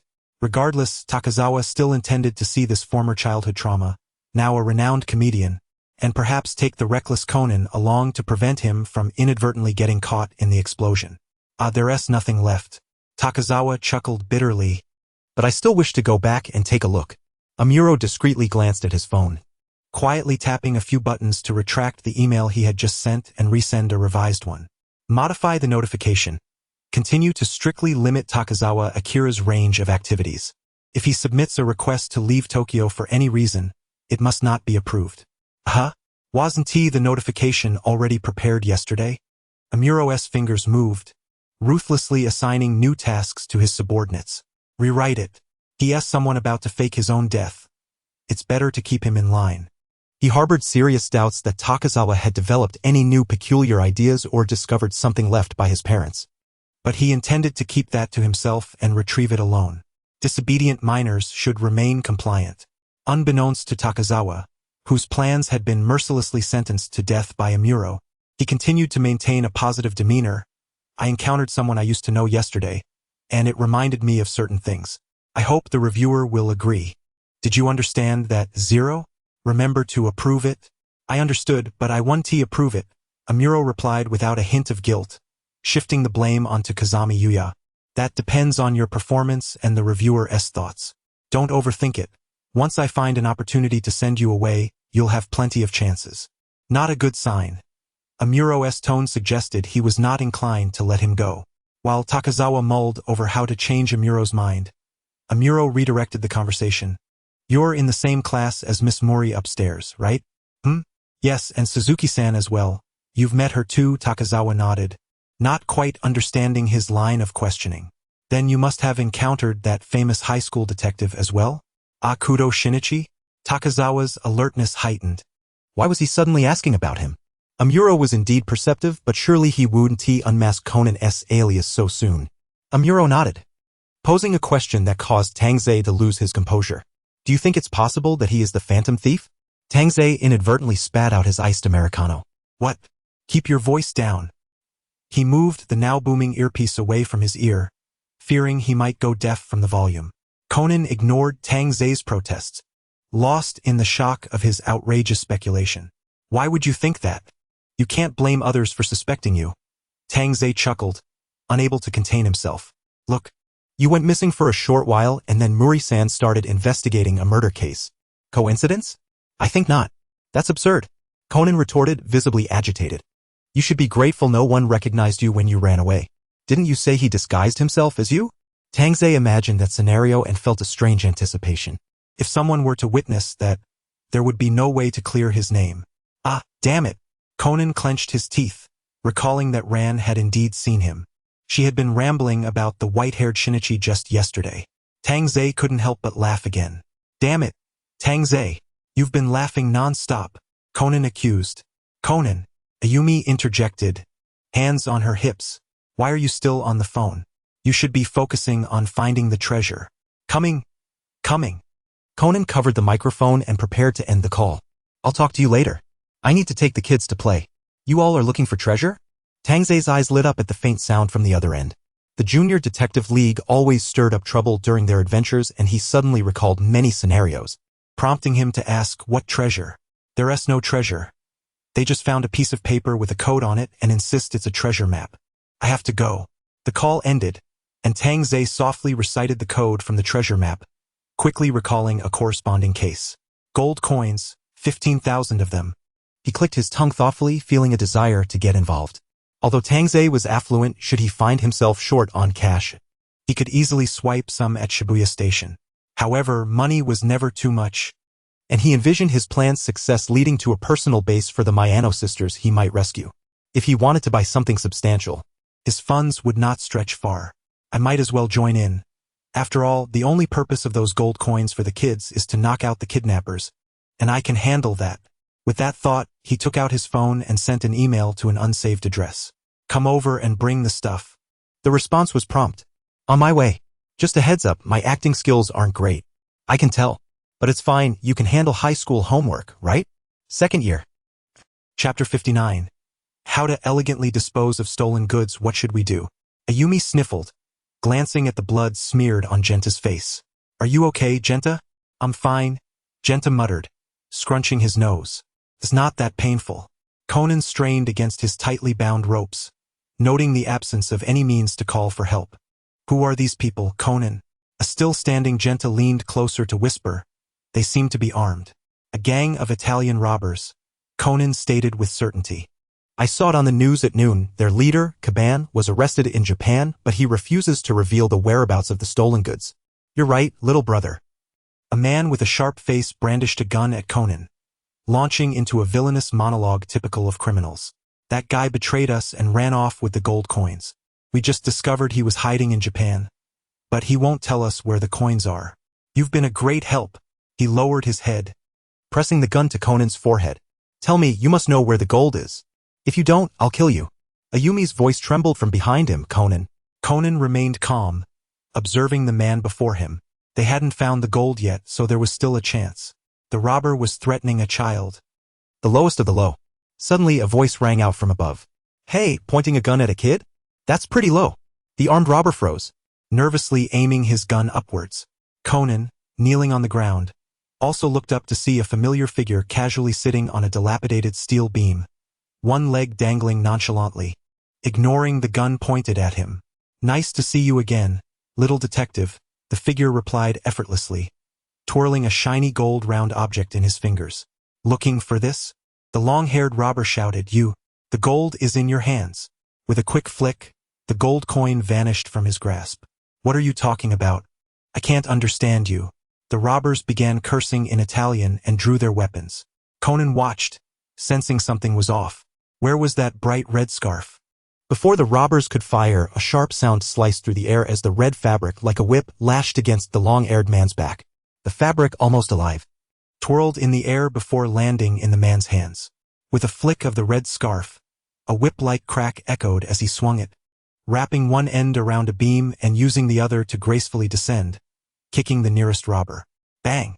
The last standing robber trembled and fired a shot, but the figure twisted mid-air, grabbing another beam and crashing down from above, causing the robber to emit a muffled groan as he hit the ground. Conan could almost hear the sickening crack of his spine. Having effortlessly subdued the three robbers, the figure stood tall, the hook releasing from the beam and returning to his hand, transforming back into a soft scarf, which he wrapped around his neck once more. "What kind of high-tech gadget is that? I want one too." "All clear now, kids." He approached them but didn't untie their ropes, only crouching to wipe the blood off Genta's face. "Next time, be more careful during your adventures. It's dangerous facing off against villains when you're just kids." The three elementary students nodded in a daze, their eyes sparkling with admiration. This mysterious figure, with his effortless grace and ability to defeat enemies in one move, possessed a Robin Hood-like charisma that was irresistibly captivating to children. "Wow, big brother. You're so cool. Just like Kamen Rider," Ayumi exclaimed, tears still glistening on her cheeks. "Incredible. The gold coins." The only one not caught up in the admiration was Conan, who voiced a critical question. "Did you take those gold coins? Guess?" The figure smoothed his white hair. "If you guess right, there's no prize, little detective." He stood upright. "The police will be here soon. It's time for Kamen Rider to make an exit. Don't tell them I was here, kids." With that, he tossed the scarf, which straightened into a grappling hook, wrapping around the window frame. He took a step back, grabbed the rope, and leapt out the window. "Ah!" Ayumi screamed, rushing to the window in surprise, peering outside. All that remained was the shimmering neon of Tokyo Bay at night. He had vanished. Conan glanced at the window, but his gaze was drawn to the staircase leading to the rooftop. It may appear as if he is leaping outward, but in reality, he is likely grappling with the thought and struggling to rise from the ground, hastily sprinting towards the rooftop. "Conan, where are you going?" His companion's calls are left behind him as he swiftly ascends the dust-laden stairs, reaching the rooftop. Just as he expected, there stands a figure at the edge of the rooftop, perched atop an abandoned billboard, gazing at the vibrant nightscape of Tokyo. "What tenacity, my dear detective," comes the voice, unperturbed by his presence. "What brings you here?" Conan, who is accustomed to chasing after criminals only to be left in their wake, finds himself somewhat disoriented, having encountered an individual waiting so patiently. He steadies his breath and inquires in a low voice, "Why did you disguise yourself like that last time?" Concerned that it might merely be a ruse, Conan refrains from being too direct. "You wish to know how I discerned your true identity as Kudo Shinichi?" The figure finally turns, though the mask obscures any visible features. "Rest assured, I possess my own methods, and I have no affiliations with those individuals. In fact, you may consider me an ally in this endeavor. Their destruction is, indeed, my ultimate goal." He casts his gaze downwards at the cityscape before continuing with a riddle. "I am a crow, yet I am not the carrion-eating monstrosities they are. Fear not. You know who they are. You must possess some unique means of gathering intelligence." Conan purses his lips, tentatively voicing his speculation. "This time, could it be that you attempted to confront the Caban and discovered the location of his hidden gold? After all, it does not seem like he arrived haphazardly. It feels as though he had been here all along, ready to intervene upon noticing the robber's intent to harm. Your imagination is quite impressive." The figure responds with a light chuckle. "I had yet to devise a way to explain myself, and here you are filling in the gaps. You are correct." With a playful laugh, he steps forward, stretching his arms out toward the bustling city below. "Stop!" Conan exclaims, rushing forward to peer over the edge. The only illumination outside consists of a few flickering neon lights. There is no sign of any shadow. Youth! It is dangerous! Retreat! Behind him, the officers who had ascended to the rooftop also shout in alarm as they pull him back. Turns out, the arrival of the police has thwarted his inquiries. Once the officers release him from their grip, Conan instinctively reaches into his pocket only to find a hard card within. Why can't he simply communicate in plain language? Is he inundated with so many flyers that he cannot use them all?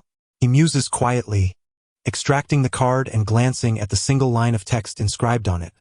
A mere email address. Another occurrence? Near the Tokyo Tower? Indeed.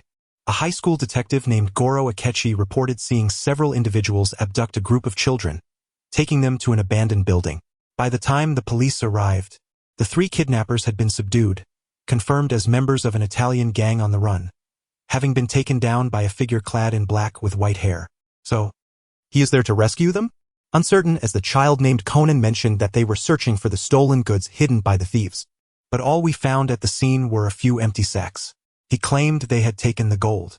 Conan's brow furrows instinctively. How is it that this child appears yet again?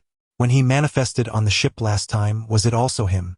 Sighing, Conan Toru stows his phone away and looks up, spotting the previously outside Tangze, rubbing his eyes as he descends from upstairs, gathering his papers and pens before entering the shop. Why did you go upstairs? Conan wonders about his direction. I finished my homework and went up to find Conan to borrow a mystery novel, but Morikuin said Conan hasn't returned home yet. Tangze's expression is filled with concern. Is he in trouble again? Conan reflects on the Conan being escorted by the police and glances at Tangze, who had obediently completed his homework outside all afternoon, feeling unexpectedly relieved. Thank goodness he managed to keep Tangze in check. Otherwise, if these children were to appear in the newspapers, Kaze would have another sleepless night. Do not worry, he should be back soon. Understanding the situation, Conan Toru gives Tangze a reassuring pat on the shoulder. Is that so? Tangze, more aware of the situation than he lets on, gazes out at the street beyond the glass window, devoid of emotion. When Conan discovers that he is ostensibly a relative of Kudo Shinichi, will he not become even more convinced that Kudo Shinichi is indeed present? I wish Kudo Shinichi good luck. Chapter 60. The high school student who deceives elementary students' emotions is despicable. Did you obtain the email address? Sitting at a table outside the Barrow CAF, Tangze yawns, casually flipping through his exercise booklet while questioning Conan. Thankfully, the math teacher is not overly concerned with handwriting, as this booklet has been penned by 2 different individuals, showcasing quite a variation. Nonetheless, Tangze expresses satisfaction with the experience, declaring he would not hesitate to do so again. Conan glares at the note, which bears the email address he has transcribed. The invitation is far too distinctive. He cannot risk leaving with it, as it would attract too much attention. Moreover, he has received a response. Conan is perplexed. He had previously stated that he knew the identity of the men in black, yet in the email he refuses to clarify, simply urging him to attend the game launch with some imperative reason. What if you don't go and the tequila doesn't explode? Tangze interjects. I'm waiting for an achievement update. I've grown tired of whiskey. Is there a possibility? Tangze continues earnestly. He might have reasons for not showing his face, such as those individuals recognizing him, or perhaps he has a sun allergy or social anxiety. As he speaks, Tangze finds himself somewhat intrigued. Indeed, he now possesses the skill of disguise. His white-haired persona has made a lasting impression. Could he perhaps fabricate another identity? For instance, a condition of albinism that prevents him from enduring direct sunlight, rendering him incapable of withstanding bright light. Good idea, jot that down. What nonsense is this? Conan's brow twitches. The first 2 reasons are somewhat plausible. Perhaps he has some connection to those individuals that prevents him from attending in person. It is essential to note that he is also someone capable of disguise. If he so desired, he could infiltrate the venue himself without requiring a detective's assistance. But what are those latter notions? Let alone the ostentatiousness of his demeanor that screams middle school angst. Social anxiety would not permit one to be shoving cards into people's pockets. While a sun allergy is difficult to refute, it is true that no one has seen him during the day. Wait, what is this? Conan retracts his wandering thoughts, looking at Tangze with a frown. You did tell Mr. Amuro you were going to the launch, right? Do not worry. He has already agreed and 1T come running to scold you. Tang Ze genuinely sympathizes with Conan, uncertain whether the persona he portrays has been effective, or if Conan's propensity for attracting incidents is simply too conspicuous. Amuro Toru always adopts a stance of caution, advising him to refrain from gallivanting with Conan. Mori-kun and Suzuki-san will also be attending, along with Mr. Mori. Indeed, Conan sighs at the thought. Mori-uncle has designed a detective game inspired by himself and invited Lon and me to the launch, while Yoko insisted on joining the moment she heard I would be attending. Her family has many cooperative projects with Man 10, so obtaining a ticket is a simple matter. How vexing. Since they specifically requested his presence, it's likely that something significant will occur at this event. Yet Conan, in his current guise, finds himself in no position to oppose their attendance. This is troublesome. Tang Ze pats Conan sympathetically. There is no helping it, let us make the best of it. At least Mori-san and the others are quite capable. If a violent incident were to arise, it is safer than being alone. Conan nodded gravely, reflecting on the earlier mention of Toru Amuro and recalling everything that transpired on the ship. Tang Ze, are you acquainted with Mr. Amuro? Is he a friend of your parents? Not exactly, but Tang Ze recalled the facade he had assumed. I suppose he is someone my parents would trust. Trust is essential, especially since he is a seasoned police officer, Conan sighed. Does that imply your parents are in a precarious situation? I saw him carrying a firearm on the ship. Are their friends truly such dangerous individuals? Tang Ze suddenly realized why he felt something was amiss. He had yet to portray Conan in this act. That day he had only taken on the roles of Shuichi Akai and Toru Amuro. It was time to include Conan in the performance. In truth, Tang Ze set aside his workbook, focusing on his fingers, gradually immersing himself in emotion. I haven't told you this yet. Recently, I received news that my parents have passed away. Conan's eyes widened in shock. What? So, there's indeed something sinister surrounding my case. As Tang Ze curled his hands into fists, his expression reflected a complex blend of sorrow and determination. They could not possibly have hired a lawyer to handle my case. At that time, they were already gone. Conan's lips parted slightly, momentarily at a loss for words as he watched Tang Ze, who seemed lost in thought. I should have trusted them more. Tang Ze's voice grew softer, yet he continued speaking as if to contain his emotions. Even after years apart, my parents would never have believed I was a criminal. If only they had been well, they would have returned to see me. Immersed in his emotions, Tang Ze felt resentment toward fate and frustration toward his parents. If only I had contacted them sooner. Conan felt somewhat at a loss, uncertain how to comfort someone in such a heavy moment. He fidgeted, unsure whether to express his condolences or to encourage Tang Ze to look on the brighter side. After a moment of silence, he placed his smaller hand over Tang Ze's clenched fists. You must gather your strength, he clumsily offered, striving to convey comfort. The death of your parents may indeed be connected to your case. Leave it to me, together we will uncover the truth and find their killer. Yet, Conan felt his words lacked substance, sounding thin and powerless. Tang Ze lowered his head, unsure whether he was holding back tears or suppressing emotions. He simply opened his hand and grasped Conan's small one tightly. I am a disciple of Sherlock Holmes. You must have faith in me. Conan did not pull away from Tang Ze's firm grip. In the CAF, after wiping down the cups, Toru Amuro involuntarily sneezed twice, curiously pinching his nose. Is someone speaking ill of me? He glanced out through the CAF's expansive floor-to-ceiling windows, observing Conan and Tang Ze sitting outdoors, their hands clasped in earnest conversation. What could a high schooler and an elementary student be discussing so seriously? Chapter 61, The Deceptive Tongue of Tang Ze. Mr. Amuro, do you have any wishes? Amuro paused, looking at Tang Ze with a puzzled expression. Huh? What a strange question. Tang Ze leaned closer, persistently asking, so, do you? Everyone has wishes. Isn't that normal? Amuro tossed aside the damp towel, exasperated. Don't change the subject. I was the one asking you. What were you discussing with Conan this afternoon? Though Tang Ze had not accompanied them, the presence of Amuro had compelled the unfortunate Yuya Kazami to follow the news all day. While it wasn't as critical as clearing information related to Tang Ze, the ongoing investigation into the missing large sums of money from the case posed significant challenges. Seeing Tang Ze and Conan whispering together instinctively put Amuro on alert. We were discussing the upcoming game release event, Tang Ze replied, fabricating a story. I mentioned I might attend while seriously discussing how to protect Murikuin. Attend? Amuro frowned, recalling that Conan was the only one who had faced the situation twice. He asked sternly, "Has he discovered something?" Tang Zei shrugged, "It's merely a possibility. Children tend to have active imaginations. Perhaps he just said that to persuade you to let me go." Amuro raised an eyebrow, not fully convinced by Tang Zei's explanation. Regardless of where Conan obtained his information, he needed to inform Yuya Kazami to arrange personnel for monitoring. Mr. Amuro, I answered your question, so what about yours? Tang Zei pressed, inching closer. What is your wish? Did you see some bizarre test online? Amuro shook his head. However, wishes. He cleaned his hands, slicing ham and toast to prepare sandwiches, fleeting scenes flashing before him to the point where he could hardly distinguish them. Of course I have wishes. Dreams, reality, regrets, and pain, none are exempt from these. Life had granted him a multifaceted existence, filled with dreams and regrets. Amuro's face remained impassive, yet a nostalgic smile graced his lips. My wish is for world peace.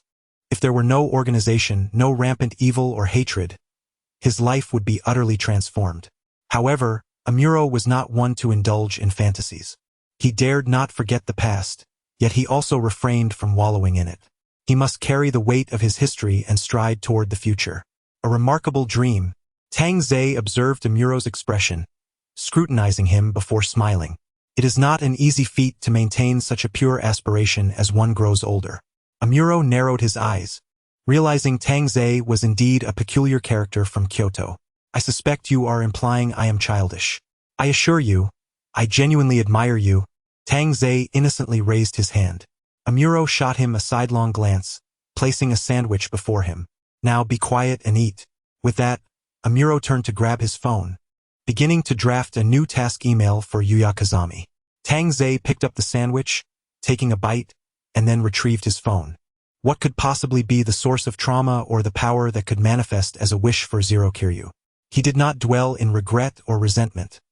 Rather, he drew strength from suffering to propel himself forward. Thus, he began typing. Name: Zero Kiryu. Location: Polo CAF. Coordinates: Cinema. A low female voice emanated from his phone speaker, having been set to a very low volume. Location locked. Tang Zei squinted with a smile, refraining from pressing the button for the alternate world navigation, extinguishing the screen to set his phone aside. He adored the sensation of seamlessly fitting a piece into the puzzle. Wow! Tang Zei exclaimed, staring at the massive mural before him. Conan's lips twitched. Who is this handsome gentleman? Does he have any relation to Uncle Muri? Beside them, Sonoko Suzuki nodded vigorously in agreement, casting an annoyed glance at the pale-faced Kagoro Muri leaning against the doorframe. Ran Muri sighed helplessly. Dad, are you really all right attending the release event like this? Clearly hungover, Kagoro Muri stubbornly declared, I'm fine. Have you not had any hangover remedy? Tang Zei sighed, recalling that since his first visit to the Muri office, he had given Ran the remedy he often used. If it had been taken properly, he wouldn't be in such a state of nausea. What hangover remedy? I've only had 5 or 6 cups. Kagoro Muri retched, covering his mouth. Indeed, you mixed gin, vodka, and whiskey and consumed 5 or 6 cups, Conan retorted.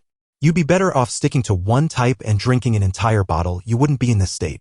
Why do you enjoy drinking so much? Ran Muri grumbled, yet she handed him a bottle of water.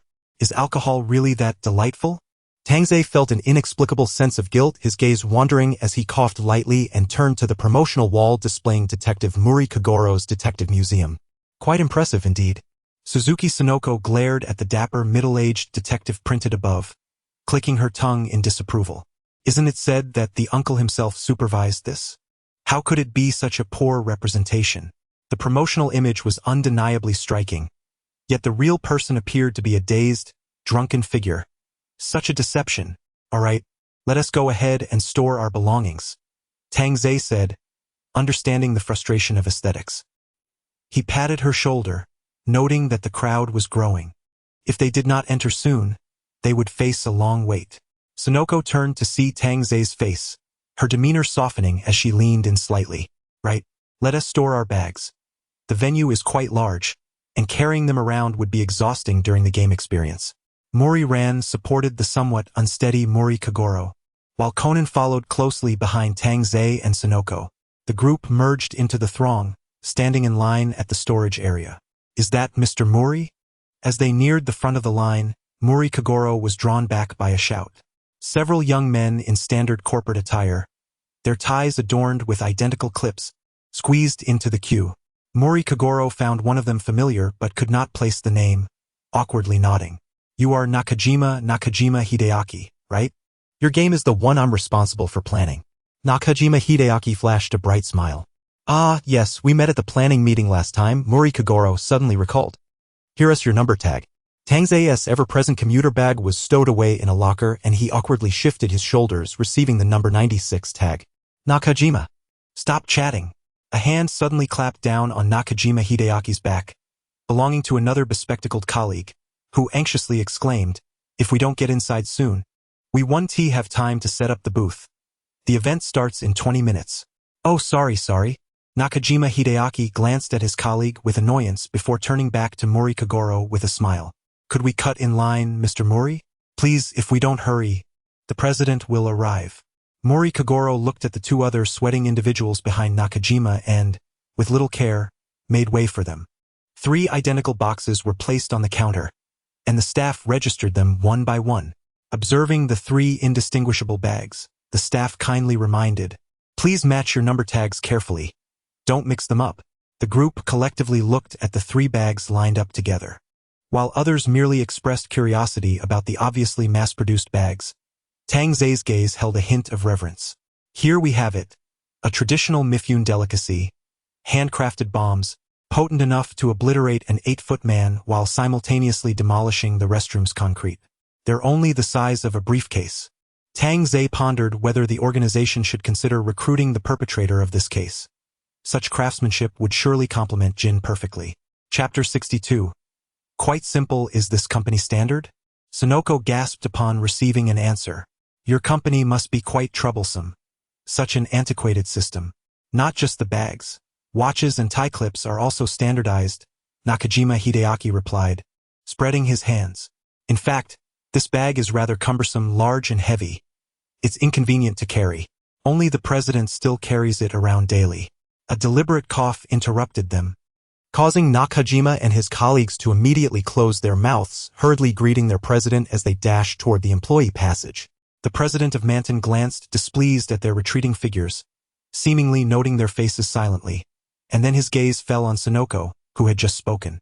Upon noticing the event pass hanging from her neck, his expression shifted, and he approached her with renewed cordiality, also greeting Mori Kagoro. What a hypocritical adult, Conan observed, watching him change his demeanor. Conan, don't speak like that. Rand tugged at him, receiving her storage tag with delight. What luck. I got number 100. Something good is bound to happen today. Indeed, how wonderful, Tangze agreed, nodding. Let us explore the venue. Uncle Mori won't be out for a while. Conan glanced at Mori Kagoro, who was being pulled aside by the president. Let us go, Tangze said, eagerly stretching his fingers. Ever since his arrival, he had been bombarded by encounters with Amuro Turu and Akai Shuichi, along with Conan and Kaito Kid, all while preparing for his own heist and the impending infiltration of the Black Organization. Tangze had little leisure for entertainment, and it had been ages since he last played a video game. He felt a surge of excitement. Shall we have a little competition? He asked, his eyes sparkling at the others. Rand nodded enthusiastically, her fists clenched in determination. Don't underestimate me. I'm quite skilled at arcade games. That is true. After all, those with good fortune tend to score critical hits in fighting games, Conan thought to himself, feeling somewhat envious. Let us add a wager, the loser treats everyone to dinner. Tangze grinned, proposing the stakes. 2 hours later. I give up. Sonoko threw down her controller, exclaiming, Tangze, you must be doing this on purpose. Who could possibly win against your level? Tangze continued to manipulate the game controller, the character on-screen gracefully jumping and striking, executing a dazzling combo that sent the towering opponent crashing down, prompting applause from the onlookers. He stretched his neck and shoulders, rising from his seat, nodding to the crowd, and casually stepping out of the circle, relinquishing the now overheated machine. Is this game difficult? I thought it was rather manageable, and it's not too long, Tangze remarked as he twisted open a bottle of water, sipping while offering his assessment. The art and storyline are quite engaging. I'll definitely buy it once it's released. Difficult? Hardly. Conan protested loudly, having been carried away 3 times in 10 minutes and exhausting his playtime. You're the only one who didn't finish in just 10 minutes. It really isn't that hard. Once you familiarize yourself with the techniques, it's quite easy. Tang Zhe replied, having found this Metroidvania-style game a breeze. He marked very simple on the feedback form handed to him, excitedly grabbing a brochure afterward to scout for his next target. No way, at this rate we're doomed, Sonoko exclaimed, unwilling to concede. Conan chimed in, we can't just give up. His lack of skill in video games was evident as he was thoroughly trounced by Tang Zhe, leaving his blood pressure soaring. What? I completely forgot about the stakes. Ran grimaced, massaging her sore fingers. It's just dinner. Losing isn't that big of a deal, right? Absolutely not. Sonoko and Conan retorted in unison. At this point, it was no longer just about the stakes. It was about the desire to win. Sonoko picked up her brochure again, studying it intently, her eyes suddenly lighting up. This one, she exclaimed, pointing at a project. Let me see where it is. Conan leaned in to see which game she was indicating and nodded vigorously. A punching machine? Ran pondered after a moment of consideration, her curiosity piqued. Yes. The kind where you wear boxing gloves and can score points. Sonoko exclaimed, grabbing Ran's arm. You're our last hope. Over there. Conan pointed in a direction, grabbing Tang Zhe's sleeve, who was still engrossed in examining the brochure. Do you have a machine you want to play? Tang Zhe heard their conversation clearly but was willingly led by Conan toward the indicated area. Chances were high he would encounter that explosive corporate employee again, and his rare vintage liquor would not be far behind. This one, Sonoko declared, hands on her hips, pointing ahead at the arcade machine.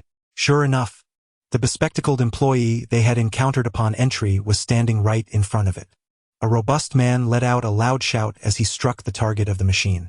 A vibrant display of neon lights flickered on the machine, accompanied by jubilant music, as the screen illuminated the number 248. Alas, if only the machine had reached 250, the effect would have been magnificent. Yushin Takashita adjusted his glasses and turned to his colleague behind him. Nakajima, would you care to give it a try? What? Startled, high-mind Nakajima turned around, momentarily shaken from his reverie.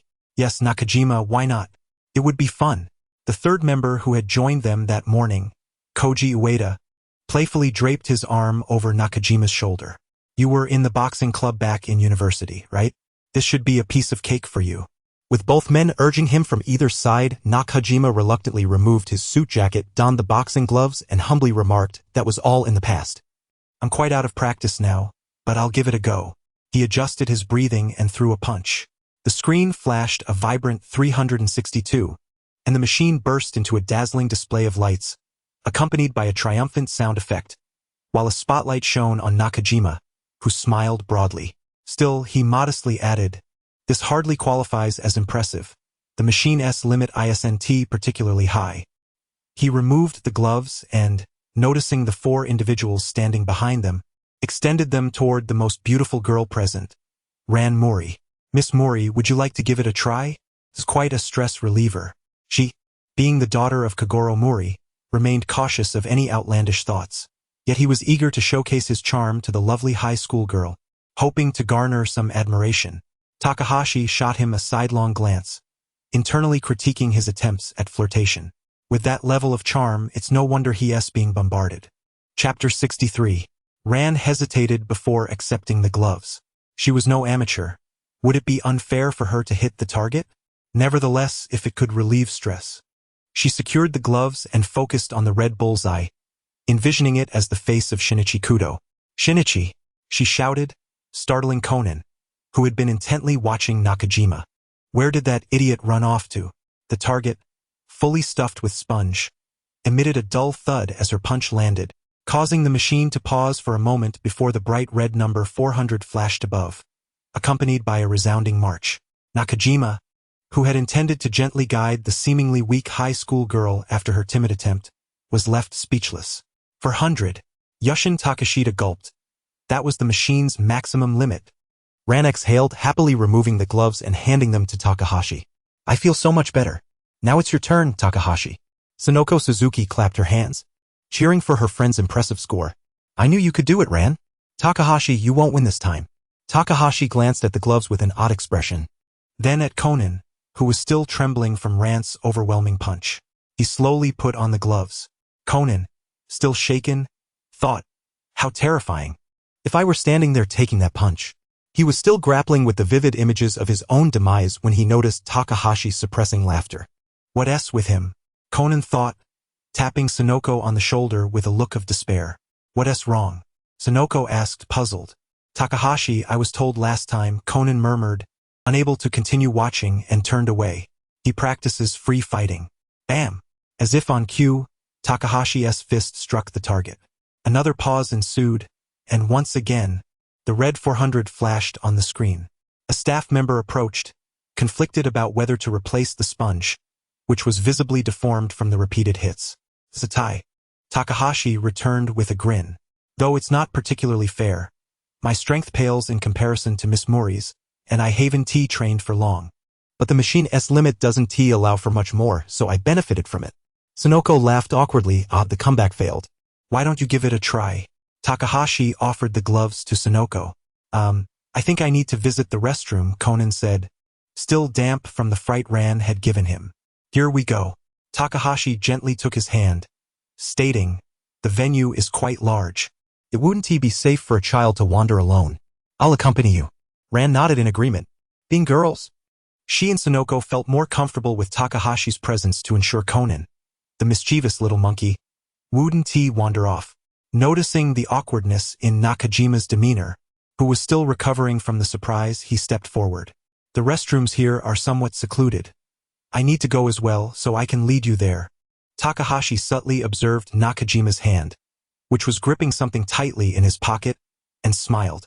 That would be most kind of you, Mr. Nakajima.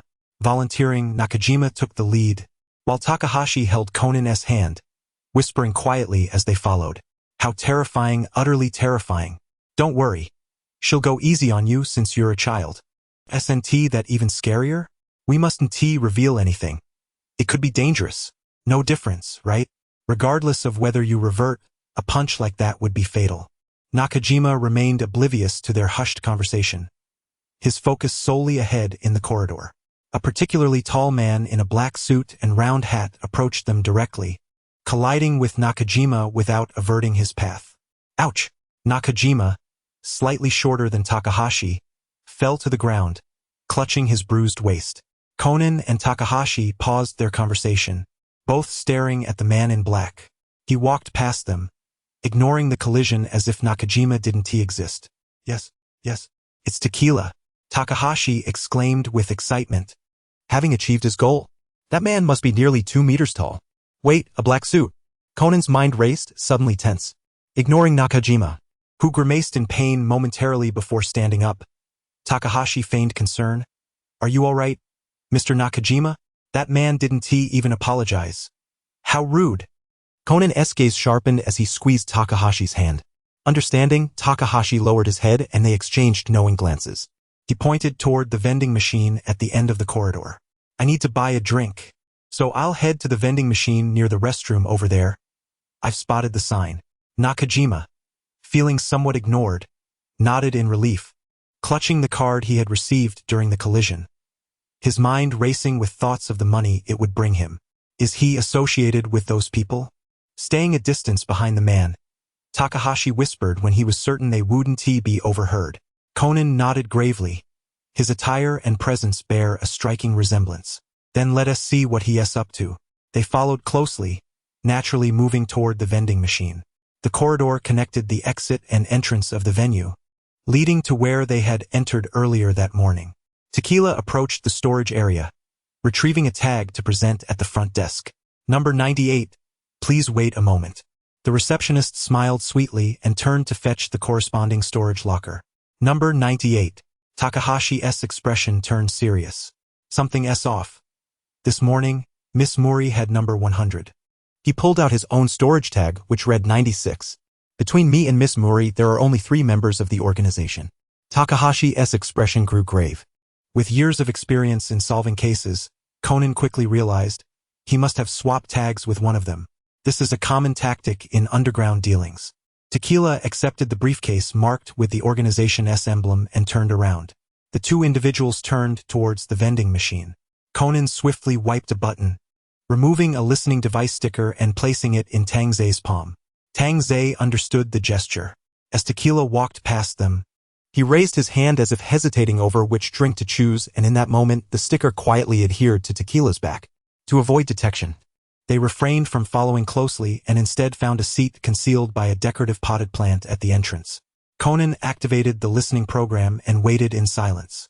First came the sound of footsteps followed by a faint beeping. He was on a call. Conan furrowed his brow. "Hello, it's me, Tequila."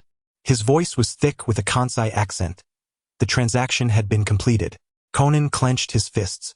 As expected, he had just exchanged a storage tag to complete a deal with one of the three men. "Don't worry, it won't be a problem. Tell Vodka and Gin that I met up with you before evening and got the items. I'll check them." With that he hung up. Tequila, Vodka, Gin. A string of drink names flowed from his lips, causing Conan's eyes to gleam. He activated the receiver on his glasses and tugged at Tang Zai. "Let us go. The tracker S signal ISNT strong. We can't be too far apart. They'll meet this afternoon. Let us follow them." Tang Zai had no objections and stood up without a hint of psychological burden. He was well aware of what was to come and walked back down the corridor with Conan with ease. Can't get in?" Suddenly, Tequila's perplexed muttering was heard through the listening device. "Ah, it seems I can open it, click." The sound of the lock disengaging echoed. Ah," Tequila exclaimed in surprise. Boom! A tremendous explosion erupted simultaneously from the listening device and the restroom ahead. The violent blaze and smoke engulfed the entire corridor in an instant, causing Tang Zai to brace himself against the wall while steadying the unsteady Conan. Cough, cough, cough. What's happening? An explosion. Where? Conan exclaimed, shock evident as he lifted his head, disregarding the suffocating stench in the corridor, and charged towards the explosion site. Chapter 64. Everyone is alive. Additional update. Thick smoke billowed from the restroom door, and through the black haze, a gaping hole in the side wall was faintly visible. Conan gritted his teeth, yearning to rush into the smoke. Stop! Tang Zai's hand shot out, gripping Conan's collar. Danger! There could be a fire. But Conan struggled against his hold, glaring defiantly at the restroom. Finally, he had caught a glimpse of their shadows, so close to unraveling the mystery and perhaps even identifying the assailant. But that hope shattered in an instant. Tang Zai understood his frustration and gently patted Conan's back. Call the police. Who did this? Conan muttered angrily. Is it a cover-up? Has my listening device been discovered? Clenching his fists, he retrieved his phone. But instead of dialing the emergency number, he opened the message box and sent an email to a specific address. An explosion occurred here. The man claiming to be Tequila is dead. Was this intentional? Tang Zai, who had intended to call the police, swiftly set his phone to silent mode. Don't go causing surprises, you little brat. No, he would need to buy 2 more phones. His new onion skin had its own contact address. If Conan whimsically sent a message one day, his phone would emit a notification and that would be disastrous. With that in mind, Tang Zai opened the email he had received, quickly typed a response, and then dialed the police. Hello, we're at the Mihua Hotel at the Paradise Game launch event. An explosion just occurred. Yes, I don't know, but there's no fire at the scene. While Tang Zai was on the call, Conan received a reply. He straightened his mouth and opened the message. It has nothing to do with me. Stay safe. I must take my leave. Their cleanup crew will arrive shortly. Be careful to hide, little detective. Conan's eyes flickered as he glanced at the scene, still emitting an acrid smell, and responded. You knew he would show up. You're hiding from them. Are you involved with them? Are they hunting you? Having hung up the police call, Tang Zai saw the email and smirked, wondering what new elements the imaginative detective had added to the mix. Nevertheless, he replied in accordance with the other S line of thought. I can only tell you that the members of this organization prefer to wear black clothing, and key members are designated by drink names as codenames. If they discover me, it will be irreparable. Protect yourself, little detective. Until next time. Tang Zai was speaking the truth. If the black organization realized the connection between the Phantom Thief and his parents' research, they would be in grave danger. However, Conan clearly interpreted this differently. That organization was also an enemy possessing extraordinary abilities. He was being hunted and could only hide. Conan pocketed his phone, his mood increasingly somber. Tangze, he murmured. Let us go find the one who traded with tequila. Familiar faces of Inspector Magyar and the familiar investigation division were present. Tequila had been utterly obliterated. In such a confined space as a restroom, such a violent explosion likely left no trace of him. Tangze was not particularly inclined to delve deeper into this matter. He allowed Conan to investigate alongside Kagoro Mori while he quietly stood by with Sonoko Suzuki, waiting for the case to unfold. The traitor had already been narrowed down to Nakajima Hidemakai and his two companions. The scope was quite small. Once Conan discovered that the actual explosives originated from a briefcase, the case would likely be resolved swiftly, and Tangze felt no need to meddle further. After observing Conan's progress for a while, he took out his phone and began typing incessantly. Tangze? Sonoko Suzuki noticed the police's actions had become tedious and soon turned her attention to Tangze, who was focused on his phone. Once he received a reply, he opened it to read. No need for that. You're the one actually solving the case. I can't be a detective. I didn't mean for you to really solve it, just go take a stroll or grab something to eat. After sending a solitary period, there were no further messages from the other side. Tangze smiled warmly and looked up at Sonoko Suzuki. I'm just checking in with Mr. Amuro. Shouldn't you inform your parents? They'll likely see the news about the explosion at the launch event soon. True. Sonoko Suzuki agreed and dialed her father's number. As her attention shifted, Tangze finally sent a message to Amuro. Mr. Amuro, there was a bit of an incident at the game launch. I'm fine and everyone else is too. Don't worry when you see it on the news. What happened? There was an explosion, and it seems one person has died. Question mark. A brief question mark conveyed Amuro T-Ru's confusion and exasperation. He had only let the person out for a day. It wasn't even noon yet. You better stay safe and not let the reporters catch you. Amuro sent another message, preparing to notify Kazami Yuya that he would have to work overtime again. However, before he could do that, a call came in. Seeing the caller ID, he frowned and walked into the back warehouse before answering. Hello, Jin? Amuro T-Ru replied irritably. What now? I'm on a long-term mission. Don't contact me unless it's urgent. Go check the bar storage room on the roof of the Black Tower. There's explosives. Handle it within an hour. After that, the call was abruptly disconnected. Amuro took a deep breath, irritated by the other party's disregard for his words, and, after a moment's thought, directly dialed Kazami Yuya's number. The place where Tangze has exploded, and there's a murder case. I find myself unable to proceed. Please devise a solution. After uttering these words, he abruptly hung up the phone, feeling a sense of relief as some of the pent-up frustration within him dissipated. Having exchanged pleasantries and changed out of his uniform, Toru Amuro settled into his Mazda, pressing the accelerator as he sped towards the Daikoku building, skirting the speed limit. The urgency to resolve the issue suggested that an unexpected situation had arisen. The cocktail bar on the top floor of the building was one of the organization's assets in Tokyo, frequently utilized as a rendezvous point. Jin's sudden intent to blow this location to smithereens indicated that someone who had utilized this safe house had encountered trouble. The bar would likely soon attract the police's attention. A previous incident came to mind, where an unfortunate lower-tier member had been involved in a car accident. The intended target was not killed, but a passing member lost their life instead, rendering a supposedly safe house no longer secure. Wait a moment?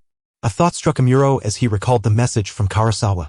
Taking a deep breath, he set off towards the Mahokai Hotel, where Yuya Kazami heard the ringing of his phone. Upon retrieving it, a jolt ran through his temples.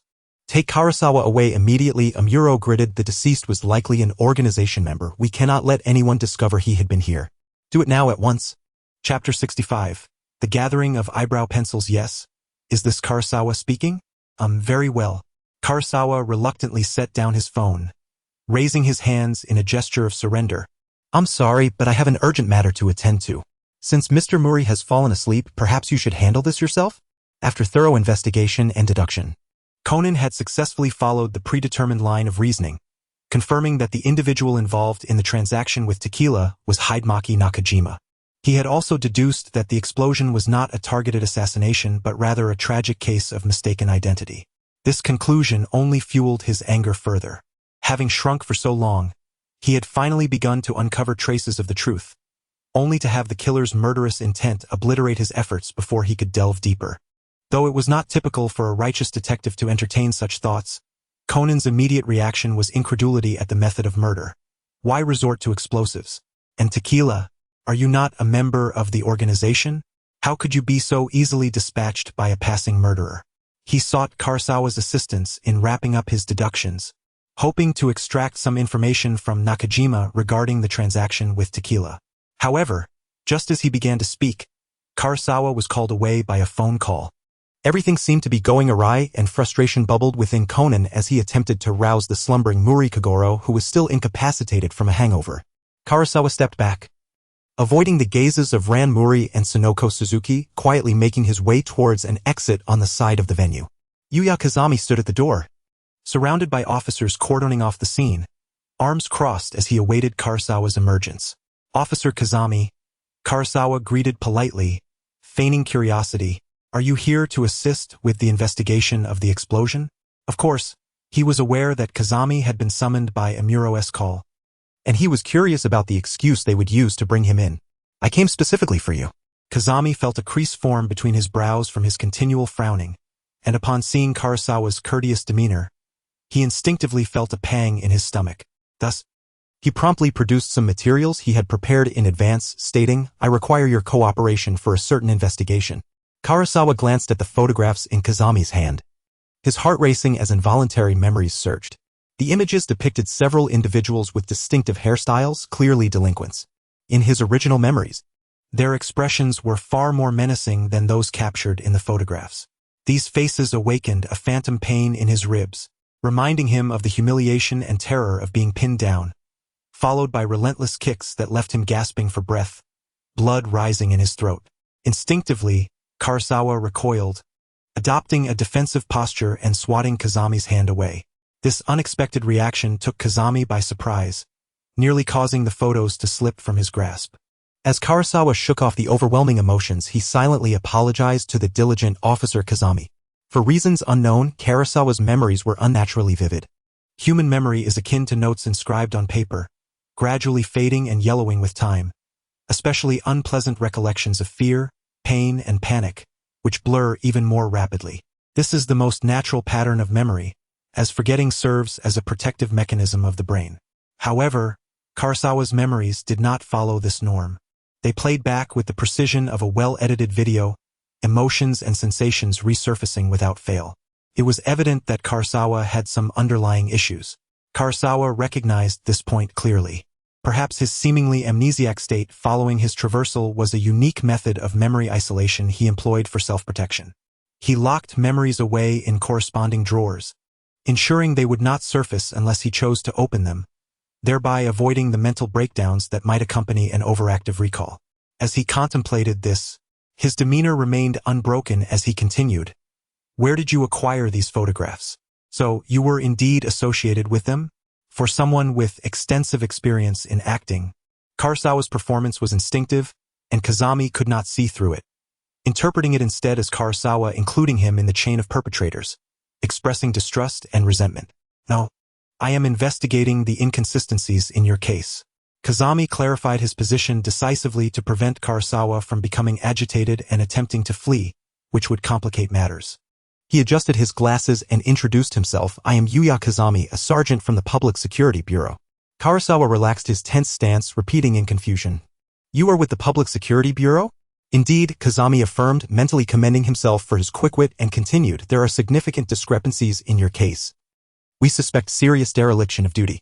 Let's not discuss this here. Come with me to my car." "Well played," Karasawa thought, appreciating Kazami's respectful approach. He adjusted his demeanor, adopting a slightly guarded but willing gait as he entered Kazami's vehicle. Once Karasawa was seated, Kazami swiftly locked the doors, securing the vehicle as if he had safely confined a wildcat in a trap. "Perhaps I should suggest to Mr. Akai that we apply for an electronic ankle monitor for this troublesome fellow. He truly has a knack for causing disturbances." Unfortunately, such an attitude would likely incite Karasawa's rebellious spirit, making it difficult for Akai to agree. Kazami felt a tinge of regret and turned the ignition. Meanwhile, as Karasawa was escorted into the police headquarters, Conan was deep into his deductions. The person who placed the bomb is you, Mr. Takashita, Conan declared. Grinding his molars before elaborating, the briefcase found at the scene bears the emblem of the Paradise Company with the company tag bent outward, indicating that the explosive was not external but rather concealed within the bag. Inspector Magyar turned to the crouched Takashita Yushin, stating with seriousness, "So, you handed the briefcase to the deceased?" "No, the one who delivered the bag to the deceased was Mr. Hidemaki Nakajima, who conducted a secret transaction with the deceased." "Am I correct, Mr. Nakajima? Transaction?" Inspector Magyar directed his gaze back to Nakajima. "Indeed, the bag retrieved by the deceased from the storage was number 98, while the one you just referred to was number 124. You three bypassed our group and stored your items. It should have been number 9799. Thus, you executed a clandestine transaction with the deceased by exchanging storage tags." As Conan pieced the information together, his fists clenched in anger. Tequila, Nakajima, Takashita Yushin. He truly could not fathom who among them was the unfortunate soul, leading to such a monumental blunder. The true source of misfortune may lie within himself. Conan gripped his bowtie tightly, maintaining a calm tone as he continued his analysis. However, the deceased did not anticipate that he had not received Mr. Nakajima's storage tag, but rather had exchanged his own tag in advance for that of Mr. Takashita, who had stored an entire box of explosives. Peering from behind a pillar, Conan observed the ashen face of Hidemasa Nakajima and coldly demanded, "Honestly confess, Mr. Nakajima, who is the deceased, and what transaction did you engage in with him?" Chapter 66. The One Who Breaks Down. All will break down. It was here that Conan extracted the meeting location from Hidemasa Nakajima's lips. With no time to ponder the tumultuous thoughts of the guilty party, Takashita Yu, he dashed out of the venue, racing towards the Daikaku building. The towering commercial edifice stood over 20 stories high as Conan entered the elevator, anxiously watching the floor numbers flicker. Upon reaching the top floor, he hurriedly followed the signs to the cocktail bar. Just as Conan stepped into the left elevator, the right elevator descended from above, and Tru Amuro, wearing a beret and keeping his head low, emerged. He exited the building, entered a car parked by the street, and dialed a number on his phone. Boom! Another violent explosion erupted, sending a plume of black smoke billowing from the top of the building, debris raining down from the 20-plus floors, landing in the desolate junkyard behind. Ensuring there were no casualties or damages to innocent bystanders, he drove off, switching from the street parking lot to his Mazda. "I have sent T-Gawa back to the CAF, allowing him to identify the personnel involved in the current investigation, while the case handlers have yet to be confirmed. We have already locked onto an individual claiming to be the agent for the T-Gawa couple." "Excellent." Amuro exhaled a sigh of relief, casually sending Jin an email confirming the completion of his task. He retrieved a can of drink and leaned back in the driver's seat, momentarily disinterested in returning to the CAF. Uncertain of where Jin had stockpiled such an abundance of explosives, Amuro decided to utilize the entire inventory to prevent this batch of hazardous materials from endangering others. At least under his arrangement, it would be a controlled explosion, minimizing the risk to public safety. The dedicated public security officer savored a brief moment of stolen relaxation, while Conan, caught midway, could only gawk at the inferno engulfing the bar, his eyes filled with rage. Once again, he found himself so close to the truth. He pounded his fist on the ground in frustration. The neon sign reading cocktail bar collapsed, crashing into the devastated fire scene, leaving the establishment devoid of light, reduced to nothing but charred smoke and flames, as if everything had once again succumbed to darkness. Meanwhile, T-Gawa had not remained idle back at the CAF. He excused himself to run an errand, walking into a deserted alley, where he habitually scanned the system map for the locations of the Taros, checking if Akai Shuichi was nearby. However, as he prepared to press a button, his finger froze. Who could explain why Amuro and Conan's Taros were so close together? T-Gawa pondered the progression of the case in silence. Surely, it couldn't be that Amuro was in Tokyo, dispatched by the organization to blow up the bar? Poor Conan would likely be driven to madness. This group of red-flagged individuals thrived on their mutual betrayals. After a moment of exasperation towards these uncoordinated comrades, T-Gawa pressed the navigation button. The scenery before him warped, and having adapted to this transformation, T-Gawa closed his eyes for a few seconds. Upon reopening them, the familiar Bora CAF was replaced by a cinema. Tigawa approached the cinema's entrance, gazing up at the neon sign glowing brightly, outlined in gold. Still clad in his trench coat, the absence of a sudden transformation into a phantom outfit indicated that the owner of this domain bore no hostility or vigilance towards him. Following the carpet, he ascended the stairs, effortlessly joining the queue of shadows entering the cinema. The ambience here closely resembled that of a real cinema, with a lofty ceiling adorned with dazzling chandeliers illuminating the walls covered in posters. Mission Impossible, War of the Police, all spy and crime films. Tigawa chuckled at the familiar faces on the posters, wondering about Amuro's rich inner life. At that moment he halted his steps. Before the ticket counter, a circle of display cases illuminated by spotlights resembled a booth showcasing movie merchandise. Yet, surrounding the spotlighted cases, no shadows approached. Only Tigawa quietly moved closer. As he stepped into the light, a figure at the nearby cash register lifted their head, smiling in greeting. These items are not for sale, you know. The man with black hair, possessing a charmingly handsome face, was easily recognizable to Tigawa. It was Hajiwara Kenji, Amuro's classmate from the police academy. Tigawa scrutinized Kenji's face, returning a friendly smile. May I take a look? Of course, Hajiwara shrugged, stepping aside. Feel free to ask me any questions. These are props used in films, absolutely exclusive exhibits. Tigawa observed him for a moment longer before shifting his gaze away. He surmised that Amuro's customer service smile was a learned behavior from this contemporaneous peer, as the angles and curves were strikingly similar, undeniably formulaic. Tigawa stepped onto the golden carpeted exhibition area, inspecting the display cases one by one. A 5-petal cherry blossom police badge glimmered within its velvet wrapping, next to a torn 10-inch photograph of 5 young individuals in police uniforms, joyfully huddled together. A blood-stained toothpick was individually placed in a transparent box, elegantly adorned with a ring of white tulips, creating a display reminiscent of a meticulously arranged bridal bouquet, with dewdrops glistening under the spotlight. A wooden-colored guitar hung on a display wall, accompanied by a hand card with faintly discernible handwriting. Adjacent to the guitar was an independent showcase resembling a podium, containing a shattered mobile phone pierced by bullet holes. Tigawa took a deep breath, refraining from further examination, and merely surveyed the opulent, deserted exhibition area. Not continuing to look. Guest? Hajiwara inquired, puzzled as Tigawa turned to leave. No, the movie is about to start. Tigawa flashed him a friendly smile and walked towards the ticket counter where shadows queued. Upon recognizing Hajiwara, Tigawa was not surprised to encounter a pair of azure eyes at the counter. The man, clad in a well-fitted 3-piece suit, blinked in surprise upon lifting his gaze, his cat-like eyes twinkling as he smiled warmly. It's rare to see a guest with blue eyes like mine. I apologize for zoning out. The 3 p.m. screening is about to begin and there is still time to purchase tickets. Would you like some snacks? Yes, a large popcorn, please. Tigawa glanced at the name tag on the man's chest before redirecting his gaze. Certainly. Unperturbed, the man returned with a large bucket of popcorn, handing it alongside a movie ticket to Tigawa. Your ticket and popcorn. Enjoy the film, guest. Taking the items, Tigawa asked, Are you happy working here, sir? Surprised by the unexpected question, the man tilted his head, then smiled again. Very much so. It's a relaxing place and I love movies. That's great. Tigawa tightened his grip on the popcorn bucket and approached the ticket counter. Though he had come to scout the area and satisfy his curiosity about the undercover agent's inner world, he found himself inexplicably vulnerable.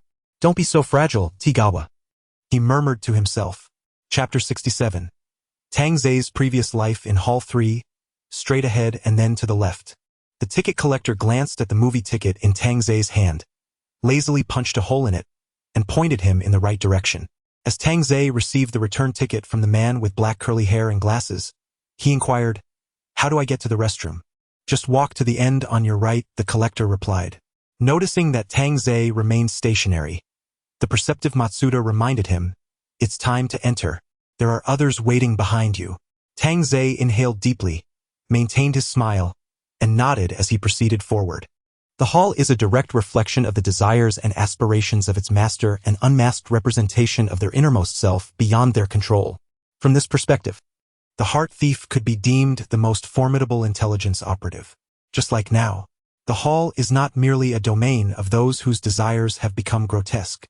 Individuals with resolute wills or those whose spirits have been twisted by trauma can also manifest halls, as seen with the likes of Nishikito Yasu and Sakura Futaba from Section 5. Akai Shuichi undoubtedly falls into the category of those with strong willpower. His hall reveals no material desires, filled instead with regrets and memories, akin to a beautiful dream reserved for oneself. It can be said that Akai Shuichi never indulges in the irrevocable past, yet he constantly reminisces about them. As he walked down the corridor, Tang Zei followed a group of shadowy figures and settled into his seat within the screening room. Here, the usual cacophony of a bustling cinema was absent. There were no whispered conversations before the show, only silhouettes in shades of gray and black, quietly awaiting the film's commencement. The rows of seats resembled gravestones, and the entire hall was enveloped in profound silence. Tang Zei, too, sat in silence, surveying the terrain of the hall. Suddenly, a golden-haired figure, starkly contrasting with the surrounding shadows, entered the hall. He meticulously matched the seat number on his ticket, sitting in the row right in front of Tang Zei. This was Amuro Turu, or rather Akai Shuichi. His presence here was merely a shadow, devoid of the guise of Amuro Turu. The smooth demeanor was absent, replaced by a calm, composed, yet sharp aura. This was the authentic self, honed through years of undercover work. The shadow of Akai Shuichi did not acknowledge Tang Zei, perhaps unaware or indifferent. Dressed casually, holding a bucket of popcorn, he seemed merely an ordinary moviegoer. As Tang Zei observed him, the surrounding lights dimmed, and the white screen gradually came to life. The film began. However, the projection was not a traditional film, it was a portrayal of Akai Shuichi's past from a divine perspective. This segment was content Tang Zei had yet to witness, depicting Akai Shuichi's initial foray into the organization as an undercover agent. Graduating at the top of his class from the police academy, Akai Shuichi was undoubtedly a prodigy, yet to avoid arousing suspicion within the organization he entered methodically, demonstrating his talents incrementally. During this period, as a member of a criminal, or rather a terrorist organization, he was compelled to engage in numerous morally reprehensible acts, fencing stolen goods, smuggling, and intentional harm. He was a competent infiltrator, both internally steadfast and externally disguised, which implied he had endured considerable struggles and introspection. As Tang Zei watched, he found himself lost in thought. Despite the overtly dramatic elements of this world, such as the absurdity of pairing childhood friends for undercover roles, he could not help but reflect on his own past. In his previous life, Tang Zei had retired after a successful undercover mission. He never considered himself an exceptional police officer, perhaps competent but not exemplary. He was chosen for undercover assignments due to his solitary nature, adept expression management, and lack of formal military training, bearing no signs of institutional affiliation. The codename for this operation was Under the Sand, where he lay concealed in a damp heap of sand awaiting the tide to wash away the makeshift barriers. Enduring for 6 long years, much like Akai Shuichi's current duration as an infiltrator. This was an unequivocally perilous endeavor, fraught with the likelihood of no return. Yet Tang Zei persevered, driven by the loss of his father, an engineer who perished in a terrorist attack orchestrated by the extremist organization. It was hatred that propelled Tang Zei forward, allowing him to survive and eventually conclude his mission successfully. Despite enduring inhumane torture where the motivations for interrogation were not solely to extract intelligence but also to inflict suffering, Tang Zei emerged nearly incapacitated. Nonetheless, achieving the mission's objectives rendered it a success in his eyes. If there were any regrets, it was perhaps that his psyche had become warped through prolonged undercover service, rendering him ill-equipped for normal societal life, let alone a mundane existence devoid of choices. Thus, witnessing Akai Shuichi's unwavering resolve to persist on this path evoked deeper reflections in Tang Zei. He surmised that even if faced with a similar fate, Akai Shuichi would carry on with dignity, unlike himself, who had succumbed to a monotonous existence, lost in gaming. Tang Zei gazed at Akai Shuichi, his mind wandering through memories of his past. As the film concluded after an hour, the shadows quietly rose and exited in silence, the hall's lights illuminating the smiling visage of Akai Shuichi and the tear-streaked face of Tang Zei. The shadow of Akai Shuichi turned to the lone remaining guest, expressing concern. "Are you all right?" Tang Zei wiped away his tears, offering a faint smile. The portrayal of Akai Shuichi's past had been edited into a gripping commercial film, culminating in the undercover agent narrowly evading numerous crises and successfully acquiring the organization's codename. This made Tang Zei's emotional response while watching the film seem particularly perplexing. "I'm fine," he replied, grasping the untouched bucket of popcorn, opting not to head towards the exit but instead ascending towards the rear of the hall. "The guest?" Akai Shuichi regarded him with confusion as he proceeded towards a door leading to the projection room, not the exit. "I know," Tang Zei replied, grasping the door handle without looking back. "Until next time." Before Akai Shuichi could respond, he turned the knob and stepped inside. Although the hall was distorted by its master, not every area fell under absolute control. Some regions displayed a weakened distortion mirroring reality. In Section 5, these areas were designated as rest zones within the hall, with special applications as well. This cinema was no exception, as evidenced here. Tang Zei entered the projection room, which transformed into a CAF loft. Leaning against the door, he smiled at the familiar scene. Once again, he relished the sensation of acquiring a fragment that seamlessly fit into the larger puzzle. Chapter 68. Kazami Yuya. Please see Tang Zei off. Upon exiting the hall, Tang Zei strolled out of the alley as if nothing had transpired, casually rummaging through his bag for a few items he clutched in hand, feigning a genuine intent to shop, and returned to the Polo CAF. Amuro Toru has yet to return, likely wishing to avoid Takazawa today. It's understandable. Having been out for just half a day, the workload has doubled, not only in his role as a police officer but also as Bourbon. Even though he knows Takazawa is quite innocent and not responsible for the situation, Amuro finds it arduous not to feel weary towards him. Takazawa contemplated for a moment and then called Conan. Unsurprisingly, he received the news that the bar had been destroyed. He half-heartedly offered some consolation to Conan while subtly inquiring about the information he had gathered regarding the organization. The police had inspected the suitcase meant for tequila and discovered a disc containing various documents. Conan had already returned to the venue at the Mifune Hotel, his voice lacking energy. Nakajima Hideaki mentioned that the information the other party wanted him to collect consisted of a list of high-level programmers and their current workplaces, as well as much detailed address information as possible. He expressed his ignorance about why tequila required such information but noted the large sum involved prompted him to investigate. The organization indeed seems adept at persecuting programmers, despite their mysterious pursuits of reversing time and resurrecting the dead. The connection between programmers and these goals remains unclear. Yet they consistently exhibit a cryptic need to develop software that aids their objectives. If a programmer, particularly an independent developer like Itakura Taku, could create a program to change the world and influence humanity's future, humanity would have been doomed long ago. Given that sometimes even programmers do not understand why certain programs function. Takazawa mused internally, maintaining a calm and serious tone. Does this organization truly need programmers? What do they intend to do with them? Shouldn't you attempt to keep a backup list as a starting point to uncover their motives? I recall that Dr. Agasa is also a remarkable programmer. This adds another layer of intrigue. The inventor and developer, akin to Doraemon, has somehow escaped the organization's scrutiny. Who can be blamed for the organization's failures? You're right. There is still hope, Conan sighed, relaying to me that many members of this organization use alcohol names as aliases and prefer wearing black clothing. Indeed, tequila and the one who knocked me out fit this description. Please be vigilant and prioritize your safety. Once the initial thrill of hope subsided, Conan realized he had nearly placed Takazawa in significant peril today. In cases involving organization members, it's not surprising for the detective to be the renowned Kogoro Mori. However, if the investigator were an obscure high school student like Takazawa, it could pose a danger to him. Takazawa still had his own troubles to contend with. I'm fine. Just be careful with yourself, he replied. In truth, being careless isn't too much of an issue, he thought after hanging up. Conan would not provoke Jin. He was not like Hybrid AI. Jin is a man who adheres strictly to his role and truly does not remember those he has killed. Heaven knows how Spartan Takazawa felt when he saw the full moon arc, and Jin called to inquire about who Kudo Shinichi was. Now, he could begin waiting for Kogoro Mori and his group to board the Shinkansen.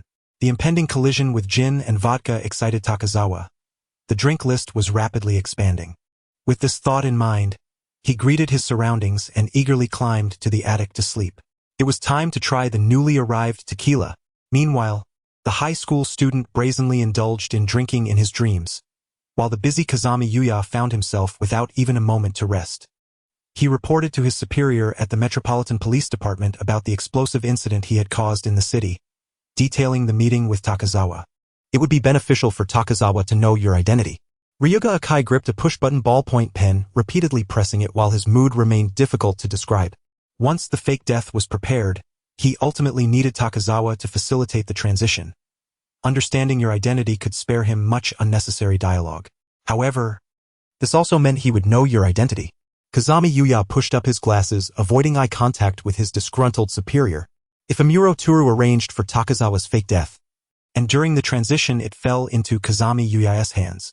Combined with his previous role as a liaison for the Takazawa couple within the organization to gain Takazawa's trust, the fact that Amuro Toru is an undercover police officer would become evident, and Takazawa was never one to be easily deceived. It's not a major issue. Ryuga Akai waved his hand dismissively.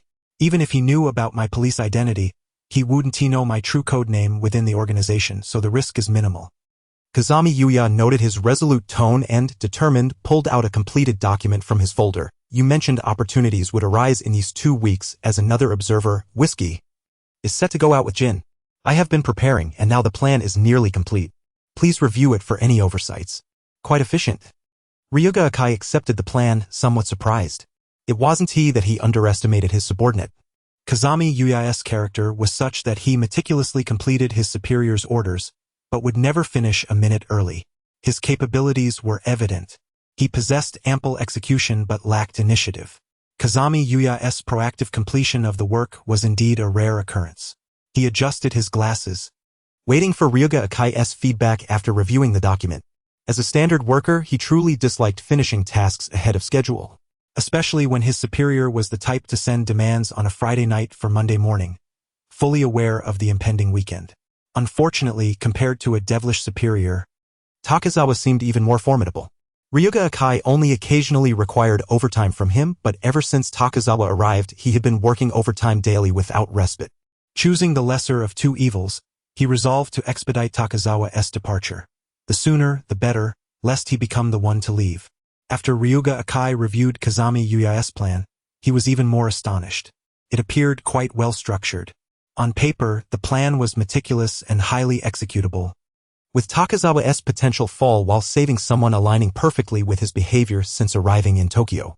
Consistent with the style the organization had observed in his and Reyes' dual reports, the arrangement felt uncharacteristic of Kazami Yuya. He cast a skeptical glance at his subordinate, pondering whether this individual, who had previously been content with mediocrity, was perhaps putting on an act. Chapter 69. The first domino falls. This fellow named Aoki Goro is becoming increasingly active. As Conan flipped through the social news section of the newspaper, he immediately spotted Aoki Goro's beaming face. And that's not all, Takazawa remarked, chewing on an ice cream spoon and vaguely displaying the page on his phone to Conan. Look at this, he even has a fan club now. One must admit, a handsome and affable high school detective like him naturally attracts the attention of the media. Once he becomes active in various news outlets, his face draws even more attention, especially from young girls who admire detectives. Within just a few days, he has already garnered a fan base. Conan grumbled. It took me years of solving cases to achieve this level of attention. The public really is fickle. Takazawa retorted without mercy. Nonsense. I've heard Murikuin complain that the letters from admirers you receive daily fill your mailbox to the brim. Since you stopped coming to school, the locker isn't cleared, and the love letters are about to overflow. Clearing his throat, he felt a hint of shyness and pride, adjusting his glasses and saying, That's the accumulation of my long-standing record of solving cases. They are chasing the brilliance of wisdom, unlike his fans, who are purely enamored with his looks. Takazawa scooped a large mouthful of ice cream and made a sound of disdain, but did not oppose the notion of being admired for his appearance. You are not acquainted with him, are you? What is his background? Conan folded the newspaper and glanced at the towering mound of ice cream in front of Tangze, pausing momentarily before he couldn't help but comment with so much and so sweet, can you finish it? Besides, isn't the season unsuitable for ice cream? Of course I can finish it. Ice cream melts quickly in summer. It's at this temperature that a large ice cream tower can be savored slowly. Tangze replied with a serious tone before finally addressing the initial question. He just returned from abroad and has a rather unique job and travel experience. What do you mean? Conan struggled to comprehend the high emotional intelligence of the Kyoto native. He is back from America, Chicago, and he is an excellent marksman. Tangze stated bluntly. Conan was taken aback. American-style Aido? You haven't encountered that before, have you? I don't have a good relationship with him. You could consider him a fellow patient of mine. Tangze scooped up an entire ice cream ball. I don't think highly of him, we simply don't get along. Conan was once again left speechless. He couldn't very well inquire about Tangze's shortcomings. It felt exceedingly impolite. Since Tangze had not volunteered further information, it indicated he was not keen on sharing. Conan held back his urge to probe further, silently noting down Tangze's comments. All in all, if you happen to meet him, it's best to maintain a degree of vigilance, Tangze concluded. Conan nodded, understanding that Tangze wished to move on from the topic. He shifted the conversation back to the recent explosion case. I've already reviewed the materials in Nakajima Hideaki's possession. Dr. Agasa indeed knows quite a few of the individuals mentioned. He mentioned there will be a gathering of programmers in Aizu soon, and he has received an invitation. Upon hearing the name, Tangze's eyebrows raised. Aizu? That sounds wonderful. It's a renowned location, famous both as a tourist destination and in the realm of Conan studies. It's definitely worth visiting. Are you free to leave Tokyo? Tangze readily agreed, while Conan hesitated. Not just yet, but it should be fine next month. Don't worry. Tangze smiled, adding, with Kazami Yuya acting as a shield, my examiner seems to be investigating my case. He won't make things difficult for me, I presume.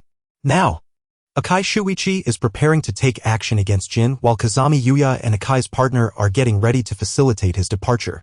Underneath the calm surface, turbulent undercurrents are seeking an outlet. Tangze's contingency plans are all set. He just needs to wait patiently. The time is drawing nearer, and next month, Tangze will indeed be free. Conan felt pleased for Tangze.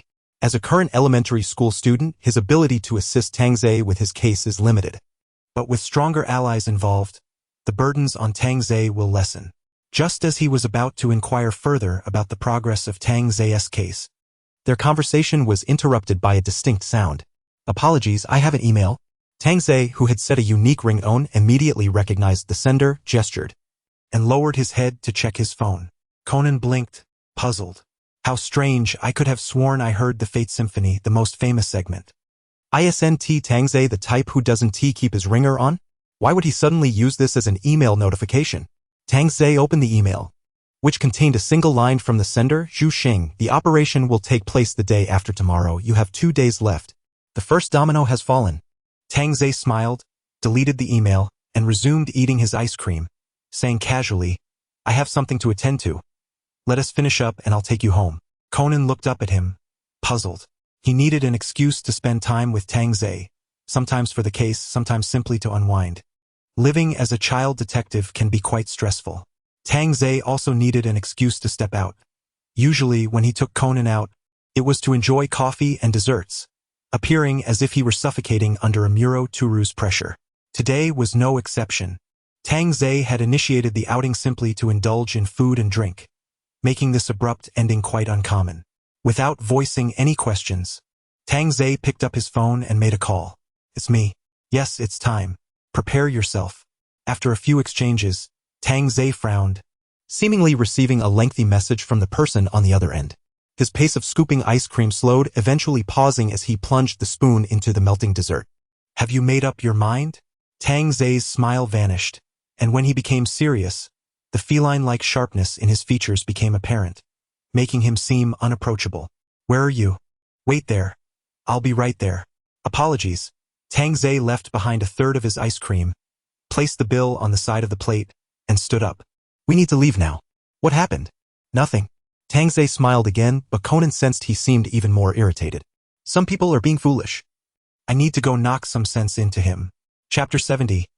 Kazami Yuya. Tangze, are you trying to get killed? Today was yet another ordinary day. Kazami Yuya walked on his way home from work, feeling physically exhausted yet mentally uplifted. He had been busy these past few days concerning Tangze, driving to and fro until he was nearly worn out. Messages from Akai-san arrived, indicating that Rai had commenced his collaboration with Jin. Presumably, Rai had already concluded his surveillance of Tangze, and their plan could soon be set into motion. The Public Securities Protection Transfer Plan was progressing smoothly. The vehicles for extraction and alternative routes had all been verified. Now, he needed to contact the forensic expert to identify the upcoming high-altitude corpse as Tang Zhe, issue the death certificate, and coordinate with the relevant departments to finalize Tang Zhe's death. Then align the documentation for his new identity. Kazami Yuya mentally listed the upcoming itinerary, feeling optimistic. He would be extremely busy in the coming days, disoriented by the whirlwind of activity. Not only him, but his colleagues in the Zero Group would also be occupied, ensuring Tang Zhe's safety as they closely monitored the entire transfer route to prevent any losses. But their future looked bright. This troublemaker who seemed to flirt with danger was soon to leave Tokyo. Thank heavens. The long night of overtime had finally passed. And dawn was imminent. The temporary busyness was a price they were willing to pay, Kazami Yuya thought. The melodious chime of an urgent notification interrupted Kazami Yuya's hurried steps in the parking lot. He immediately halted, pulling out his phone. This was the last thing a worker wished to hear, the notification from a superior. He illuminated the screen, unlocked it, and the email expanded to full screen with a cold glow of black text on a white background, casting a pallor on Kazami Yuya's already dark-circled eyes. The first line read, "Emergency situation." It struck Kazami Yuya's chest like a heavy blow. Rai was exposed during the mission. The second line made him blink furiously. Exposure was not a term typically used for organizational members unless the organization has confirmed that Rai's true identity is an agent, Akai Shuichi. The third line scorched through his consciousness, causing Kazami Yuya to sway slightly, instinctively clutching his forehead. The organization has issued an urgent assassination order against Akai Shuichi. His last known whereabouts were near Gunma Prefecture. I will be leaving Tokyo immediately. Kazami Yuya felt disoriented. Reading the email twice before his mind began to grasp the situation, holding his breath as he glanced at the final line. I'm unable to participate in the transfer plan orchestrated by Tezawa Akira. Henceforth, the responsibility will fall upon you. It is imperative that this is executed before my return to Tokyo. This also serves as the most effective cover for my identity. Hurry. Kazami Yuya felt a wave of weakness wash over him, unable to restrain himself as he leaned against the nearby pillar. This meant that the organization member codenamed Black Malt Whiskey was an undercover agent, and he had been exposed during the operation. Now Mr. Akai would also join in the pursuit against him. Thus, the responsibility for Tezawa Akira's faked death now rested solely on Kazami Yuya. Mr. Akai. A desperate cry escaped his throat, burdened with overwhelming pressure. He had not slept for 2 days. Please, he truly could not endure this any longer. Be honest, for the next couple of days, there have been some developments within the organization. Amuro Turu, having finished his shift at the CAF, advised Tezawa, who was assisting in clearing the restaurant. I will soon depart from Tokyo. Over the next few days, the organization may send other members to observe or monitor. Do not stray too far with strangers. Try to remain close to the CAF, and keep a low profile. Kazami Yuya, who had already interacted with Tezawa on multiple occasions, was certainly not a stranger. Amuro Tura made every effort to imply the current situation regarding the organization's surveillance gaps.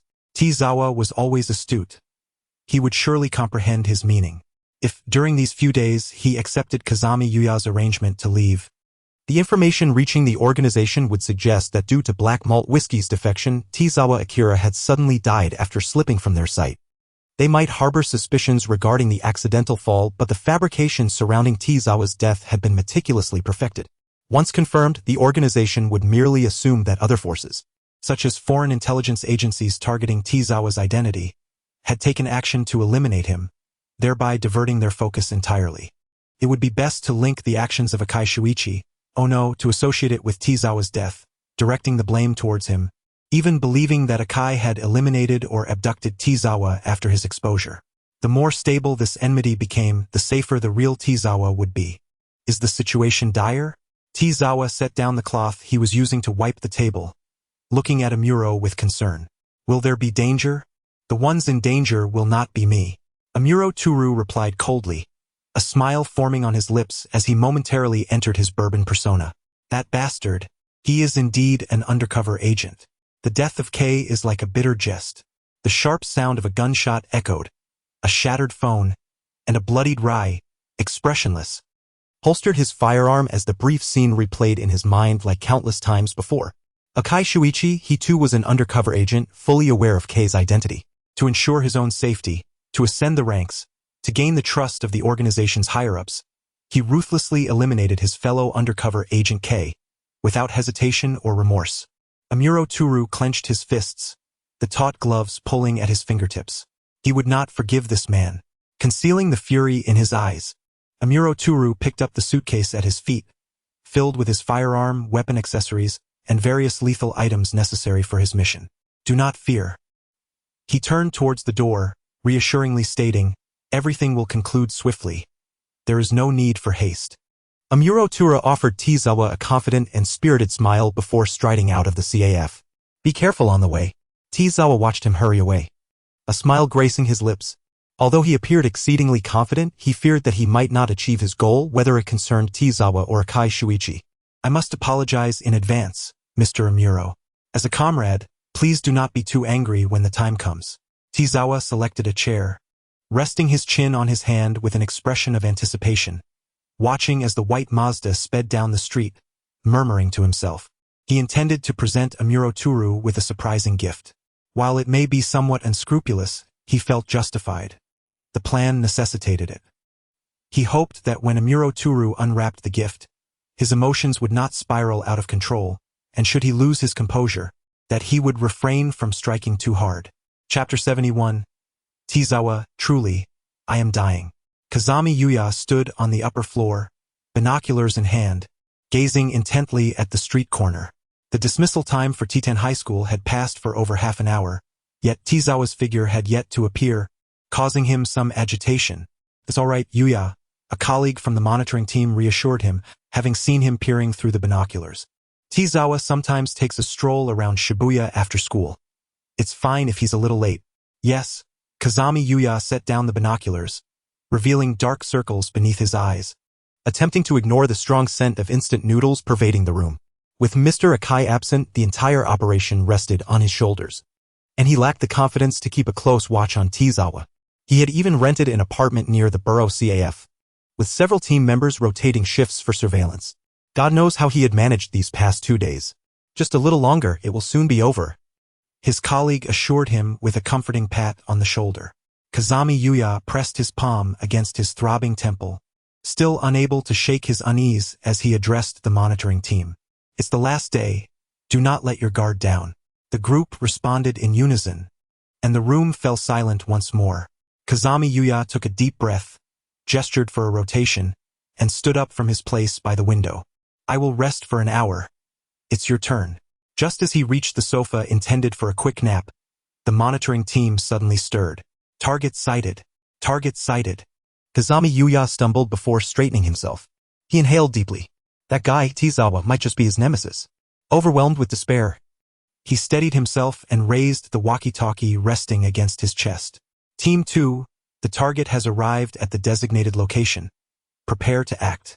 After relaying the message, he opened the door to the hallway, inhaling the fresh air as he ascended to the rooftop. A scream pierced the air from the terrace, causing passers-by on the street to stop and look up, where a woman donned in Titan High School uniform leaned out from the balcony, calling out loudly. Some whispered anxiously to one another, while others pretended not to see, continuing on their way. Tezawa, upon reaching the CAF entrance, also looked up at the woman on the balcony. After releasing another short, desperate scream, the woman appeared to be pulled back inside as if by some unseen force. Yes, just like that. Witnessing this scene, Kazami Yuya's spirits lifted as he clenched his fist. Given Tezawa's typical demeanor, he would undoubtedly rush up. Tezawa, standing below, gazed upwards for a few seconds before silently retrieving his phone. He pressed it to his ear, said something, and then turned, walking into the borough CAF. Kazami Yuya? 1 hour later. Thank you very much for your assistance, Kazami Yuya said, smiling while feeling a sense of desolation within as he shook the hand of the youthful man before him. No need to mention it. Assisting the police is a civic duty. The auburn-haired high school student flashed a bright smile, attracting the attention of several girls outside the cordon, who could not resist pulling out their phones to take pictures. Isn't that the high school detective that's been in the news a lot recently? Akechi Goro? Is that his name? It sounds quite similar to your father's name. He seems like quite the impressive detective. Whatever, wow, this is so eye-catching. Amidst the enthusiastic praises from the crowd, Kazami Yuya turned back to see his colleague, disguised as a high school girl and the perpetrator, being escorted into a police car, his eyes brimming with unshed tears. Such situations, disguised as cases, could be seen as a prank at best. However, based on my experiences abroad, there had been instances where such tactics were employed to lure and murder pedestrians, even police officers. Akechi Goro's demeanor turned serious as he earnestly advised, "Do not let your guard down, officer." The officer at the police station reported that someone had called in to report a suspicious incident resembling a prank, seemingly intentional. As this was relayed by Min, a young officer approached Kazami Yuya and whispered his report. Kazami Yuya inquired, "So, did Karasawa just call the police? Is that why he hasn't come up?" He realized something was amiss. Didn't he? There's really no need for such acute sensitivity. Did Mr. Ryugi say something to him before leaving that made him act so cautiously? Have you communicated everything that needed to be conveyed, Mr. Ryugi? Please don't put your hard-working subordinate in such a predicament. Meanwhile, over 100 kilometers away, Amuro Toru remained oblivious to his subordinate's inner turmoil. He was speeding along the winding roads of Akina Mountain, his gaze fixated on the vehicles ahead. His steering movements were bold and decisive, maneuvering close to the drainage ditch as he adjusted his trajectory, once again closing in on the car in front of him. Suddenly, a gunshot rang out, a sniper's shot causing him to lose his balance and veer off course. He cursed under his breath, gripping the steering wheel tightly to regain control, reluctantly pressing the brake. The scenery outside blurred rapidly, leaving a trail of white smoke on the mountain road as his vehicle spun a full 360 degrees before coming to a precarious halt at the edge of the pavement. Looking in the rearview mirror, Amuro noted that the black vehicle he had been pursuing had vanished from sight. Frustrated, he slammed his hand against the steering wheel, eliciting a loud honk. "Did you lose them?" came Jin's blunt inquiry through the earpiece. "The front tire was hit. It was Akai Shuichi," Amuro replied grimly. "I told you not to chase." A languid female voice interjected, the sound of a lighter flicking audible. "What's the point of chasing a few if you can't locate Akai? With his sniper cover, you have no chance." Amuro clicked his tongue, his fingers tapping irritably on the heated leather of the steering wheel. "Don't gloat, Vermouth," Jin retorted coldly. "Your investigation into Karasawa's connections is your responsibility. Missing him is on you." "I haven't overlooked anyone," Vermouth replied as if exhaling smoke into the microphone, her voice teasing the eardrums of those on the channel. "I've already submitted his name for consideration. You insisted on participating in this mission. Without that list, and without Rum being present to probe for details, you would already be on a prison transport to America. Was it Rum's exposure that led to this?" Amuro pondered, analyzing their conversation rapidly. "Get in the car," Jin's indifferent voice commanded. Amuro turned to see a black Porsche parked beside them. Jin, with a cigarette in his mouth, glanced over from the passenger seat. He exited the vehicle, inspected the front tire, gave it a kick, and then took his place in the back seat of the Porsche. "Gianti, have you located the sniper?" Jin asked as the vehicle roared back to life. "Damn it, it seems he fired from a helicopter," a shrill female voice shouted in the wind. "How could they have a helicopter?" Vermouth scoffed, "Ha." Amuro leaned back against the seat, staring out the window, his brow furrowed deeply as he echoed, "TSK." Jin took a deep drag from his cigarette, smoke swirling out the window as he seemed to struggle with his anger, his voice heavy. "Let us regroup. It might have been an armed helicopter from the U.S. military. Continuing this chase would draw too much attention." Vermouth made an ambiguous sound of amusement. Amuro turned his head, choosing not to join in the mockery, instead stating, "Take me to Oda City. My belongings and car are still there." Jin, lacking patience for his enigmatic colleagues, replied, "If you all wasted less time on the way, that rat would already be dead." Amuro shot back with a mocking huff. "Who got played by the rat, causing us to come help? If you don't think much of us, then don't use the intel we provided." Jin hung up the call abruptly, ripping off his earpiece in frustration. Taking a deep breath, he resisted the urge to shoot the snarky black-clad member behind him and wave to vodka, to Oda City. In the midst of their friendly banter, the operation to hunt down Akai Shuichi officially concluded in failure. Chapter 72, The Death of Karasawa Akira, Part 1. The Porsche 356 cruised smoothly along the mountain road shrouded in night, Jin, having ended the communication, clearly wished to disregard his bothersome colleagues. Amuro adjusted the volume of his earpiece, listening to Gianti's incessant complaints directed at Cohen. After several minutes, he heard another sound, the roar of Vermouth's motorcycle starting up, the engine igniting with 2 loud revs. "I thought you'd be heading to Tokyo, Vermouth," Amuro remarked, lowering the volume from Gianti's side, speaking in a calm tone. "I was reassigned here to assist. Rei no Akai Shuichi, yet another rat. I thought you would take over the surveillance on Karasawa Akira." Vermouth's voice echoed with a muffled resonance, likely through her motorcycle helmet. There was indeed such a plan, especially since I've yet to see that kid from the Karasawa family. What a pity. Although he had already deduced from their conversation that Vermouth had connections to the Karasawa couple, hearing her confirm it made Amuro's heart sink. There were more eyes on the Karasawa family than he had anticipated. Why was Vermouth focused on them? She was one of the members he interacted with most frequently in the organization. Since their acquaintance, Amuro had not ceased his inquiries into her.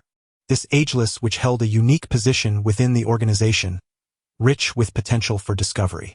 However, because of that, he had to tread carefully in his investigations. If he raised her suspicions, the consequences could be dire. Could the research of the Karasawa couple have impacted her in some way? He recalled that Vermouth had expressed disdain for Sherry, seemingly related to her drug research. If it weren't for their experiments, it wouldn't make sense for Vermouth to indiscriminately despise the organization's researchers. His thoughts, though tangled, did not hinder Amuro from smoothly responding. Pity? What is so regrettable? He was bound to be a pawn of the organization eventually. You'll have plenty of opportunities to see him. Humph, came Vermouth's derisive snicker in response. That's hard to say. Oh, what do you mean? Amuro's heart quickened. You just cut off the communication, didn't you? Let us leave it at that. Some things shouldn't be for me to say, Vermouth replied cryptically. When you return to Tokyo, you'll be in for a surprise. With that, a light click echoed before the sound of her motorcycle riding away faded from the communication and she hung up. Amuro removed his earpiece, casting a puzzled glance at the back of Jin's head. Why had she mentioned Jin? What was his involvement in this? Jin did not turn around but seemed to sense Amuro's gaze, casually stating, "Your surveillance mission will conclude soon." Clearly, Jin had recognized the mention of Karasawa Akira and understood what they were discussing. Amuro pursed his lips, refraining from further inquiries, maintaining an unaffected facade, though his unease grew heavier. You guys casually meddling in others' missions, do you not know to at least give a heads up? He could only express his dissatisfaction with the intrusion of others into his task, masking his recent unfavorable emotions. Next time, if he acts rashly without informing me, and I treat him as an adversary and crush him, he cannot blame me. Jin's response was even more brusque. Do not presumptuously regard Takazawa as your trophy. The organization has merely assigned you a task. He is not your personal quarry. Amuro Turu's displeasure was unmistakably etched on his face. Jin had no interest in glancing back at his sour expression. He opened the car window and lit a cigarette. Receiving no further response, Amuro turned his gaze silently to the rapidly retreating trees outside. The gnarled, towering trees wove a dense, dark forest that swallowed the moonlight, casting a heavy shadow on the glass, reflecting Amuro's own troubled visage. It appeared that the organization intended to act against Takazawa. No, it was worse than that. They had already taken action, or else Jin would not have asserted that his mission was nearing completion. How was the progress on Kazami's end? He hoped he could execute the plan before the situation escalated further. It was imperative to complete it. The drive from Akina Mountain to Oda City took several hours. Jin sat in the passenger seat, resting his eyes, and Amuro had little interest in conversing with him. The group traveled in silence until they reached Oda City. Upon exiting the car, as he shut the door, the black Porsche sped away, eager to escape, as if it wished to avoid him. Vodka was indeed a loyal dog to Jin. Amuro rolled his eyes, disregarding his image, and proceeded toward the safe house where he would be resting for the next few days. It was a narrow, standalone structure, situated among residents who were mostly construction workers commuting from nearby cities. The transient nature of the population meant that different individuals entering and exiting the same house would not draw much attention, allowing someone as distinctive as Amuro to go unnoticed. He began to organize the firearms he had brought, placing each one back into its case. Most of them had remained unused. Thanks to Akai Shuichi's quick reflexes when his teammate was exposed to rum, he had not fallen into the trap set by Jin. Neither Jin nor the others who pursued later had managed to get close to the fleeing Akai. For a marksman of his caliber, a gunfight at a certain distance was destined to be one-sided suppression. After thorough checks and pursuits, Amuro successfully intercepted a team of agents sent to assist Akai. He had exchanged fire with them, but with the likes of Vermouth, it was almost as if she had not fired a single shot. Amuro harbored no fondness for those who wielded firearms without any law enforcement authority, even summoning military forces within the island. Therefore, his pursuit was relentless. He had been so busy these past few days that he had no time to contact Kazami Yuya for remote oversight. He was either engaged in gunfights or car chases, or running through the city, leaving no time even to check his secret mailbox. With that thought, he hesitated momentarily as he touched his phone, then placed it back in its spot. It was inconvenient to check in Jin's car, and here was no different. He needed to return to his own vehicle to ensure he would not attract the organization's attention in a safe environment. With that in mind, he packed his personal belongings into his travel case, opened the garage, and settled into the familiar driver's seat he had missed for days. He meticulously scanned for surveillance or listening devices before slowly driving out of the community. Before he could contact Kazami Yuya, his phone emitted a series of notification sounds. Amuro's ears perked up. He slowly turned the steering wheel, retrieving his phone to check. This was the notification tone he had set for communications with the organization. He opened the new email, and the first line made him slam on the brakes, the white Mazda screeching to a halt at the roadside. Takazawa has been confirmed dead. Your surveillance mission has been successfully completed. Chapter 73. The Death of Takazawa. Confirmed dead? Did Kazami's team succeed? The thought flashed through his mind, and a strong sense of foreboding tightened his throat. No, if they had succeeded, Kazami would at least have sent him a confirmation email. Allow me to introduce you to your new colleague, who will also be your future subordinate, Kumel. He is adept in disguise, sniping, and combat. Although his temperament is still maturing, he is a promising prospect. You must nurture him well. The email did not provide any further details regarding Takazawa's death, but at the end, the sender included a video file. Amuro steadied himself and clicked on the video.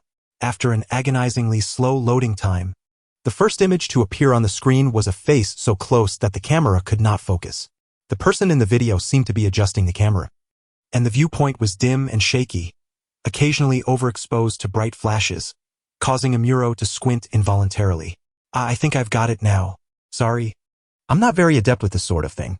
With this slightly apologetic remark, the camera angle finally stabilized as the person stepped back, revealing a somewhat smile that came into focus. Chestnut hair fell gently on either cheek and amber eyes sparkled under the light, exuding warmth and approachability. Amuro recognized him instantly. This was the recently prominent high school detective, Akechi Goro, who had garnered media attention for his handsome appearance and affable demeanor. He was actually a member of the organization, and a codename member at that. I just remembered midway through the interrogation. I should probably document the process. Colleagues with deep-seated suspicions can be quite troublesome. I hope my future superior bourbon isn't this difficult. He cradled his face in one hand, feigning distress, but as he did so, the black leather glove on his right hand left two vivid crimson streaks across his youthful face, rendering it eerily sinister. He paused, glancing down at his gloved hand, and with a hint of resignation said, I didn't notice I got it dirty. Oh well, it doesn't matter. After speaking, he turned the camera towards another direction, slowly revealing the environment previously obscured by his body. It was a place Amuro was all too familiar with, the loft of the Burlo CAF. Standing opposite Akechi was the only chair in the loft, where Takazawa was slumped, his head bowed, tightly bound to the chair. Akechi, holding the camera, stepped closer to Takazawa, and as he did, the bloodstains on Takazawa's body became increasingly apparent. The person who had restrained him was clearly skilled. Takazawa's joints were bound, and his hands were pierced by sharp daggers, pinned to the ends of the armrests, rendering him unable to even clasp his palms, as if fixed to a foam board awaiting dissection. Akechi's gloved hand reached out and forcefully yanked Takazawa's sweat-soaked hair, lifting his head with brutal insistence. Takazawa offered no resistance. His face glistening with cold sweat and tears, drained of color, with two gashes cut into his skin from sharp instruments, blood trailing down his neck. He trembled uncontrollably from the excruciating pain, yet his mouth was tightly sealed with layers of tape, allowing only faint, trembling whimpers to escape. Through the screen, Amuro felt as if he could sense the intense agony, his grip on the phone trembling, yet he dared not let it slip away, distancing himself from the increasingly terrifying imagery. He could only hold onto the phone tightly, staring fixedly at the unfolding scene. It was unmistakably him, Takazawa. Akechi meticulously recorded the terrified, pained expression on his face before finally placing the camera on a nearby table, capturing both himself and Takazawa within the frame. I do not wish to be so brutal. It is regrettable that the soundproofing here is inadequate, and I must impose upon you. He patted Tang Zei's fallen face with sympathy, causing Tang Zei to tremble violently. Only then did he pick up a brand new butterfly knife from the ground, executing a beautiful flourish to unfold it. The same rules applied. I ask, and you respond with a nod or a shake of the head. As he spoke, he pressed the slender blade against the side of Tang Zei's neck, drawing a line of blood. Do you understand? Tang Zei struggled to lift his head, disregarding the sharp edge at his throat, and responded with a fierce glare. That look again. Akira's gentle voice lowered, and he bent down, grasping the wound on Tang Zei's shoulder, eliciting a pained sound from him. It seemed he had not heard clearly. Tang Zei, with his mouth tightly sealed, let out a muffled groan as Akira's knife plunged into his forearm, embedding itself in the wooden armrest. I refuse to believe you possess nothing. Those who have nothing have no need to endure. What of the possessions left by your parents? Where are they? Akira's voice resonated clearly into the camera's microphone. Trembling, Tang Zei closed his eyes and gasped for breath for a moment, his chest heaving violently, as if it took him several seconds to acclimate to the pain. He slowly gazed up at Akira, who loomed over him, neither nodding nor shaking his head, his face covered in tape twitching as if in a smile. Thus he was met with another vicious stab. Not elsewhere. No, not here. Akira observed Tang Zei's reactions as if inspecting a specimen, murmuring to himself, It's right here, isn't it? Tang Zei flinched, eyes tightly shut, ignoring the question, merely enduring the surging agony once more. Yet Akira offered him no respite. With a twist of his wrist, the knife's tip rotated fully within his flesh before being swiftly withdrawn. Another line of blood splattered forth, landing on the plastic-covered floor. One glance at Tang Zei's wretched state revealed that a pool of blood must surely be gathering beneath him. Yet the entire loft was covered by a large sheet of plastic, ensuring the blood would not stain the actual floor. Once everything concluded and the aftermath cleaned up, rolling up the plastic, the room would return to its original state. Akira was an experienced interrogator. Amuro's mind was blank, mechanically processing thoughts as if he had suddenly lost the ability to comprehend the visual information, instinctively summarizing. The video ceased to depict further details of the interrogation, seemingly edited by the recipient with substantial portions of repetitive questioning cut out. Only the timestamp in the upper right corner allowed for a simple discernment. From the onset of filming, the entire ordeal stretched on for 2 to 3 hours. Tang Zei's school uniform gradually becoming soaked in dark crimson blood, the wounds across his body exposing raw, torn flesh. A once handsome, tall youth was rendered increasingly unrecognizable, his form becoming a blur of blood and gore. Tang Zei had been methodically dismembered. This phrase echoed in Amuro's mind, each word striking like a hammer, his vision blurring further.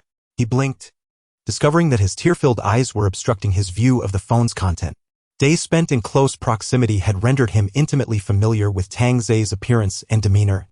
Yet those memories shattered before the sight of the bloodied figure. As Akira deliberately sliced into Tang Zei's leg, he suddenly posed a peculiar question, lifting the blood-stained knife, reaching out as if to touch something, pinching it between his thumb and forefinger before slowly withdrawing it. He raised his hand, examining it in the light, a smile blossoming on his face. Leaning closer to Tang Zei, he whispered in a devilish tone, "You've truly tried your best, but it seems the goddess of fortune stands on my side. My sincerest apologies." Having said this, Akira, equally drenched in crimson, approached the camera and waved the object in front of the lens. It was a small black storage card, adorned with inward-facing arrows on the top, bottom, and right sides. With tears welling in his eyes, Amuro gritted his teeth. He knew all too well what that symbol represented. It was Tang Zei's storage card. Chapter 74. The Death of Tangze, Part 2. Amuro's murderous gaze, though fierce, could not inflict harm upon Akira through the lens. He shook off the bloodied gloves, finding them impossible to clean, and decided to forego the attempt, instead pulling out his phone to snap a picture of the storage card. My task here is complete. Akira clapped his hands together, his demeanor exuberant, as he approached the now slightly twitching Tangze, grinning broadly as he bent down. According to our previous agreement, you may finally die, Tangze, congratulations. He turned the chair to face the camera, slowly circling around to Tangze's back, gripping his neck, marred with wounds, and yanked his head upwards. Tangze's face was riddled with small cuts and bloodstains, his gaze unfocused. Clearly his consciousness was fading. Only when Akira waved the storage card before his eyes did he seem to grasp what was happening, attempting to move slightly. Akira, sensing the minuscule tremors in his grasp, could not suppress a smile, as if Tangze's reaction amused him, his laughter growing louder. Ha ha ha! How lively you are! Akira praised, patting Tangze's cheek, his hand roughly pulling at the blood-soaked tape, tearing it away. I truly wish to converse with you about parents who would sacrifice themselves for their children, and children willing to die for their parents. Ha ha ha, how enviable, Tangze. Though he professed envy, his expression was grotesquely twisted, a smile stretching across his face, eyes filled with malice, rendering his visage chillingly deranged. Tangze lacked the strength for further action, his lips weakly moving as a line of blood trickled from the corner of his mouth. Lengthy torture and unrelenting pain had caused him to bite through the soft flesh of his mouth and tongue, a mix of saliva and blood flooding from his sealed lips. Do you have any last words, Tangze? Akira leaned against the back of the chair, tilting his ear towards him. After a prolonged silence, seeing no response, he shook his head in disappointment as if to say, it seems you cannot speak, what a pity. Turning back, he retrieved a small handgun and a silencer from his briefcase, assembling them leisurely. Released from restraint, Tangze opened his mouth forcefully, as if trying to convey something to the camera across from him, but Akira had already returned, extending his hand to cover his lifeless eyes.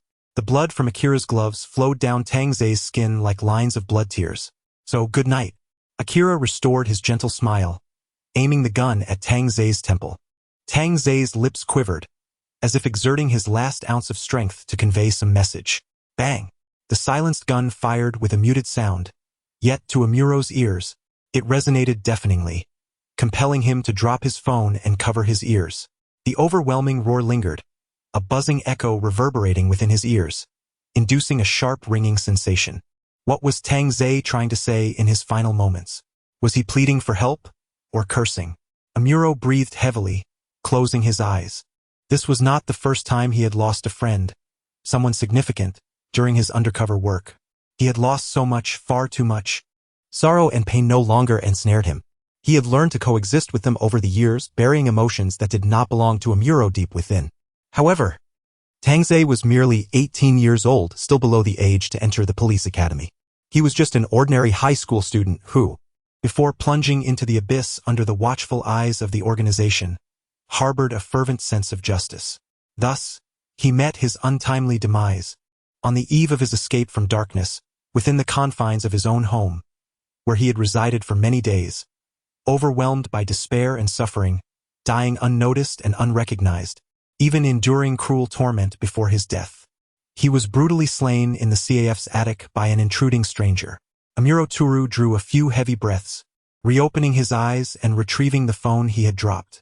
In his inbox lay a new email, sent while he was watching that video. The email address was unfamiliar, but from the account's details, it was clear that this individual was the Kumul High School student detective, Akechi Goro, who had taken Tangze's life.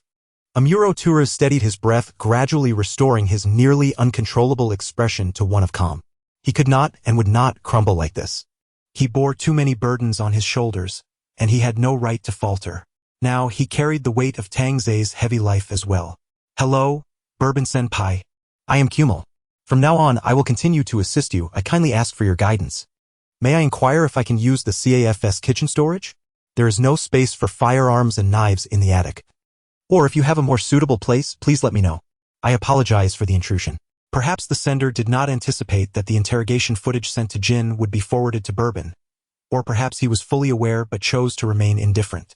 Akechi Goro's tone was polite and respectful, and his playful use of honorifics made it impossible to associate him with the mad executioner in the video. Amuro Turu's gaze turned icy as he scrolled down to the end of the email, where a selfie was attached. In the photo, a cheerful Tangze was flashing a peace sign, clad in a pristine Titan uniform, his smile bright and eyes sparkling, betraying no signs of distress. Yet Amuro knew all too well that this was no longer him. At that moment, he finally comprehended why Jin had emphasized his expertise in disguise, sniping, and combat in the previous email, and understood the organization's comprehensive plans concerning Tangze. The chilling truth was unbearable. The organization could not allow Tangze to perish. He was intertwined with multiple research patents that the organization could not relinquish. Yet, they could not permit him to live either, for as the child of the Tang couple, he was an absolute enemy of the organization that had slain them. Regardless of whether Tangze capitulated to the organization, he would remain an uncontrollable nuisance. Thus, after careful selection, they had chosen Akechi Goro. He was brutally cold, exceptionally skilled at disguise, and possessed a mastery of various criminal skills. More importantly, he was a genius capable of altering his appearance. Given his age, his talent surpassed that of many within the organization. While the extent of the organization's control over him remained unclear, the mere sight of the video indicated that his collar was tightly held by the organization.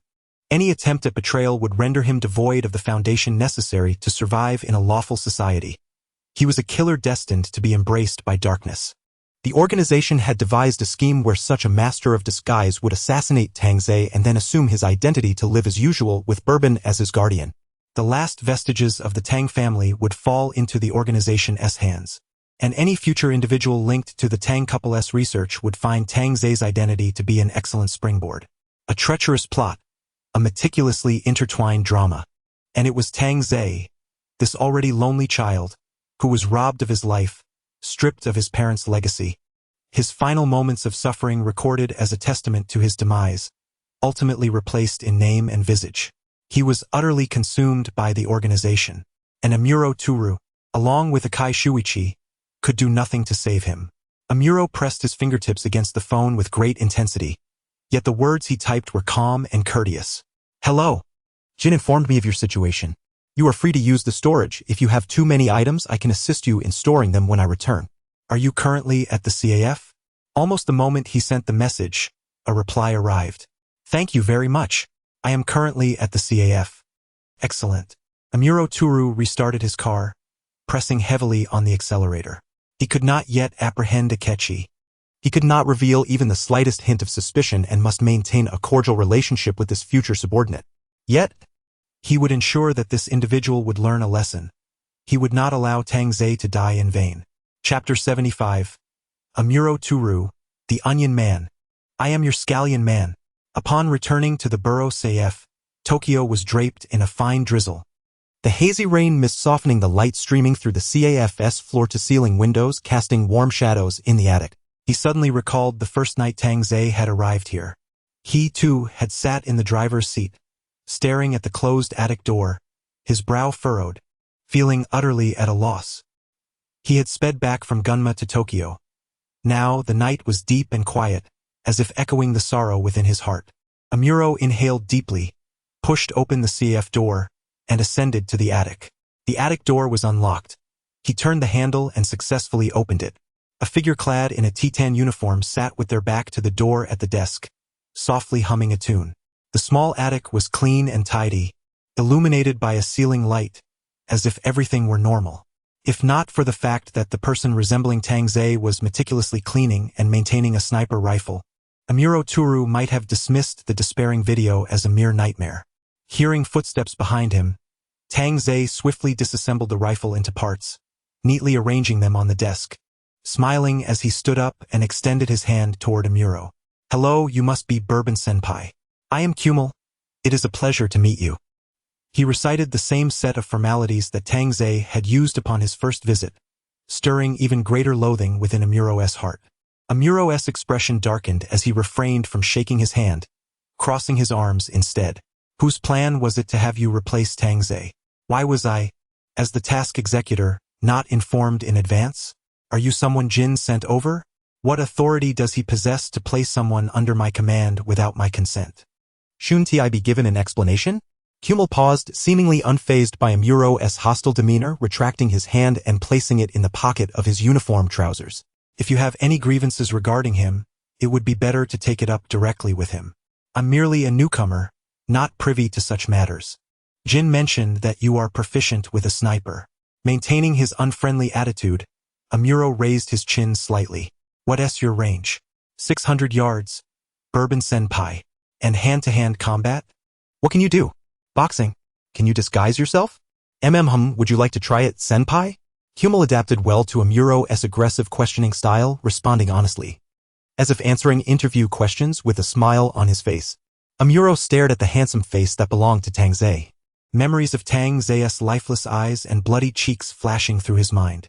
The thought of the very person who had taken his life speaking to him with Tang Zhe's face filled Amuro with revulsion. Noticing that Amuro had not rejected his suggestion, Kummel turned back toward the desk, where a multi-layered makeup box sat, containing various cosmetics and peculiar bottles, presumably his tools for disguise. Would you like to try and disguise yourself as I currently appear?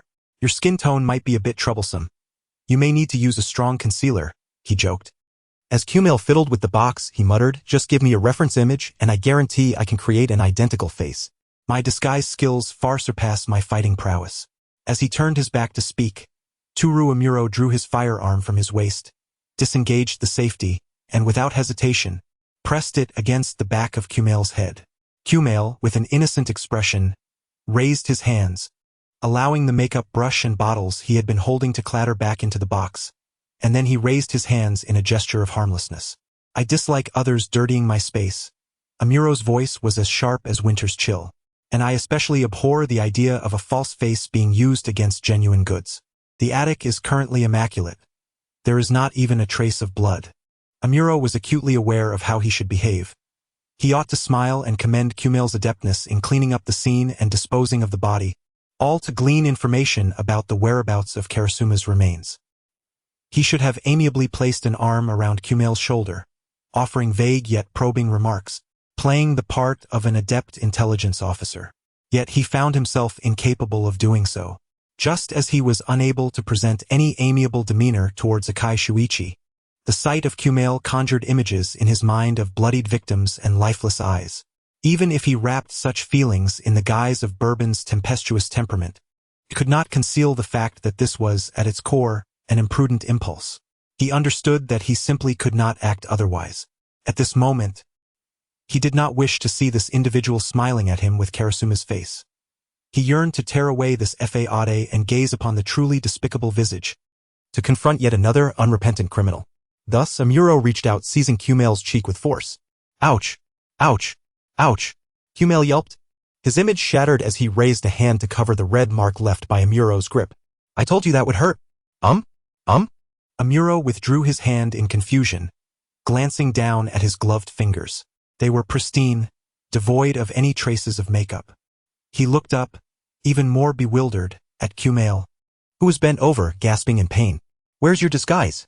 Amuro heard his own voice tremble with shock. No, you are not disguised.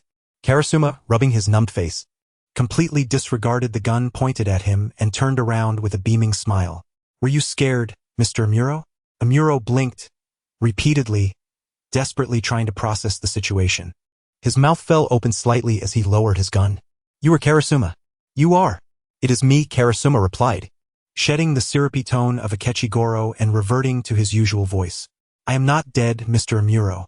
No, I cannot call you that now, can I? At this moment, Amuro's previously blank mind began to function normally once more.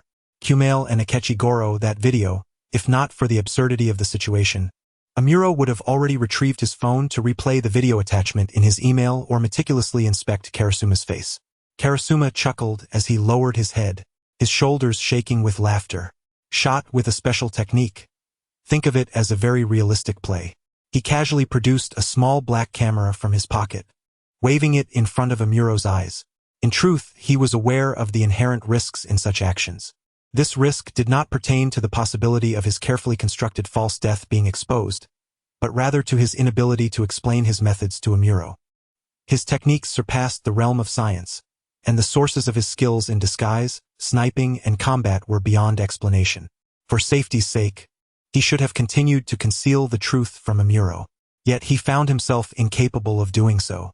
Regardless, even if Amuro were to discover that the individual before him was Karasuma, a competent undercover agent would not hastily apprehend him out of impulse, and Conan and the others would remain oblivious to the fact that Karasuma had assumed a different identity.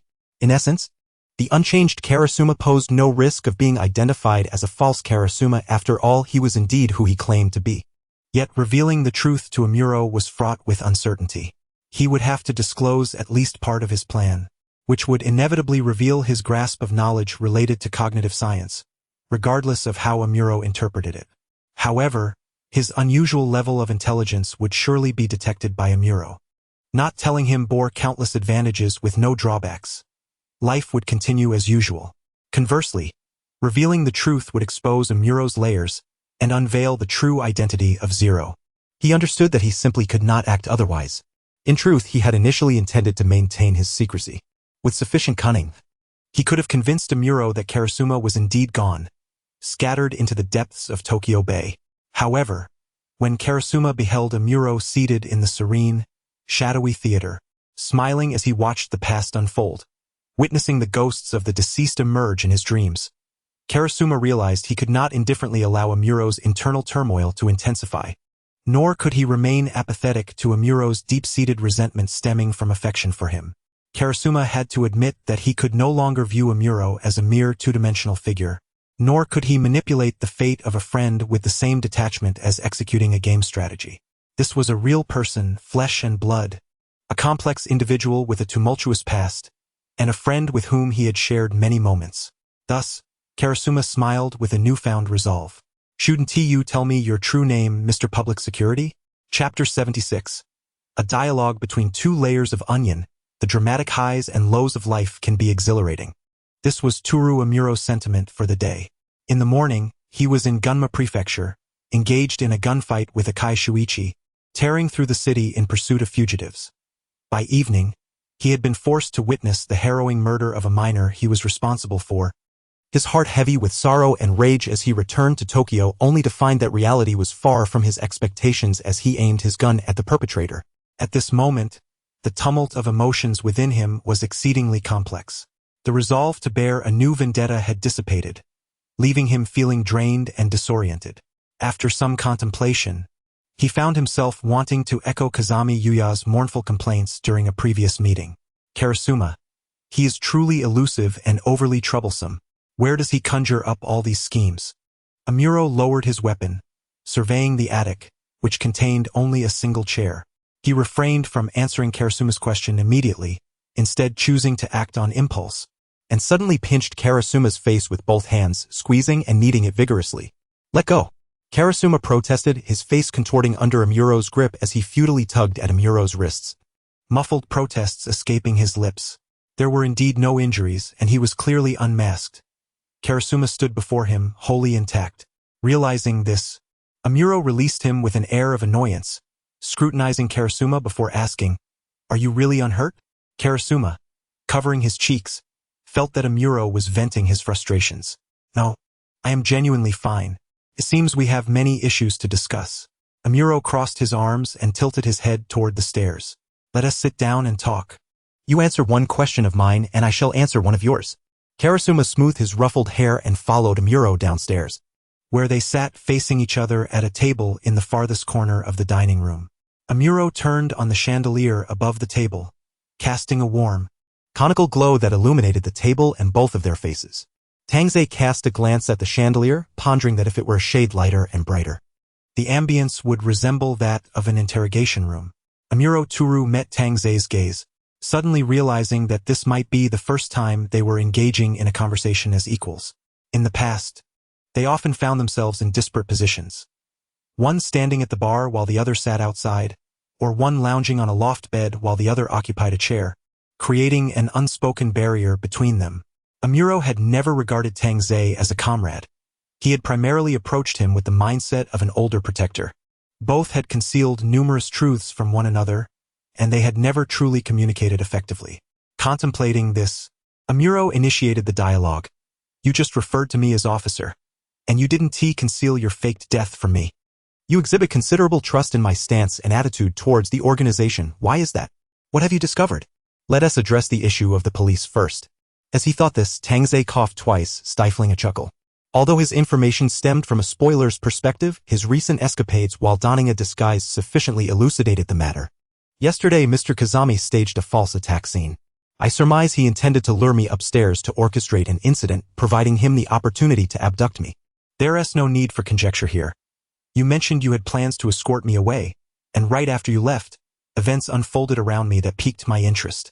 If you assert there is no connection, who would believe it? Amuro pinched the bridge of his nose. Despite all calculations, his disguise had ultimately been compromised by Kazami Yuya. He was further surprised that this unfortunate subordinate hadn't even notified him after a failed plan. Don't blame Officer Kazami. It's not his fault, Tang Ze quipped, unable to suppress a muffled laugh. After all, who would have guessed that Tang Ze and the newly minted high school detective, Kudo Shinichi, were the same person? There was no need for Tang Ze to elaborate further. Amuro could easily envision the mortifying scenario if a detective had taken his place during the investigation and discerned the officers executing the plan. He sighed, resolving that next time, he wouldn't allow Kazami Yuya to devise the strategy. Even if the execution was flawless, the target could actually alter their appearance and possess another social identity. Kazami Yuya's luck was indeed rather dismal. It's my turn now. So, you are indeed part of the Japanese police and connected to Mr. Kazami. You are an undercover agent, aren't you? Amuro Toru isn't your real name, is it? Tang Ze's tone conveyed certainty. Amuro stared into Tang Ze's sparkling blue eyes, weighing the implications for a few seconds before arriving at a decision. Allow me to reintroduce myself. I am from the National Police Agency's Security Bureau, Special Operations Section, Akai Shuichi. Just like Tang Ze's contemplations, a calm review of Tang Ze's actions revealed the immense trust he had placed in Amuro. Revealing his identity was not an absolute necessity. In fact, it was quite perilous. If Amuro were not an undercover agent, or even if he were but did not genuinely wish to protect Tang Ze, then Tang Ze's revelation of his identity could lead to his own demise. At this juncture, Amuro felt it essential to express his sincerity to Tang Ze, and since the truth had already been revealed, it would be best to be forthright. This left Tang Ze momentarily at a loss. Is it really that direct? What about the dignity of your disguise? Having voiced the most challenging part, Amuro's questions flowed with greater ease. What's the story behind Kumaru? Is that truly your codename? And what about Kudo Shinichi? Is this a fabricated identity? Or did you replace a member of some organization? Tang Ze touched the tip of his nose, lowering his gaze to study the patterns on the table, and spoke slowly. Well, this is a lengthy tale, one that begins with the emergence of Akai Shuichi. After Akai made it clear to me that my identity held far greater significance to the organization than I had previously believed, and that my parents had both passed away, I realized the urgency of the disguise plan. I needed to find a way to escape my current passive situation. Ideally, I would eliminate the organization's interest in the identity of Tang Ze. Simply fleeing or changing my name would only render me more vulnerable. It was frustrating to possess complete control yet feel paralyzed by fear. As previously mentioned, following my awakening due to the Marujiro case, I finally gained the freedom to use the alternate world navigation. To be honest, if presented with the opportunity to confirm if characters from the Conan universe have a Hall of Fame, could you resist the urge to jot down every name you could think of? I certainly couldn't. Not only did I attempt this, but I also recorded my findings, turning my notebook into a chaotic mess. It turned out that there were indeed numerous individuals worthy of such recognition. If not for the fact that each hall is an independent space, the alternate world scenario of Baika Town would be a vibrant tapestry, akin to hellish illustrations. Among these individuals, I identified a hall master whose demise was assured and had connections to the organization, the member of parliament, Tsukuchi Shikiko. Pisco discovered that Sherry had shrunk. But before he could disclose this information, he was shot by Jin. Hybra AI was forced to drink a concoction that temporarily reverted her to Mayano Shiho, marking a critical plot point related to the organization. Pisco's demise was a consequence of a significant blunder during an execution mission, leading to his own silencing. This unfortunate backdrop was none other than Tsukuchi Shikiko. Desperately seeking a breakthrough, I quickly identified him and, after several days of investigation and reasoning coupled with exhaustive methods, successfully entered his hall. Admittedly, to perceive the National Diet as a nightclub was somewhat audacious. It was enough to make Shido Seiji die of laughter. I held no interest in this scoundrel and had no intention of issuing a grand announcement. Why would an organization member change their heart? Today they might repent, only to be silenced by the organization tomorrow. Such a waste of energy. Nevertheless, I conducted a thorough exploration of the hall, particularly noting the false perceptions present, as they could provide insights into Tsukuchi Shigehiko's interpersonal relationships and reveal potential opportunities. I indeed made significant discoveries. Tsukuchi Shigehiko harbored a concealed illegitimate son, whom he had secretly nurtured within the organization from a young age. Of course, I couldn't divulge every detail to Amuro.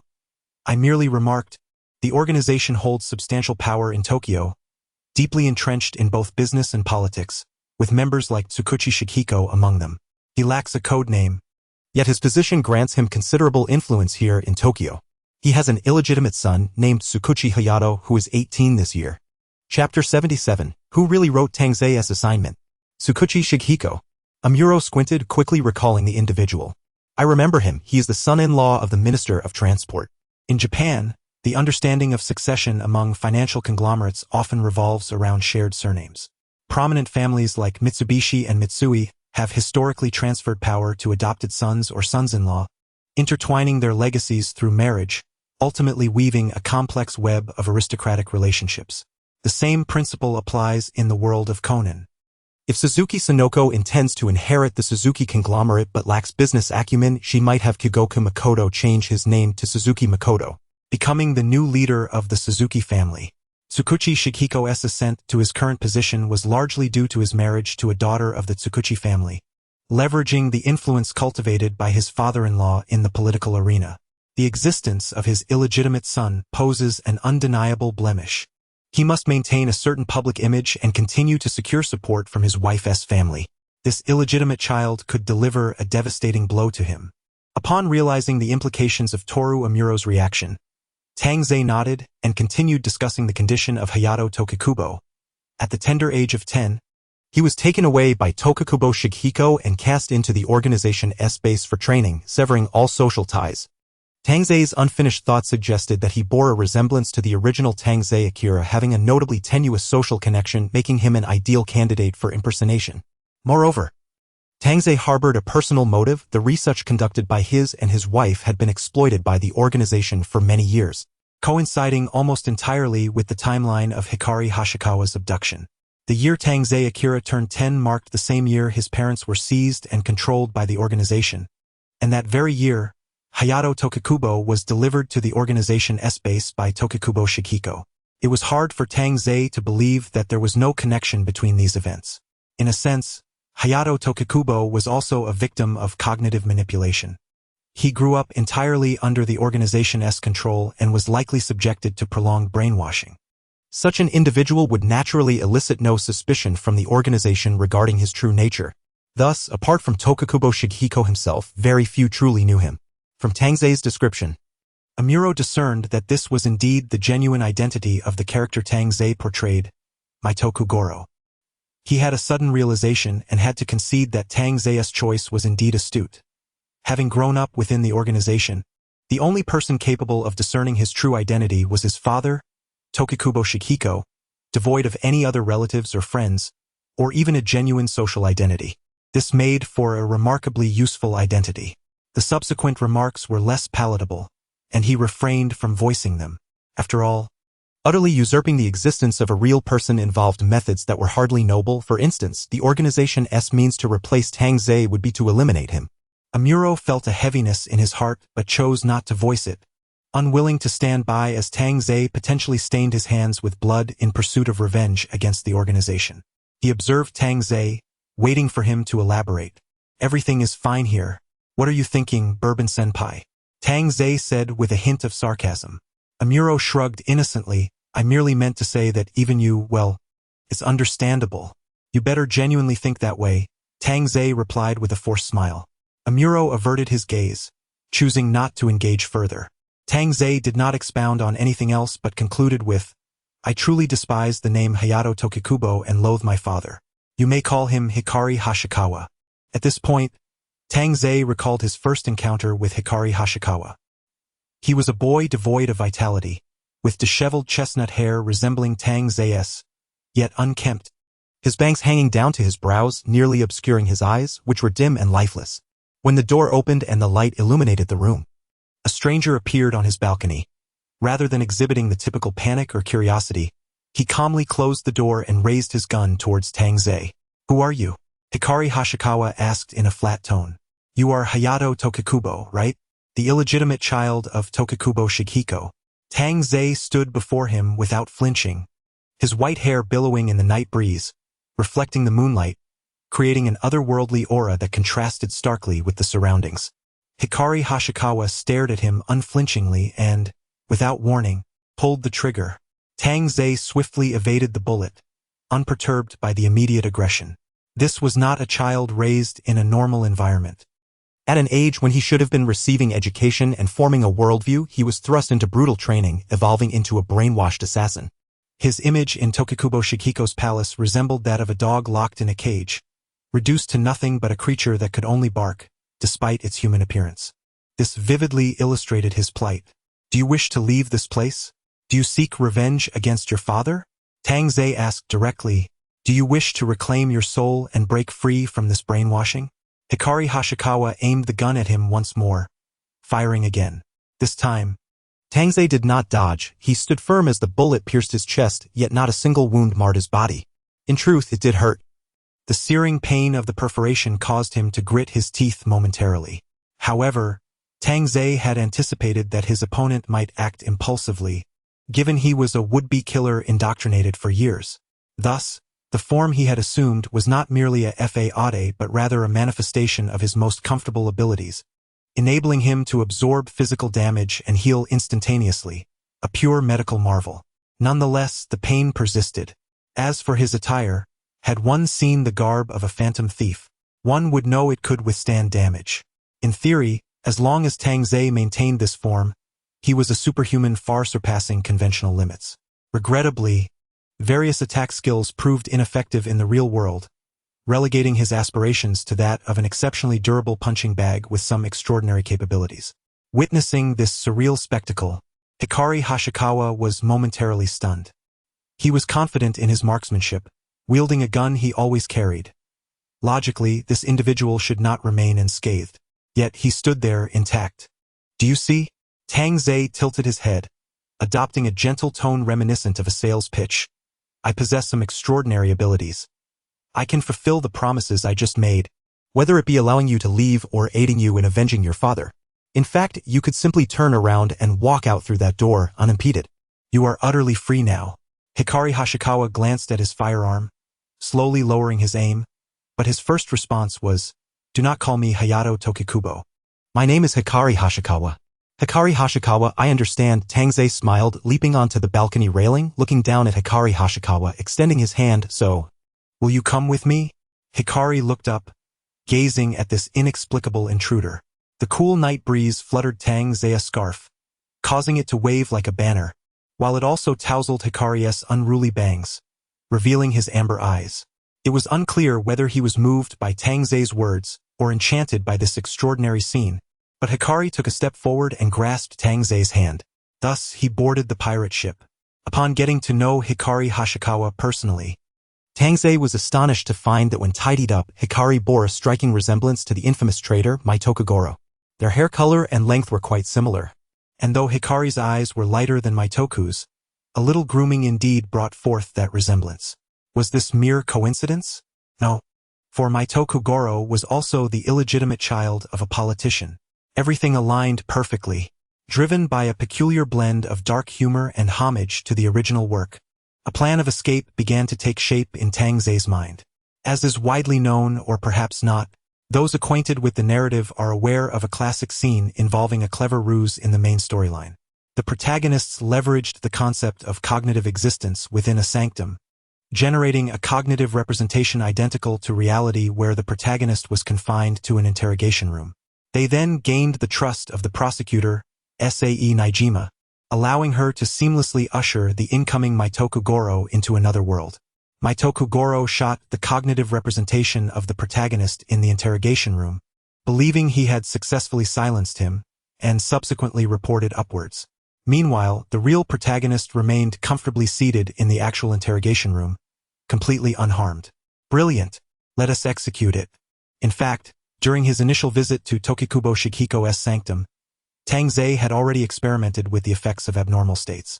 Lacking the means to produce the organization's brainwashing drugs, he resorted to physical methods in the alternate world. After 5 rounds of brainwashing, Tangze observed that the cognitive representation of Hayato Tokikubo within the sanctum had indeed transformed, causing Tokikubo Shikiko's memories of his illegitimate child to become distinctly muddled.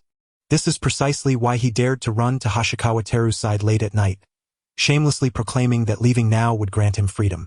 After meticulously planning, Tangze tirelessly ventured for several days into the glaringly ostentatious nightclub run by Tsunakuchi Shikiko, confronting the shadows of Tsunakuchi Shikiko and forcefully subduing them, subjecting them to a chaotic state infused with brainwashing tactics.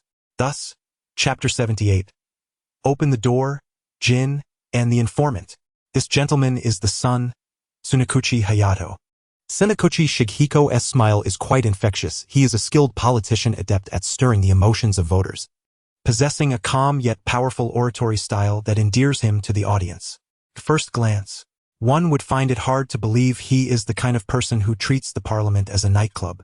Tangze followed him with a humble demeanor, listening to his self-introduction.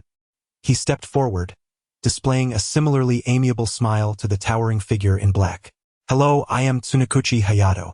Vodka, peering through his sunglasses, scrutinized his handsome and sunny appearance, glancing at the brooding photo obscured by bangs in his hand, studying it repeatedly before producing a photo of Tangze Zhao and inspecting it closely. All right, come with me. Vodka ultimately refrained from commenting on the stark contrast between his demeanor and that of the photo, merely tilting his head to signal Tangze to follow.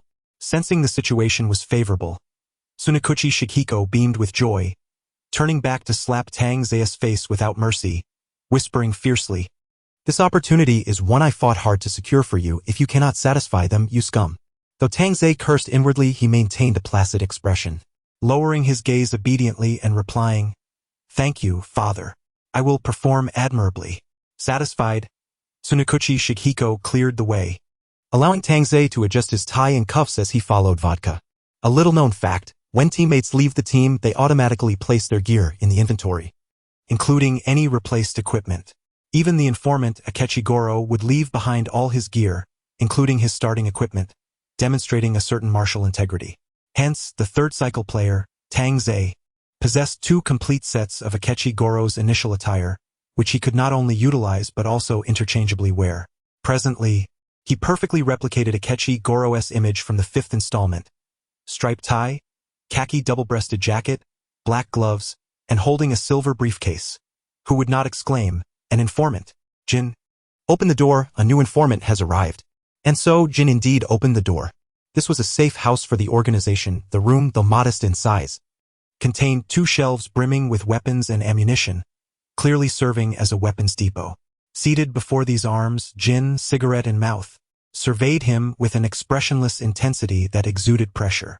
Yet, this did not affect Tangze. He wore a delighted expression, akin to that of a future comedian or a patron admiring the latest bar offerings, smiling broadly as he accepted Jin's scrutiny.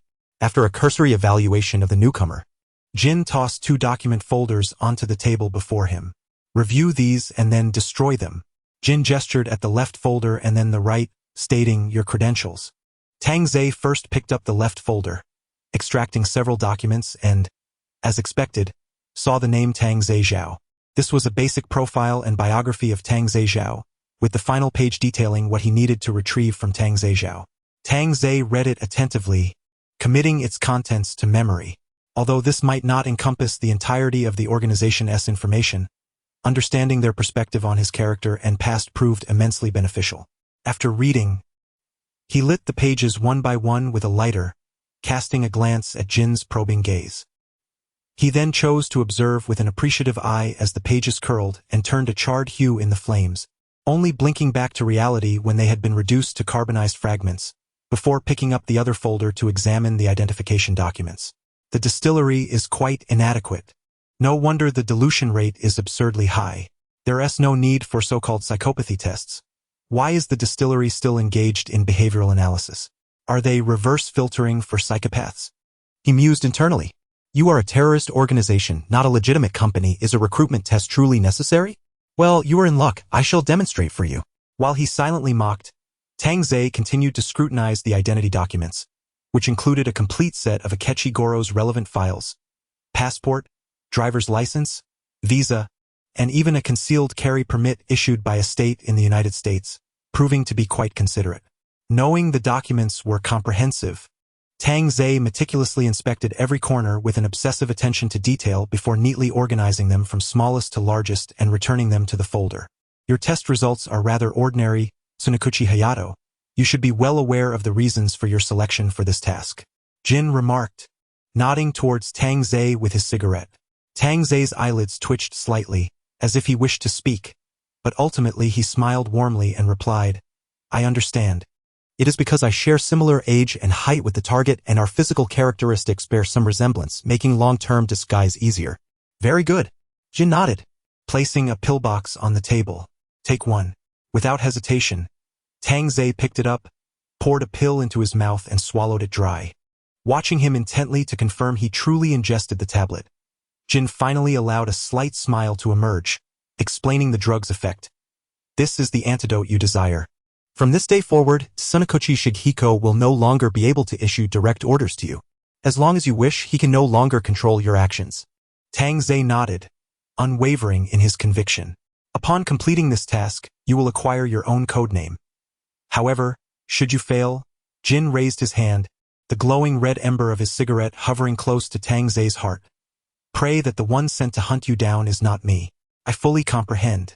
Yet, Tang Zhe's expression reverted to a sunny, gentle demeanor. Then, may I present my request? This is the reward the organization has promised you.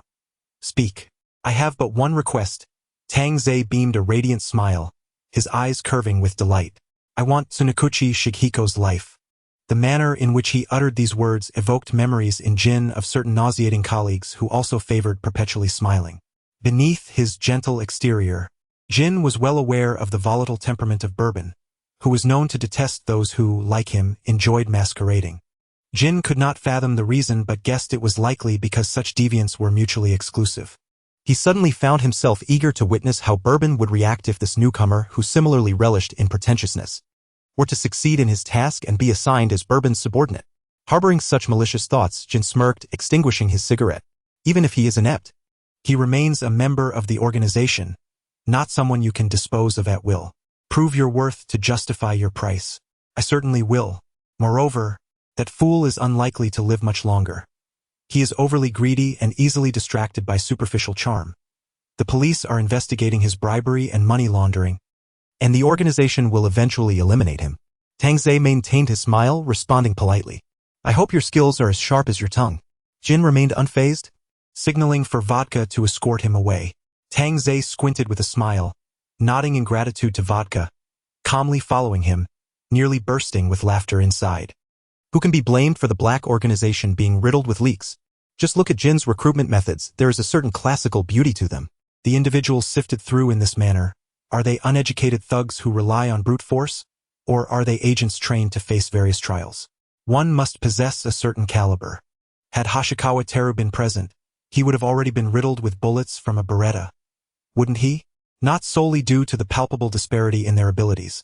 His test scores and Hikari Hashikawa's usual performance cannot be deemed identical.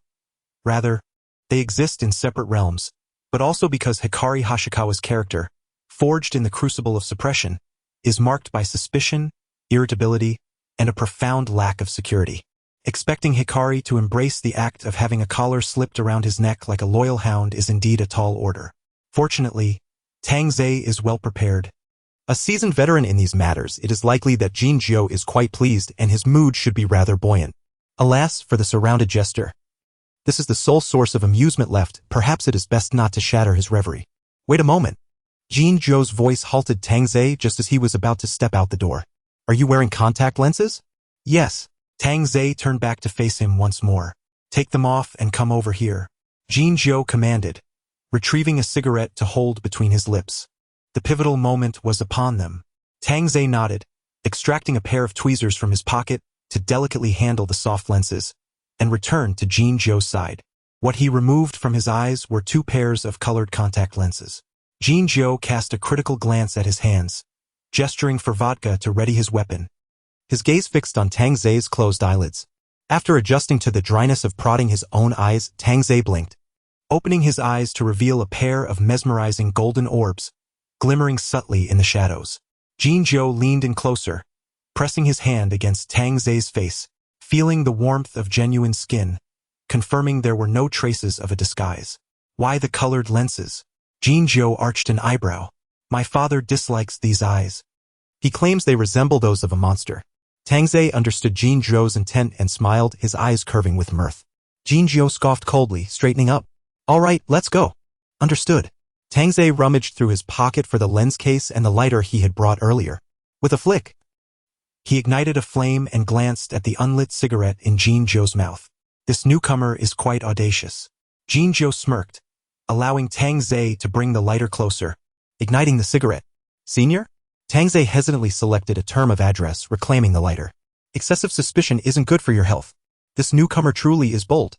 Vodka instinctively stepped back, wary of being splattered with blood should Jinzhou decide to shoot him. Chapter 79. The Birth of Kumul. Fortunately, Jinzhou did not actually eliminate the crucial task executor. Tang Ze emerged unscathed. When Suji Shinichi saw him appear with a pair of pure golden eyes, he grimaced in distaste, glancing at Vodka, yet refrained from expressing his anger, ushering him into the car. Tang Ze's eyes were, of course, not truly golden, nor were Hikari Hashikawa's. These were the unique golden eyes exhibited by Tang Ze after activating the mask's power, akin to those of the shadows, capable of reflecting light like a cat's gaze, rendering it impossible for anyone to discern any connection between him and Tang Ze. Vodka relayed his observations to Jinzhou in detail. Jinzhou, with Tang Ze's cigarette dangling from his lips, listened quietly to Vodka's account, then lowered his head to send an email guiding Vodka through a concealed door toward another parking lot. The industrious model from the distillery was quite busy. Merely stepping in as an interviewer was stretching his limits, as he had to rush to his next engagement. Brother, what of this Akiyama Goro? Were his test results unsatisfactory? Why select him? Settled in his familiar Porsche, Vodka started the engine, half curiosity, half desire to provide Jinzhou with an opportunity to express his thoughts. Jinzhou had not berated this newcomer, suggesting he was somewhat satisfied with him, offering the chance for candid critique to demonstrate his foresight and thoroughness. Although Vodka could not see any resemblance between him and the photograph of Suji Shinichi, if Jinzhou deemed it acceptable, then it must be so. Had Vodka possessed tarot, the first skill Tang Ze learned would likely be the laws of survival in the workplace. His performance is exceptionally good, perhaps even too good. Jinzhou leaned back in the passenger seat, pinching the cigarette, beginning his critique. The original plan was to select a male of similar height and build and directly alter his appearance to resemble Tang Ze Akira. Suji Shinichi, Akiyama Goro. His performance in the test was outstanding, starkly contrasting with his prior training results within the organization. Vodka was perplexed. Why is that? Because Suji Shinichi is an utter fool. Jinzhou scoffed. He fears that his illegitimate son might perform too well and gain favor within the organization, thereby threatening his own safety. He illicitly misuses the experimental drugs intended for the organization to control his son. Vodka chimed in, is that really the reason? Then why send Akiyama Goro to participate in this test? Thus, I call him a fool, Jinzhou scorned mercilessly. He believed the organization required a disposable pawn to be altered into the target and hastily sent his son in. The confidentiality surrounding Tang Ze Akira's mission within the organization is substantial. It is certainly not something someone of Suji Shinichi's caliber could comprehend. Typically, those sent for alteration to replace someone do not fare well. Then why did Akiyama Goro perform well in this test? Vodka queried. Noting that Suji Shinichi's control had not faltered, they had been using that particular drug all along. Because that fool genuinely believed his illegitimate son to be worthless and instructed him to perform well and give his all. Jinzhou found the folly of this situation almost laughable. Ha ha ha, Vodka chuckled, then subtly flattered Jinzhou. Truly, brother, you possess an eye for talent. That fool has caused the organization immeasurable losses. It is likely Akiyama Goro will soon achieve his desires. Jinjo shook his head. Meanwhile, back at the Tsuji household, Tangze and Hikari Hashikawa were engaged in a discussion on this very topic. You were far too reckless. Hikari Hashikawa, upon hearing Tangze's brief description, felt a pang of anxiety for his own examination. You should have let me go. Do you think I wanted to? Tangze recalled the time he had donned the identity of Akiyama and sat in a CAF, awaiting Hikari Hashikawa, who was disguised as Tangze, to arrive for their exchange. Your acting skills can only be described as abysmal. It wasn't that bad. Hikari Hashikawa's eye twitched. Perhaps slightly better than Conan. Tangze internally assessed, patting his shoulder with a sigh. In the future, when you step out in my identity, just refrain from speaking. If anyone asks you anything, simply smile and act mute. Understood? Hikari Hashikawa's eye continued to twitch, his desire to punch Tangze overwhelming. Yet he resisted, reflecting on his true combat prowess. The art of disguise is not solely reliant on masks. It seems everyone assumes that without a mask, there's no disguise. Just as Kid pretends to be Shinichi Kudo and Hattori applies a bit of powder to serve as a replacement, none have raised suspicions. Their examination of masks predominantly involves a hands-on face tear, with no alternative methods of detection. Tangze was not entirely incorrect. Hikari Hashikawa's physique, height, and even hair color were closely aligned with his own, though their facial structures differed slightly. Tangze had employed certain injection techniques, utilizing the mask only around his brows and nose, resulting in subtle differences, perhaps achieving a resemblance of 90%. Yet, as long as the overall features aligned, deceiving Jinjo, who was notoriously face-blind, was more than sufficient.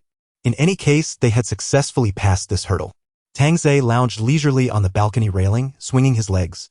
Any ability that he possessed, which others did not, would be naively attributed to a mere experimental mishap, branding him a successful specimen.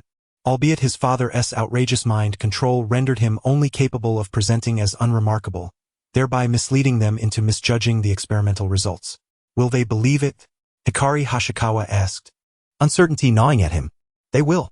Tangze spoke calmly, noting that the experiment's host had perished, leaving no witnesses to contradict. Hashikawa's emotions were complex as he glanced at Tangze, nodding slightly. Concerning the cognitive experiment, if the hosts were not the Tangze couple, then who could they possibly be? Jin's thoughts aligned precisely with Tangze's predictions. The trial he participated in was the first organized by Tangze Ichuan, aimed at investigating whether cognitive modification could eliminate subjective memories while preserving experiential memories, thereby enabling the direct installation of specific abilities and the mass production of consistently capable individuals. Jin had also been summoned as a subject, an experience he found quite unpleasant. Out of over 3,000 test subjects, none succeeded, resulting in the experiment's failure.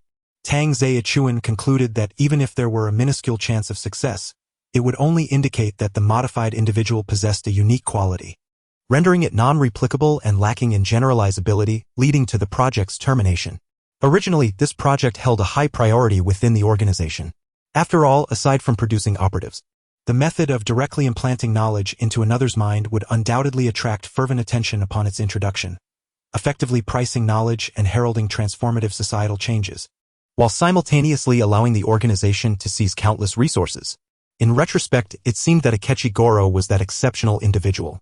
Jin flicked away the ash from his cigarette, commenting that the disguise technique he utilized was identical to that of vermouth.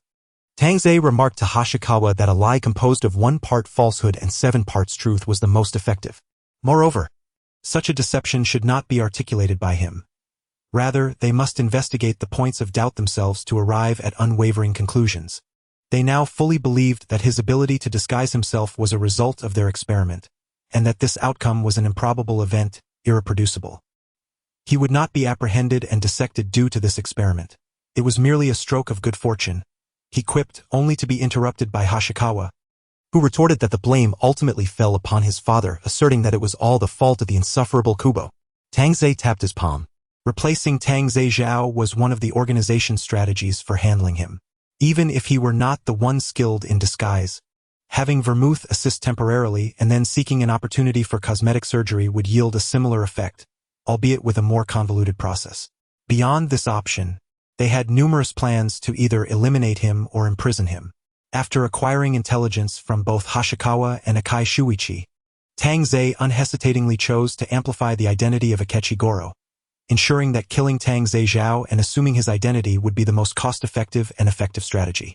The disguise was a capability he deliberately showcased after comparing Hashikawa's background with the information left by his parents. Having discovered that Vermouth was also among those the organization had coerced into acquiring skills. Thus, the tragic past of Akechi Goro, oppressed by his father, was naturally uncovered by the organization. Hashikawa's participation in the experiment was genuine, as was his brainwashing by his father, who deliberately kept him away from the organization to prevent retaliation. Tang Zei embellished this backdrop with a few additional details, ultimately crafting the persona of Akechi Goro. His heart was filled with deep-seated hatred so profound that he willingly extended his neck into the noose to satiate it. Jin cruelly curved his lips. He was driven mad by his father, willing to do anything to kill him and escape his grasp. The organization required someone like him. Just as he needed the organization's strength, it would serve as a formidable weapon. You have consumed so many pills for brainwashing, and I have made your despicable father even more detestable while rendering you more deranged. The organization suspects many, but they would never suspect you as an undercover agent. Tang Zei retrieved the antidote Jin had given him from his pocket and handed it to Hashikawa, stating that although it was no longer of use, it was nonetheless his antidote. He was destined to belong to darkness and would willingly step into it. You are free now.